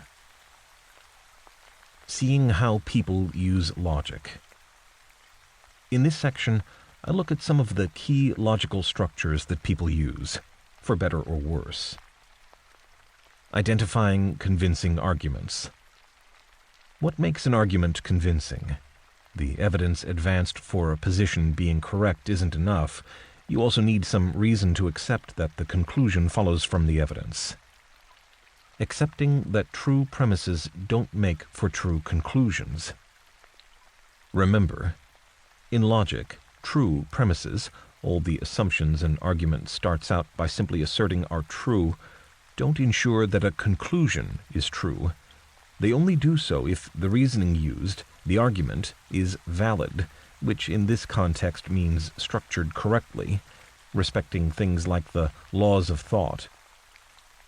Tip. The easiest way to prove your point is to structure it as a hypothetical, an if one thing then another thing, followed by a demonstration that the first thing really is the case. This kind of argument is called affirming the antecedent. The antecedent is the thing that comes before. Philosophers often express arguments in symbols, whereas critical thinkers use ordinary English. But noting that the validity of arguments is most easily tested using symbols helps you to remember two important things. Making your argument valid means logic checking its structure. Starting off with false premises, assumptions, doesn't actually make the argument invalid, but it does make it unsound and unpersuasive. Here's this affirming the antecedent argument in symbolic form. If P, then Q, P, therefore Q. And here's an example. If there is evidence of design in the universe, then there must be a designer. There is evidence of design in the universe, therefore there must be a designer. Goodness, does that settle the huge old debate simply through logic? Not really. You can still disagree over whether the premises are true. What's meant exactly by a designer, or indeed one with a capital D? Unless the starting assumptions are true, the structure of the argument can be as excellent as you like, but you still can't be sure of the conclusion. A closer look. Another way of making this point is to say that a valid argument is truth-preserving, in the sense that if you put true premises in, a true conclusion comes out the other end. But not the other way round, mind you. If the premises are false, you can't assume that the conclusion is false, too. A politician can still be right, after all, despite having all her facts and arguments wrong. Aristotle came up with 256 variations of arguments that have two assumptions followed by one conclusion, of which he thought 19 were truth-preserving, the rest were fallacies and hence ones to avoid, mostly obviously so. Actually, people think nowadays that at least 4 more of his 19 safe forms are dodgy, showing just how difficult being fully logical and rigorous is. But that doesn't mean you shouldn't try. Denying the consequent. A great valid form of argument is denying the consequent, modus tollens in Latin. As the name rather gives away, instead of proving that the if bit is true, you prove that the then bit, the consequent, is false. For example, if being a real king requires having a crown, then not having a crown implies not being the king. In logic speak, assuming that a real and an unbreakable connection exists between the antecedent and the consequent, the if and the then, and the consequent is false, then the antecedent must be false also. Denying the consequent, the thing after, thus involves the denial of the antecedent, the thing before, as well. Here's an example, both in symbols and plain English. If P, then Q. Not Q, therefore not P. If I eat lots of sweets made of sugar, then my teeth will fall out. My teeth have not fallen out, therefore I haven't eaten lots of sweets made with sugar. Tip.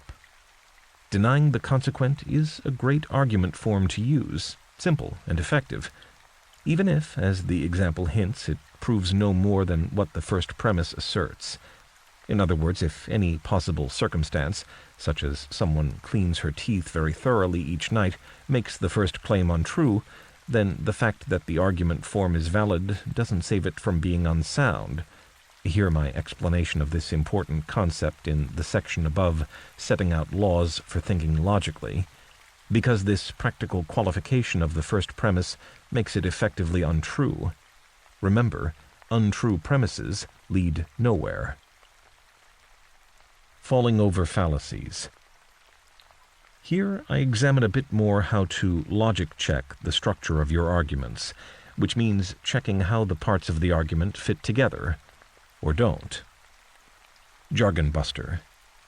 In logic, a fallacy is an invalid argument, one in which a flaw in the way it is constructed means that it's possible for all the premises to be true and yet the conclusion to be false. As such, you clearly want to avoid fallacious reasoning. It leads you astray, as well as your readers or listeners. People also often use the term colloquially to include arguments they consider false, because they disagree with one or other of the premises. The two ways of using the word should not be confused. Remember, not just any old type of mistake in reasoning counts as a logical fallacy. To be a fallacy, a type of reasoning must be potentially deceptive, in other words, look plausible. It must be likely to fool at least some of the people, some of the time.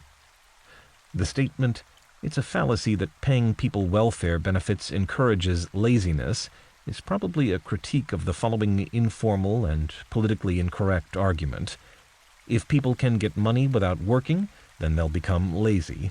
Unemployment benefit is a form of getting money without having to work for it. Unemployment benefit encourages laziness. Try this. Is the argument valid? Skip to the answers section at the end of this chapter for my comments. The rest of this section covers the idea of fallacies. Choosing your words carefully. Jargon buster. Ambiguity is the enemy of a solid argument. One commonly spotted ambiguity is amphiboly, from the Greek verb to throw around.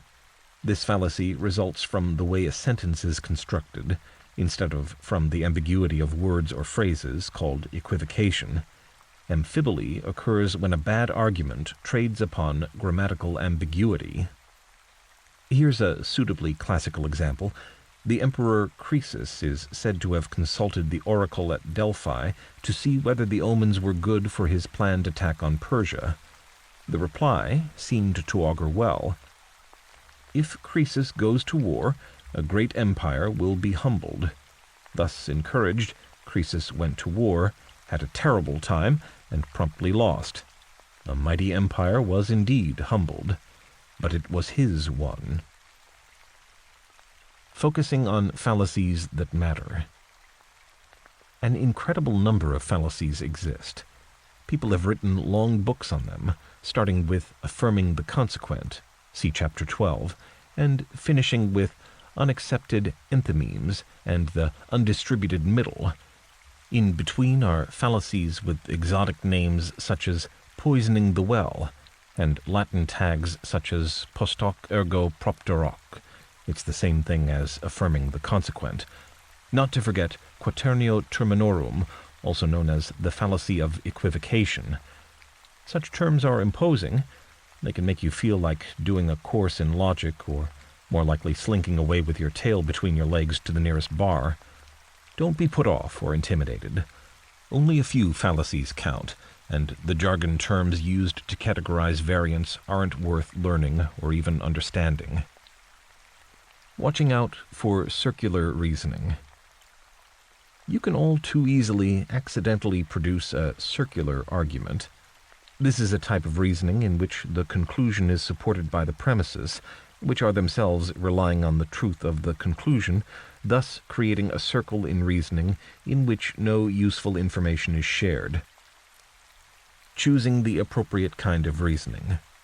Don't start to see fallacies everywhere, because science, and real life generally, is all about inductive reasoning, drawing general conclusions from a limited amount of evidence.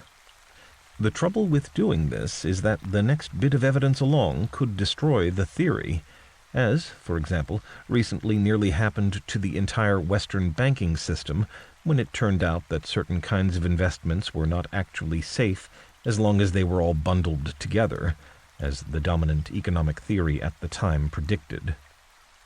In real life, we use inductive reasoning all the time, even though it is, by definition, invalid, and it carries with it the risk of being proved wrong by future events.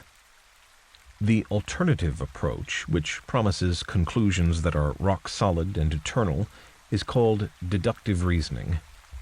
It is exemplified by logic and geometry, with their ability to demonstrate that, for example, that 3 plus 4 equals 7, or that the angles of a triangle add up to 180 degrees, or that Socrates, being a man, is mortal. Claims like these tend to stay true.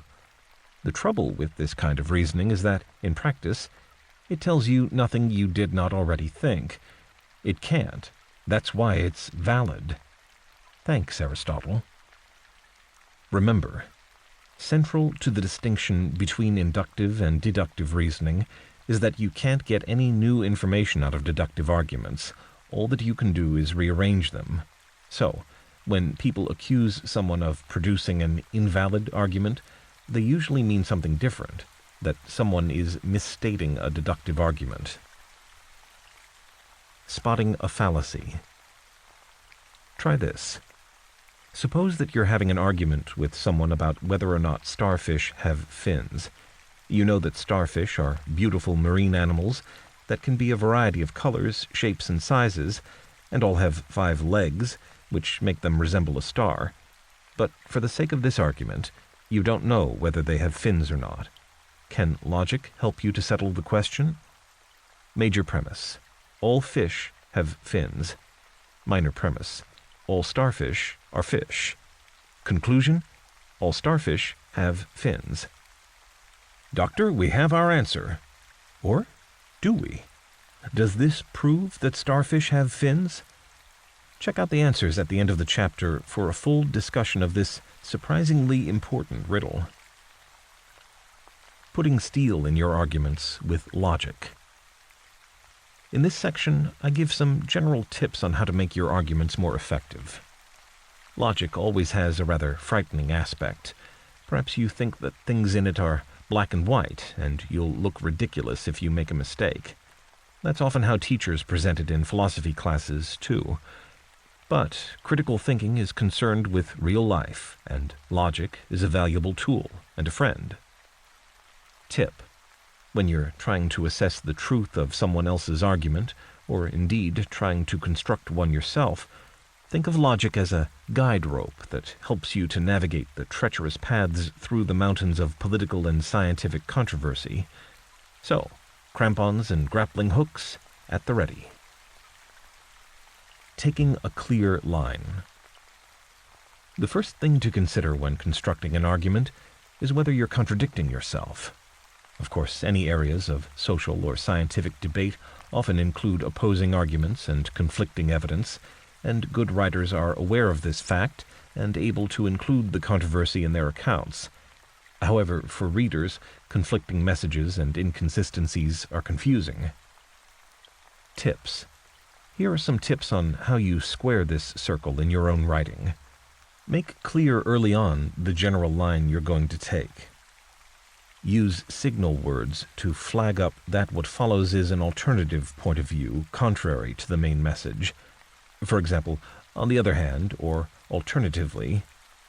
Explain how any contradictory perspectives and views that your research may have revealed can be resolved, perhaps by introducing a third perspective, or at the very least, make clear to the reader the presence of an unresolved contradiction, and that it's not just the reader who can't solve it. Choosing your words carefully. Many arguments are really just confusions about terminology. In fact, Socrates insisted that all human disagreements come down to this problem, but then he was executed by his fellow citizens after a vote, which implies he misjudged their characters. He was somewhat naive about how and why different economic interests can lead people to have a reason to see things a certain way. Tip. You need to word your arguments precisely, if they're to have any chance of being logical. Imprecise wording is a recipe for inconsistency, the error that brings an argument tumbling down later. See the exercise in the earlier section, Spotting a Fallacy, for how even everyday words can mislead. A closer look. A sound logical argument depends on terms having one fixed and precise meaning. But in ordinary language, as opposed to artificial languages such as symbolic logic or mathematics, no terms have a fixed meaning. They're all to varying degrees a little bit nuanced, a little bit context-dependent, and a little bit ambiguous. Here's an easy question. Do the angles of a triangle add up to 180 degrees? Not when the triangle is drawn on the surface of a sphere, they don't. So even maths and logic are context-dependent, and logic can't get going until the precise meaning of the terms has been agreed. Remember, to this extent, all claims made using ordinary language depend on a degree of subjectivity and on, at the very least, a consensus about meanings and usage. Employing consistency and method. Remember, in a good logical argument, the points made support the eventual conclusion. Another pitfall you want to avoid here is providing reasons that don't support the conclusion, perhaps because they're basically irrelevant, or because they imply the reverse of the desired conclusion. This happens easily if you don't really know at the outset why you think that such and such, but are cobbling together reasons and evidence to support your opinion anyway. Tip: getting the reasons in the right place is important. Often, people link reasons to each other that don't directly support the overall conclusion, but instead lead to an intermediate conclusion. A logical structure requires a line of reasoning in which first things come first and related arguments are dealt with together. See Figure 13.1. You can find out more about this aspect in more detail in Chapter 12. Answers to Chapter 13's exercises. Here are my answers to the two exercises. The "Does welfare encourage slacking?" argument. I say that this argument is valid, but I'm not a fascist, and you don't have to accept premises are true. Let me explain. Here, the argument hinges on if people can get money without working, then they will become lazy, which looks plausible when understood as sometimes if people can get money without working, then they will become lazy. But it seems less so when understood as in all cases, and even less so when the amount of money is included. Plenty of scope for disagreement exists about the assumptions in this argument. For example, suppose that the first premise is expanded to say, invariably, if people can get just enough money to survive from the state without having to work for it, then they will all become lazy. Looks less plausible, doesn't it? But it's not a change to the logic, only to the content. The starfish argument. The argument, as it is presented, proves nothing, because the word fish is being used in two different ways, in a strict scientific sense in the first premise, and in a looser, everyday sense in the second premise. The end result is that the conclusion is unreliable. For the record, in this case, not just unreliable, but flat wrong. The fallacy is given the fancy name quaternio terminorum. In plain English, it's the fallacy of 4 terms. The logic depends on there being just 3 terms, with what logicians call the middle term being the vital link between the others. It's called the middle term because of its link role, rather than because it appears in the middle of the sentence. When you have 4 terms, you have no link, and the whole argument becomes random assertions. Here's a valid argument to remind you of how the middle term, in bold, acts as the vital link. Major premise: all fish have fins, with fish in bold. Minor premise: all salmon are fish, with fish in bold. Conclusion: all salmon have fins. In plain English, the argument is that salmon have fins because they're a kind of fish and all fish have fins. Remember, an invalid argument doesn't tell you that the conclusion is false. That would be useful in a way. But although starfish live underwater, they aren't fish in the scientific sense that the term is used in the first premise. Whereas fish propel themselves with their tails, starfish have tiny feet to help them move along. Chapter 14. Using words to persuade. The art of rhetoric. In this chapter, discovering the nature of rhetoric, using rhetoric to wow when giving a presentation, boosting a failing argument with rhetorical tricks, analyzing a series of rhetorical statements. Rhetoric is the study of how to persuade with words. It's an ancient topic, as ancient as anything academics talk about. Perhaps the dominant theme of this book, in line with most critical thinking advice one way or another, is how to impose structure on ideas, turn claims and counterclaims into arguments, while allowing other kinds of thinking only a supporting role to the central role that logic plays. But real life isn't like that. Most of the things you hear people say, or even read, aren't arguments in any sense. They're more like descriptions, exclamations, or instructions.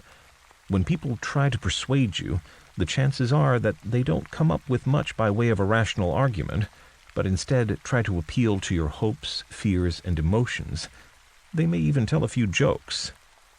You can call these tactics rhetorical flourishes, if you like, but they're all an important part of persuading people. Therefore, they deserve to be part of any book on arguments, and certainly part of any examination of critical thinking. In this chapter, I look at some of the ways you can use rhetoric to persuade, whether your efforts are already going well or not, and in informal and more formal situations, such as work presentations. I even include a section on how jokes can get your audience thinking. Remember, although logic tries to force people to agree with you, to convince an audience in any meaningful way, you will usually do much better by trying to win them over. Invariably, the person who triumphs in the debate comes across as cooperative rather than confrontational, and that's something that critical thinkers can certainly take on board. Introducing rhetoric, when an argument isn't an argument. Arguments, in the sense I use it in most of this book, are a series of statements for or against something, all set within a logical framework that makes them persuasive. But throw away that framework now, and what you have left is rhetoric. Tip: rhetoric is still a series of statements designed to persuade, but with the logic taken out. And it works, no doubt about that. This section identifies some of the elements rhetoric uses in place of remorseless logic. Choosing the overall approach. When the ancient Greeks first studied rhetoric, they identified three basic distinct approaches, three different ways to win an argument. Remember: 1. Logos.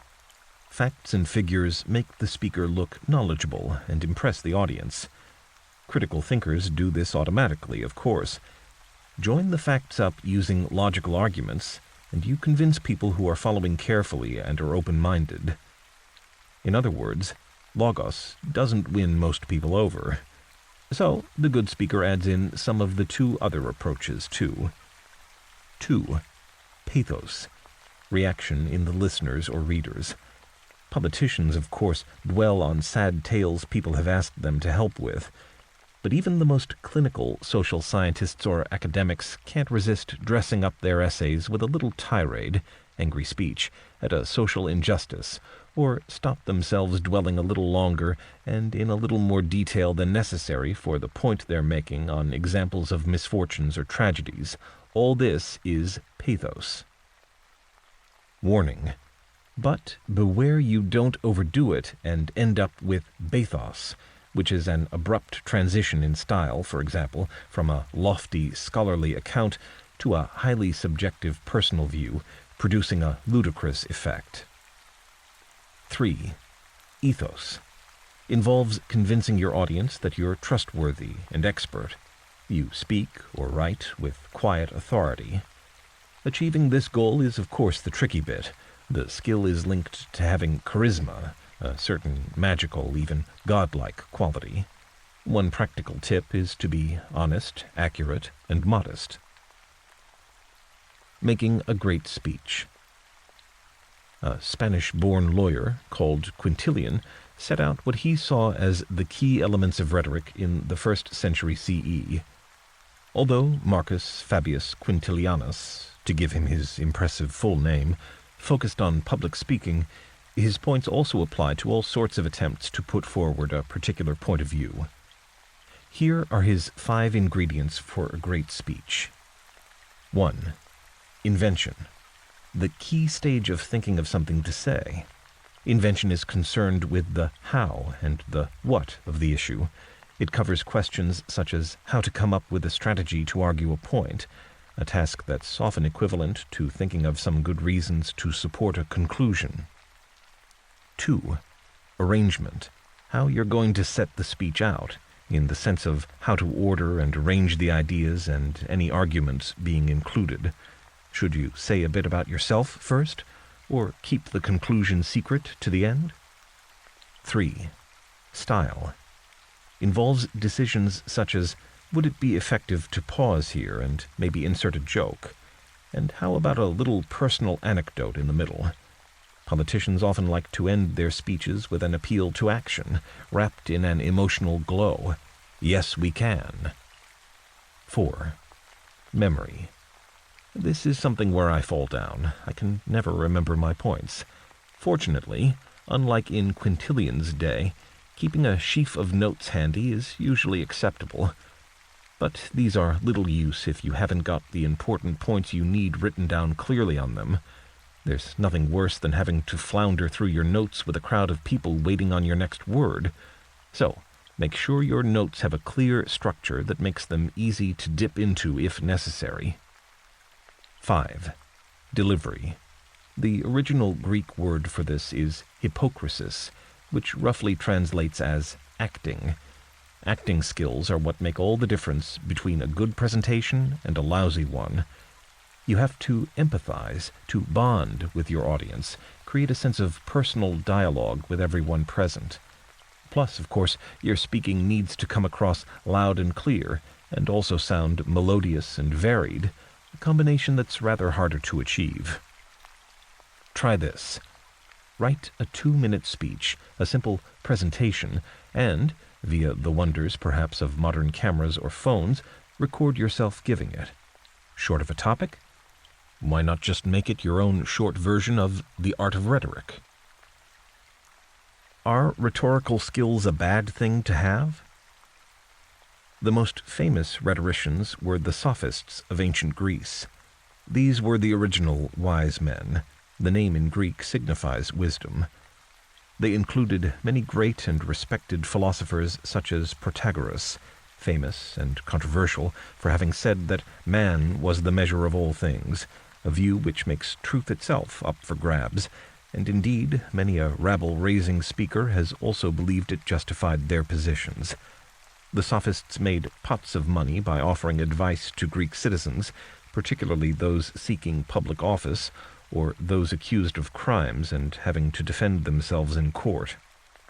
The sophists drew a line between two kinds of knowledge, the kind that describes the natural world and the kind that relates to the more complex case of human beings. Despite owing the sophists for many of his inspirations, Plato regularly attacked them for, in a sense, selling arguments as part of their rhetorical skills and putting a price tag on the pursuit of knowledge. Soon their reputation sunk to such a low point that Plato's student Aristotle mocked them as people who take money for appearing wise without actually being so. Cruel, but elegantly expressed, as only to be expected from someone who himself wrote a book on rhetoric. In the last century, however, the philosopher of science Karl Popper called for the ancient rhetoricians to be given a little more credit for their work.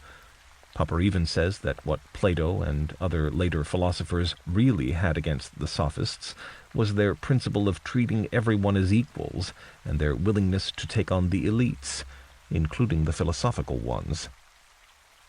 Clever old Quintilian's 5 elements of rhetoric are so good that people continue to use them today. The first one, invention, is the part that overlaps most with the usual ideas of critical thinking. But in rhetoric, you don't just draw upon arguments. You may want to offer authorities to back your view, maybe even to present yourself as such, or perhaps overwhelm with facts and figures. See the approaches of ethos and logos, respectively, in the preceding section. Remember, a vital part of speaking and writing effectively is to tailor what you're doing to the particular audience, a skill I cover in more detail in Chapter 10. For example, don't deliver a complicated, fact-heavy account to people who just need an overview, or give a weepy, emotional account to a skeptical audience. And don't tell dirty jokes to a select committee at the House of Commons looking at teaching thinking skills. Winning when you're right. Rhetoric provides some great strategies for making your points more persuasive, say as part of a spoken presentation or debate. These tactics work whether you're right or wrong, but I assume you want actually to be right, and so I concentrate on that for the moment. To discover some shadier approaches to bolster a weak argument, though, check out the later section, Debating Successfully When You're Wrong. Favoring a simple but effective structure. The simplest way to structure your speech is the same way that you structure an essay in order to aid comprehension. 1. Outline the points you're going to make with a short introduction. 2. Give the meat of the argument following the outlined structure. 3. Summarize the argument. Tip. As the lawyer's dictum has it, tell them what you're going to tell them, then tell them, and then tell them what you told them.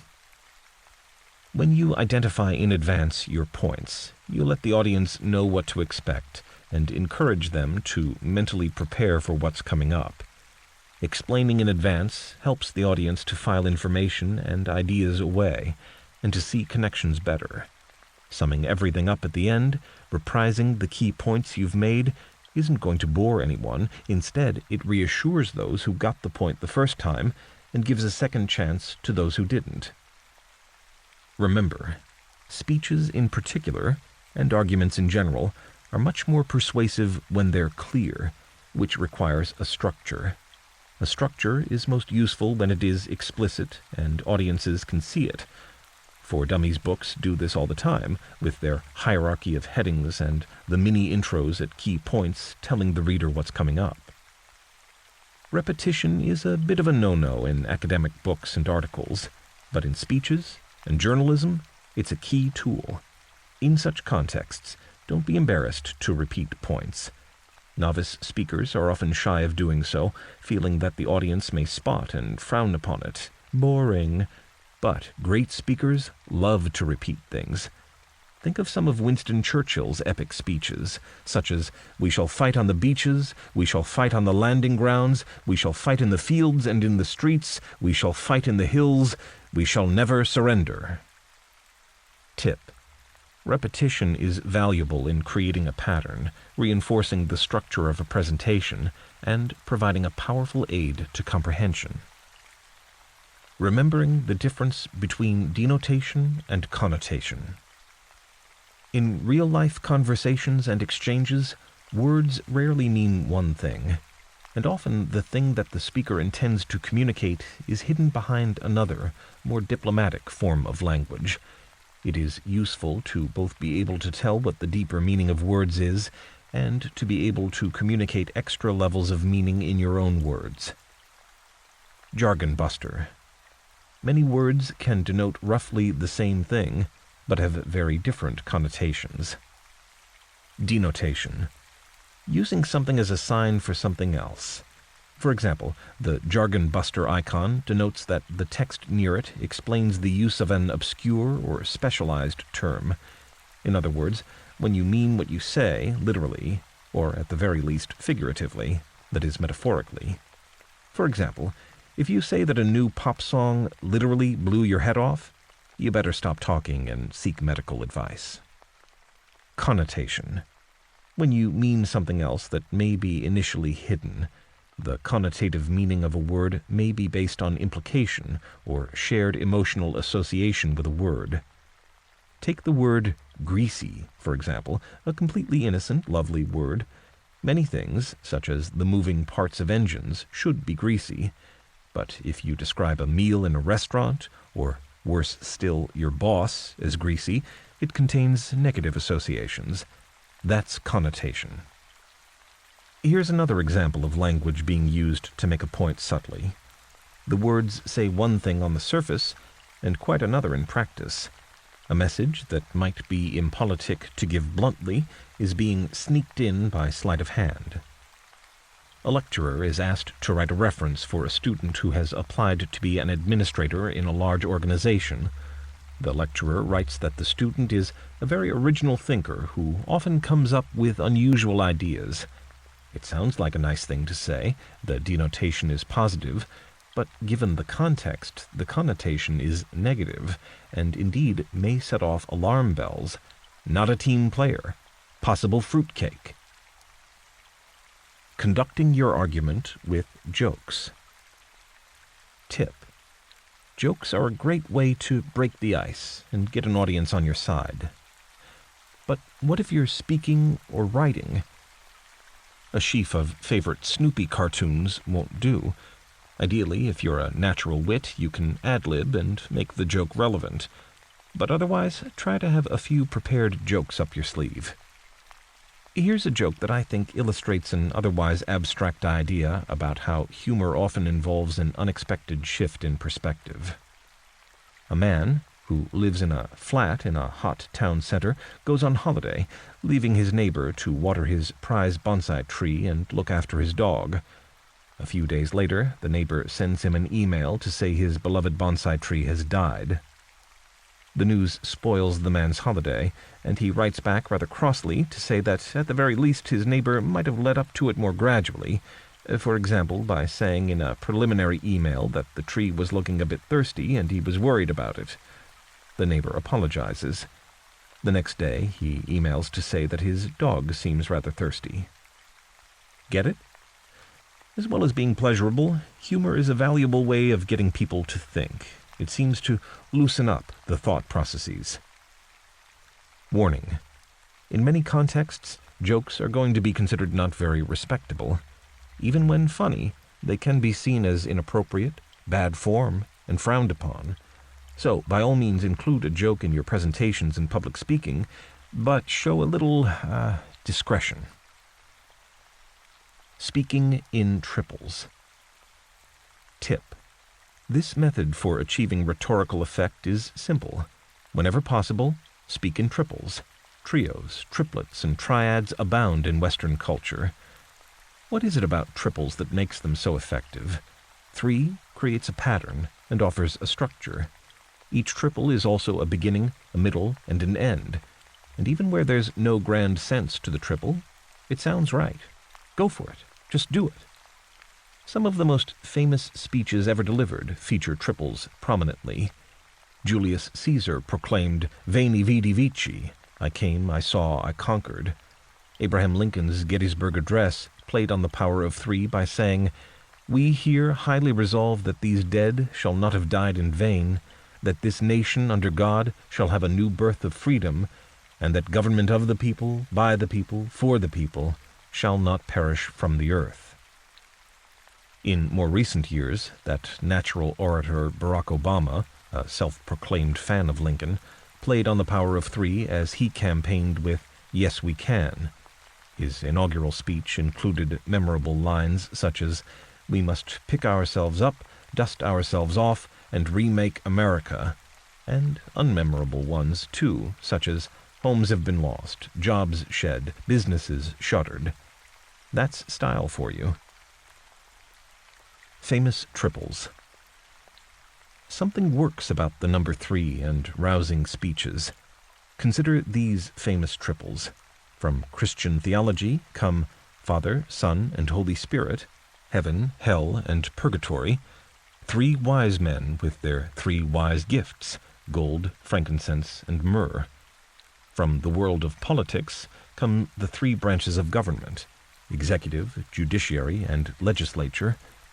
And, of course, populist appeals to the deepest aspirations include life, liberty, and the pursuit of happiness in the U.S., liberté, égalité et fraternité in France, ein Volk, ein Reich, ein Führer, one people, one empire, one leader in Nazi Germany. Nowadays, the German motto is completely different, except that it's still a triple: unity, justice, and freedom. Tell people what they want to hear. In his barnstormingly successful book, How to Win Friends and Influence People, 1936, Dale Carnegie makes a very useful point for public speaking. Don't talk about yourself and what you want and need, but talk about your audience and what they want and need. Address their concerns, not yours. To be an effective communicator, pin up this little reminder. People aren't interested in me. They're interested in themselves, morning, noon, and after dinner. Only then can you start to find a way to make what you want something they may want too. But vice versa, communications should always be a two-way street. To be a good speaker, you have to also be a good listener. To be interesting, you have to be interested. To be admired and appreciated, you have to make other people feel appreciated too. Debating successfully when you're wrong. In this section, I look at a few slightly dodgy tactics that, of course, you'd never stoop to, but which you may find useful to know about anyway, because other people certainly use them. These great debating tricks can make even a weak hand into a winning presentation. Making a virtue of not knowing. Remember, audiences are much more sympathetic to people who admit not knowing than they are to someone who reveals through a mistake that they're ignorant. After all, most of the audience doesn't know either, and no one likes a smart aleck. So, if you don't know, shout it out loud. This is a legitimate tactic in arguments. But a more sophisticated kind of admission of ignorance is a little bit less honest. Funnily enough, when it suits them, subject experts often back up their positions by saying that no one knows certain things about an issue. The tactic has a grand Latin name, the argumentum ad ignorantium.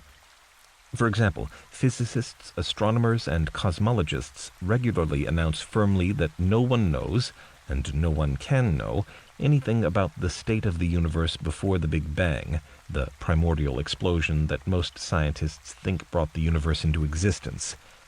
But when facts are based on a claim about ignorance, for instance that the age of the universe is that which can be calculated from the Big Bang onwards, because no one can know anything about the universe before, strictly speaking, such claims are fallacious.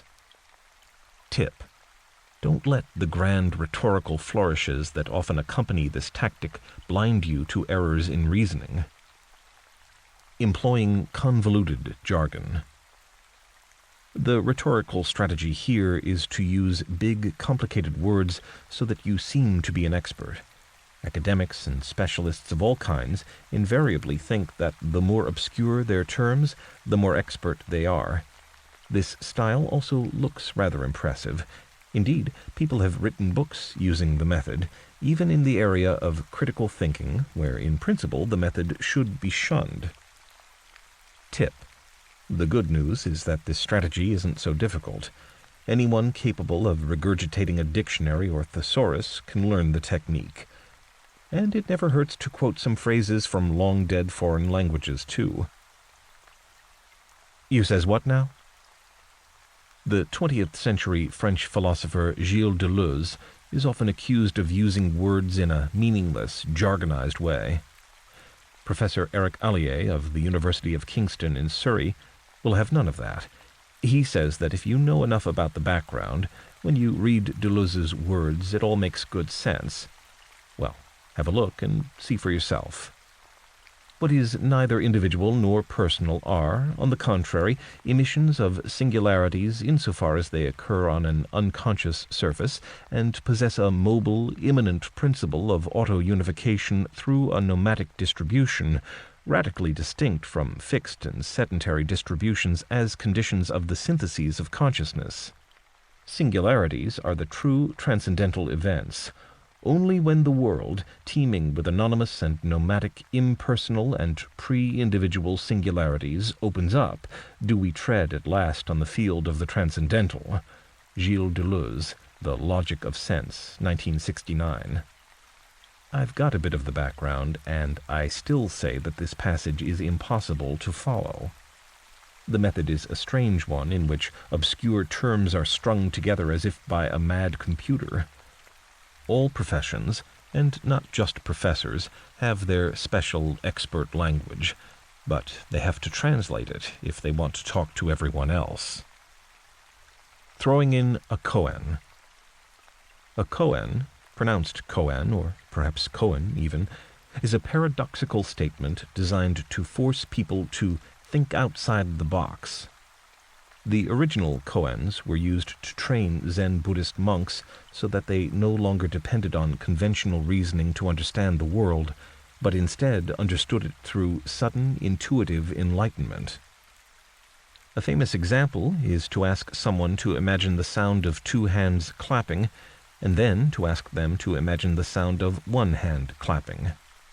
Another example from literature and philosophy is Jean-Paul Sartre's description of a waiter. Sartre explains grandly that the waiter is a being who is not what he is and is what he is not, a contradictory claim which is, in its own way, a koan. Warning. This method of asking people to think about things that literally don't make sense is characteristic not only of many academic philosophers, but also of many other people in public life. I'm thinking of those political types again. These people advance a position, qualify it, and then finally suggest a contrary position that negates the original assumptions. They then tell the audience their answer is present somewhere in this contradictory mix of assumptions, if only the audience were clever enough to follow them. Conducting your arguments via questions. What for, you may say, immediately using the strategy. Why not, I would reply, doing likewise, and maybe add, doesn't everyone? And how many of the great thinkers can you name who didn't do that? Tip. The built-in advantage for the questioner is that asking a question is almost always easier than answering it. But beware the yes-no variety, which can leave the questioner looking long-winded. Take a complicated and long-running debate like that about evolution, for example. The issues are things like whether or not human beings really are the random product of billions of years of random mutations, or whether some kind of supernatural element needs to be imagined, such as God. Someone skeptical of scientific explanations can easily ask, if you think the theory of evolution explains the world, then can you at least give the basic outline to explain how people evolved from hydrogen atoms? The questioner barely needs to know the first thing about what he's asking. Great. What's more, even if the speaker brilliantly deals with that question, the skeptic can simply nod appreciatively and bide his time for another complicated query. The speaker does the work, and the questioner gets the credit. Smart students know this trick, of course. Or the person can turn the question into a list of things to be explained, just to be on the safe side. Tip. Complex questions, to use the technical term, where a series of things that ought to be kept separate are strung together, can be useful too, but the more complicated they get, the more they run the risk of annoying the listeners. In the evolutionary debate example, a complex question might be, how did birds develop wings, and in what ways is it similar or different to the mechanism that explains how birds evolved from dinosaurs? The fact that the issues joined together in the question may be logically quite different isn't the questioner's problem. He or she can smile sweetly and leave the expert to sort out the mess. Above all, never underestimate the power of the loaded question, such as the celebrated, "When did you stop beating your wife?" By implying that the questioner is simply unable to imagine a universe in which the other person isn't beating his wife, the question has a more profound influence than the answer. Politicians who struggle to be logical or reasonable often excel at this kind of question, offering them as sound bites to the media. Is the government going to stand up for our fishing industry, or carry on kowtowing to European Union bureaucrats? Warning. Watch out, though. The arguing through questions technique is a bit of a boomerang, just as likely to generate confusion as to shed light. After all, people can all too easily confuse themselves even without people firing questions at them. Tip. If you're making a presentation or giving a talk and some annoying person in the audience comes up with a killer fact that seems to put you in the wrong, don't be too keen to find some obscure counterexample or such like to save face. Think instead about revising your position. At least any critical thinkers in the audience will respect your openness. Getting personal. Ad hominem. Ad hominem argument tactics are criticisms directed at the person making the argument, rather than at the argument itself. The method was very popular in the ancient world, where it was considered perfectly reasonable, indeed quite scholarly. It was particularly favored for philosophical debates. But today, ad hominem attacks are usually seen as the resort of scoundrels and count as fallacies. In fact, nasty though such tactics sound, they're sometimes sensible and useful. Lawyers can legitimately use them to undermine evidence. For example, the evidence of an expert medical witness may be undermined if the lawyer can show, say, that the expert has previously made many misdiagnoses in his career. Alternatively, a scientist who claims to have made a dramatic new discovery may usefully be challenged over her record if she made similar grand claims in the past and was found to have been mistaken. Another little piece of Latin jargon exists that means roughly the same thing, tu quoque. The form of the argument, familiar from everyday disagreements, is as follows. You tell me not to leave my dirty cups around the house. You leave dirty cups around all the time. Therefore, your view is dismissed. Remember, the argument carries legal weight, too. At the Nuremberg trials, held at the end of the Second World War, German officers accused of violating the laws of war by using American uniforms to infiltrate Allied lines successfully used the tu quoque argument to defend themselves. They introduced evidence that the Allies themselves had on at least one occasion worn German uniforms. In 2012, Prince Harry was embarrassed after he was photographed at a private party wearing a German uniform. Alas, despite having had one of the most expensive private educations money can buy, he didn't seem to know to use the tu quoque argument and respond, "But the best British heroes have worn Nazi uniforms too," to defend himself. Warning: I've had a hard day. Human nature means that people tend to think more generously of themselves than other people. When you're looking at your own actions, lots of reasons can explain why you didn't do something as planned. For example, when you forget an assignment was due, it was because there were exceptional circumstances. The coffee ran out, and when you went to borrow some, you got talking. Or maybe you had a really bad headache, or perhaps the car broke down again. But when someone else forgets, they're disorganized and lazy. When people feel let down by someone else, they rush to find a negative pretty quick. When other people mess up, it's always tempting to blame them and see personal faults. And maybe they have some. But best to resist this kind of reasoning, which has a special name: attribution error. Discerning a message. This section contains an exercise in critical reading that also illustrates the point in this chapter about the different rhetorical techniques used to win an argument. You can find out more about critical reading in Chapter 9, but the key point here is not to settle for just the top-level read, which is more or less a paraphrase of what the author or text states anyway, but to go the crucial step further and work out what's going on under the surface. Let me give an example to explain what I mean by that. Imagine someone in charge of a nuclear power plant. That person's job isn't just to read the dials, for example showing temperature, pressure, and so on, but to understand the context and what the dials display. Maybe the reactor is in danger of overheating and exploding. Only this deeper understanding gives guidance as to what should be done next. Try this. Estimates suggest that 80% of people who smoke started before they were 20 years old, and half of this number before they were 16. With these young smokers primarily in mind, tobacco companies were first obliged to print health warnings on cigarette packets in 1971. The first warnings simply ran, "Warning by HM government, smoking can damage your health." Notice the weasel word "can." 20 years later, the warning was strengthened to say, "Tobacco seriously damages health." Not just upping the stakes too seriously, but also removing the element of doubt.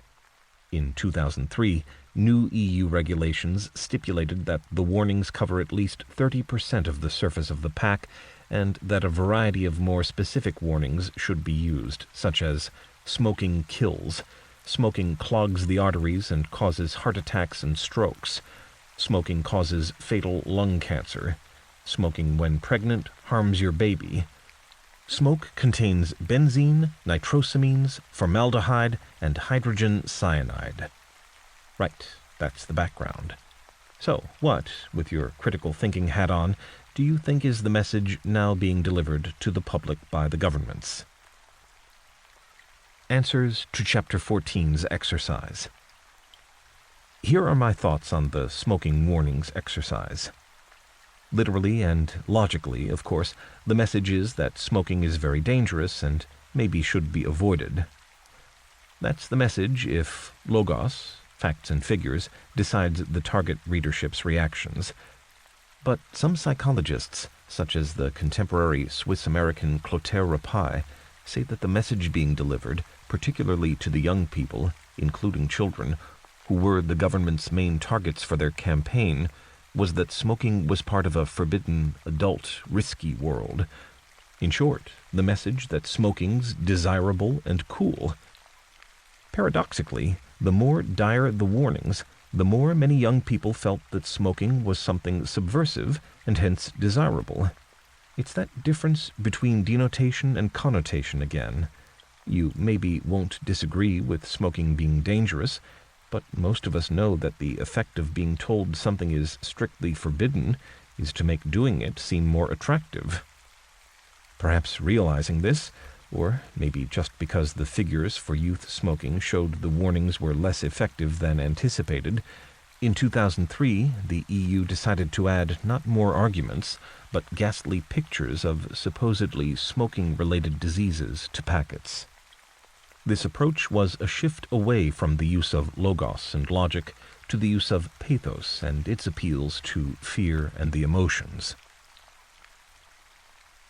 Chapter 15. Presenting Evidence and Justifying Opinions. In this chapter, spotting everyday unreliable evidence, questioning scientists, struggling with statistics. Physicists have shown that all matter consists of a few basic particles ruled by a few basic forces. Scientists have also stitched their knowledge into an impressive, if not terribly detailed, narrative of how we came to be. I believe that this map of reality that scientists have constructed, and this narrative of creation, from the Big Bang through the present, is essentially true. It will thus be as viable 100 or even 1,000 years from now as it is today. I also believe that, given how far science has already come, and given the limits constraining further research, science will be hard-pressed to make any truly profound additions to the knowledge it has already generated. Further research may yield no more great revelations or revolutions, but only incremental returns. John Horgan, The End of Science, Facing the Limits of Knowledge in the Twilight of the Scientific Age, 1996, Addison Wesley. Sounds pretty authoritative? Since John Horgan, sometime editor of Scientific American, wrote these words, astronomers have decided that about 90% of the universe consists of previously unappreciated dark matter, not the stuff John Horgan was thinking of at all. Plus, even familiar facts, such as the number of planets in the solar system, have been put up for debate. Astronomy is a good example of a hard science where many people think that facts are facts and opinions are at their best facts in waiting. But in plenty of cases, the facts turn out to be a matter of opinion, and the consensus view changes over time. In this chapter, I have a thorough look at the difference between facts and opinions in everyday life, as well as the realm of scientific knowledge, to try to separate those that deserve your respect from those that don't.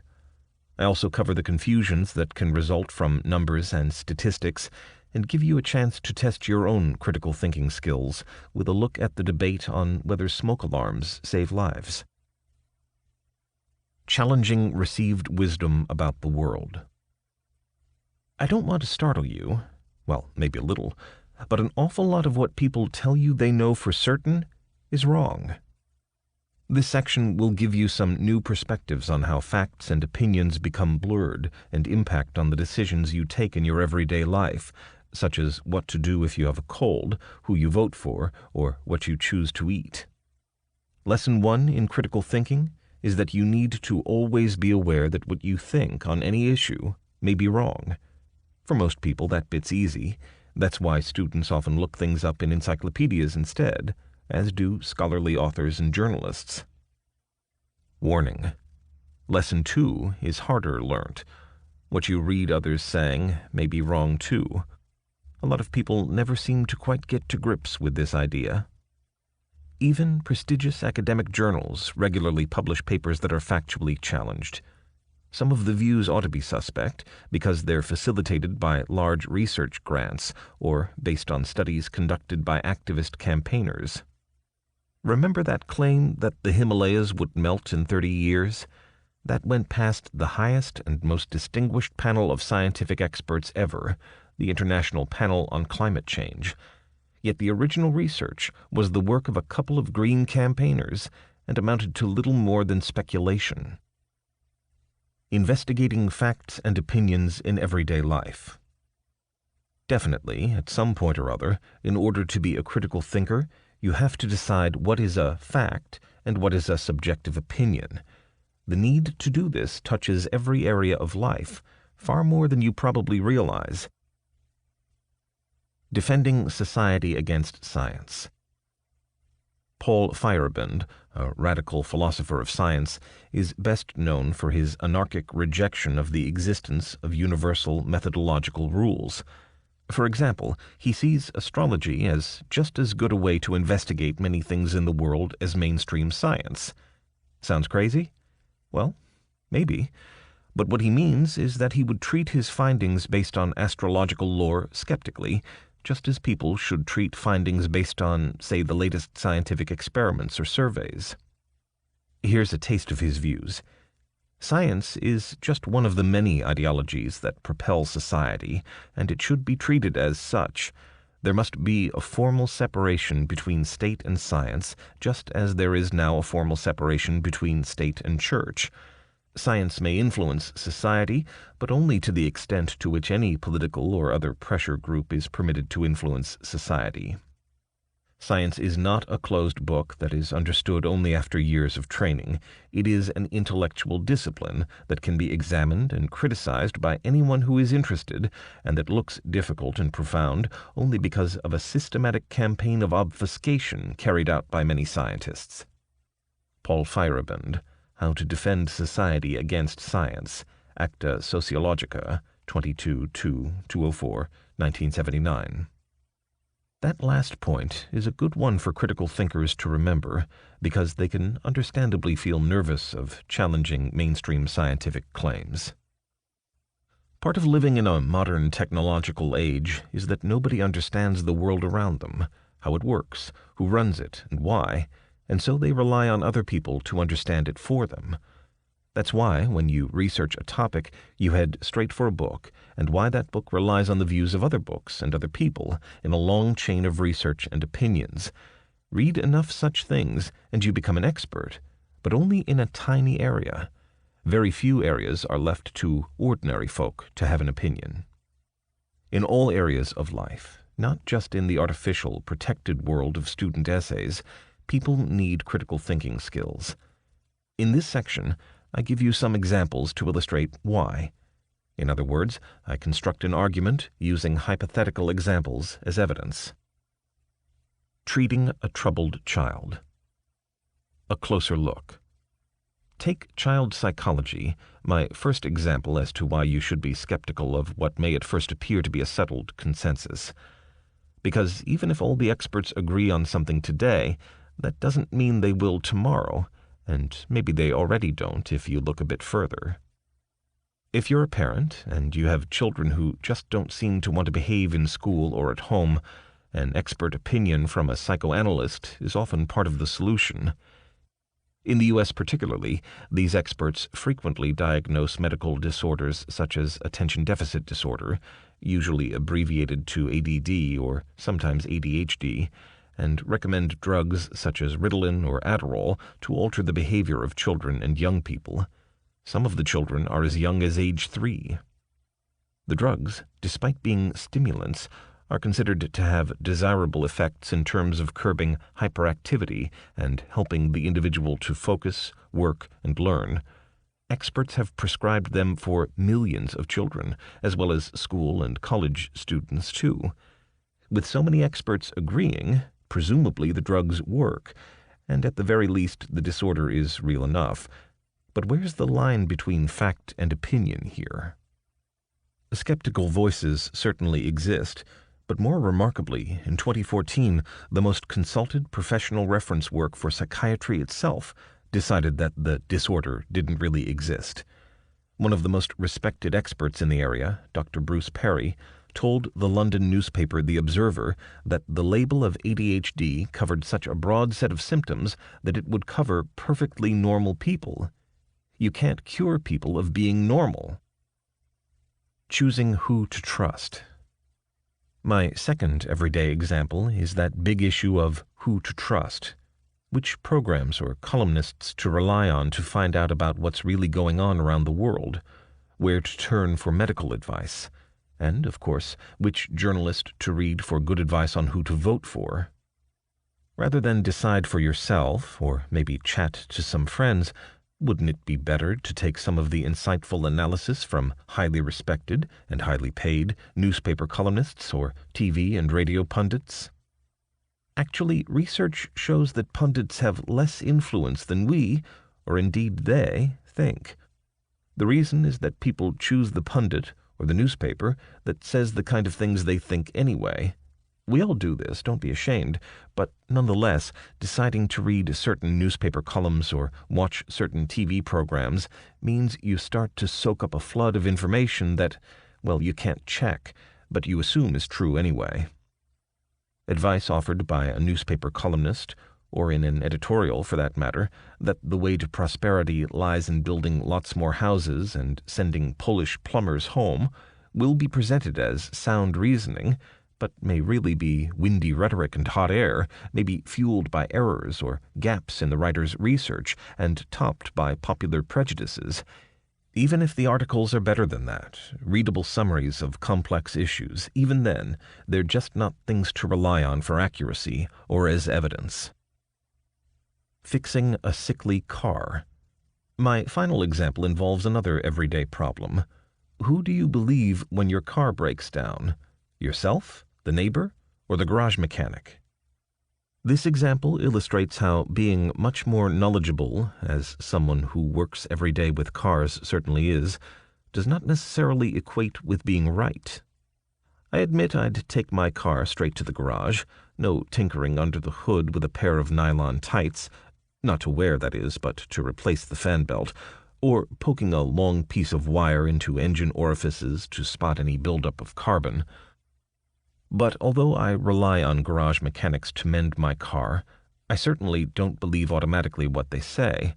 I've had too many completely contradictory opinions on the same car to imagine that whatever mechanics do know, it's somehow infallible and beyond skeptical challenge.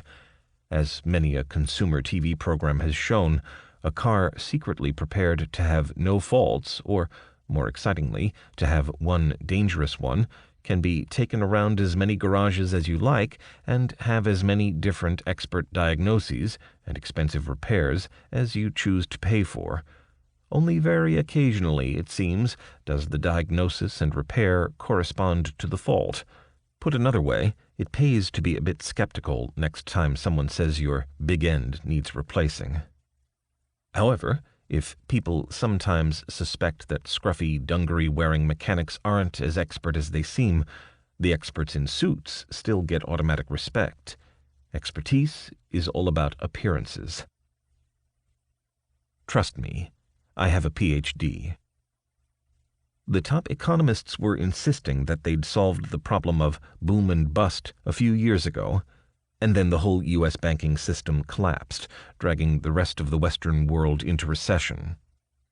Robert Lucas, the winner of the 1995 Nobel Prize for Economics, even declared in 2003 that the problem of economic depressions had been finally eliminated, and then in 2008 came the bursting of the bubble.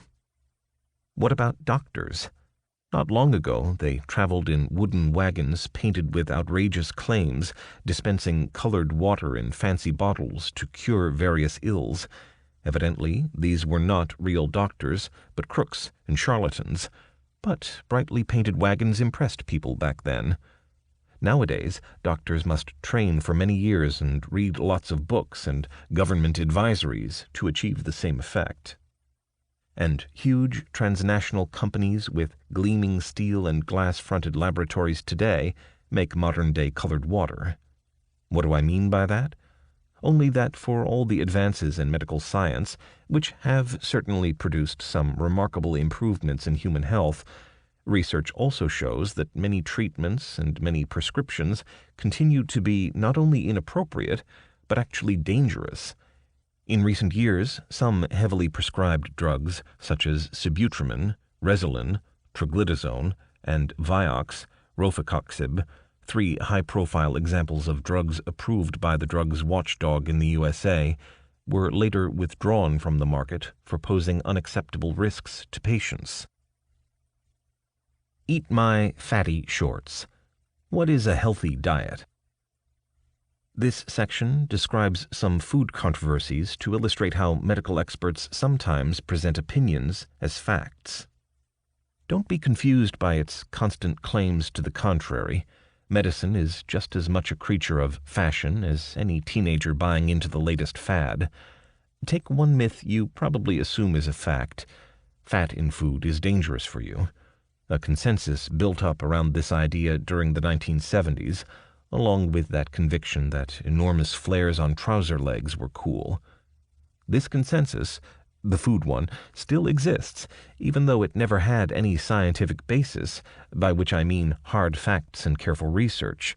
You can hear more about this in Chapter 2. The key point, however, is this. The evidence for fatty foods causing heart disease involved cherry-picking the research. Countries where there seemed to be the expected fatty diets equal high levels of heart disease were included in the final survey, and countries where the evidence pointed the other way were excluded. This research preference for positive outcomes, often also findings which fit the researchers' or companies' requirements, is the elephant in the room for evidence-based medicine.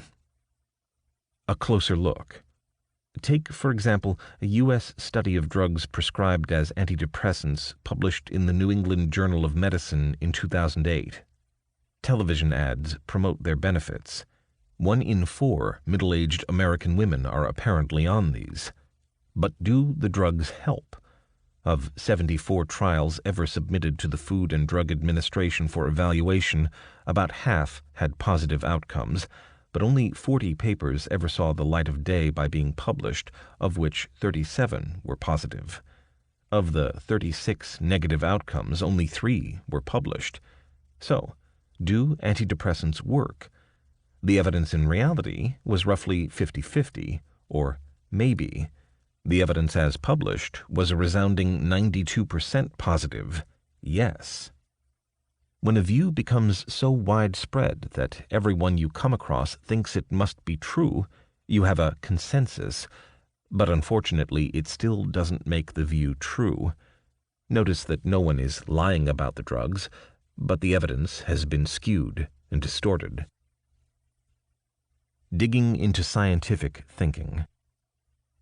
It's easy to assume that with so many things being discovered every day, and the internet apparently providing one-click answers to everything you can think of to ask, that there must be simple, and hence knowable, answers to everything.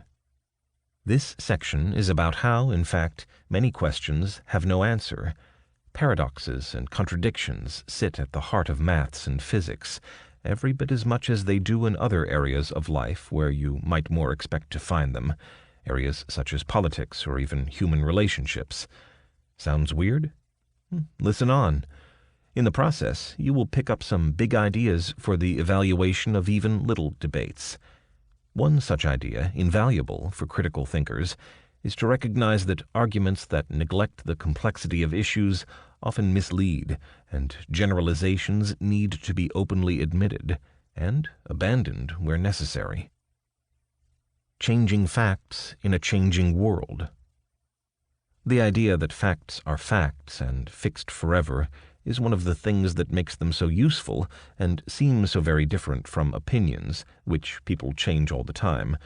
That's certainly one of the assumptions in the famous claim, well, within philosophy anyway, of the French mathematician Pierre-Simon Laplace back in the 18th century, that knowledge of facts bestows almost godlike powers.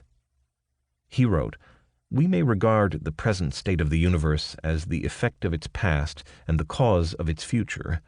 An intellect which at a certain moment would know all forces that set nature in motion, and all positions of all items of which nature is composed, if this intellect were also vast enough to submit these data to analysis, it would embrace in a single formula the movements of the greatest bodies of the universe and those of the tiniest atom.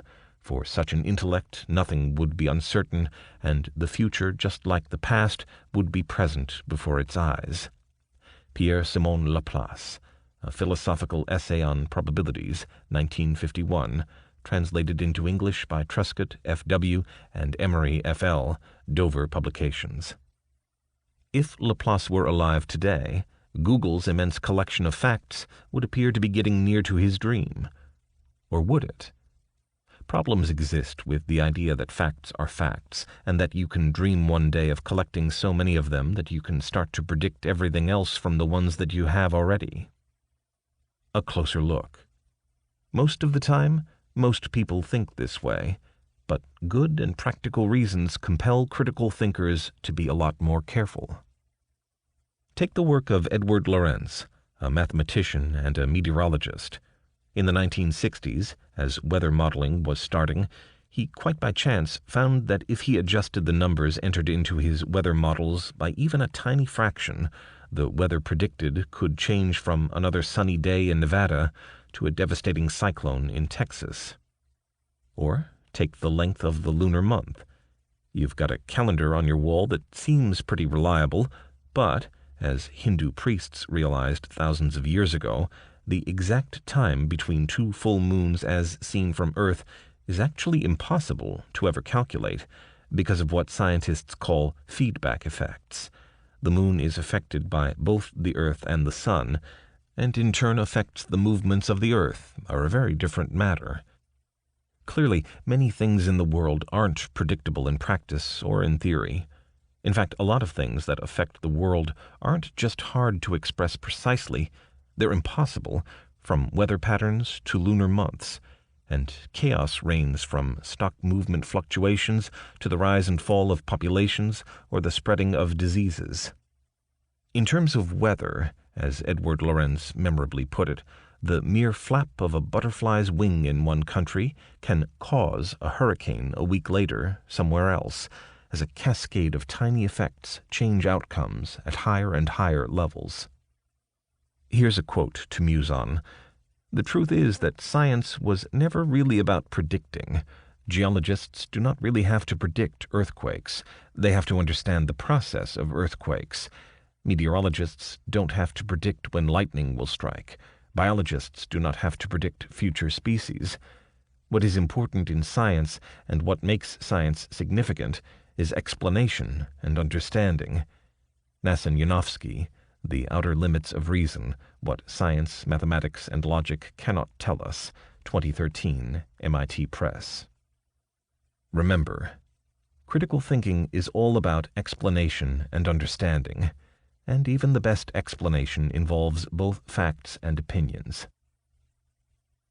Teaching facts or indoctrinating? Skeptical philosopher Paul Feyerabend wrote that facts, especially scientific facts, are taught at a very early age and in the same manner as religious facts were taught to children for many, many years. Nowadays, people frown at children being fed dogma by priests in religious schools. Yet the truths of science and maths are held in such high respect that in many subject areas no attempt is made to awaken the critical abilities of children or students. Indeed, Feyerabend, a university teacher himself, says that in his experience at universities, the situation is even worse, because what he calls the indoctrination is carried out in a much more systematic manner. You probably think that scientists are quite above indoctrination, forcing their views on others, and that such things are objective, neutral, and, well, scientific. Aren't their theories, according to the influential account of Karl Popper, only accepted after they're thoroughly tested? Warning. Certainly, Popper says scientists must test their theories properly under the most difficult circumstances, for if we're uncritical, he says, then we shall always find what we want. We shall look for and find confirmations, and we shall look away from and not see whatever might be dangerous to our pet theories. Karl Popper, Poverty of Historicism. Popper described himself as a critical rationalist, meaning that he was critical of philosophers who looked for certainty through logic. He argued that no theory-free, infallible observations exist, but instead that all observation is theory-laden and involves seeing the world through the distorting glass and filter of a pre-existing conceptual scheme. To cut a long story short, all measurements and observations are a matter of opinion. A closer look. Popper categorically rejects the inferring of general laws from particular cases, the process which is the basis of scientific method. Such inferences, he says, should play no role in scientific investigation because securing the verification of a universal statement is logically impossible. You can't prove that all rocks are heavier than water, for example, because someone may discover a new one that isn't. Pumice stone floats on water, or even that the properties of water itself changes. All scientific theories are like this, making universal claims for their truth unverifiable. Remember, despite what you were probably told at school, science rests on inspiration and not on facts. That's why the fact that no number of positive confirmations at the level of experimental testing can ever confirm a scientific theory. It doesn't matter how much evidence you can produce to support a theory. The next case along can still destroy it. The sun may not rise tomorrow, and the next time you open the fridge, a gorilla may leap out. It seems unlikely, but something being unlikely has no power over whether or not something happens. Tackling the assertability question. How do you separate out cranky views that aren't supported by evidence from reasonable theories that may be worth serious consideration? This problem is sometimes called the assertability question, AQ, because you're asking what evidence allows you to assert that the claim is true. Here's a useful checklist for scientific theories from a recent book called 9 Crazy Ideas in Science, Princeton UP 2002. Professor Robert Ehrlich advises everyone to test theories considered controversial by mainstream scientists, as he puts it, on a cuckoo scale. He offers various questions to ask about theories such as radiation exposure is good for you, or distributing more guns reduces crime, which I sum up as follows. Tip. How well does the idea fit with common sense? Is the idea nutty? Who proposed the idea, and does the person have a built-in bias towards it being true? Do proposers use statistics in an honest way? Do they back it up with references to other work that supports the approach? Does the idea explain too much or too little to be useful? How open are the proponents of the idea about their methods and data? How many free parameters exist? Ehrlich thinks that these questions will root out dodgy theories, and most likely they would, along with all other new ideas. But Ehrlich has his own dangerous assumptions. He seems to assume that orthodox opinion is to be preferred to new ideas, and thereby shows a surprising blindness to the true history of science. Yesterday's cuckoo theory is today's orthodoxy, and today's orthodoxy is tomorrow's cuckoo theory. Parameters, the elephant in the theory. A parameter is kind of an artificially decided setting that constrains and affects a theory or situation. A practical example, if you have central heating in your house, two parameters that may be set are the times when the system comes on and the maximum and minimum temperatures. The presence of parameters and their settings is important when you're examining and evaluating theories and situations. John von Neumann, the famous mathematician, once joked that with 4 parameters he could fit an elephant into any theory, and with 5 he could even make the elephant wiggle his trunk. The point is that if parameters are set arbitrarily, although they may well help to make the theory work, they can also make the theory meaningless. Too often, parameters are artificially set to make the theory fit the facts, or otherwise serve a particular preconceived purpose, rather than because the parameters reflect anything in the real world. Resisting the pressure to conform. Remember, informal thinking is social. What you think is influenced by what other people think. The idea that the way people think, and not just the things they think about, is influenced by social factors seems strange at first hand, but it's a well-established fact. A much-cited experiment by the American social psychologist Solomon Asch back in the 1950s found that people are quite prepared to change their minds on even quite straightforward factual matters in order to go along with the crowd, or, in many cases, the experts. Dr. Asch showed a group of volunteers a card with a line on it, and then a card with 3 lines drawn on it, and asked them to determine which of the lines matched the first card. See Figure 15.1. Unknown to one of the group, all the other participants weren't in fact volunteers, but stooges.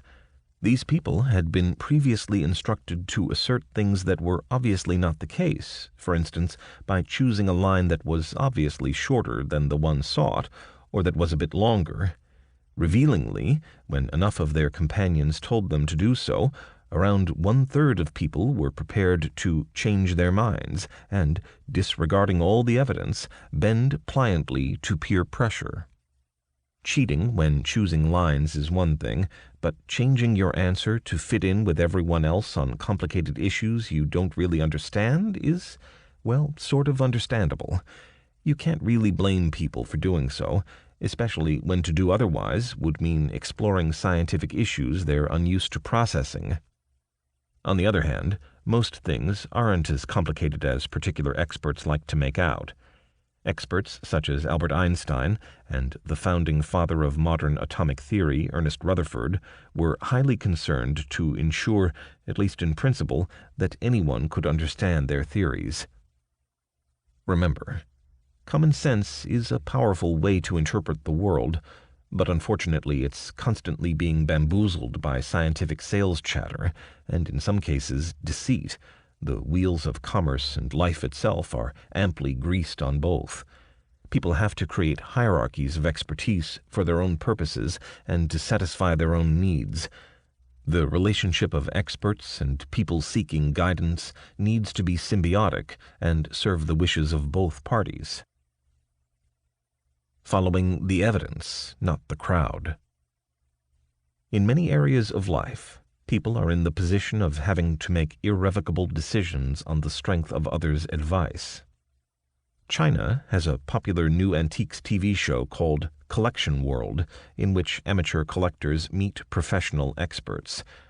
The amateurs get their most prized Qing dynasty vases, or delicately carved wooden chests, authenticated, authoritatively dated and valued by the experts. The twist is, however, that if the experts say the work is a modern reproduction, a fake, the owner must immediately take a sledgehammer to their pride and joy and smash it to pieces. But the expert panel is in reality constructed of people who had no knowledge of antiquities, just people who happened to be handy, researchers or technicians. How many ancient vases and works of art have been smashed for the amusement of TV audiences? no one will ever know. That's showbiz. If watching it makes you want to cry out, "Stop! That's a work of art, you cynical frauds!" then the program is twice as much fun. After all, even the best experts make mistakes, don't they? Tune in next week. Remember, the real question is, of course, not so much whether to reject all claims of expertise, but how to tell which claims are right. In that sense, although people don't know a great deal about a great many things, and experts know a lot about small areas of life, the masses should never be asked to suspend their own judgment, to accept passively the views of experts. Black swans and the unknown facts. Economists are people paid very large sums of money by governments to predict important things such as how much the national economy will grow in the next year. The Organization for Economic Cooperation and Development, OECD, charged with promoting the economic and social well-being of people around the world, for example, collected the assessments of the top economic experts in 2007 and came up with an average growth rate of 2.5% for its 34 members. It didn't foresee that the U.S. house price loans bubble was about to burst. The eventual growth rate for all the member countries the next year was 0.2%. The next year, slightly chastened, the economists predicted growth of around 1%. But instead, economies worldwide plunged 3.5% as banks and stock markets collapsed all around the world. Drawing painful lessons today from this, the OECD and the IMF, International Monetary Fund, now specifically consider alternative scenarios when trying to forecast future economic events. They try to anticipate black swan events that are essentially unanticipated because nothing like them has been encountered before. The general lesson that you may already know from everyday life is that something unlikely is almost certain to happen. It's just hard to know what or when. The other lesson these powerful international organizations have drawn is also worth noting. They aim in their discussions and meetings to encourage a range of views and not to prejudice minority ones in favor of a too early, even if very comfortable, consensus. Take big questions like, when does life begin? When does life end? What should people do in between those 2 points? These are scientific questions, yes, but they are also ethical, human issues. An interaction is necessary, a kind of democratic interaction, between those who say they know and those of us who rely on them to be our guides. Rules of the Scientific Journal. Garbage in, garbage out.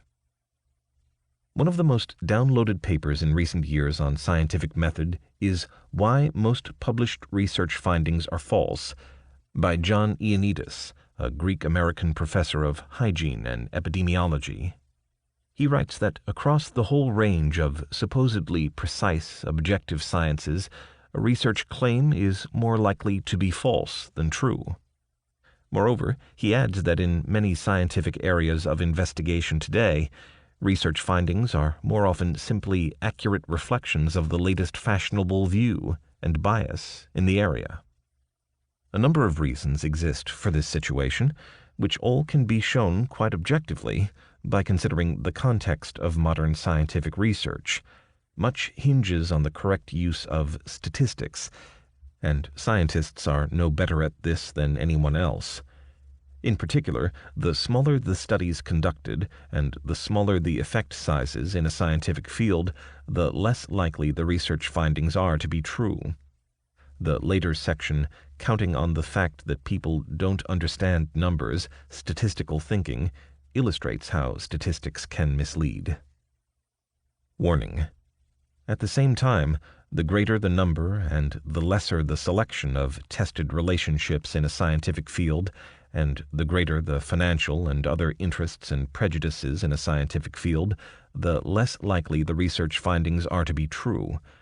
A similar story relates to how trendy the research is, with increased numbers of competing scientific teams resulting in an increased likelihood of the published research being, well, false. Finally, Professor Ioannidis warns, the greater the flexibility in designs, definitions, outcomes, and analytical modes in a scientific field, the more dodgy the research findings. This is simply because flexibility increases the potential for transforming what would be negative results into positive results.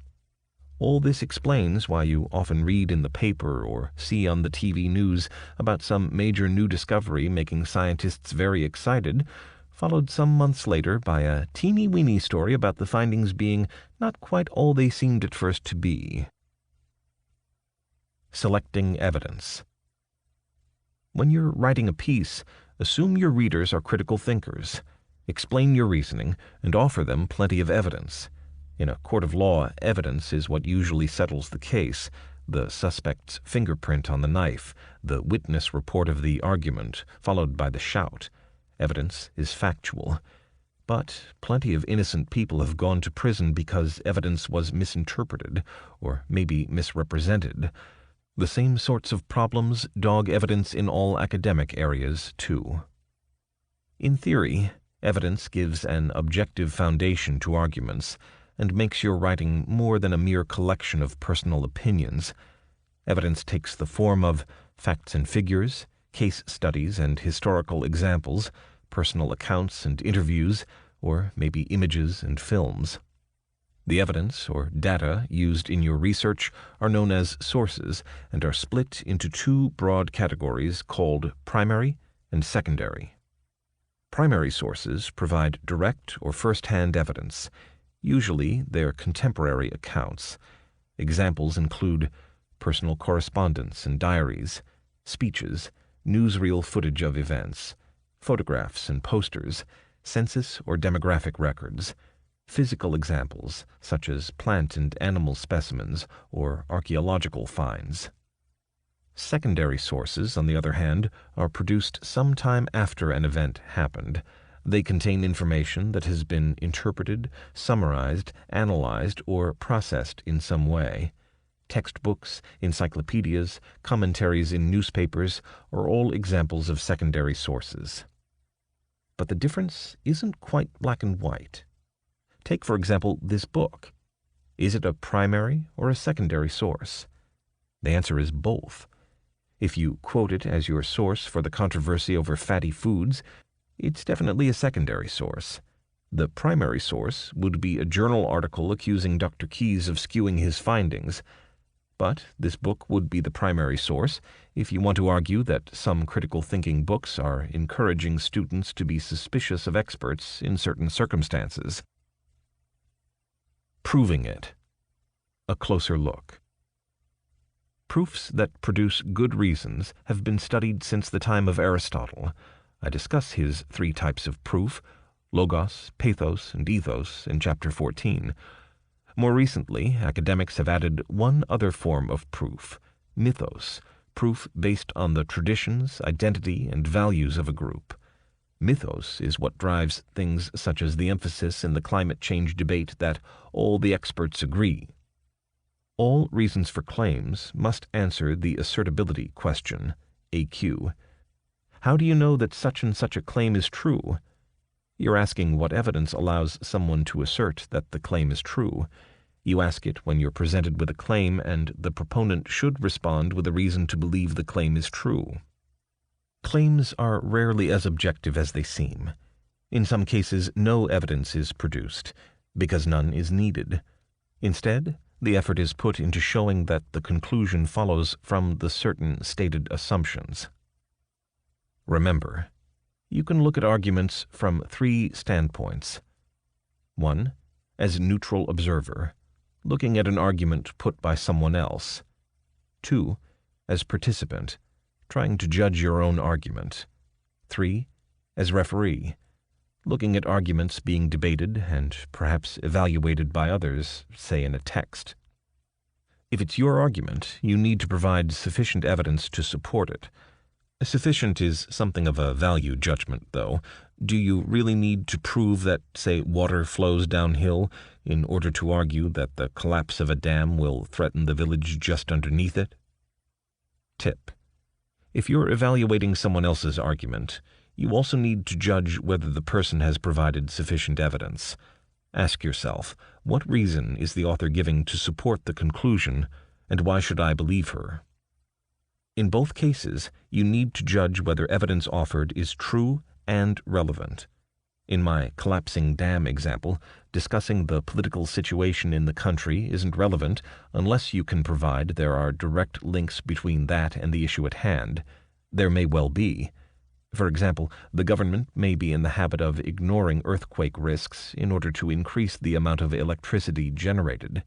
In this case, politics is part of the apparently objective task of evaluating an argument. The other part of evaluating argument is checking that the structure of the argument is valid. This is much less of a matter of judgment and much more a matter of applying a rule book. A valid, sound, and logical argument has to be free of fallacies, as I discuss in Chapter 13. Critical thinking is about bringing things up front that may otherwise remain in the back of your head. Another advantage of putting them up front is to make sure that they're going on and have not been overlooked or forgotten. Tip. Here are some tips for evaluating arguments. Get the feel of the shape of the argument. Is it a chain of reasoning or a piecing together of a jigsaw of evidence? Assign weights to reasons and note any weak points in the logic of the argument. Reverse the conclusion to see how this perspective changes your view of the argument and evidence presented. It should be in direct conflict. If not, the reasons aren't persuasive after all. Sort the reasons into similar kinds. Look for purely logical reasons to support the form of the argument, but also examine the quality of the evidence and the methodology behind any statistics. Treat methodological assumptions with especial care. In many practical areas, the methodology chosen determines the results that emerge, yet the validity of the methods themselves isn't challenged. Make sure to look for bias in the starting points that decide the methodology. Use mind maps, see Chapter 7, and doodles. Tip. If it's your own argument, you need to be particularly careful to avoid bias, which is easier said than done. Of course you're always right. Use strategies to force yourself to evaluate your own arguments. Ask yourself, what would it mean if you were wrong? How come other people disagree? What are they seeing differently? See the nearby box, Hats Off to Edward, for some ideas. Hats Off to Edward. Edward de Bono, the writer and philosopher who made the term lateral thinking famous, has a novel suggestion for evaluating arguments. He says people should imagine putting on one of 6 different colored hats, and then evaluate the material in a particular way for each hat. Here's my summary of his 6 hats. 1. White hat. How you're probably used to being told to think, treating texts as factual information and looking at it coolly and objectively. 2. Red hat. Look at the text allowing full rein to your intuitions, your emotions, even your prejudices. 3. Yellow hat. Look for things that you like about the text. 4. Black hat. Look for faults, errors, and weaknesses. Find fault. Ask yourself, what has the author forgotten to look at, maybe even deliberately left out? 5. Green hat. The hippie hat. Think about how the ideas in the text could be freely adapted, taken in new directions. What might have happened if the author had followed a different approach? Speculate. 6. Blue hat. Get the big picture. Put the argument into a wider context. Ask yourself, has the case been made for the methodology used? What assumptions have been made? Counting on the fact that people don't understand numbers. Statistical thinking. If a man stands with his left foot on a hot stove and his right foot in a refrigerator, the statistician would say that on the average he's comfortable. Walter Heller, quoted in Harry Hopkins, The Numbers Game, The Bland Totalitarianism, 1973, Brown & Co. Strangely, many people find statistical flukes perturbing and extraordinary.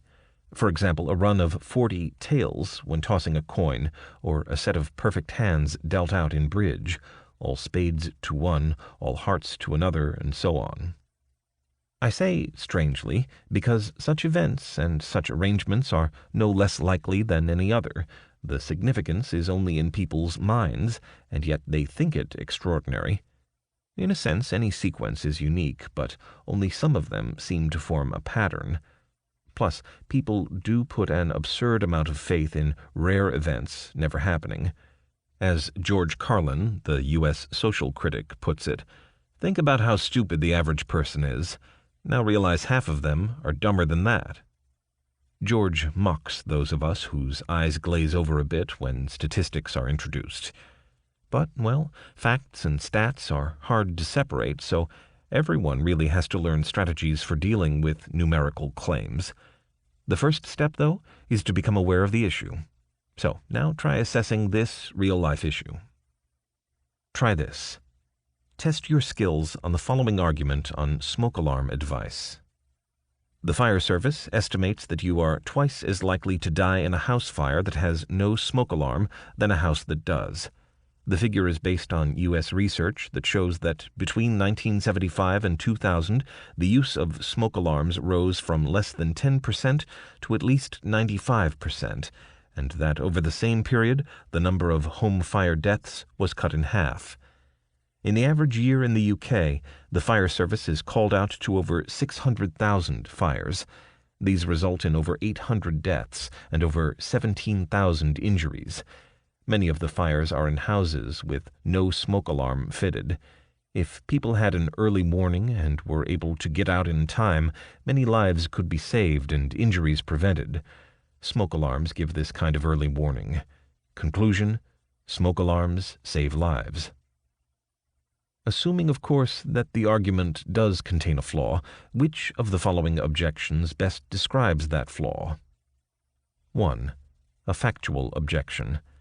Actually, only about 50,000 of the 600,000 emergency call-outs to fires are household ones in the home, and so the great bulk of lives and injuries can't possibly be saved no matter how many alarms are fitted in homes. 2. An objection on the principles. Millions of people never experience a household fire. Why should they be told that they have to fit a smoke alarm because of the tiny minority who do? 3. A logical objection. Correlation isn't causation. The drop in lives lost in domestic fires could be for other reasons than that of more smoke alarms being fitted. 4. A causal objection. This argument assumes that having a smoke alarm means that an early warning will sound, but no one may be around when the alarm goes off. Even if someone is, the alarm may make next to no difference as to how quickly the person spots the fire, and it certainly doesn't mean that the fire service gets to the house in time. 5. Another logical objection. The argument is a non sequitur, because it assumes that having a smoke alarm gives early warning of fires, whereas in fact the alarm may be broken. A broken alarm may lull residents into a false sense of security by their presence and thus make them more likely to ignore early signs of fires and sensible procedures in general. 6. A practical objection. The argument overlooks the possibility that fires may not be anywhere near the room with the alarm. 7. Another practical objection. The argument ignores the fact of different kinds of smoke, and that only some kinds, burning toast, for example, set fire alarms off. Answers to Chapter 15's exercise. The real objection and weakness to the argument is Objection 3, correlation isn't causation, and it's a very common error. The argument doesn't allow for the fact that during the 20th century a steady trend downwards already existed in deaths from fires. In the decades before smoke alarms started to be installed, the trend downward was actually steeper. In the 1920s and 1930s, homes used open fires for heating rooms and water, as well as candles or gas for light. By 1950, electricity had taken over these functions in most houses, and solid fuel or gas boilers were providing hot water in posher homes. These changes clearly reduced the likelihood of domestic fires, and thus saved lives. Here's my view of the other objections. Objections 1, 4, 6, and 7 all miss the point. A reduction is claimed for deaths in fires in homes thanks to smoke alarms, despite many of them not working, different kinds of smoke, and so on. Objection 2. Although I agree with the principle of not forcing people to have the alarms, this wasn't the argument, which is about whether or not alarms save lives. Objection 5.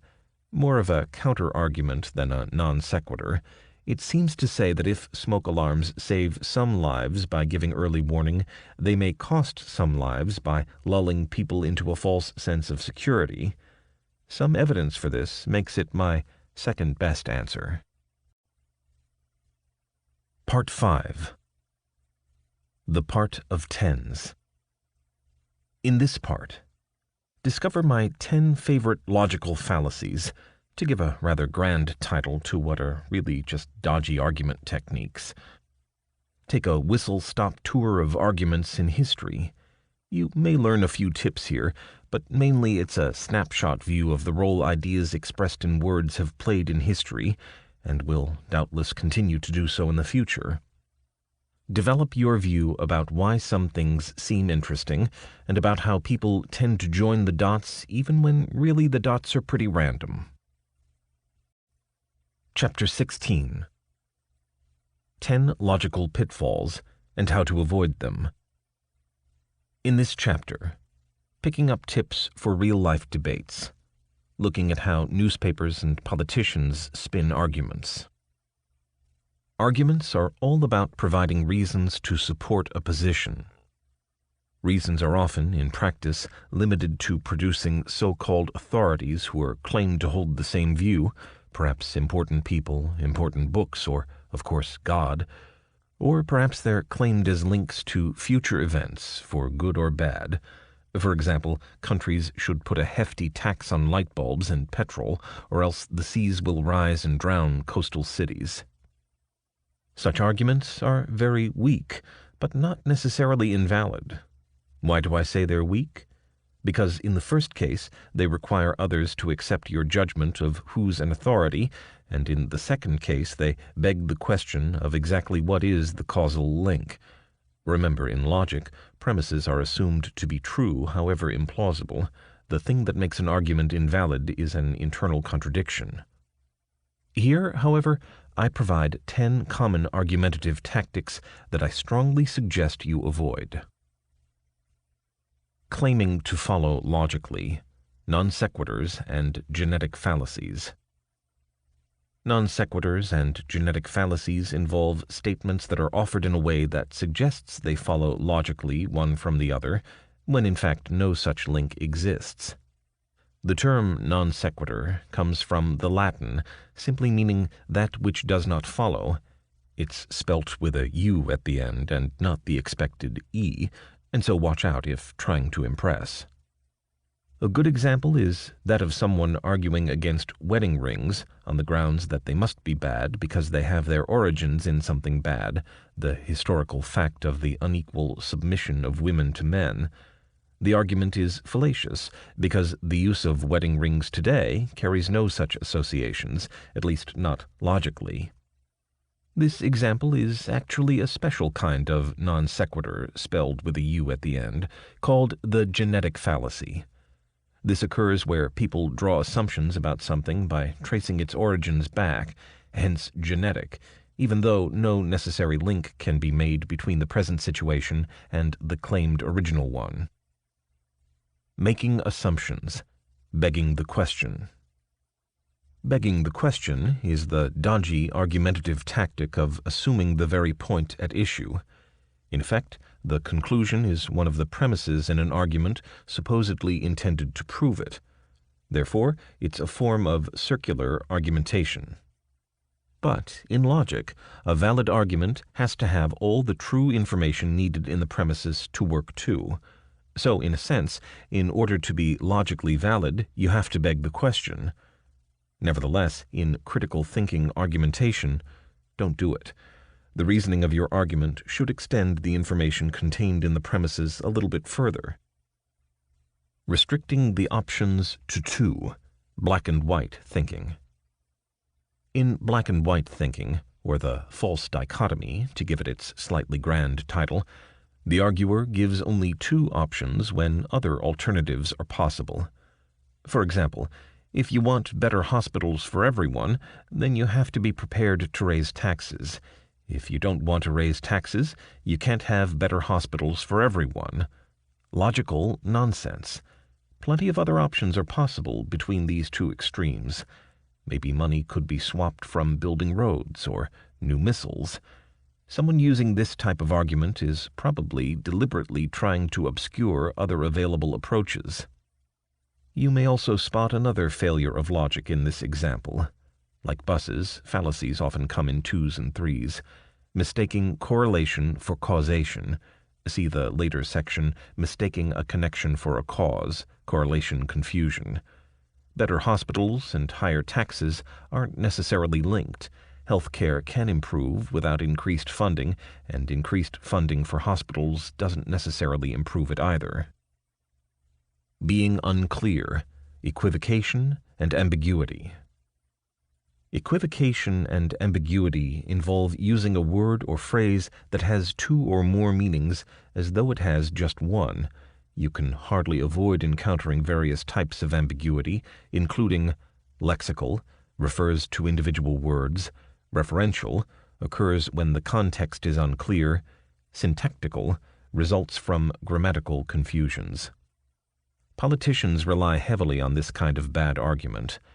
Actually, here's an example of referential ambiguity from recent political life in the United States. President Clinton was accused of not having taken out Osama bin Laden, the man who later organized the crashing of the hijacked planes into the Twin Towers in New York. Clinton insisted that, on the contrary, he'd approved every request that the CIA and the military made of him involving the use of force against Osama bin Laden. But he didn't disclose that he'd also instructed the CIA and military, in writing in several memoranda of notification, that he wanted bin Laden captured and treated humanely, but not killed, unless it was in the process of capture. So yes, he agreed with all the requests, but he also instructed them not to use lethal force unnecessarily. Another, rather better-known Clinton example concerned one of his lady friends, Jennifer Flowers, who alleged she had had a 12-year affair with him. He said her story was untrue and that she was a woman I never slept with. The story was untrue, however, only in the sense that it was not exactly 12 years, and he never literally fell asleep with her. Mistaking a connection for a cause. Correlation confusion. Correlation confusion is also summed up as the adage, correlation is not causation. Anyway, this common fallacy consists of assuming that because two things often go together, a link must exist. For example, children are eating more biscuits and cars are getting bigger, but did the one cause the other? The link is spurious. Children who eat a lot of biscuits may need larger clothes, but not larger cars. Don't jump to an unsound conclusion. As I discuss in more detail in Chapter 12, one particular form of this fallacy, usually known as affirming the consequent, is a surprisingly common error. The logical structure of the argument is of the form, if P, then Q, Q, therefore P. In other words, the dodgy argument is saying that since Q really is the case, then P must have caused it. Another example, if there's a serious drought, the leaves will fall off the trees. The leaves are falling off the trees, therefore there's a serious drought. You can see that such reasoning is dodgy when you remember that leaves can fall off trees for plenty of other reasons, like because it's autumn. Resorting to double standards. Special pleading. Special pleading, or stacking the deck, involves employing values or standards against an opponent's position while not applying them to your own position, and without being able to show a relevant difference to justify the double standard. For example, a motorist may complain about other people driving too fast while claiming that his or her own ignoring of the speed limits is justified by superior driving skills. You can see the problem when you realize that almost all motorists have a firm belief in their excellent driving skills. The notion is related to the principle of relevant differences, according to which, say, two people can be treated differently if and only if a relevant difference exists between them. For example, an elderly lady can ask the strapping young footballer to let her have the seat beside the door of the bus by arguing that she's frail and he isn't. Thinking wishfully. Wishful thinking is about assuming conclusions just because you want them to be so.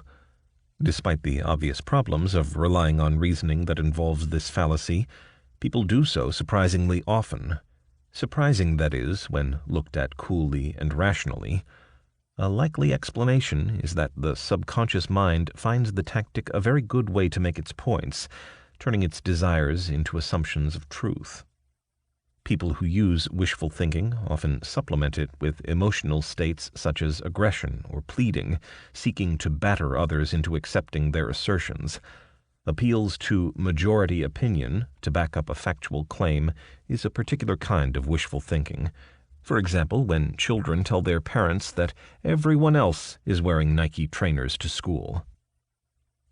Detecting the whiff of red herrings. Red herrings are irrelevant topics or arguments that people bring into a discussion with the effect of allowing the real issue to go unexamined. Apparently, smoked herrings, which are red, were sometimes used to confuse dogs chasing after foxes. When the BBC ran programs looking into the reason behind the UK government's unpopular and controversial decision to go to war in Iraq in 2003, the then Prime Minister's press spokesman, Alistair Campbell, was accused of trailing red herrings after he managed to change the focus of the debate into one about the BBC's coverage of the issue. He claimed the coverage showed a disgraceful bias. Many public debates seem to consist of a series of red herrings being dragged round, and often the only outcome is a bit of a stink. Attacking a point that doesn't exist. Strawman arguments. Strawmen are similar in many ways to the red herrings of the preceding section, at least when you're talking about arguments, which I am. They're both kinds of arguments that introduce and attribute a weak or absurd position to an opponent before swiftly proceeding to demolish it. Here's one classic example of the strawman tactic. President Nixon had to respond to criticism that he seemed to have been caught red-handed misappropriating campaign funds for his personal use. Instead of attempting to deny or defend his actions, he started talking about whether or not people thought he should have let his children keep a black and white Cocker Spaniel dog, which a supporter had sent in a crate all the way from Texas. And you know, the kids, like all kids, loved the dog, and I just want to say this right now, that regardless of what they say about it, we are going to keep it. Nixon is no longer talking about what his opponents asked, but instead about a much weaker charge for which he could expect to win public support and understanding. Indeed, he was elected a little later, by a landslide. Smart fellow, but illogical.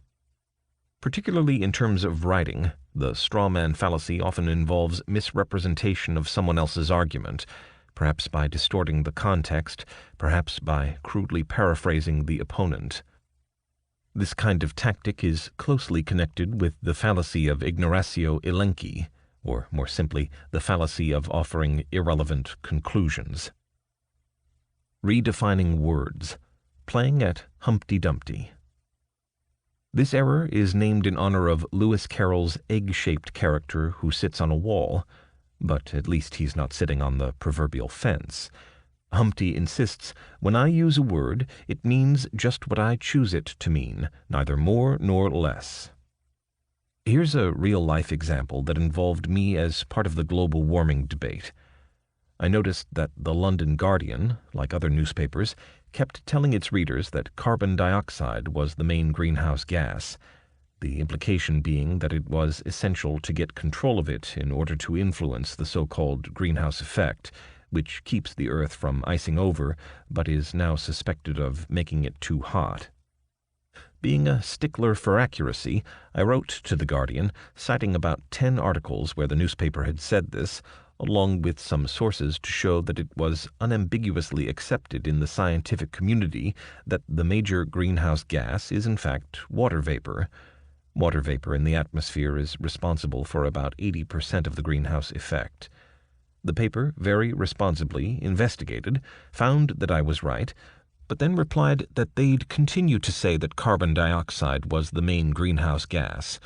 It was using the words the main greenhouse gas in a special way, which everyone understood and had got used to. The moral is, of course, that the decision on usage was political. Chapter 17. 10 Arguments That Changed the World. In this chapter, seeing how the experts agree, unscrewing the secret formula for influencing people. Who says arguments don't change anything? Here are some famous arguments that have been seriously influential. These views certainly changed the way human society developed and evolved. Yet, curiously, all the arguments are a bit dodgy. They're not logically sound, and often not very cunning. If you think arguments have to be logical to be useful, turn to Chapter 4 to see why life's more complicated than that. The good news is that you don't have to be super logical or mega cunning to construct a great argument. These arguments are great not because they're brilliant and complex, but because they offer simple answers to difficult questions. In fact, you can easily pick holes in many of these arguments, but afterwards enough is left standing to still be thought-provoking. Naturally, many of the great arguments belong to philosophy, but don't be put off by that. Plato, Marx, and the like produced arguments by the bucket-load, yet these philosophers are of a quite different kind from those in academia today.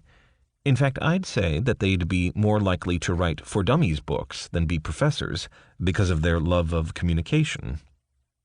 But this book is about critical thinking, and so don't take my word for it. Instead, have a listen for yourself to this argumentative top 10. Suggesting that only a small elite is clever enough to be in charge. Who made this claim? Plato does in The Republic, written over 2,000 years ago. The big issue. Plato says that altruism, the virtuous desire to serve other people, is the motivation of all really clever people, and so it will be for those he'd choose to form the ruling elite. These are the people that he calls the Guardians, no relation to Guardian newspaper readers, or even columnists, of course. As for everyone else, Plato thinks that most people couldn't recognize a good thing even if they had it plonked right in front of their noses, and certainly shouldn't be allowed much say over how to run something as complicated as a society. Instead, his prescription for the masses is a diet of propaganda to give them a false, but satisfying, view of their lives. The flaw. Don't focus on whether this approach is ethical or not. The practical problem isn't so much with the argument, but with the starting assumptions, the premises, in other words. The theory is good, the facts cause problems.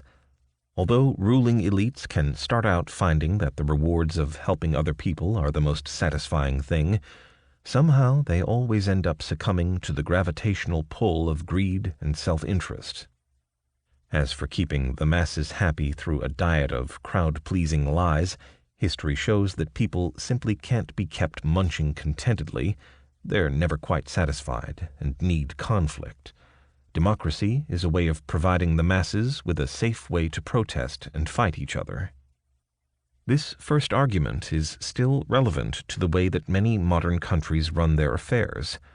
Russia, for example, has a tightly defined ruling elite who exercise formal and total control of the mass media and education. Crossing the line, an argument for breaking the law. Uh-oh, that sounds dodgy. Not suitable for a For Dummies book. And what's worse, the guy who came up with the argument was spending 8 days in a U.S. jail at the time for doing just that. But I press on because his argument is justly famous. The big issue. Basically, the argument is a response to the critic's challenge: how can you advocate breaking some laws while urging people to obey others? The explanation and the justification for picking and choosing which laws to obey rests on 3 linked claims. 1. 2 types of laws exist: just laws and unjust laws. That's the least controversial part of the argument. 2. People have no obligation to obey unjust laws. Somewhat trickier, I think you'd agree. 3.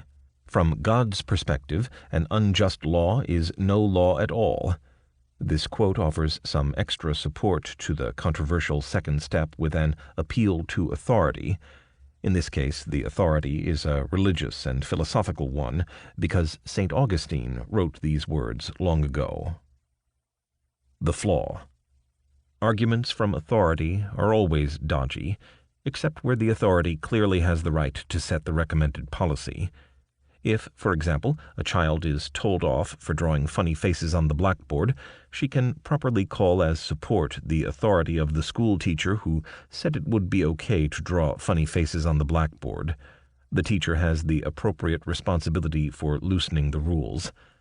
But even St. Augustine doesn't have the authority to cancel a great swath of human laws. The other problem is, of course, that people may have many views about what's just or unjust, and so the advantages of living in a law-governed society soon disappear if this principle was applied generally. This is why people often say that you should obey even an unjust law, but you can use your democratic rights, letters to the newspaper, petitions to your member of parliament, to argue for change.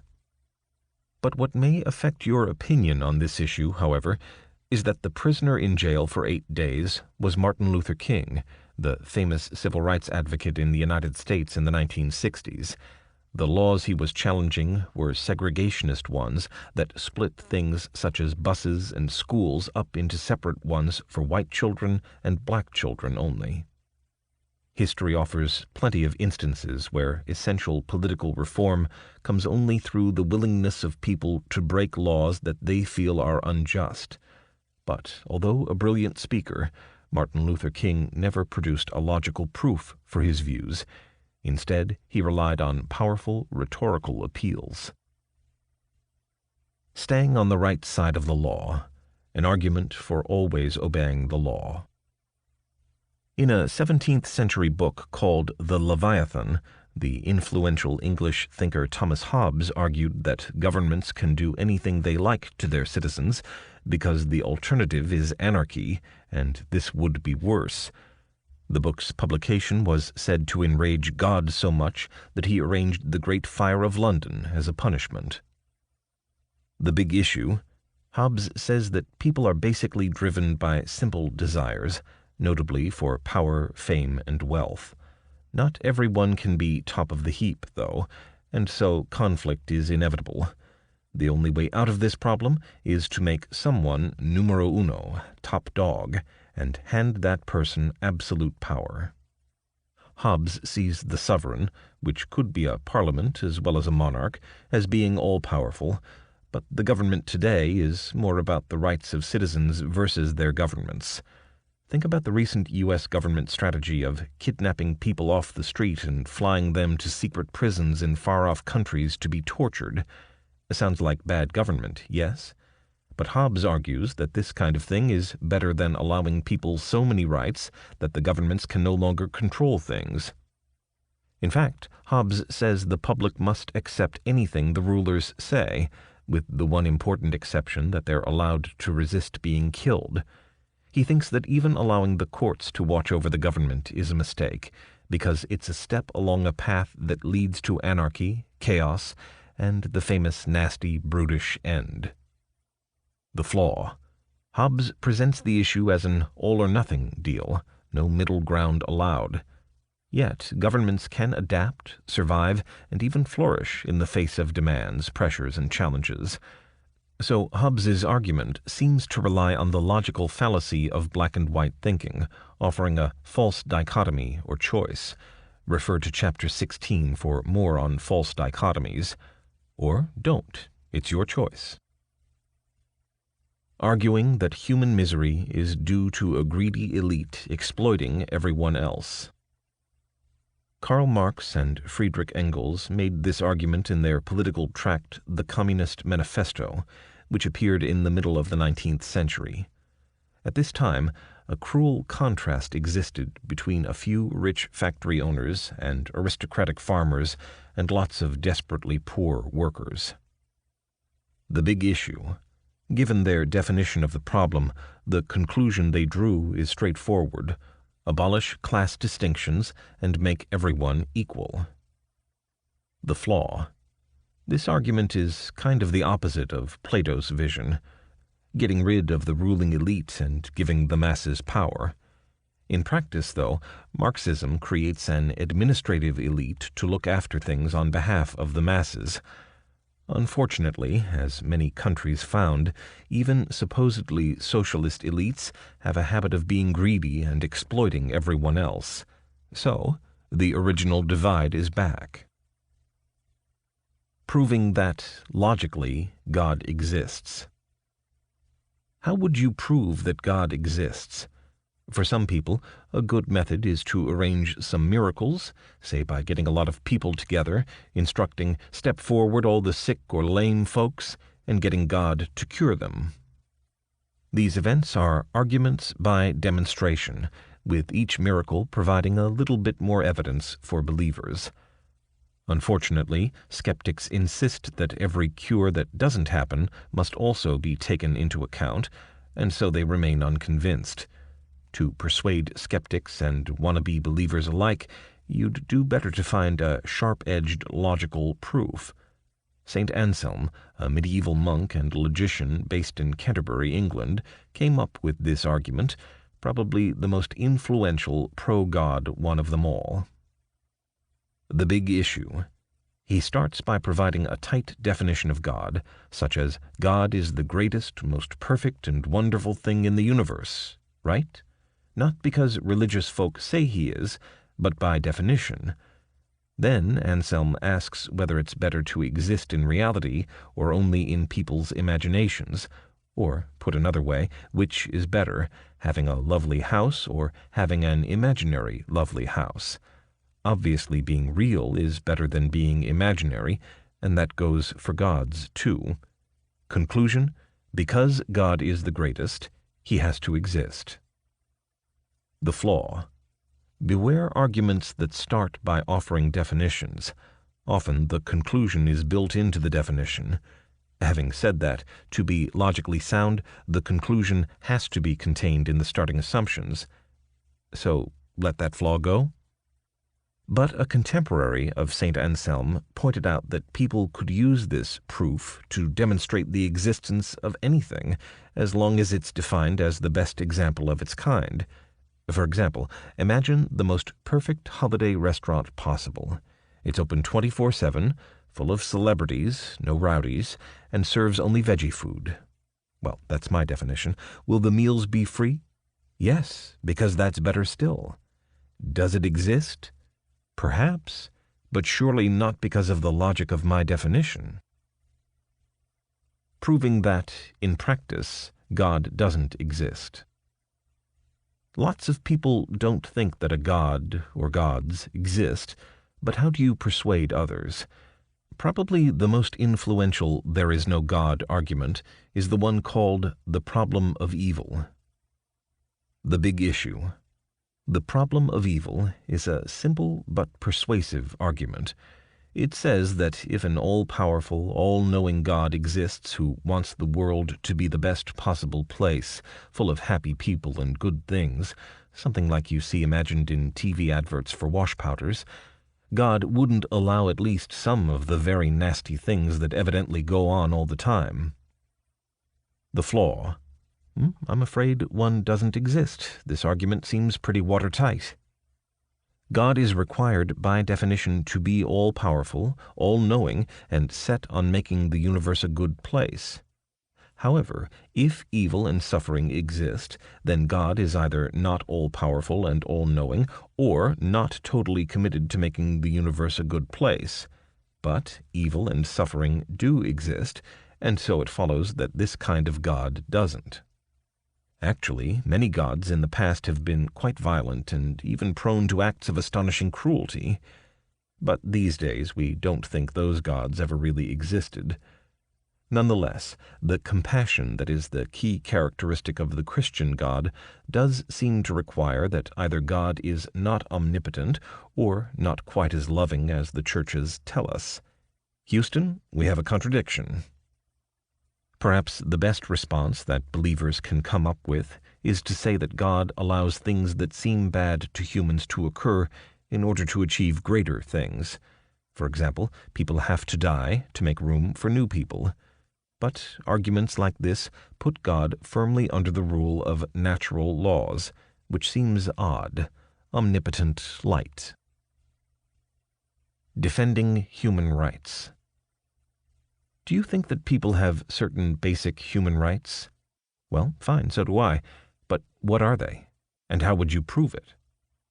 The big issue.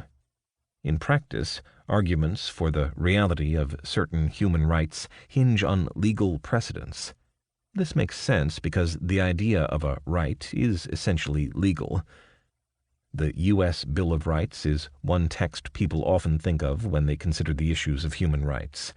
It's the name for the first 10 amendments to the United States Constitution that attempt to limit the central government's power and guarantee some personal freedoms, such as that unfortunate one about the right to carry arms. The flaw. Legal rights are all very well, but they only survive because people think that the law is protecting something more fundamental. The law has to fit with public perceptions of what's right and wrong. Alas, people's views differ so widely that what is a human right in one place can be completely illegal in another, and vice versa. Eating your grandparents seems pretty bad to most people today, rather chewy for a start, but some historical societies considered it the responsible thing to do. In some countries today, homosexuality is against the law, and gays are barred from jobs and can even be executed. In the UK and lots of other places, by contrast, homosexuals are protected from workplace discrimination and can marry and adopt children. Arguments about ethics are some of the most tricky around. Have a look at the next section to see one nice way, however, to make a simple point. Making everything relative. One of the great sages of ancient China, Zhuangzi, produced this great argument for the relativity of right and wrong. Chusi, for short, stressed the unity of all things and the dynamic interplay of opposites. Good and bad, he pointed out, are like everything else, interrelated and interchangeable. What's good for the rabbit is bad for the farmer. The big issue. Here's how Chusi attempts to show the relativity of moral judgments. Assume, as some sages say, that killing is wrong. Therefore, is it wrong to kill a hare when it's the only way to save yourself from starving? Surely not. Perhaps, though, this only makes killing animals okay. How about people? Suppose first that, yes, killing another human being is always wrong. But what then about a robber intent on killing an innocent family? Surely it's then not wrong to kill him, especially if this is the only way to stop him. Chusi's point is that all moral knowledge depends in this way on context and situations. It's relative. The flaw. You can argue that Chusi makes his own categorical and not at all relative assertions about right and wrong in the process of proving his point. For example, he implies that if the only way to save the innocent family is to kill the robber, you can kill the robber. This looks like a pretty categorical and universal moral judgment. Getting all relative with Einstein. This argument is one of the most famous thought experiments, and maybe doesn't immediately look like an argument. Indeed, people often mischaracterize thought experiments as colorful examples, metaphors, or analogies, rather than arguments. But true thought experiments come down to arguments. This one, very influential in its time, illustrates the need to rethink what people, or at least physicists, mean when they say that an event happened at such and such time. The big issue.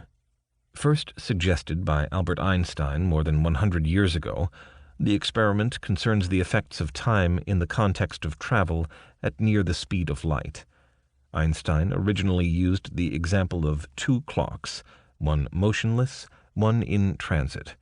He stated that, due to the laws of physics, clocks being transported near the speed of light would move more slowly than clocks that remained stationary. What's true for clocks is true for people, too. So, now suppose that one twin goes flying off to the nearest star, which is 4.5 light years away, and back again, while the other waits patiently on Earth. It seems that if the twin on the spaceship travels near the speed of light, let's say at 86% of it, while the remaining twin potters around on the Earth, the astronaut twin would have aged 10 years, but the Earthbound twin would have aged dramatically more, 20 years. The flaw. Yes, there is a flaw, in fact a paradox. Because, from the point of view of the spaceship, the Earthbound twin is the one who could be considered to be in motion, in relation to the sibling, and therefore should be the one aging more slowly. If you're not happy with that idea, suppose that both twins are astronauts, and the experiment starts off with them in two twin spaceships before separating. Einstein and other scientists have attempted to resolve this problem, but none of the solutions they have come up with are completely satisfactory. Posing paradoxes to prove your point. Some of the most influential arguments are in the form of riddles. Zeno's paradoxes of time and motion. An example is the race between the hare and the tortoise, which leaves the hare unable to ever catch up with the tortoise. Zeno's teasers show up illogicalities in how even the most logical people think. Galileo's paradoxical thought experiments. See Chapter 5 for more on one of these that ushered in a whole new way of understanding nature. Einstein's deceptively simple stories of paradoxical events. Perhaps the best-known paradoxes of all, involving things like the time and the speed of light, such as his argument in the preceding section. But here's a simpler argument that nonetheless is supposed to prove something about the universe. Time travel will never be possible, or at least not time travel backwards. The 30-second argument. Suppose Dr. Wen invents a time machine in 2020. Can he promptly step into it and travel back to the 1920s to shoot the young Hitler as a way of avoiding much misery for everyone? What matters isn't how likely this ability is, but whether the argument is logically impossible. The flaw. One logical problem is that if Dr. Wen did manage to change history, then how, when he invented his time machine in 2020, would he have known what a menace the young Hitler would be, and that he needed to go back to the 1920s to save the world? Remember, this paradox tends to convince me that time travel like this will never be possible. But if you really want not to be convinced by this argument, you have a perfectly reasonable way out. You can continue to insist on time travel and reject the paradox instead. Aristotle is supposed long ago to have advised that the best approach to all arguments is to treat them like timepieces. If the time on your watch is near to what you expect, then you should assume that the watch is telling you the right time. However, if it's wildly different, you can assume that it has stopped or is faulty. This policy, like the best arguments, relies not on a logical point, but on common sense. But hey, you can disagree with me on that. You've been listening to Critical Thinking Skills for Dummies by Martin Cohen. Narrated by Eric Martin.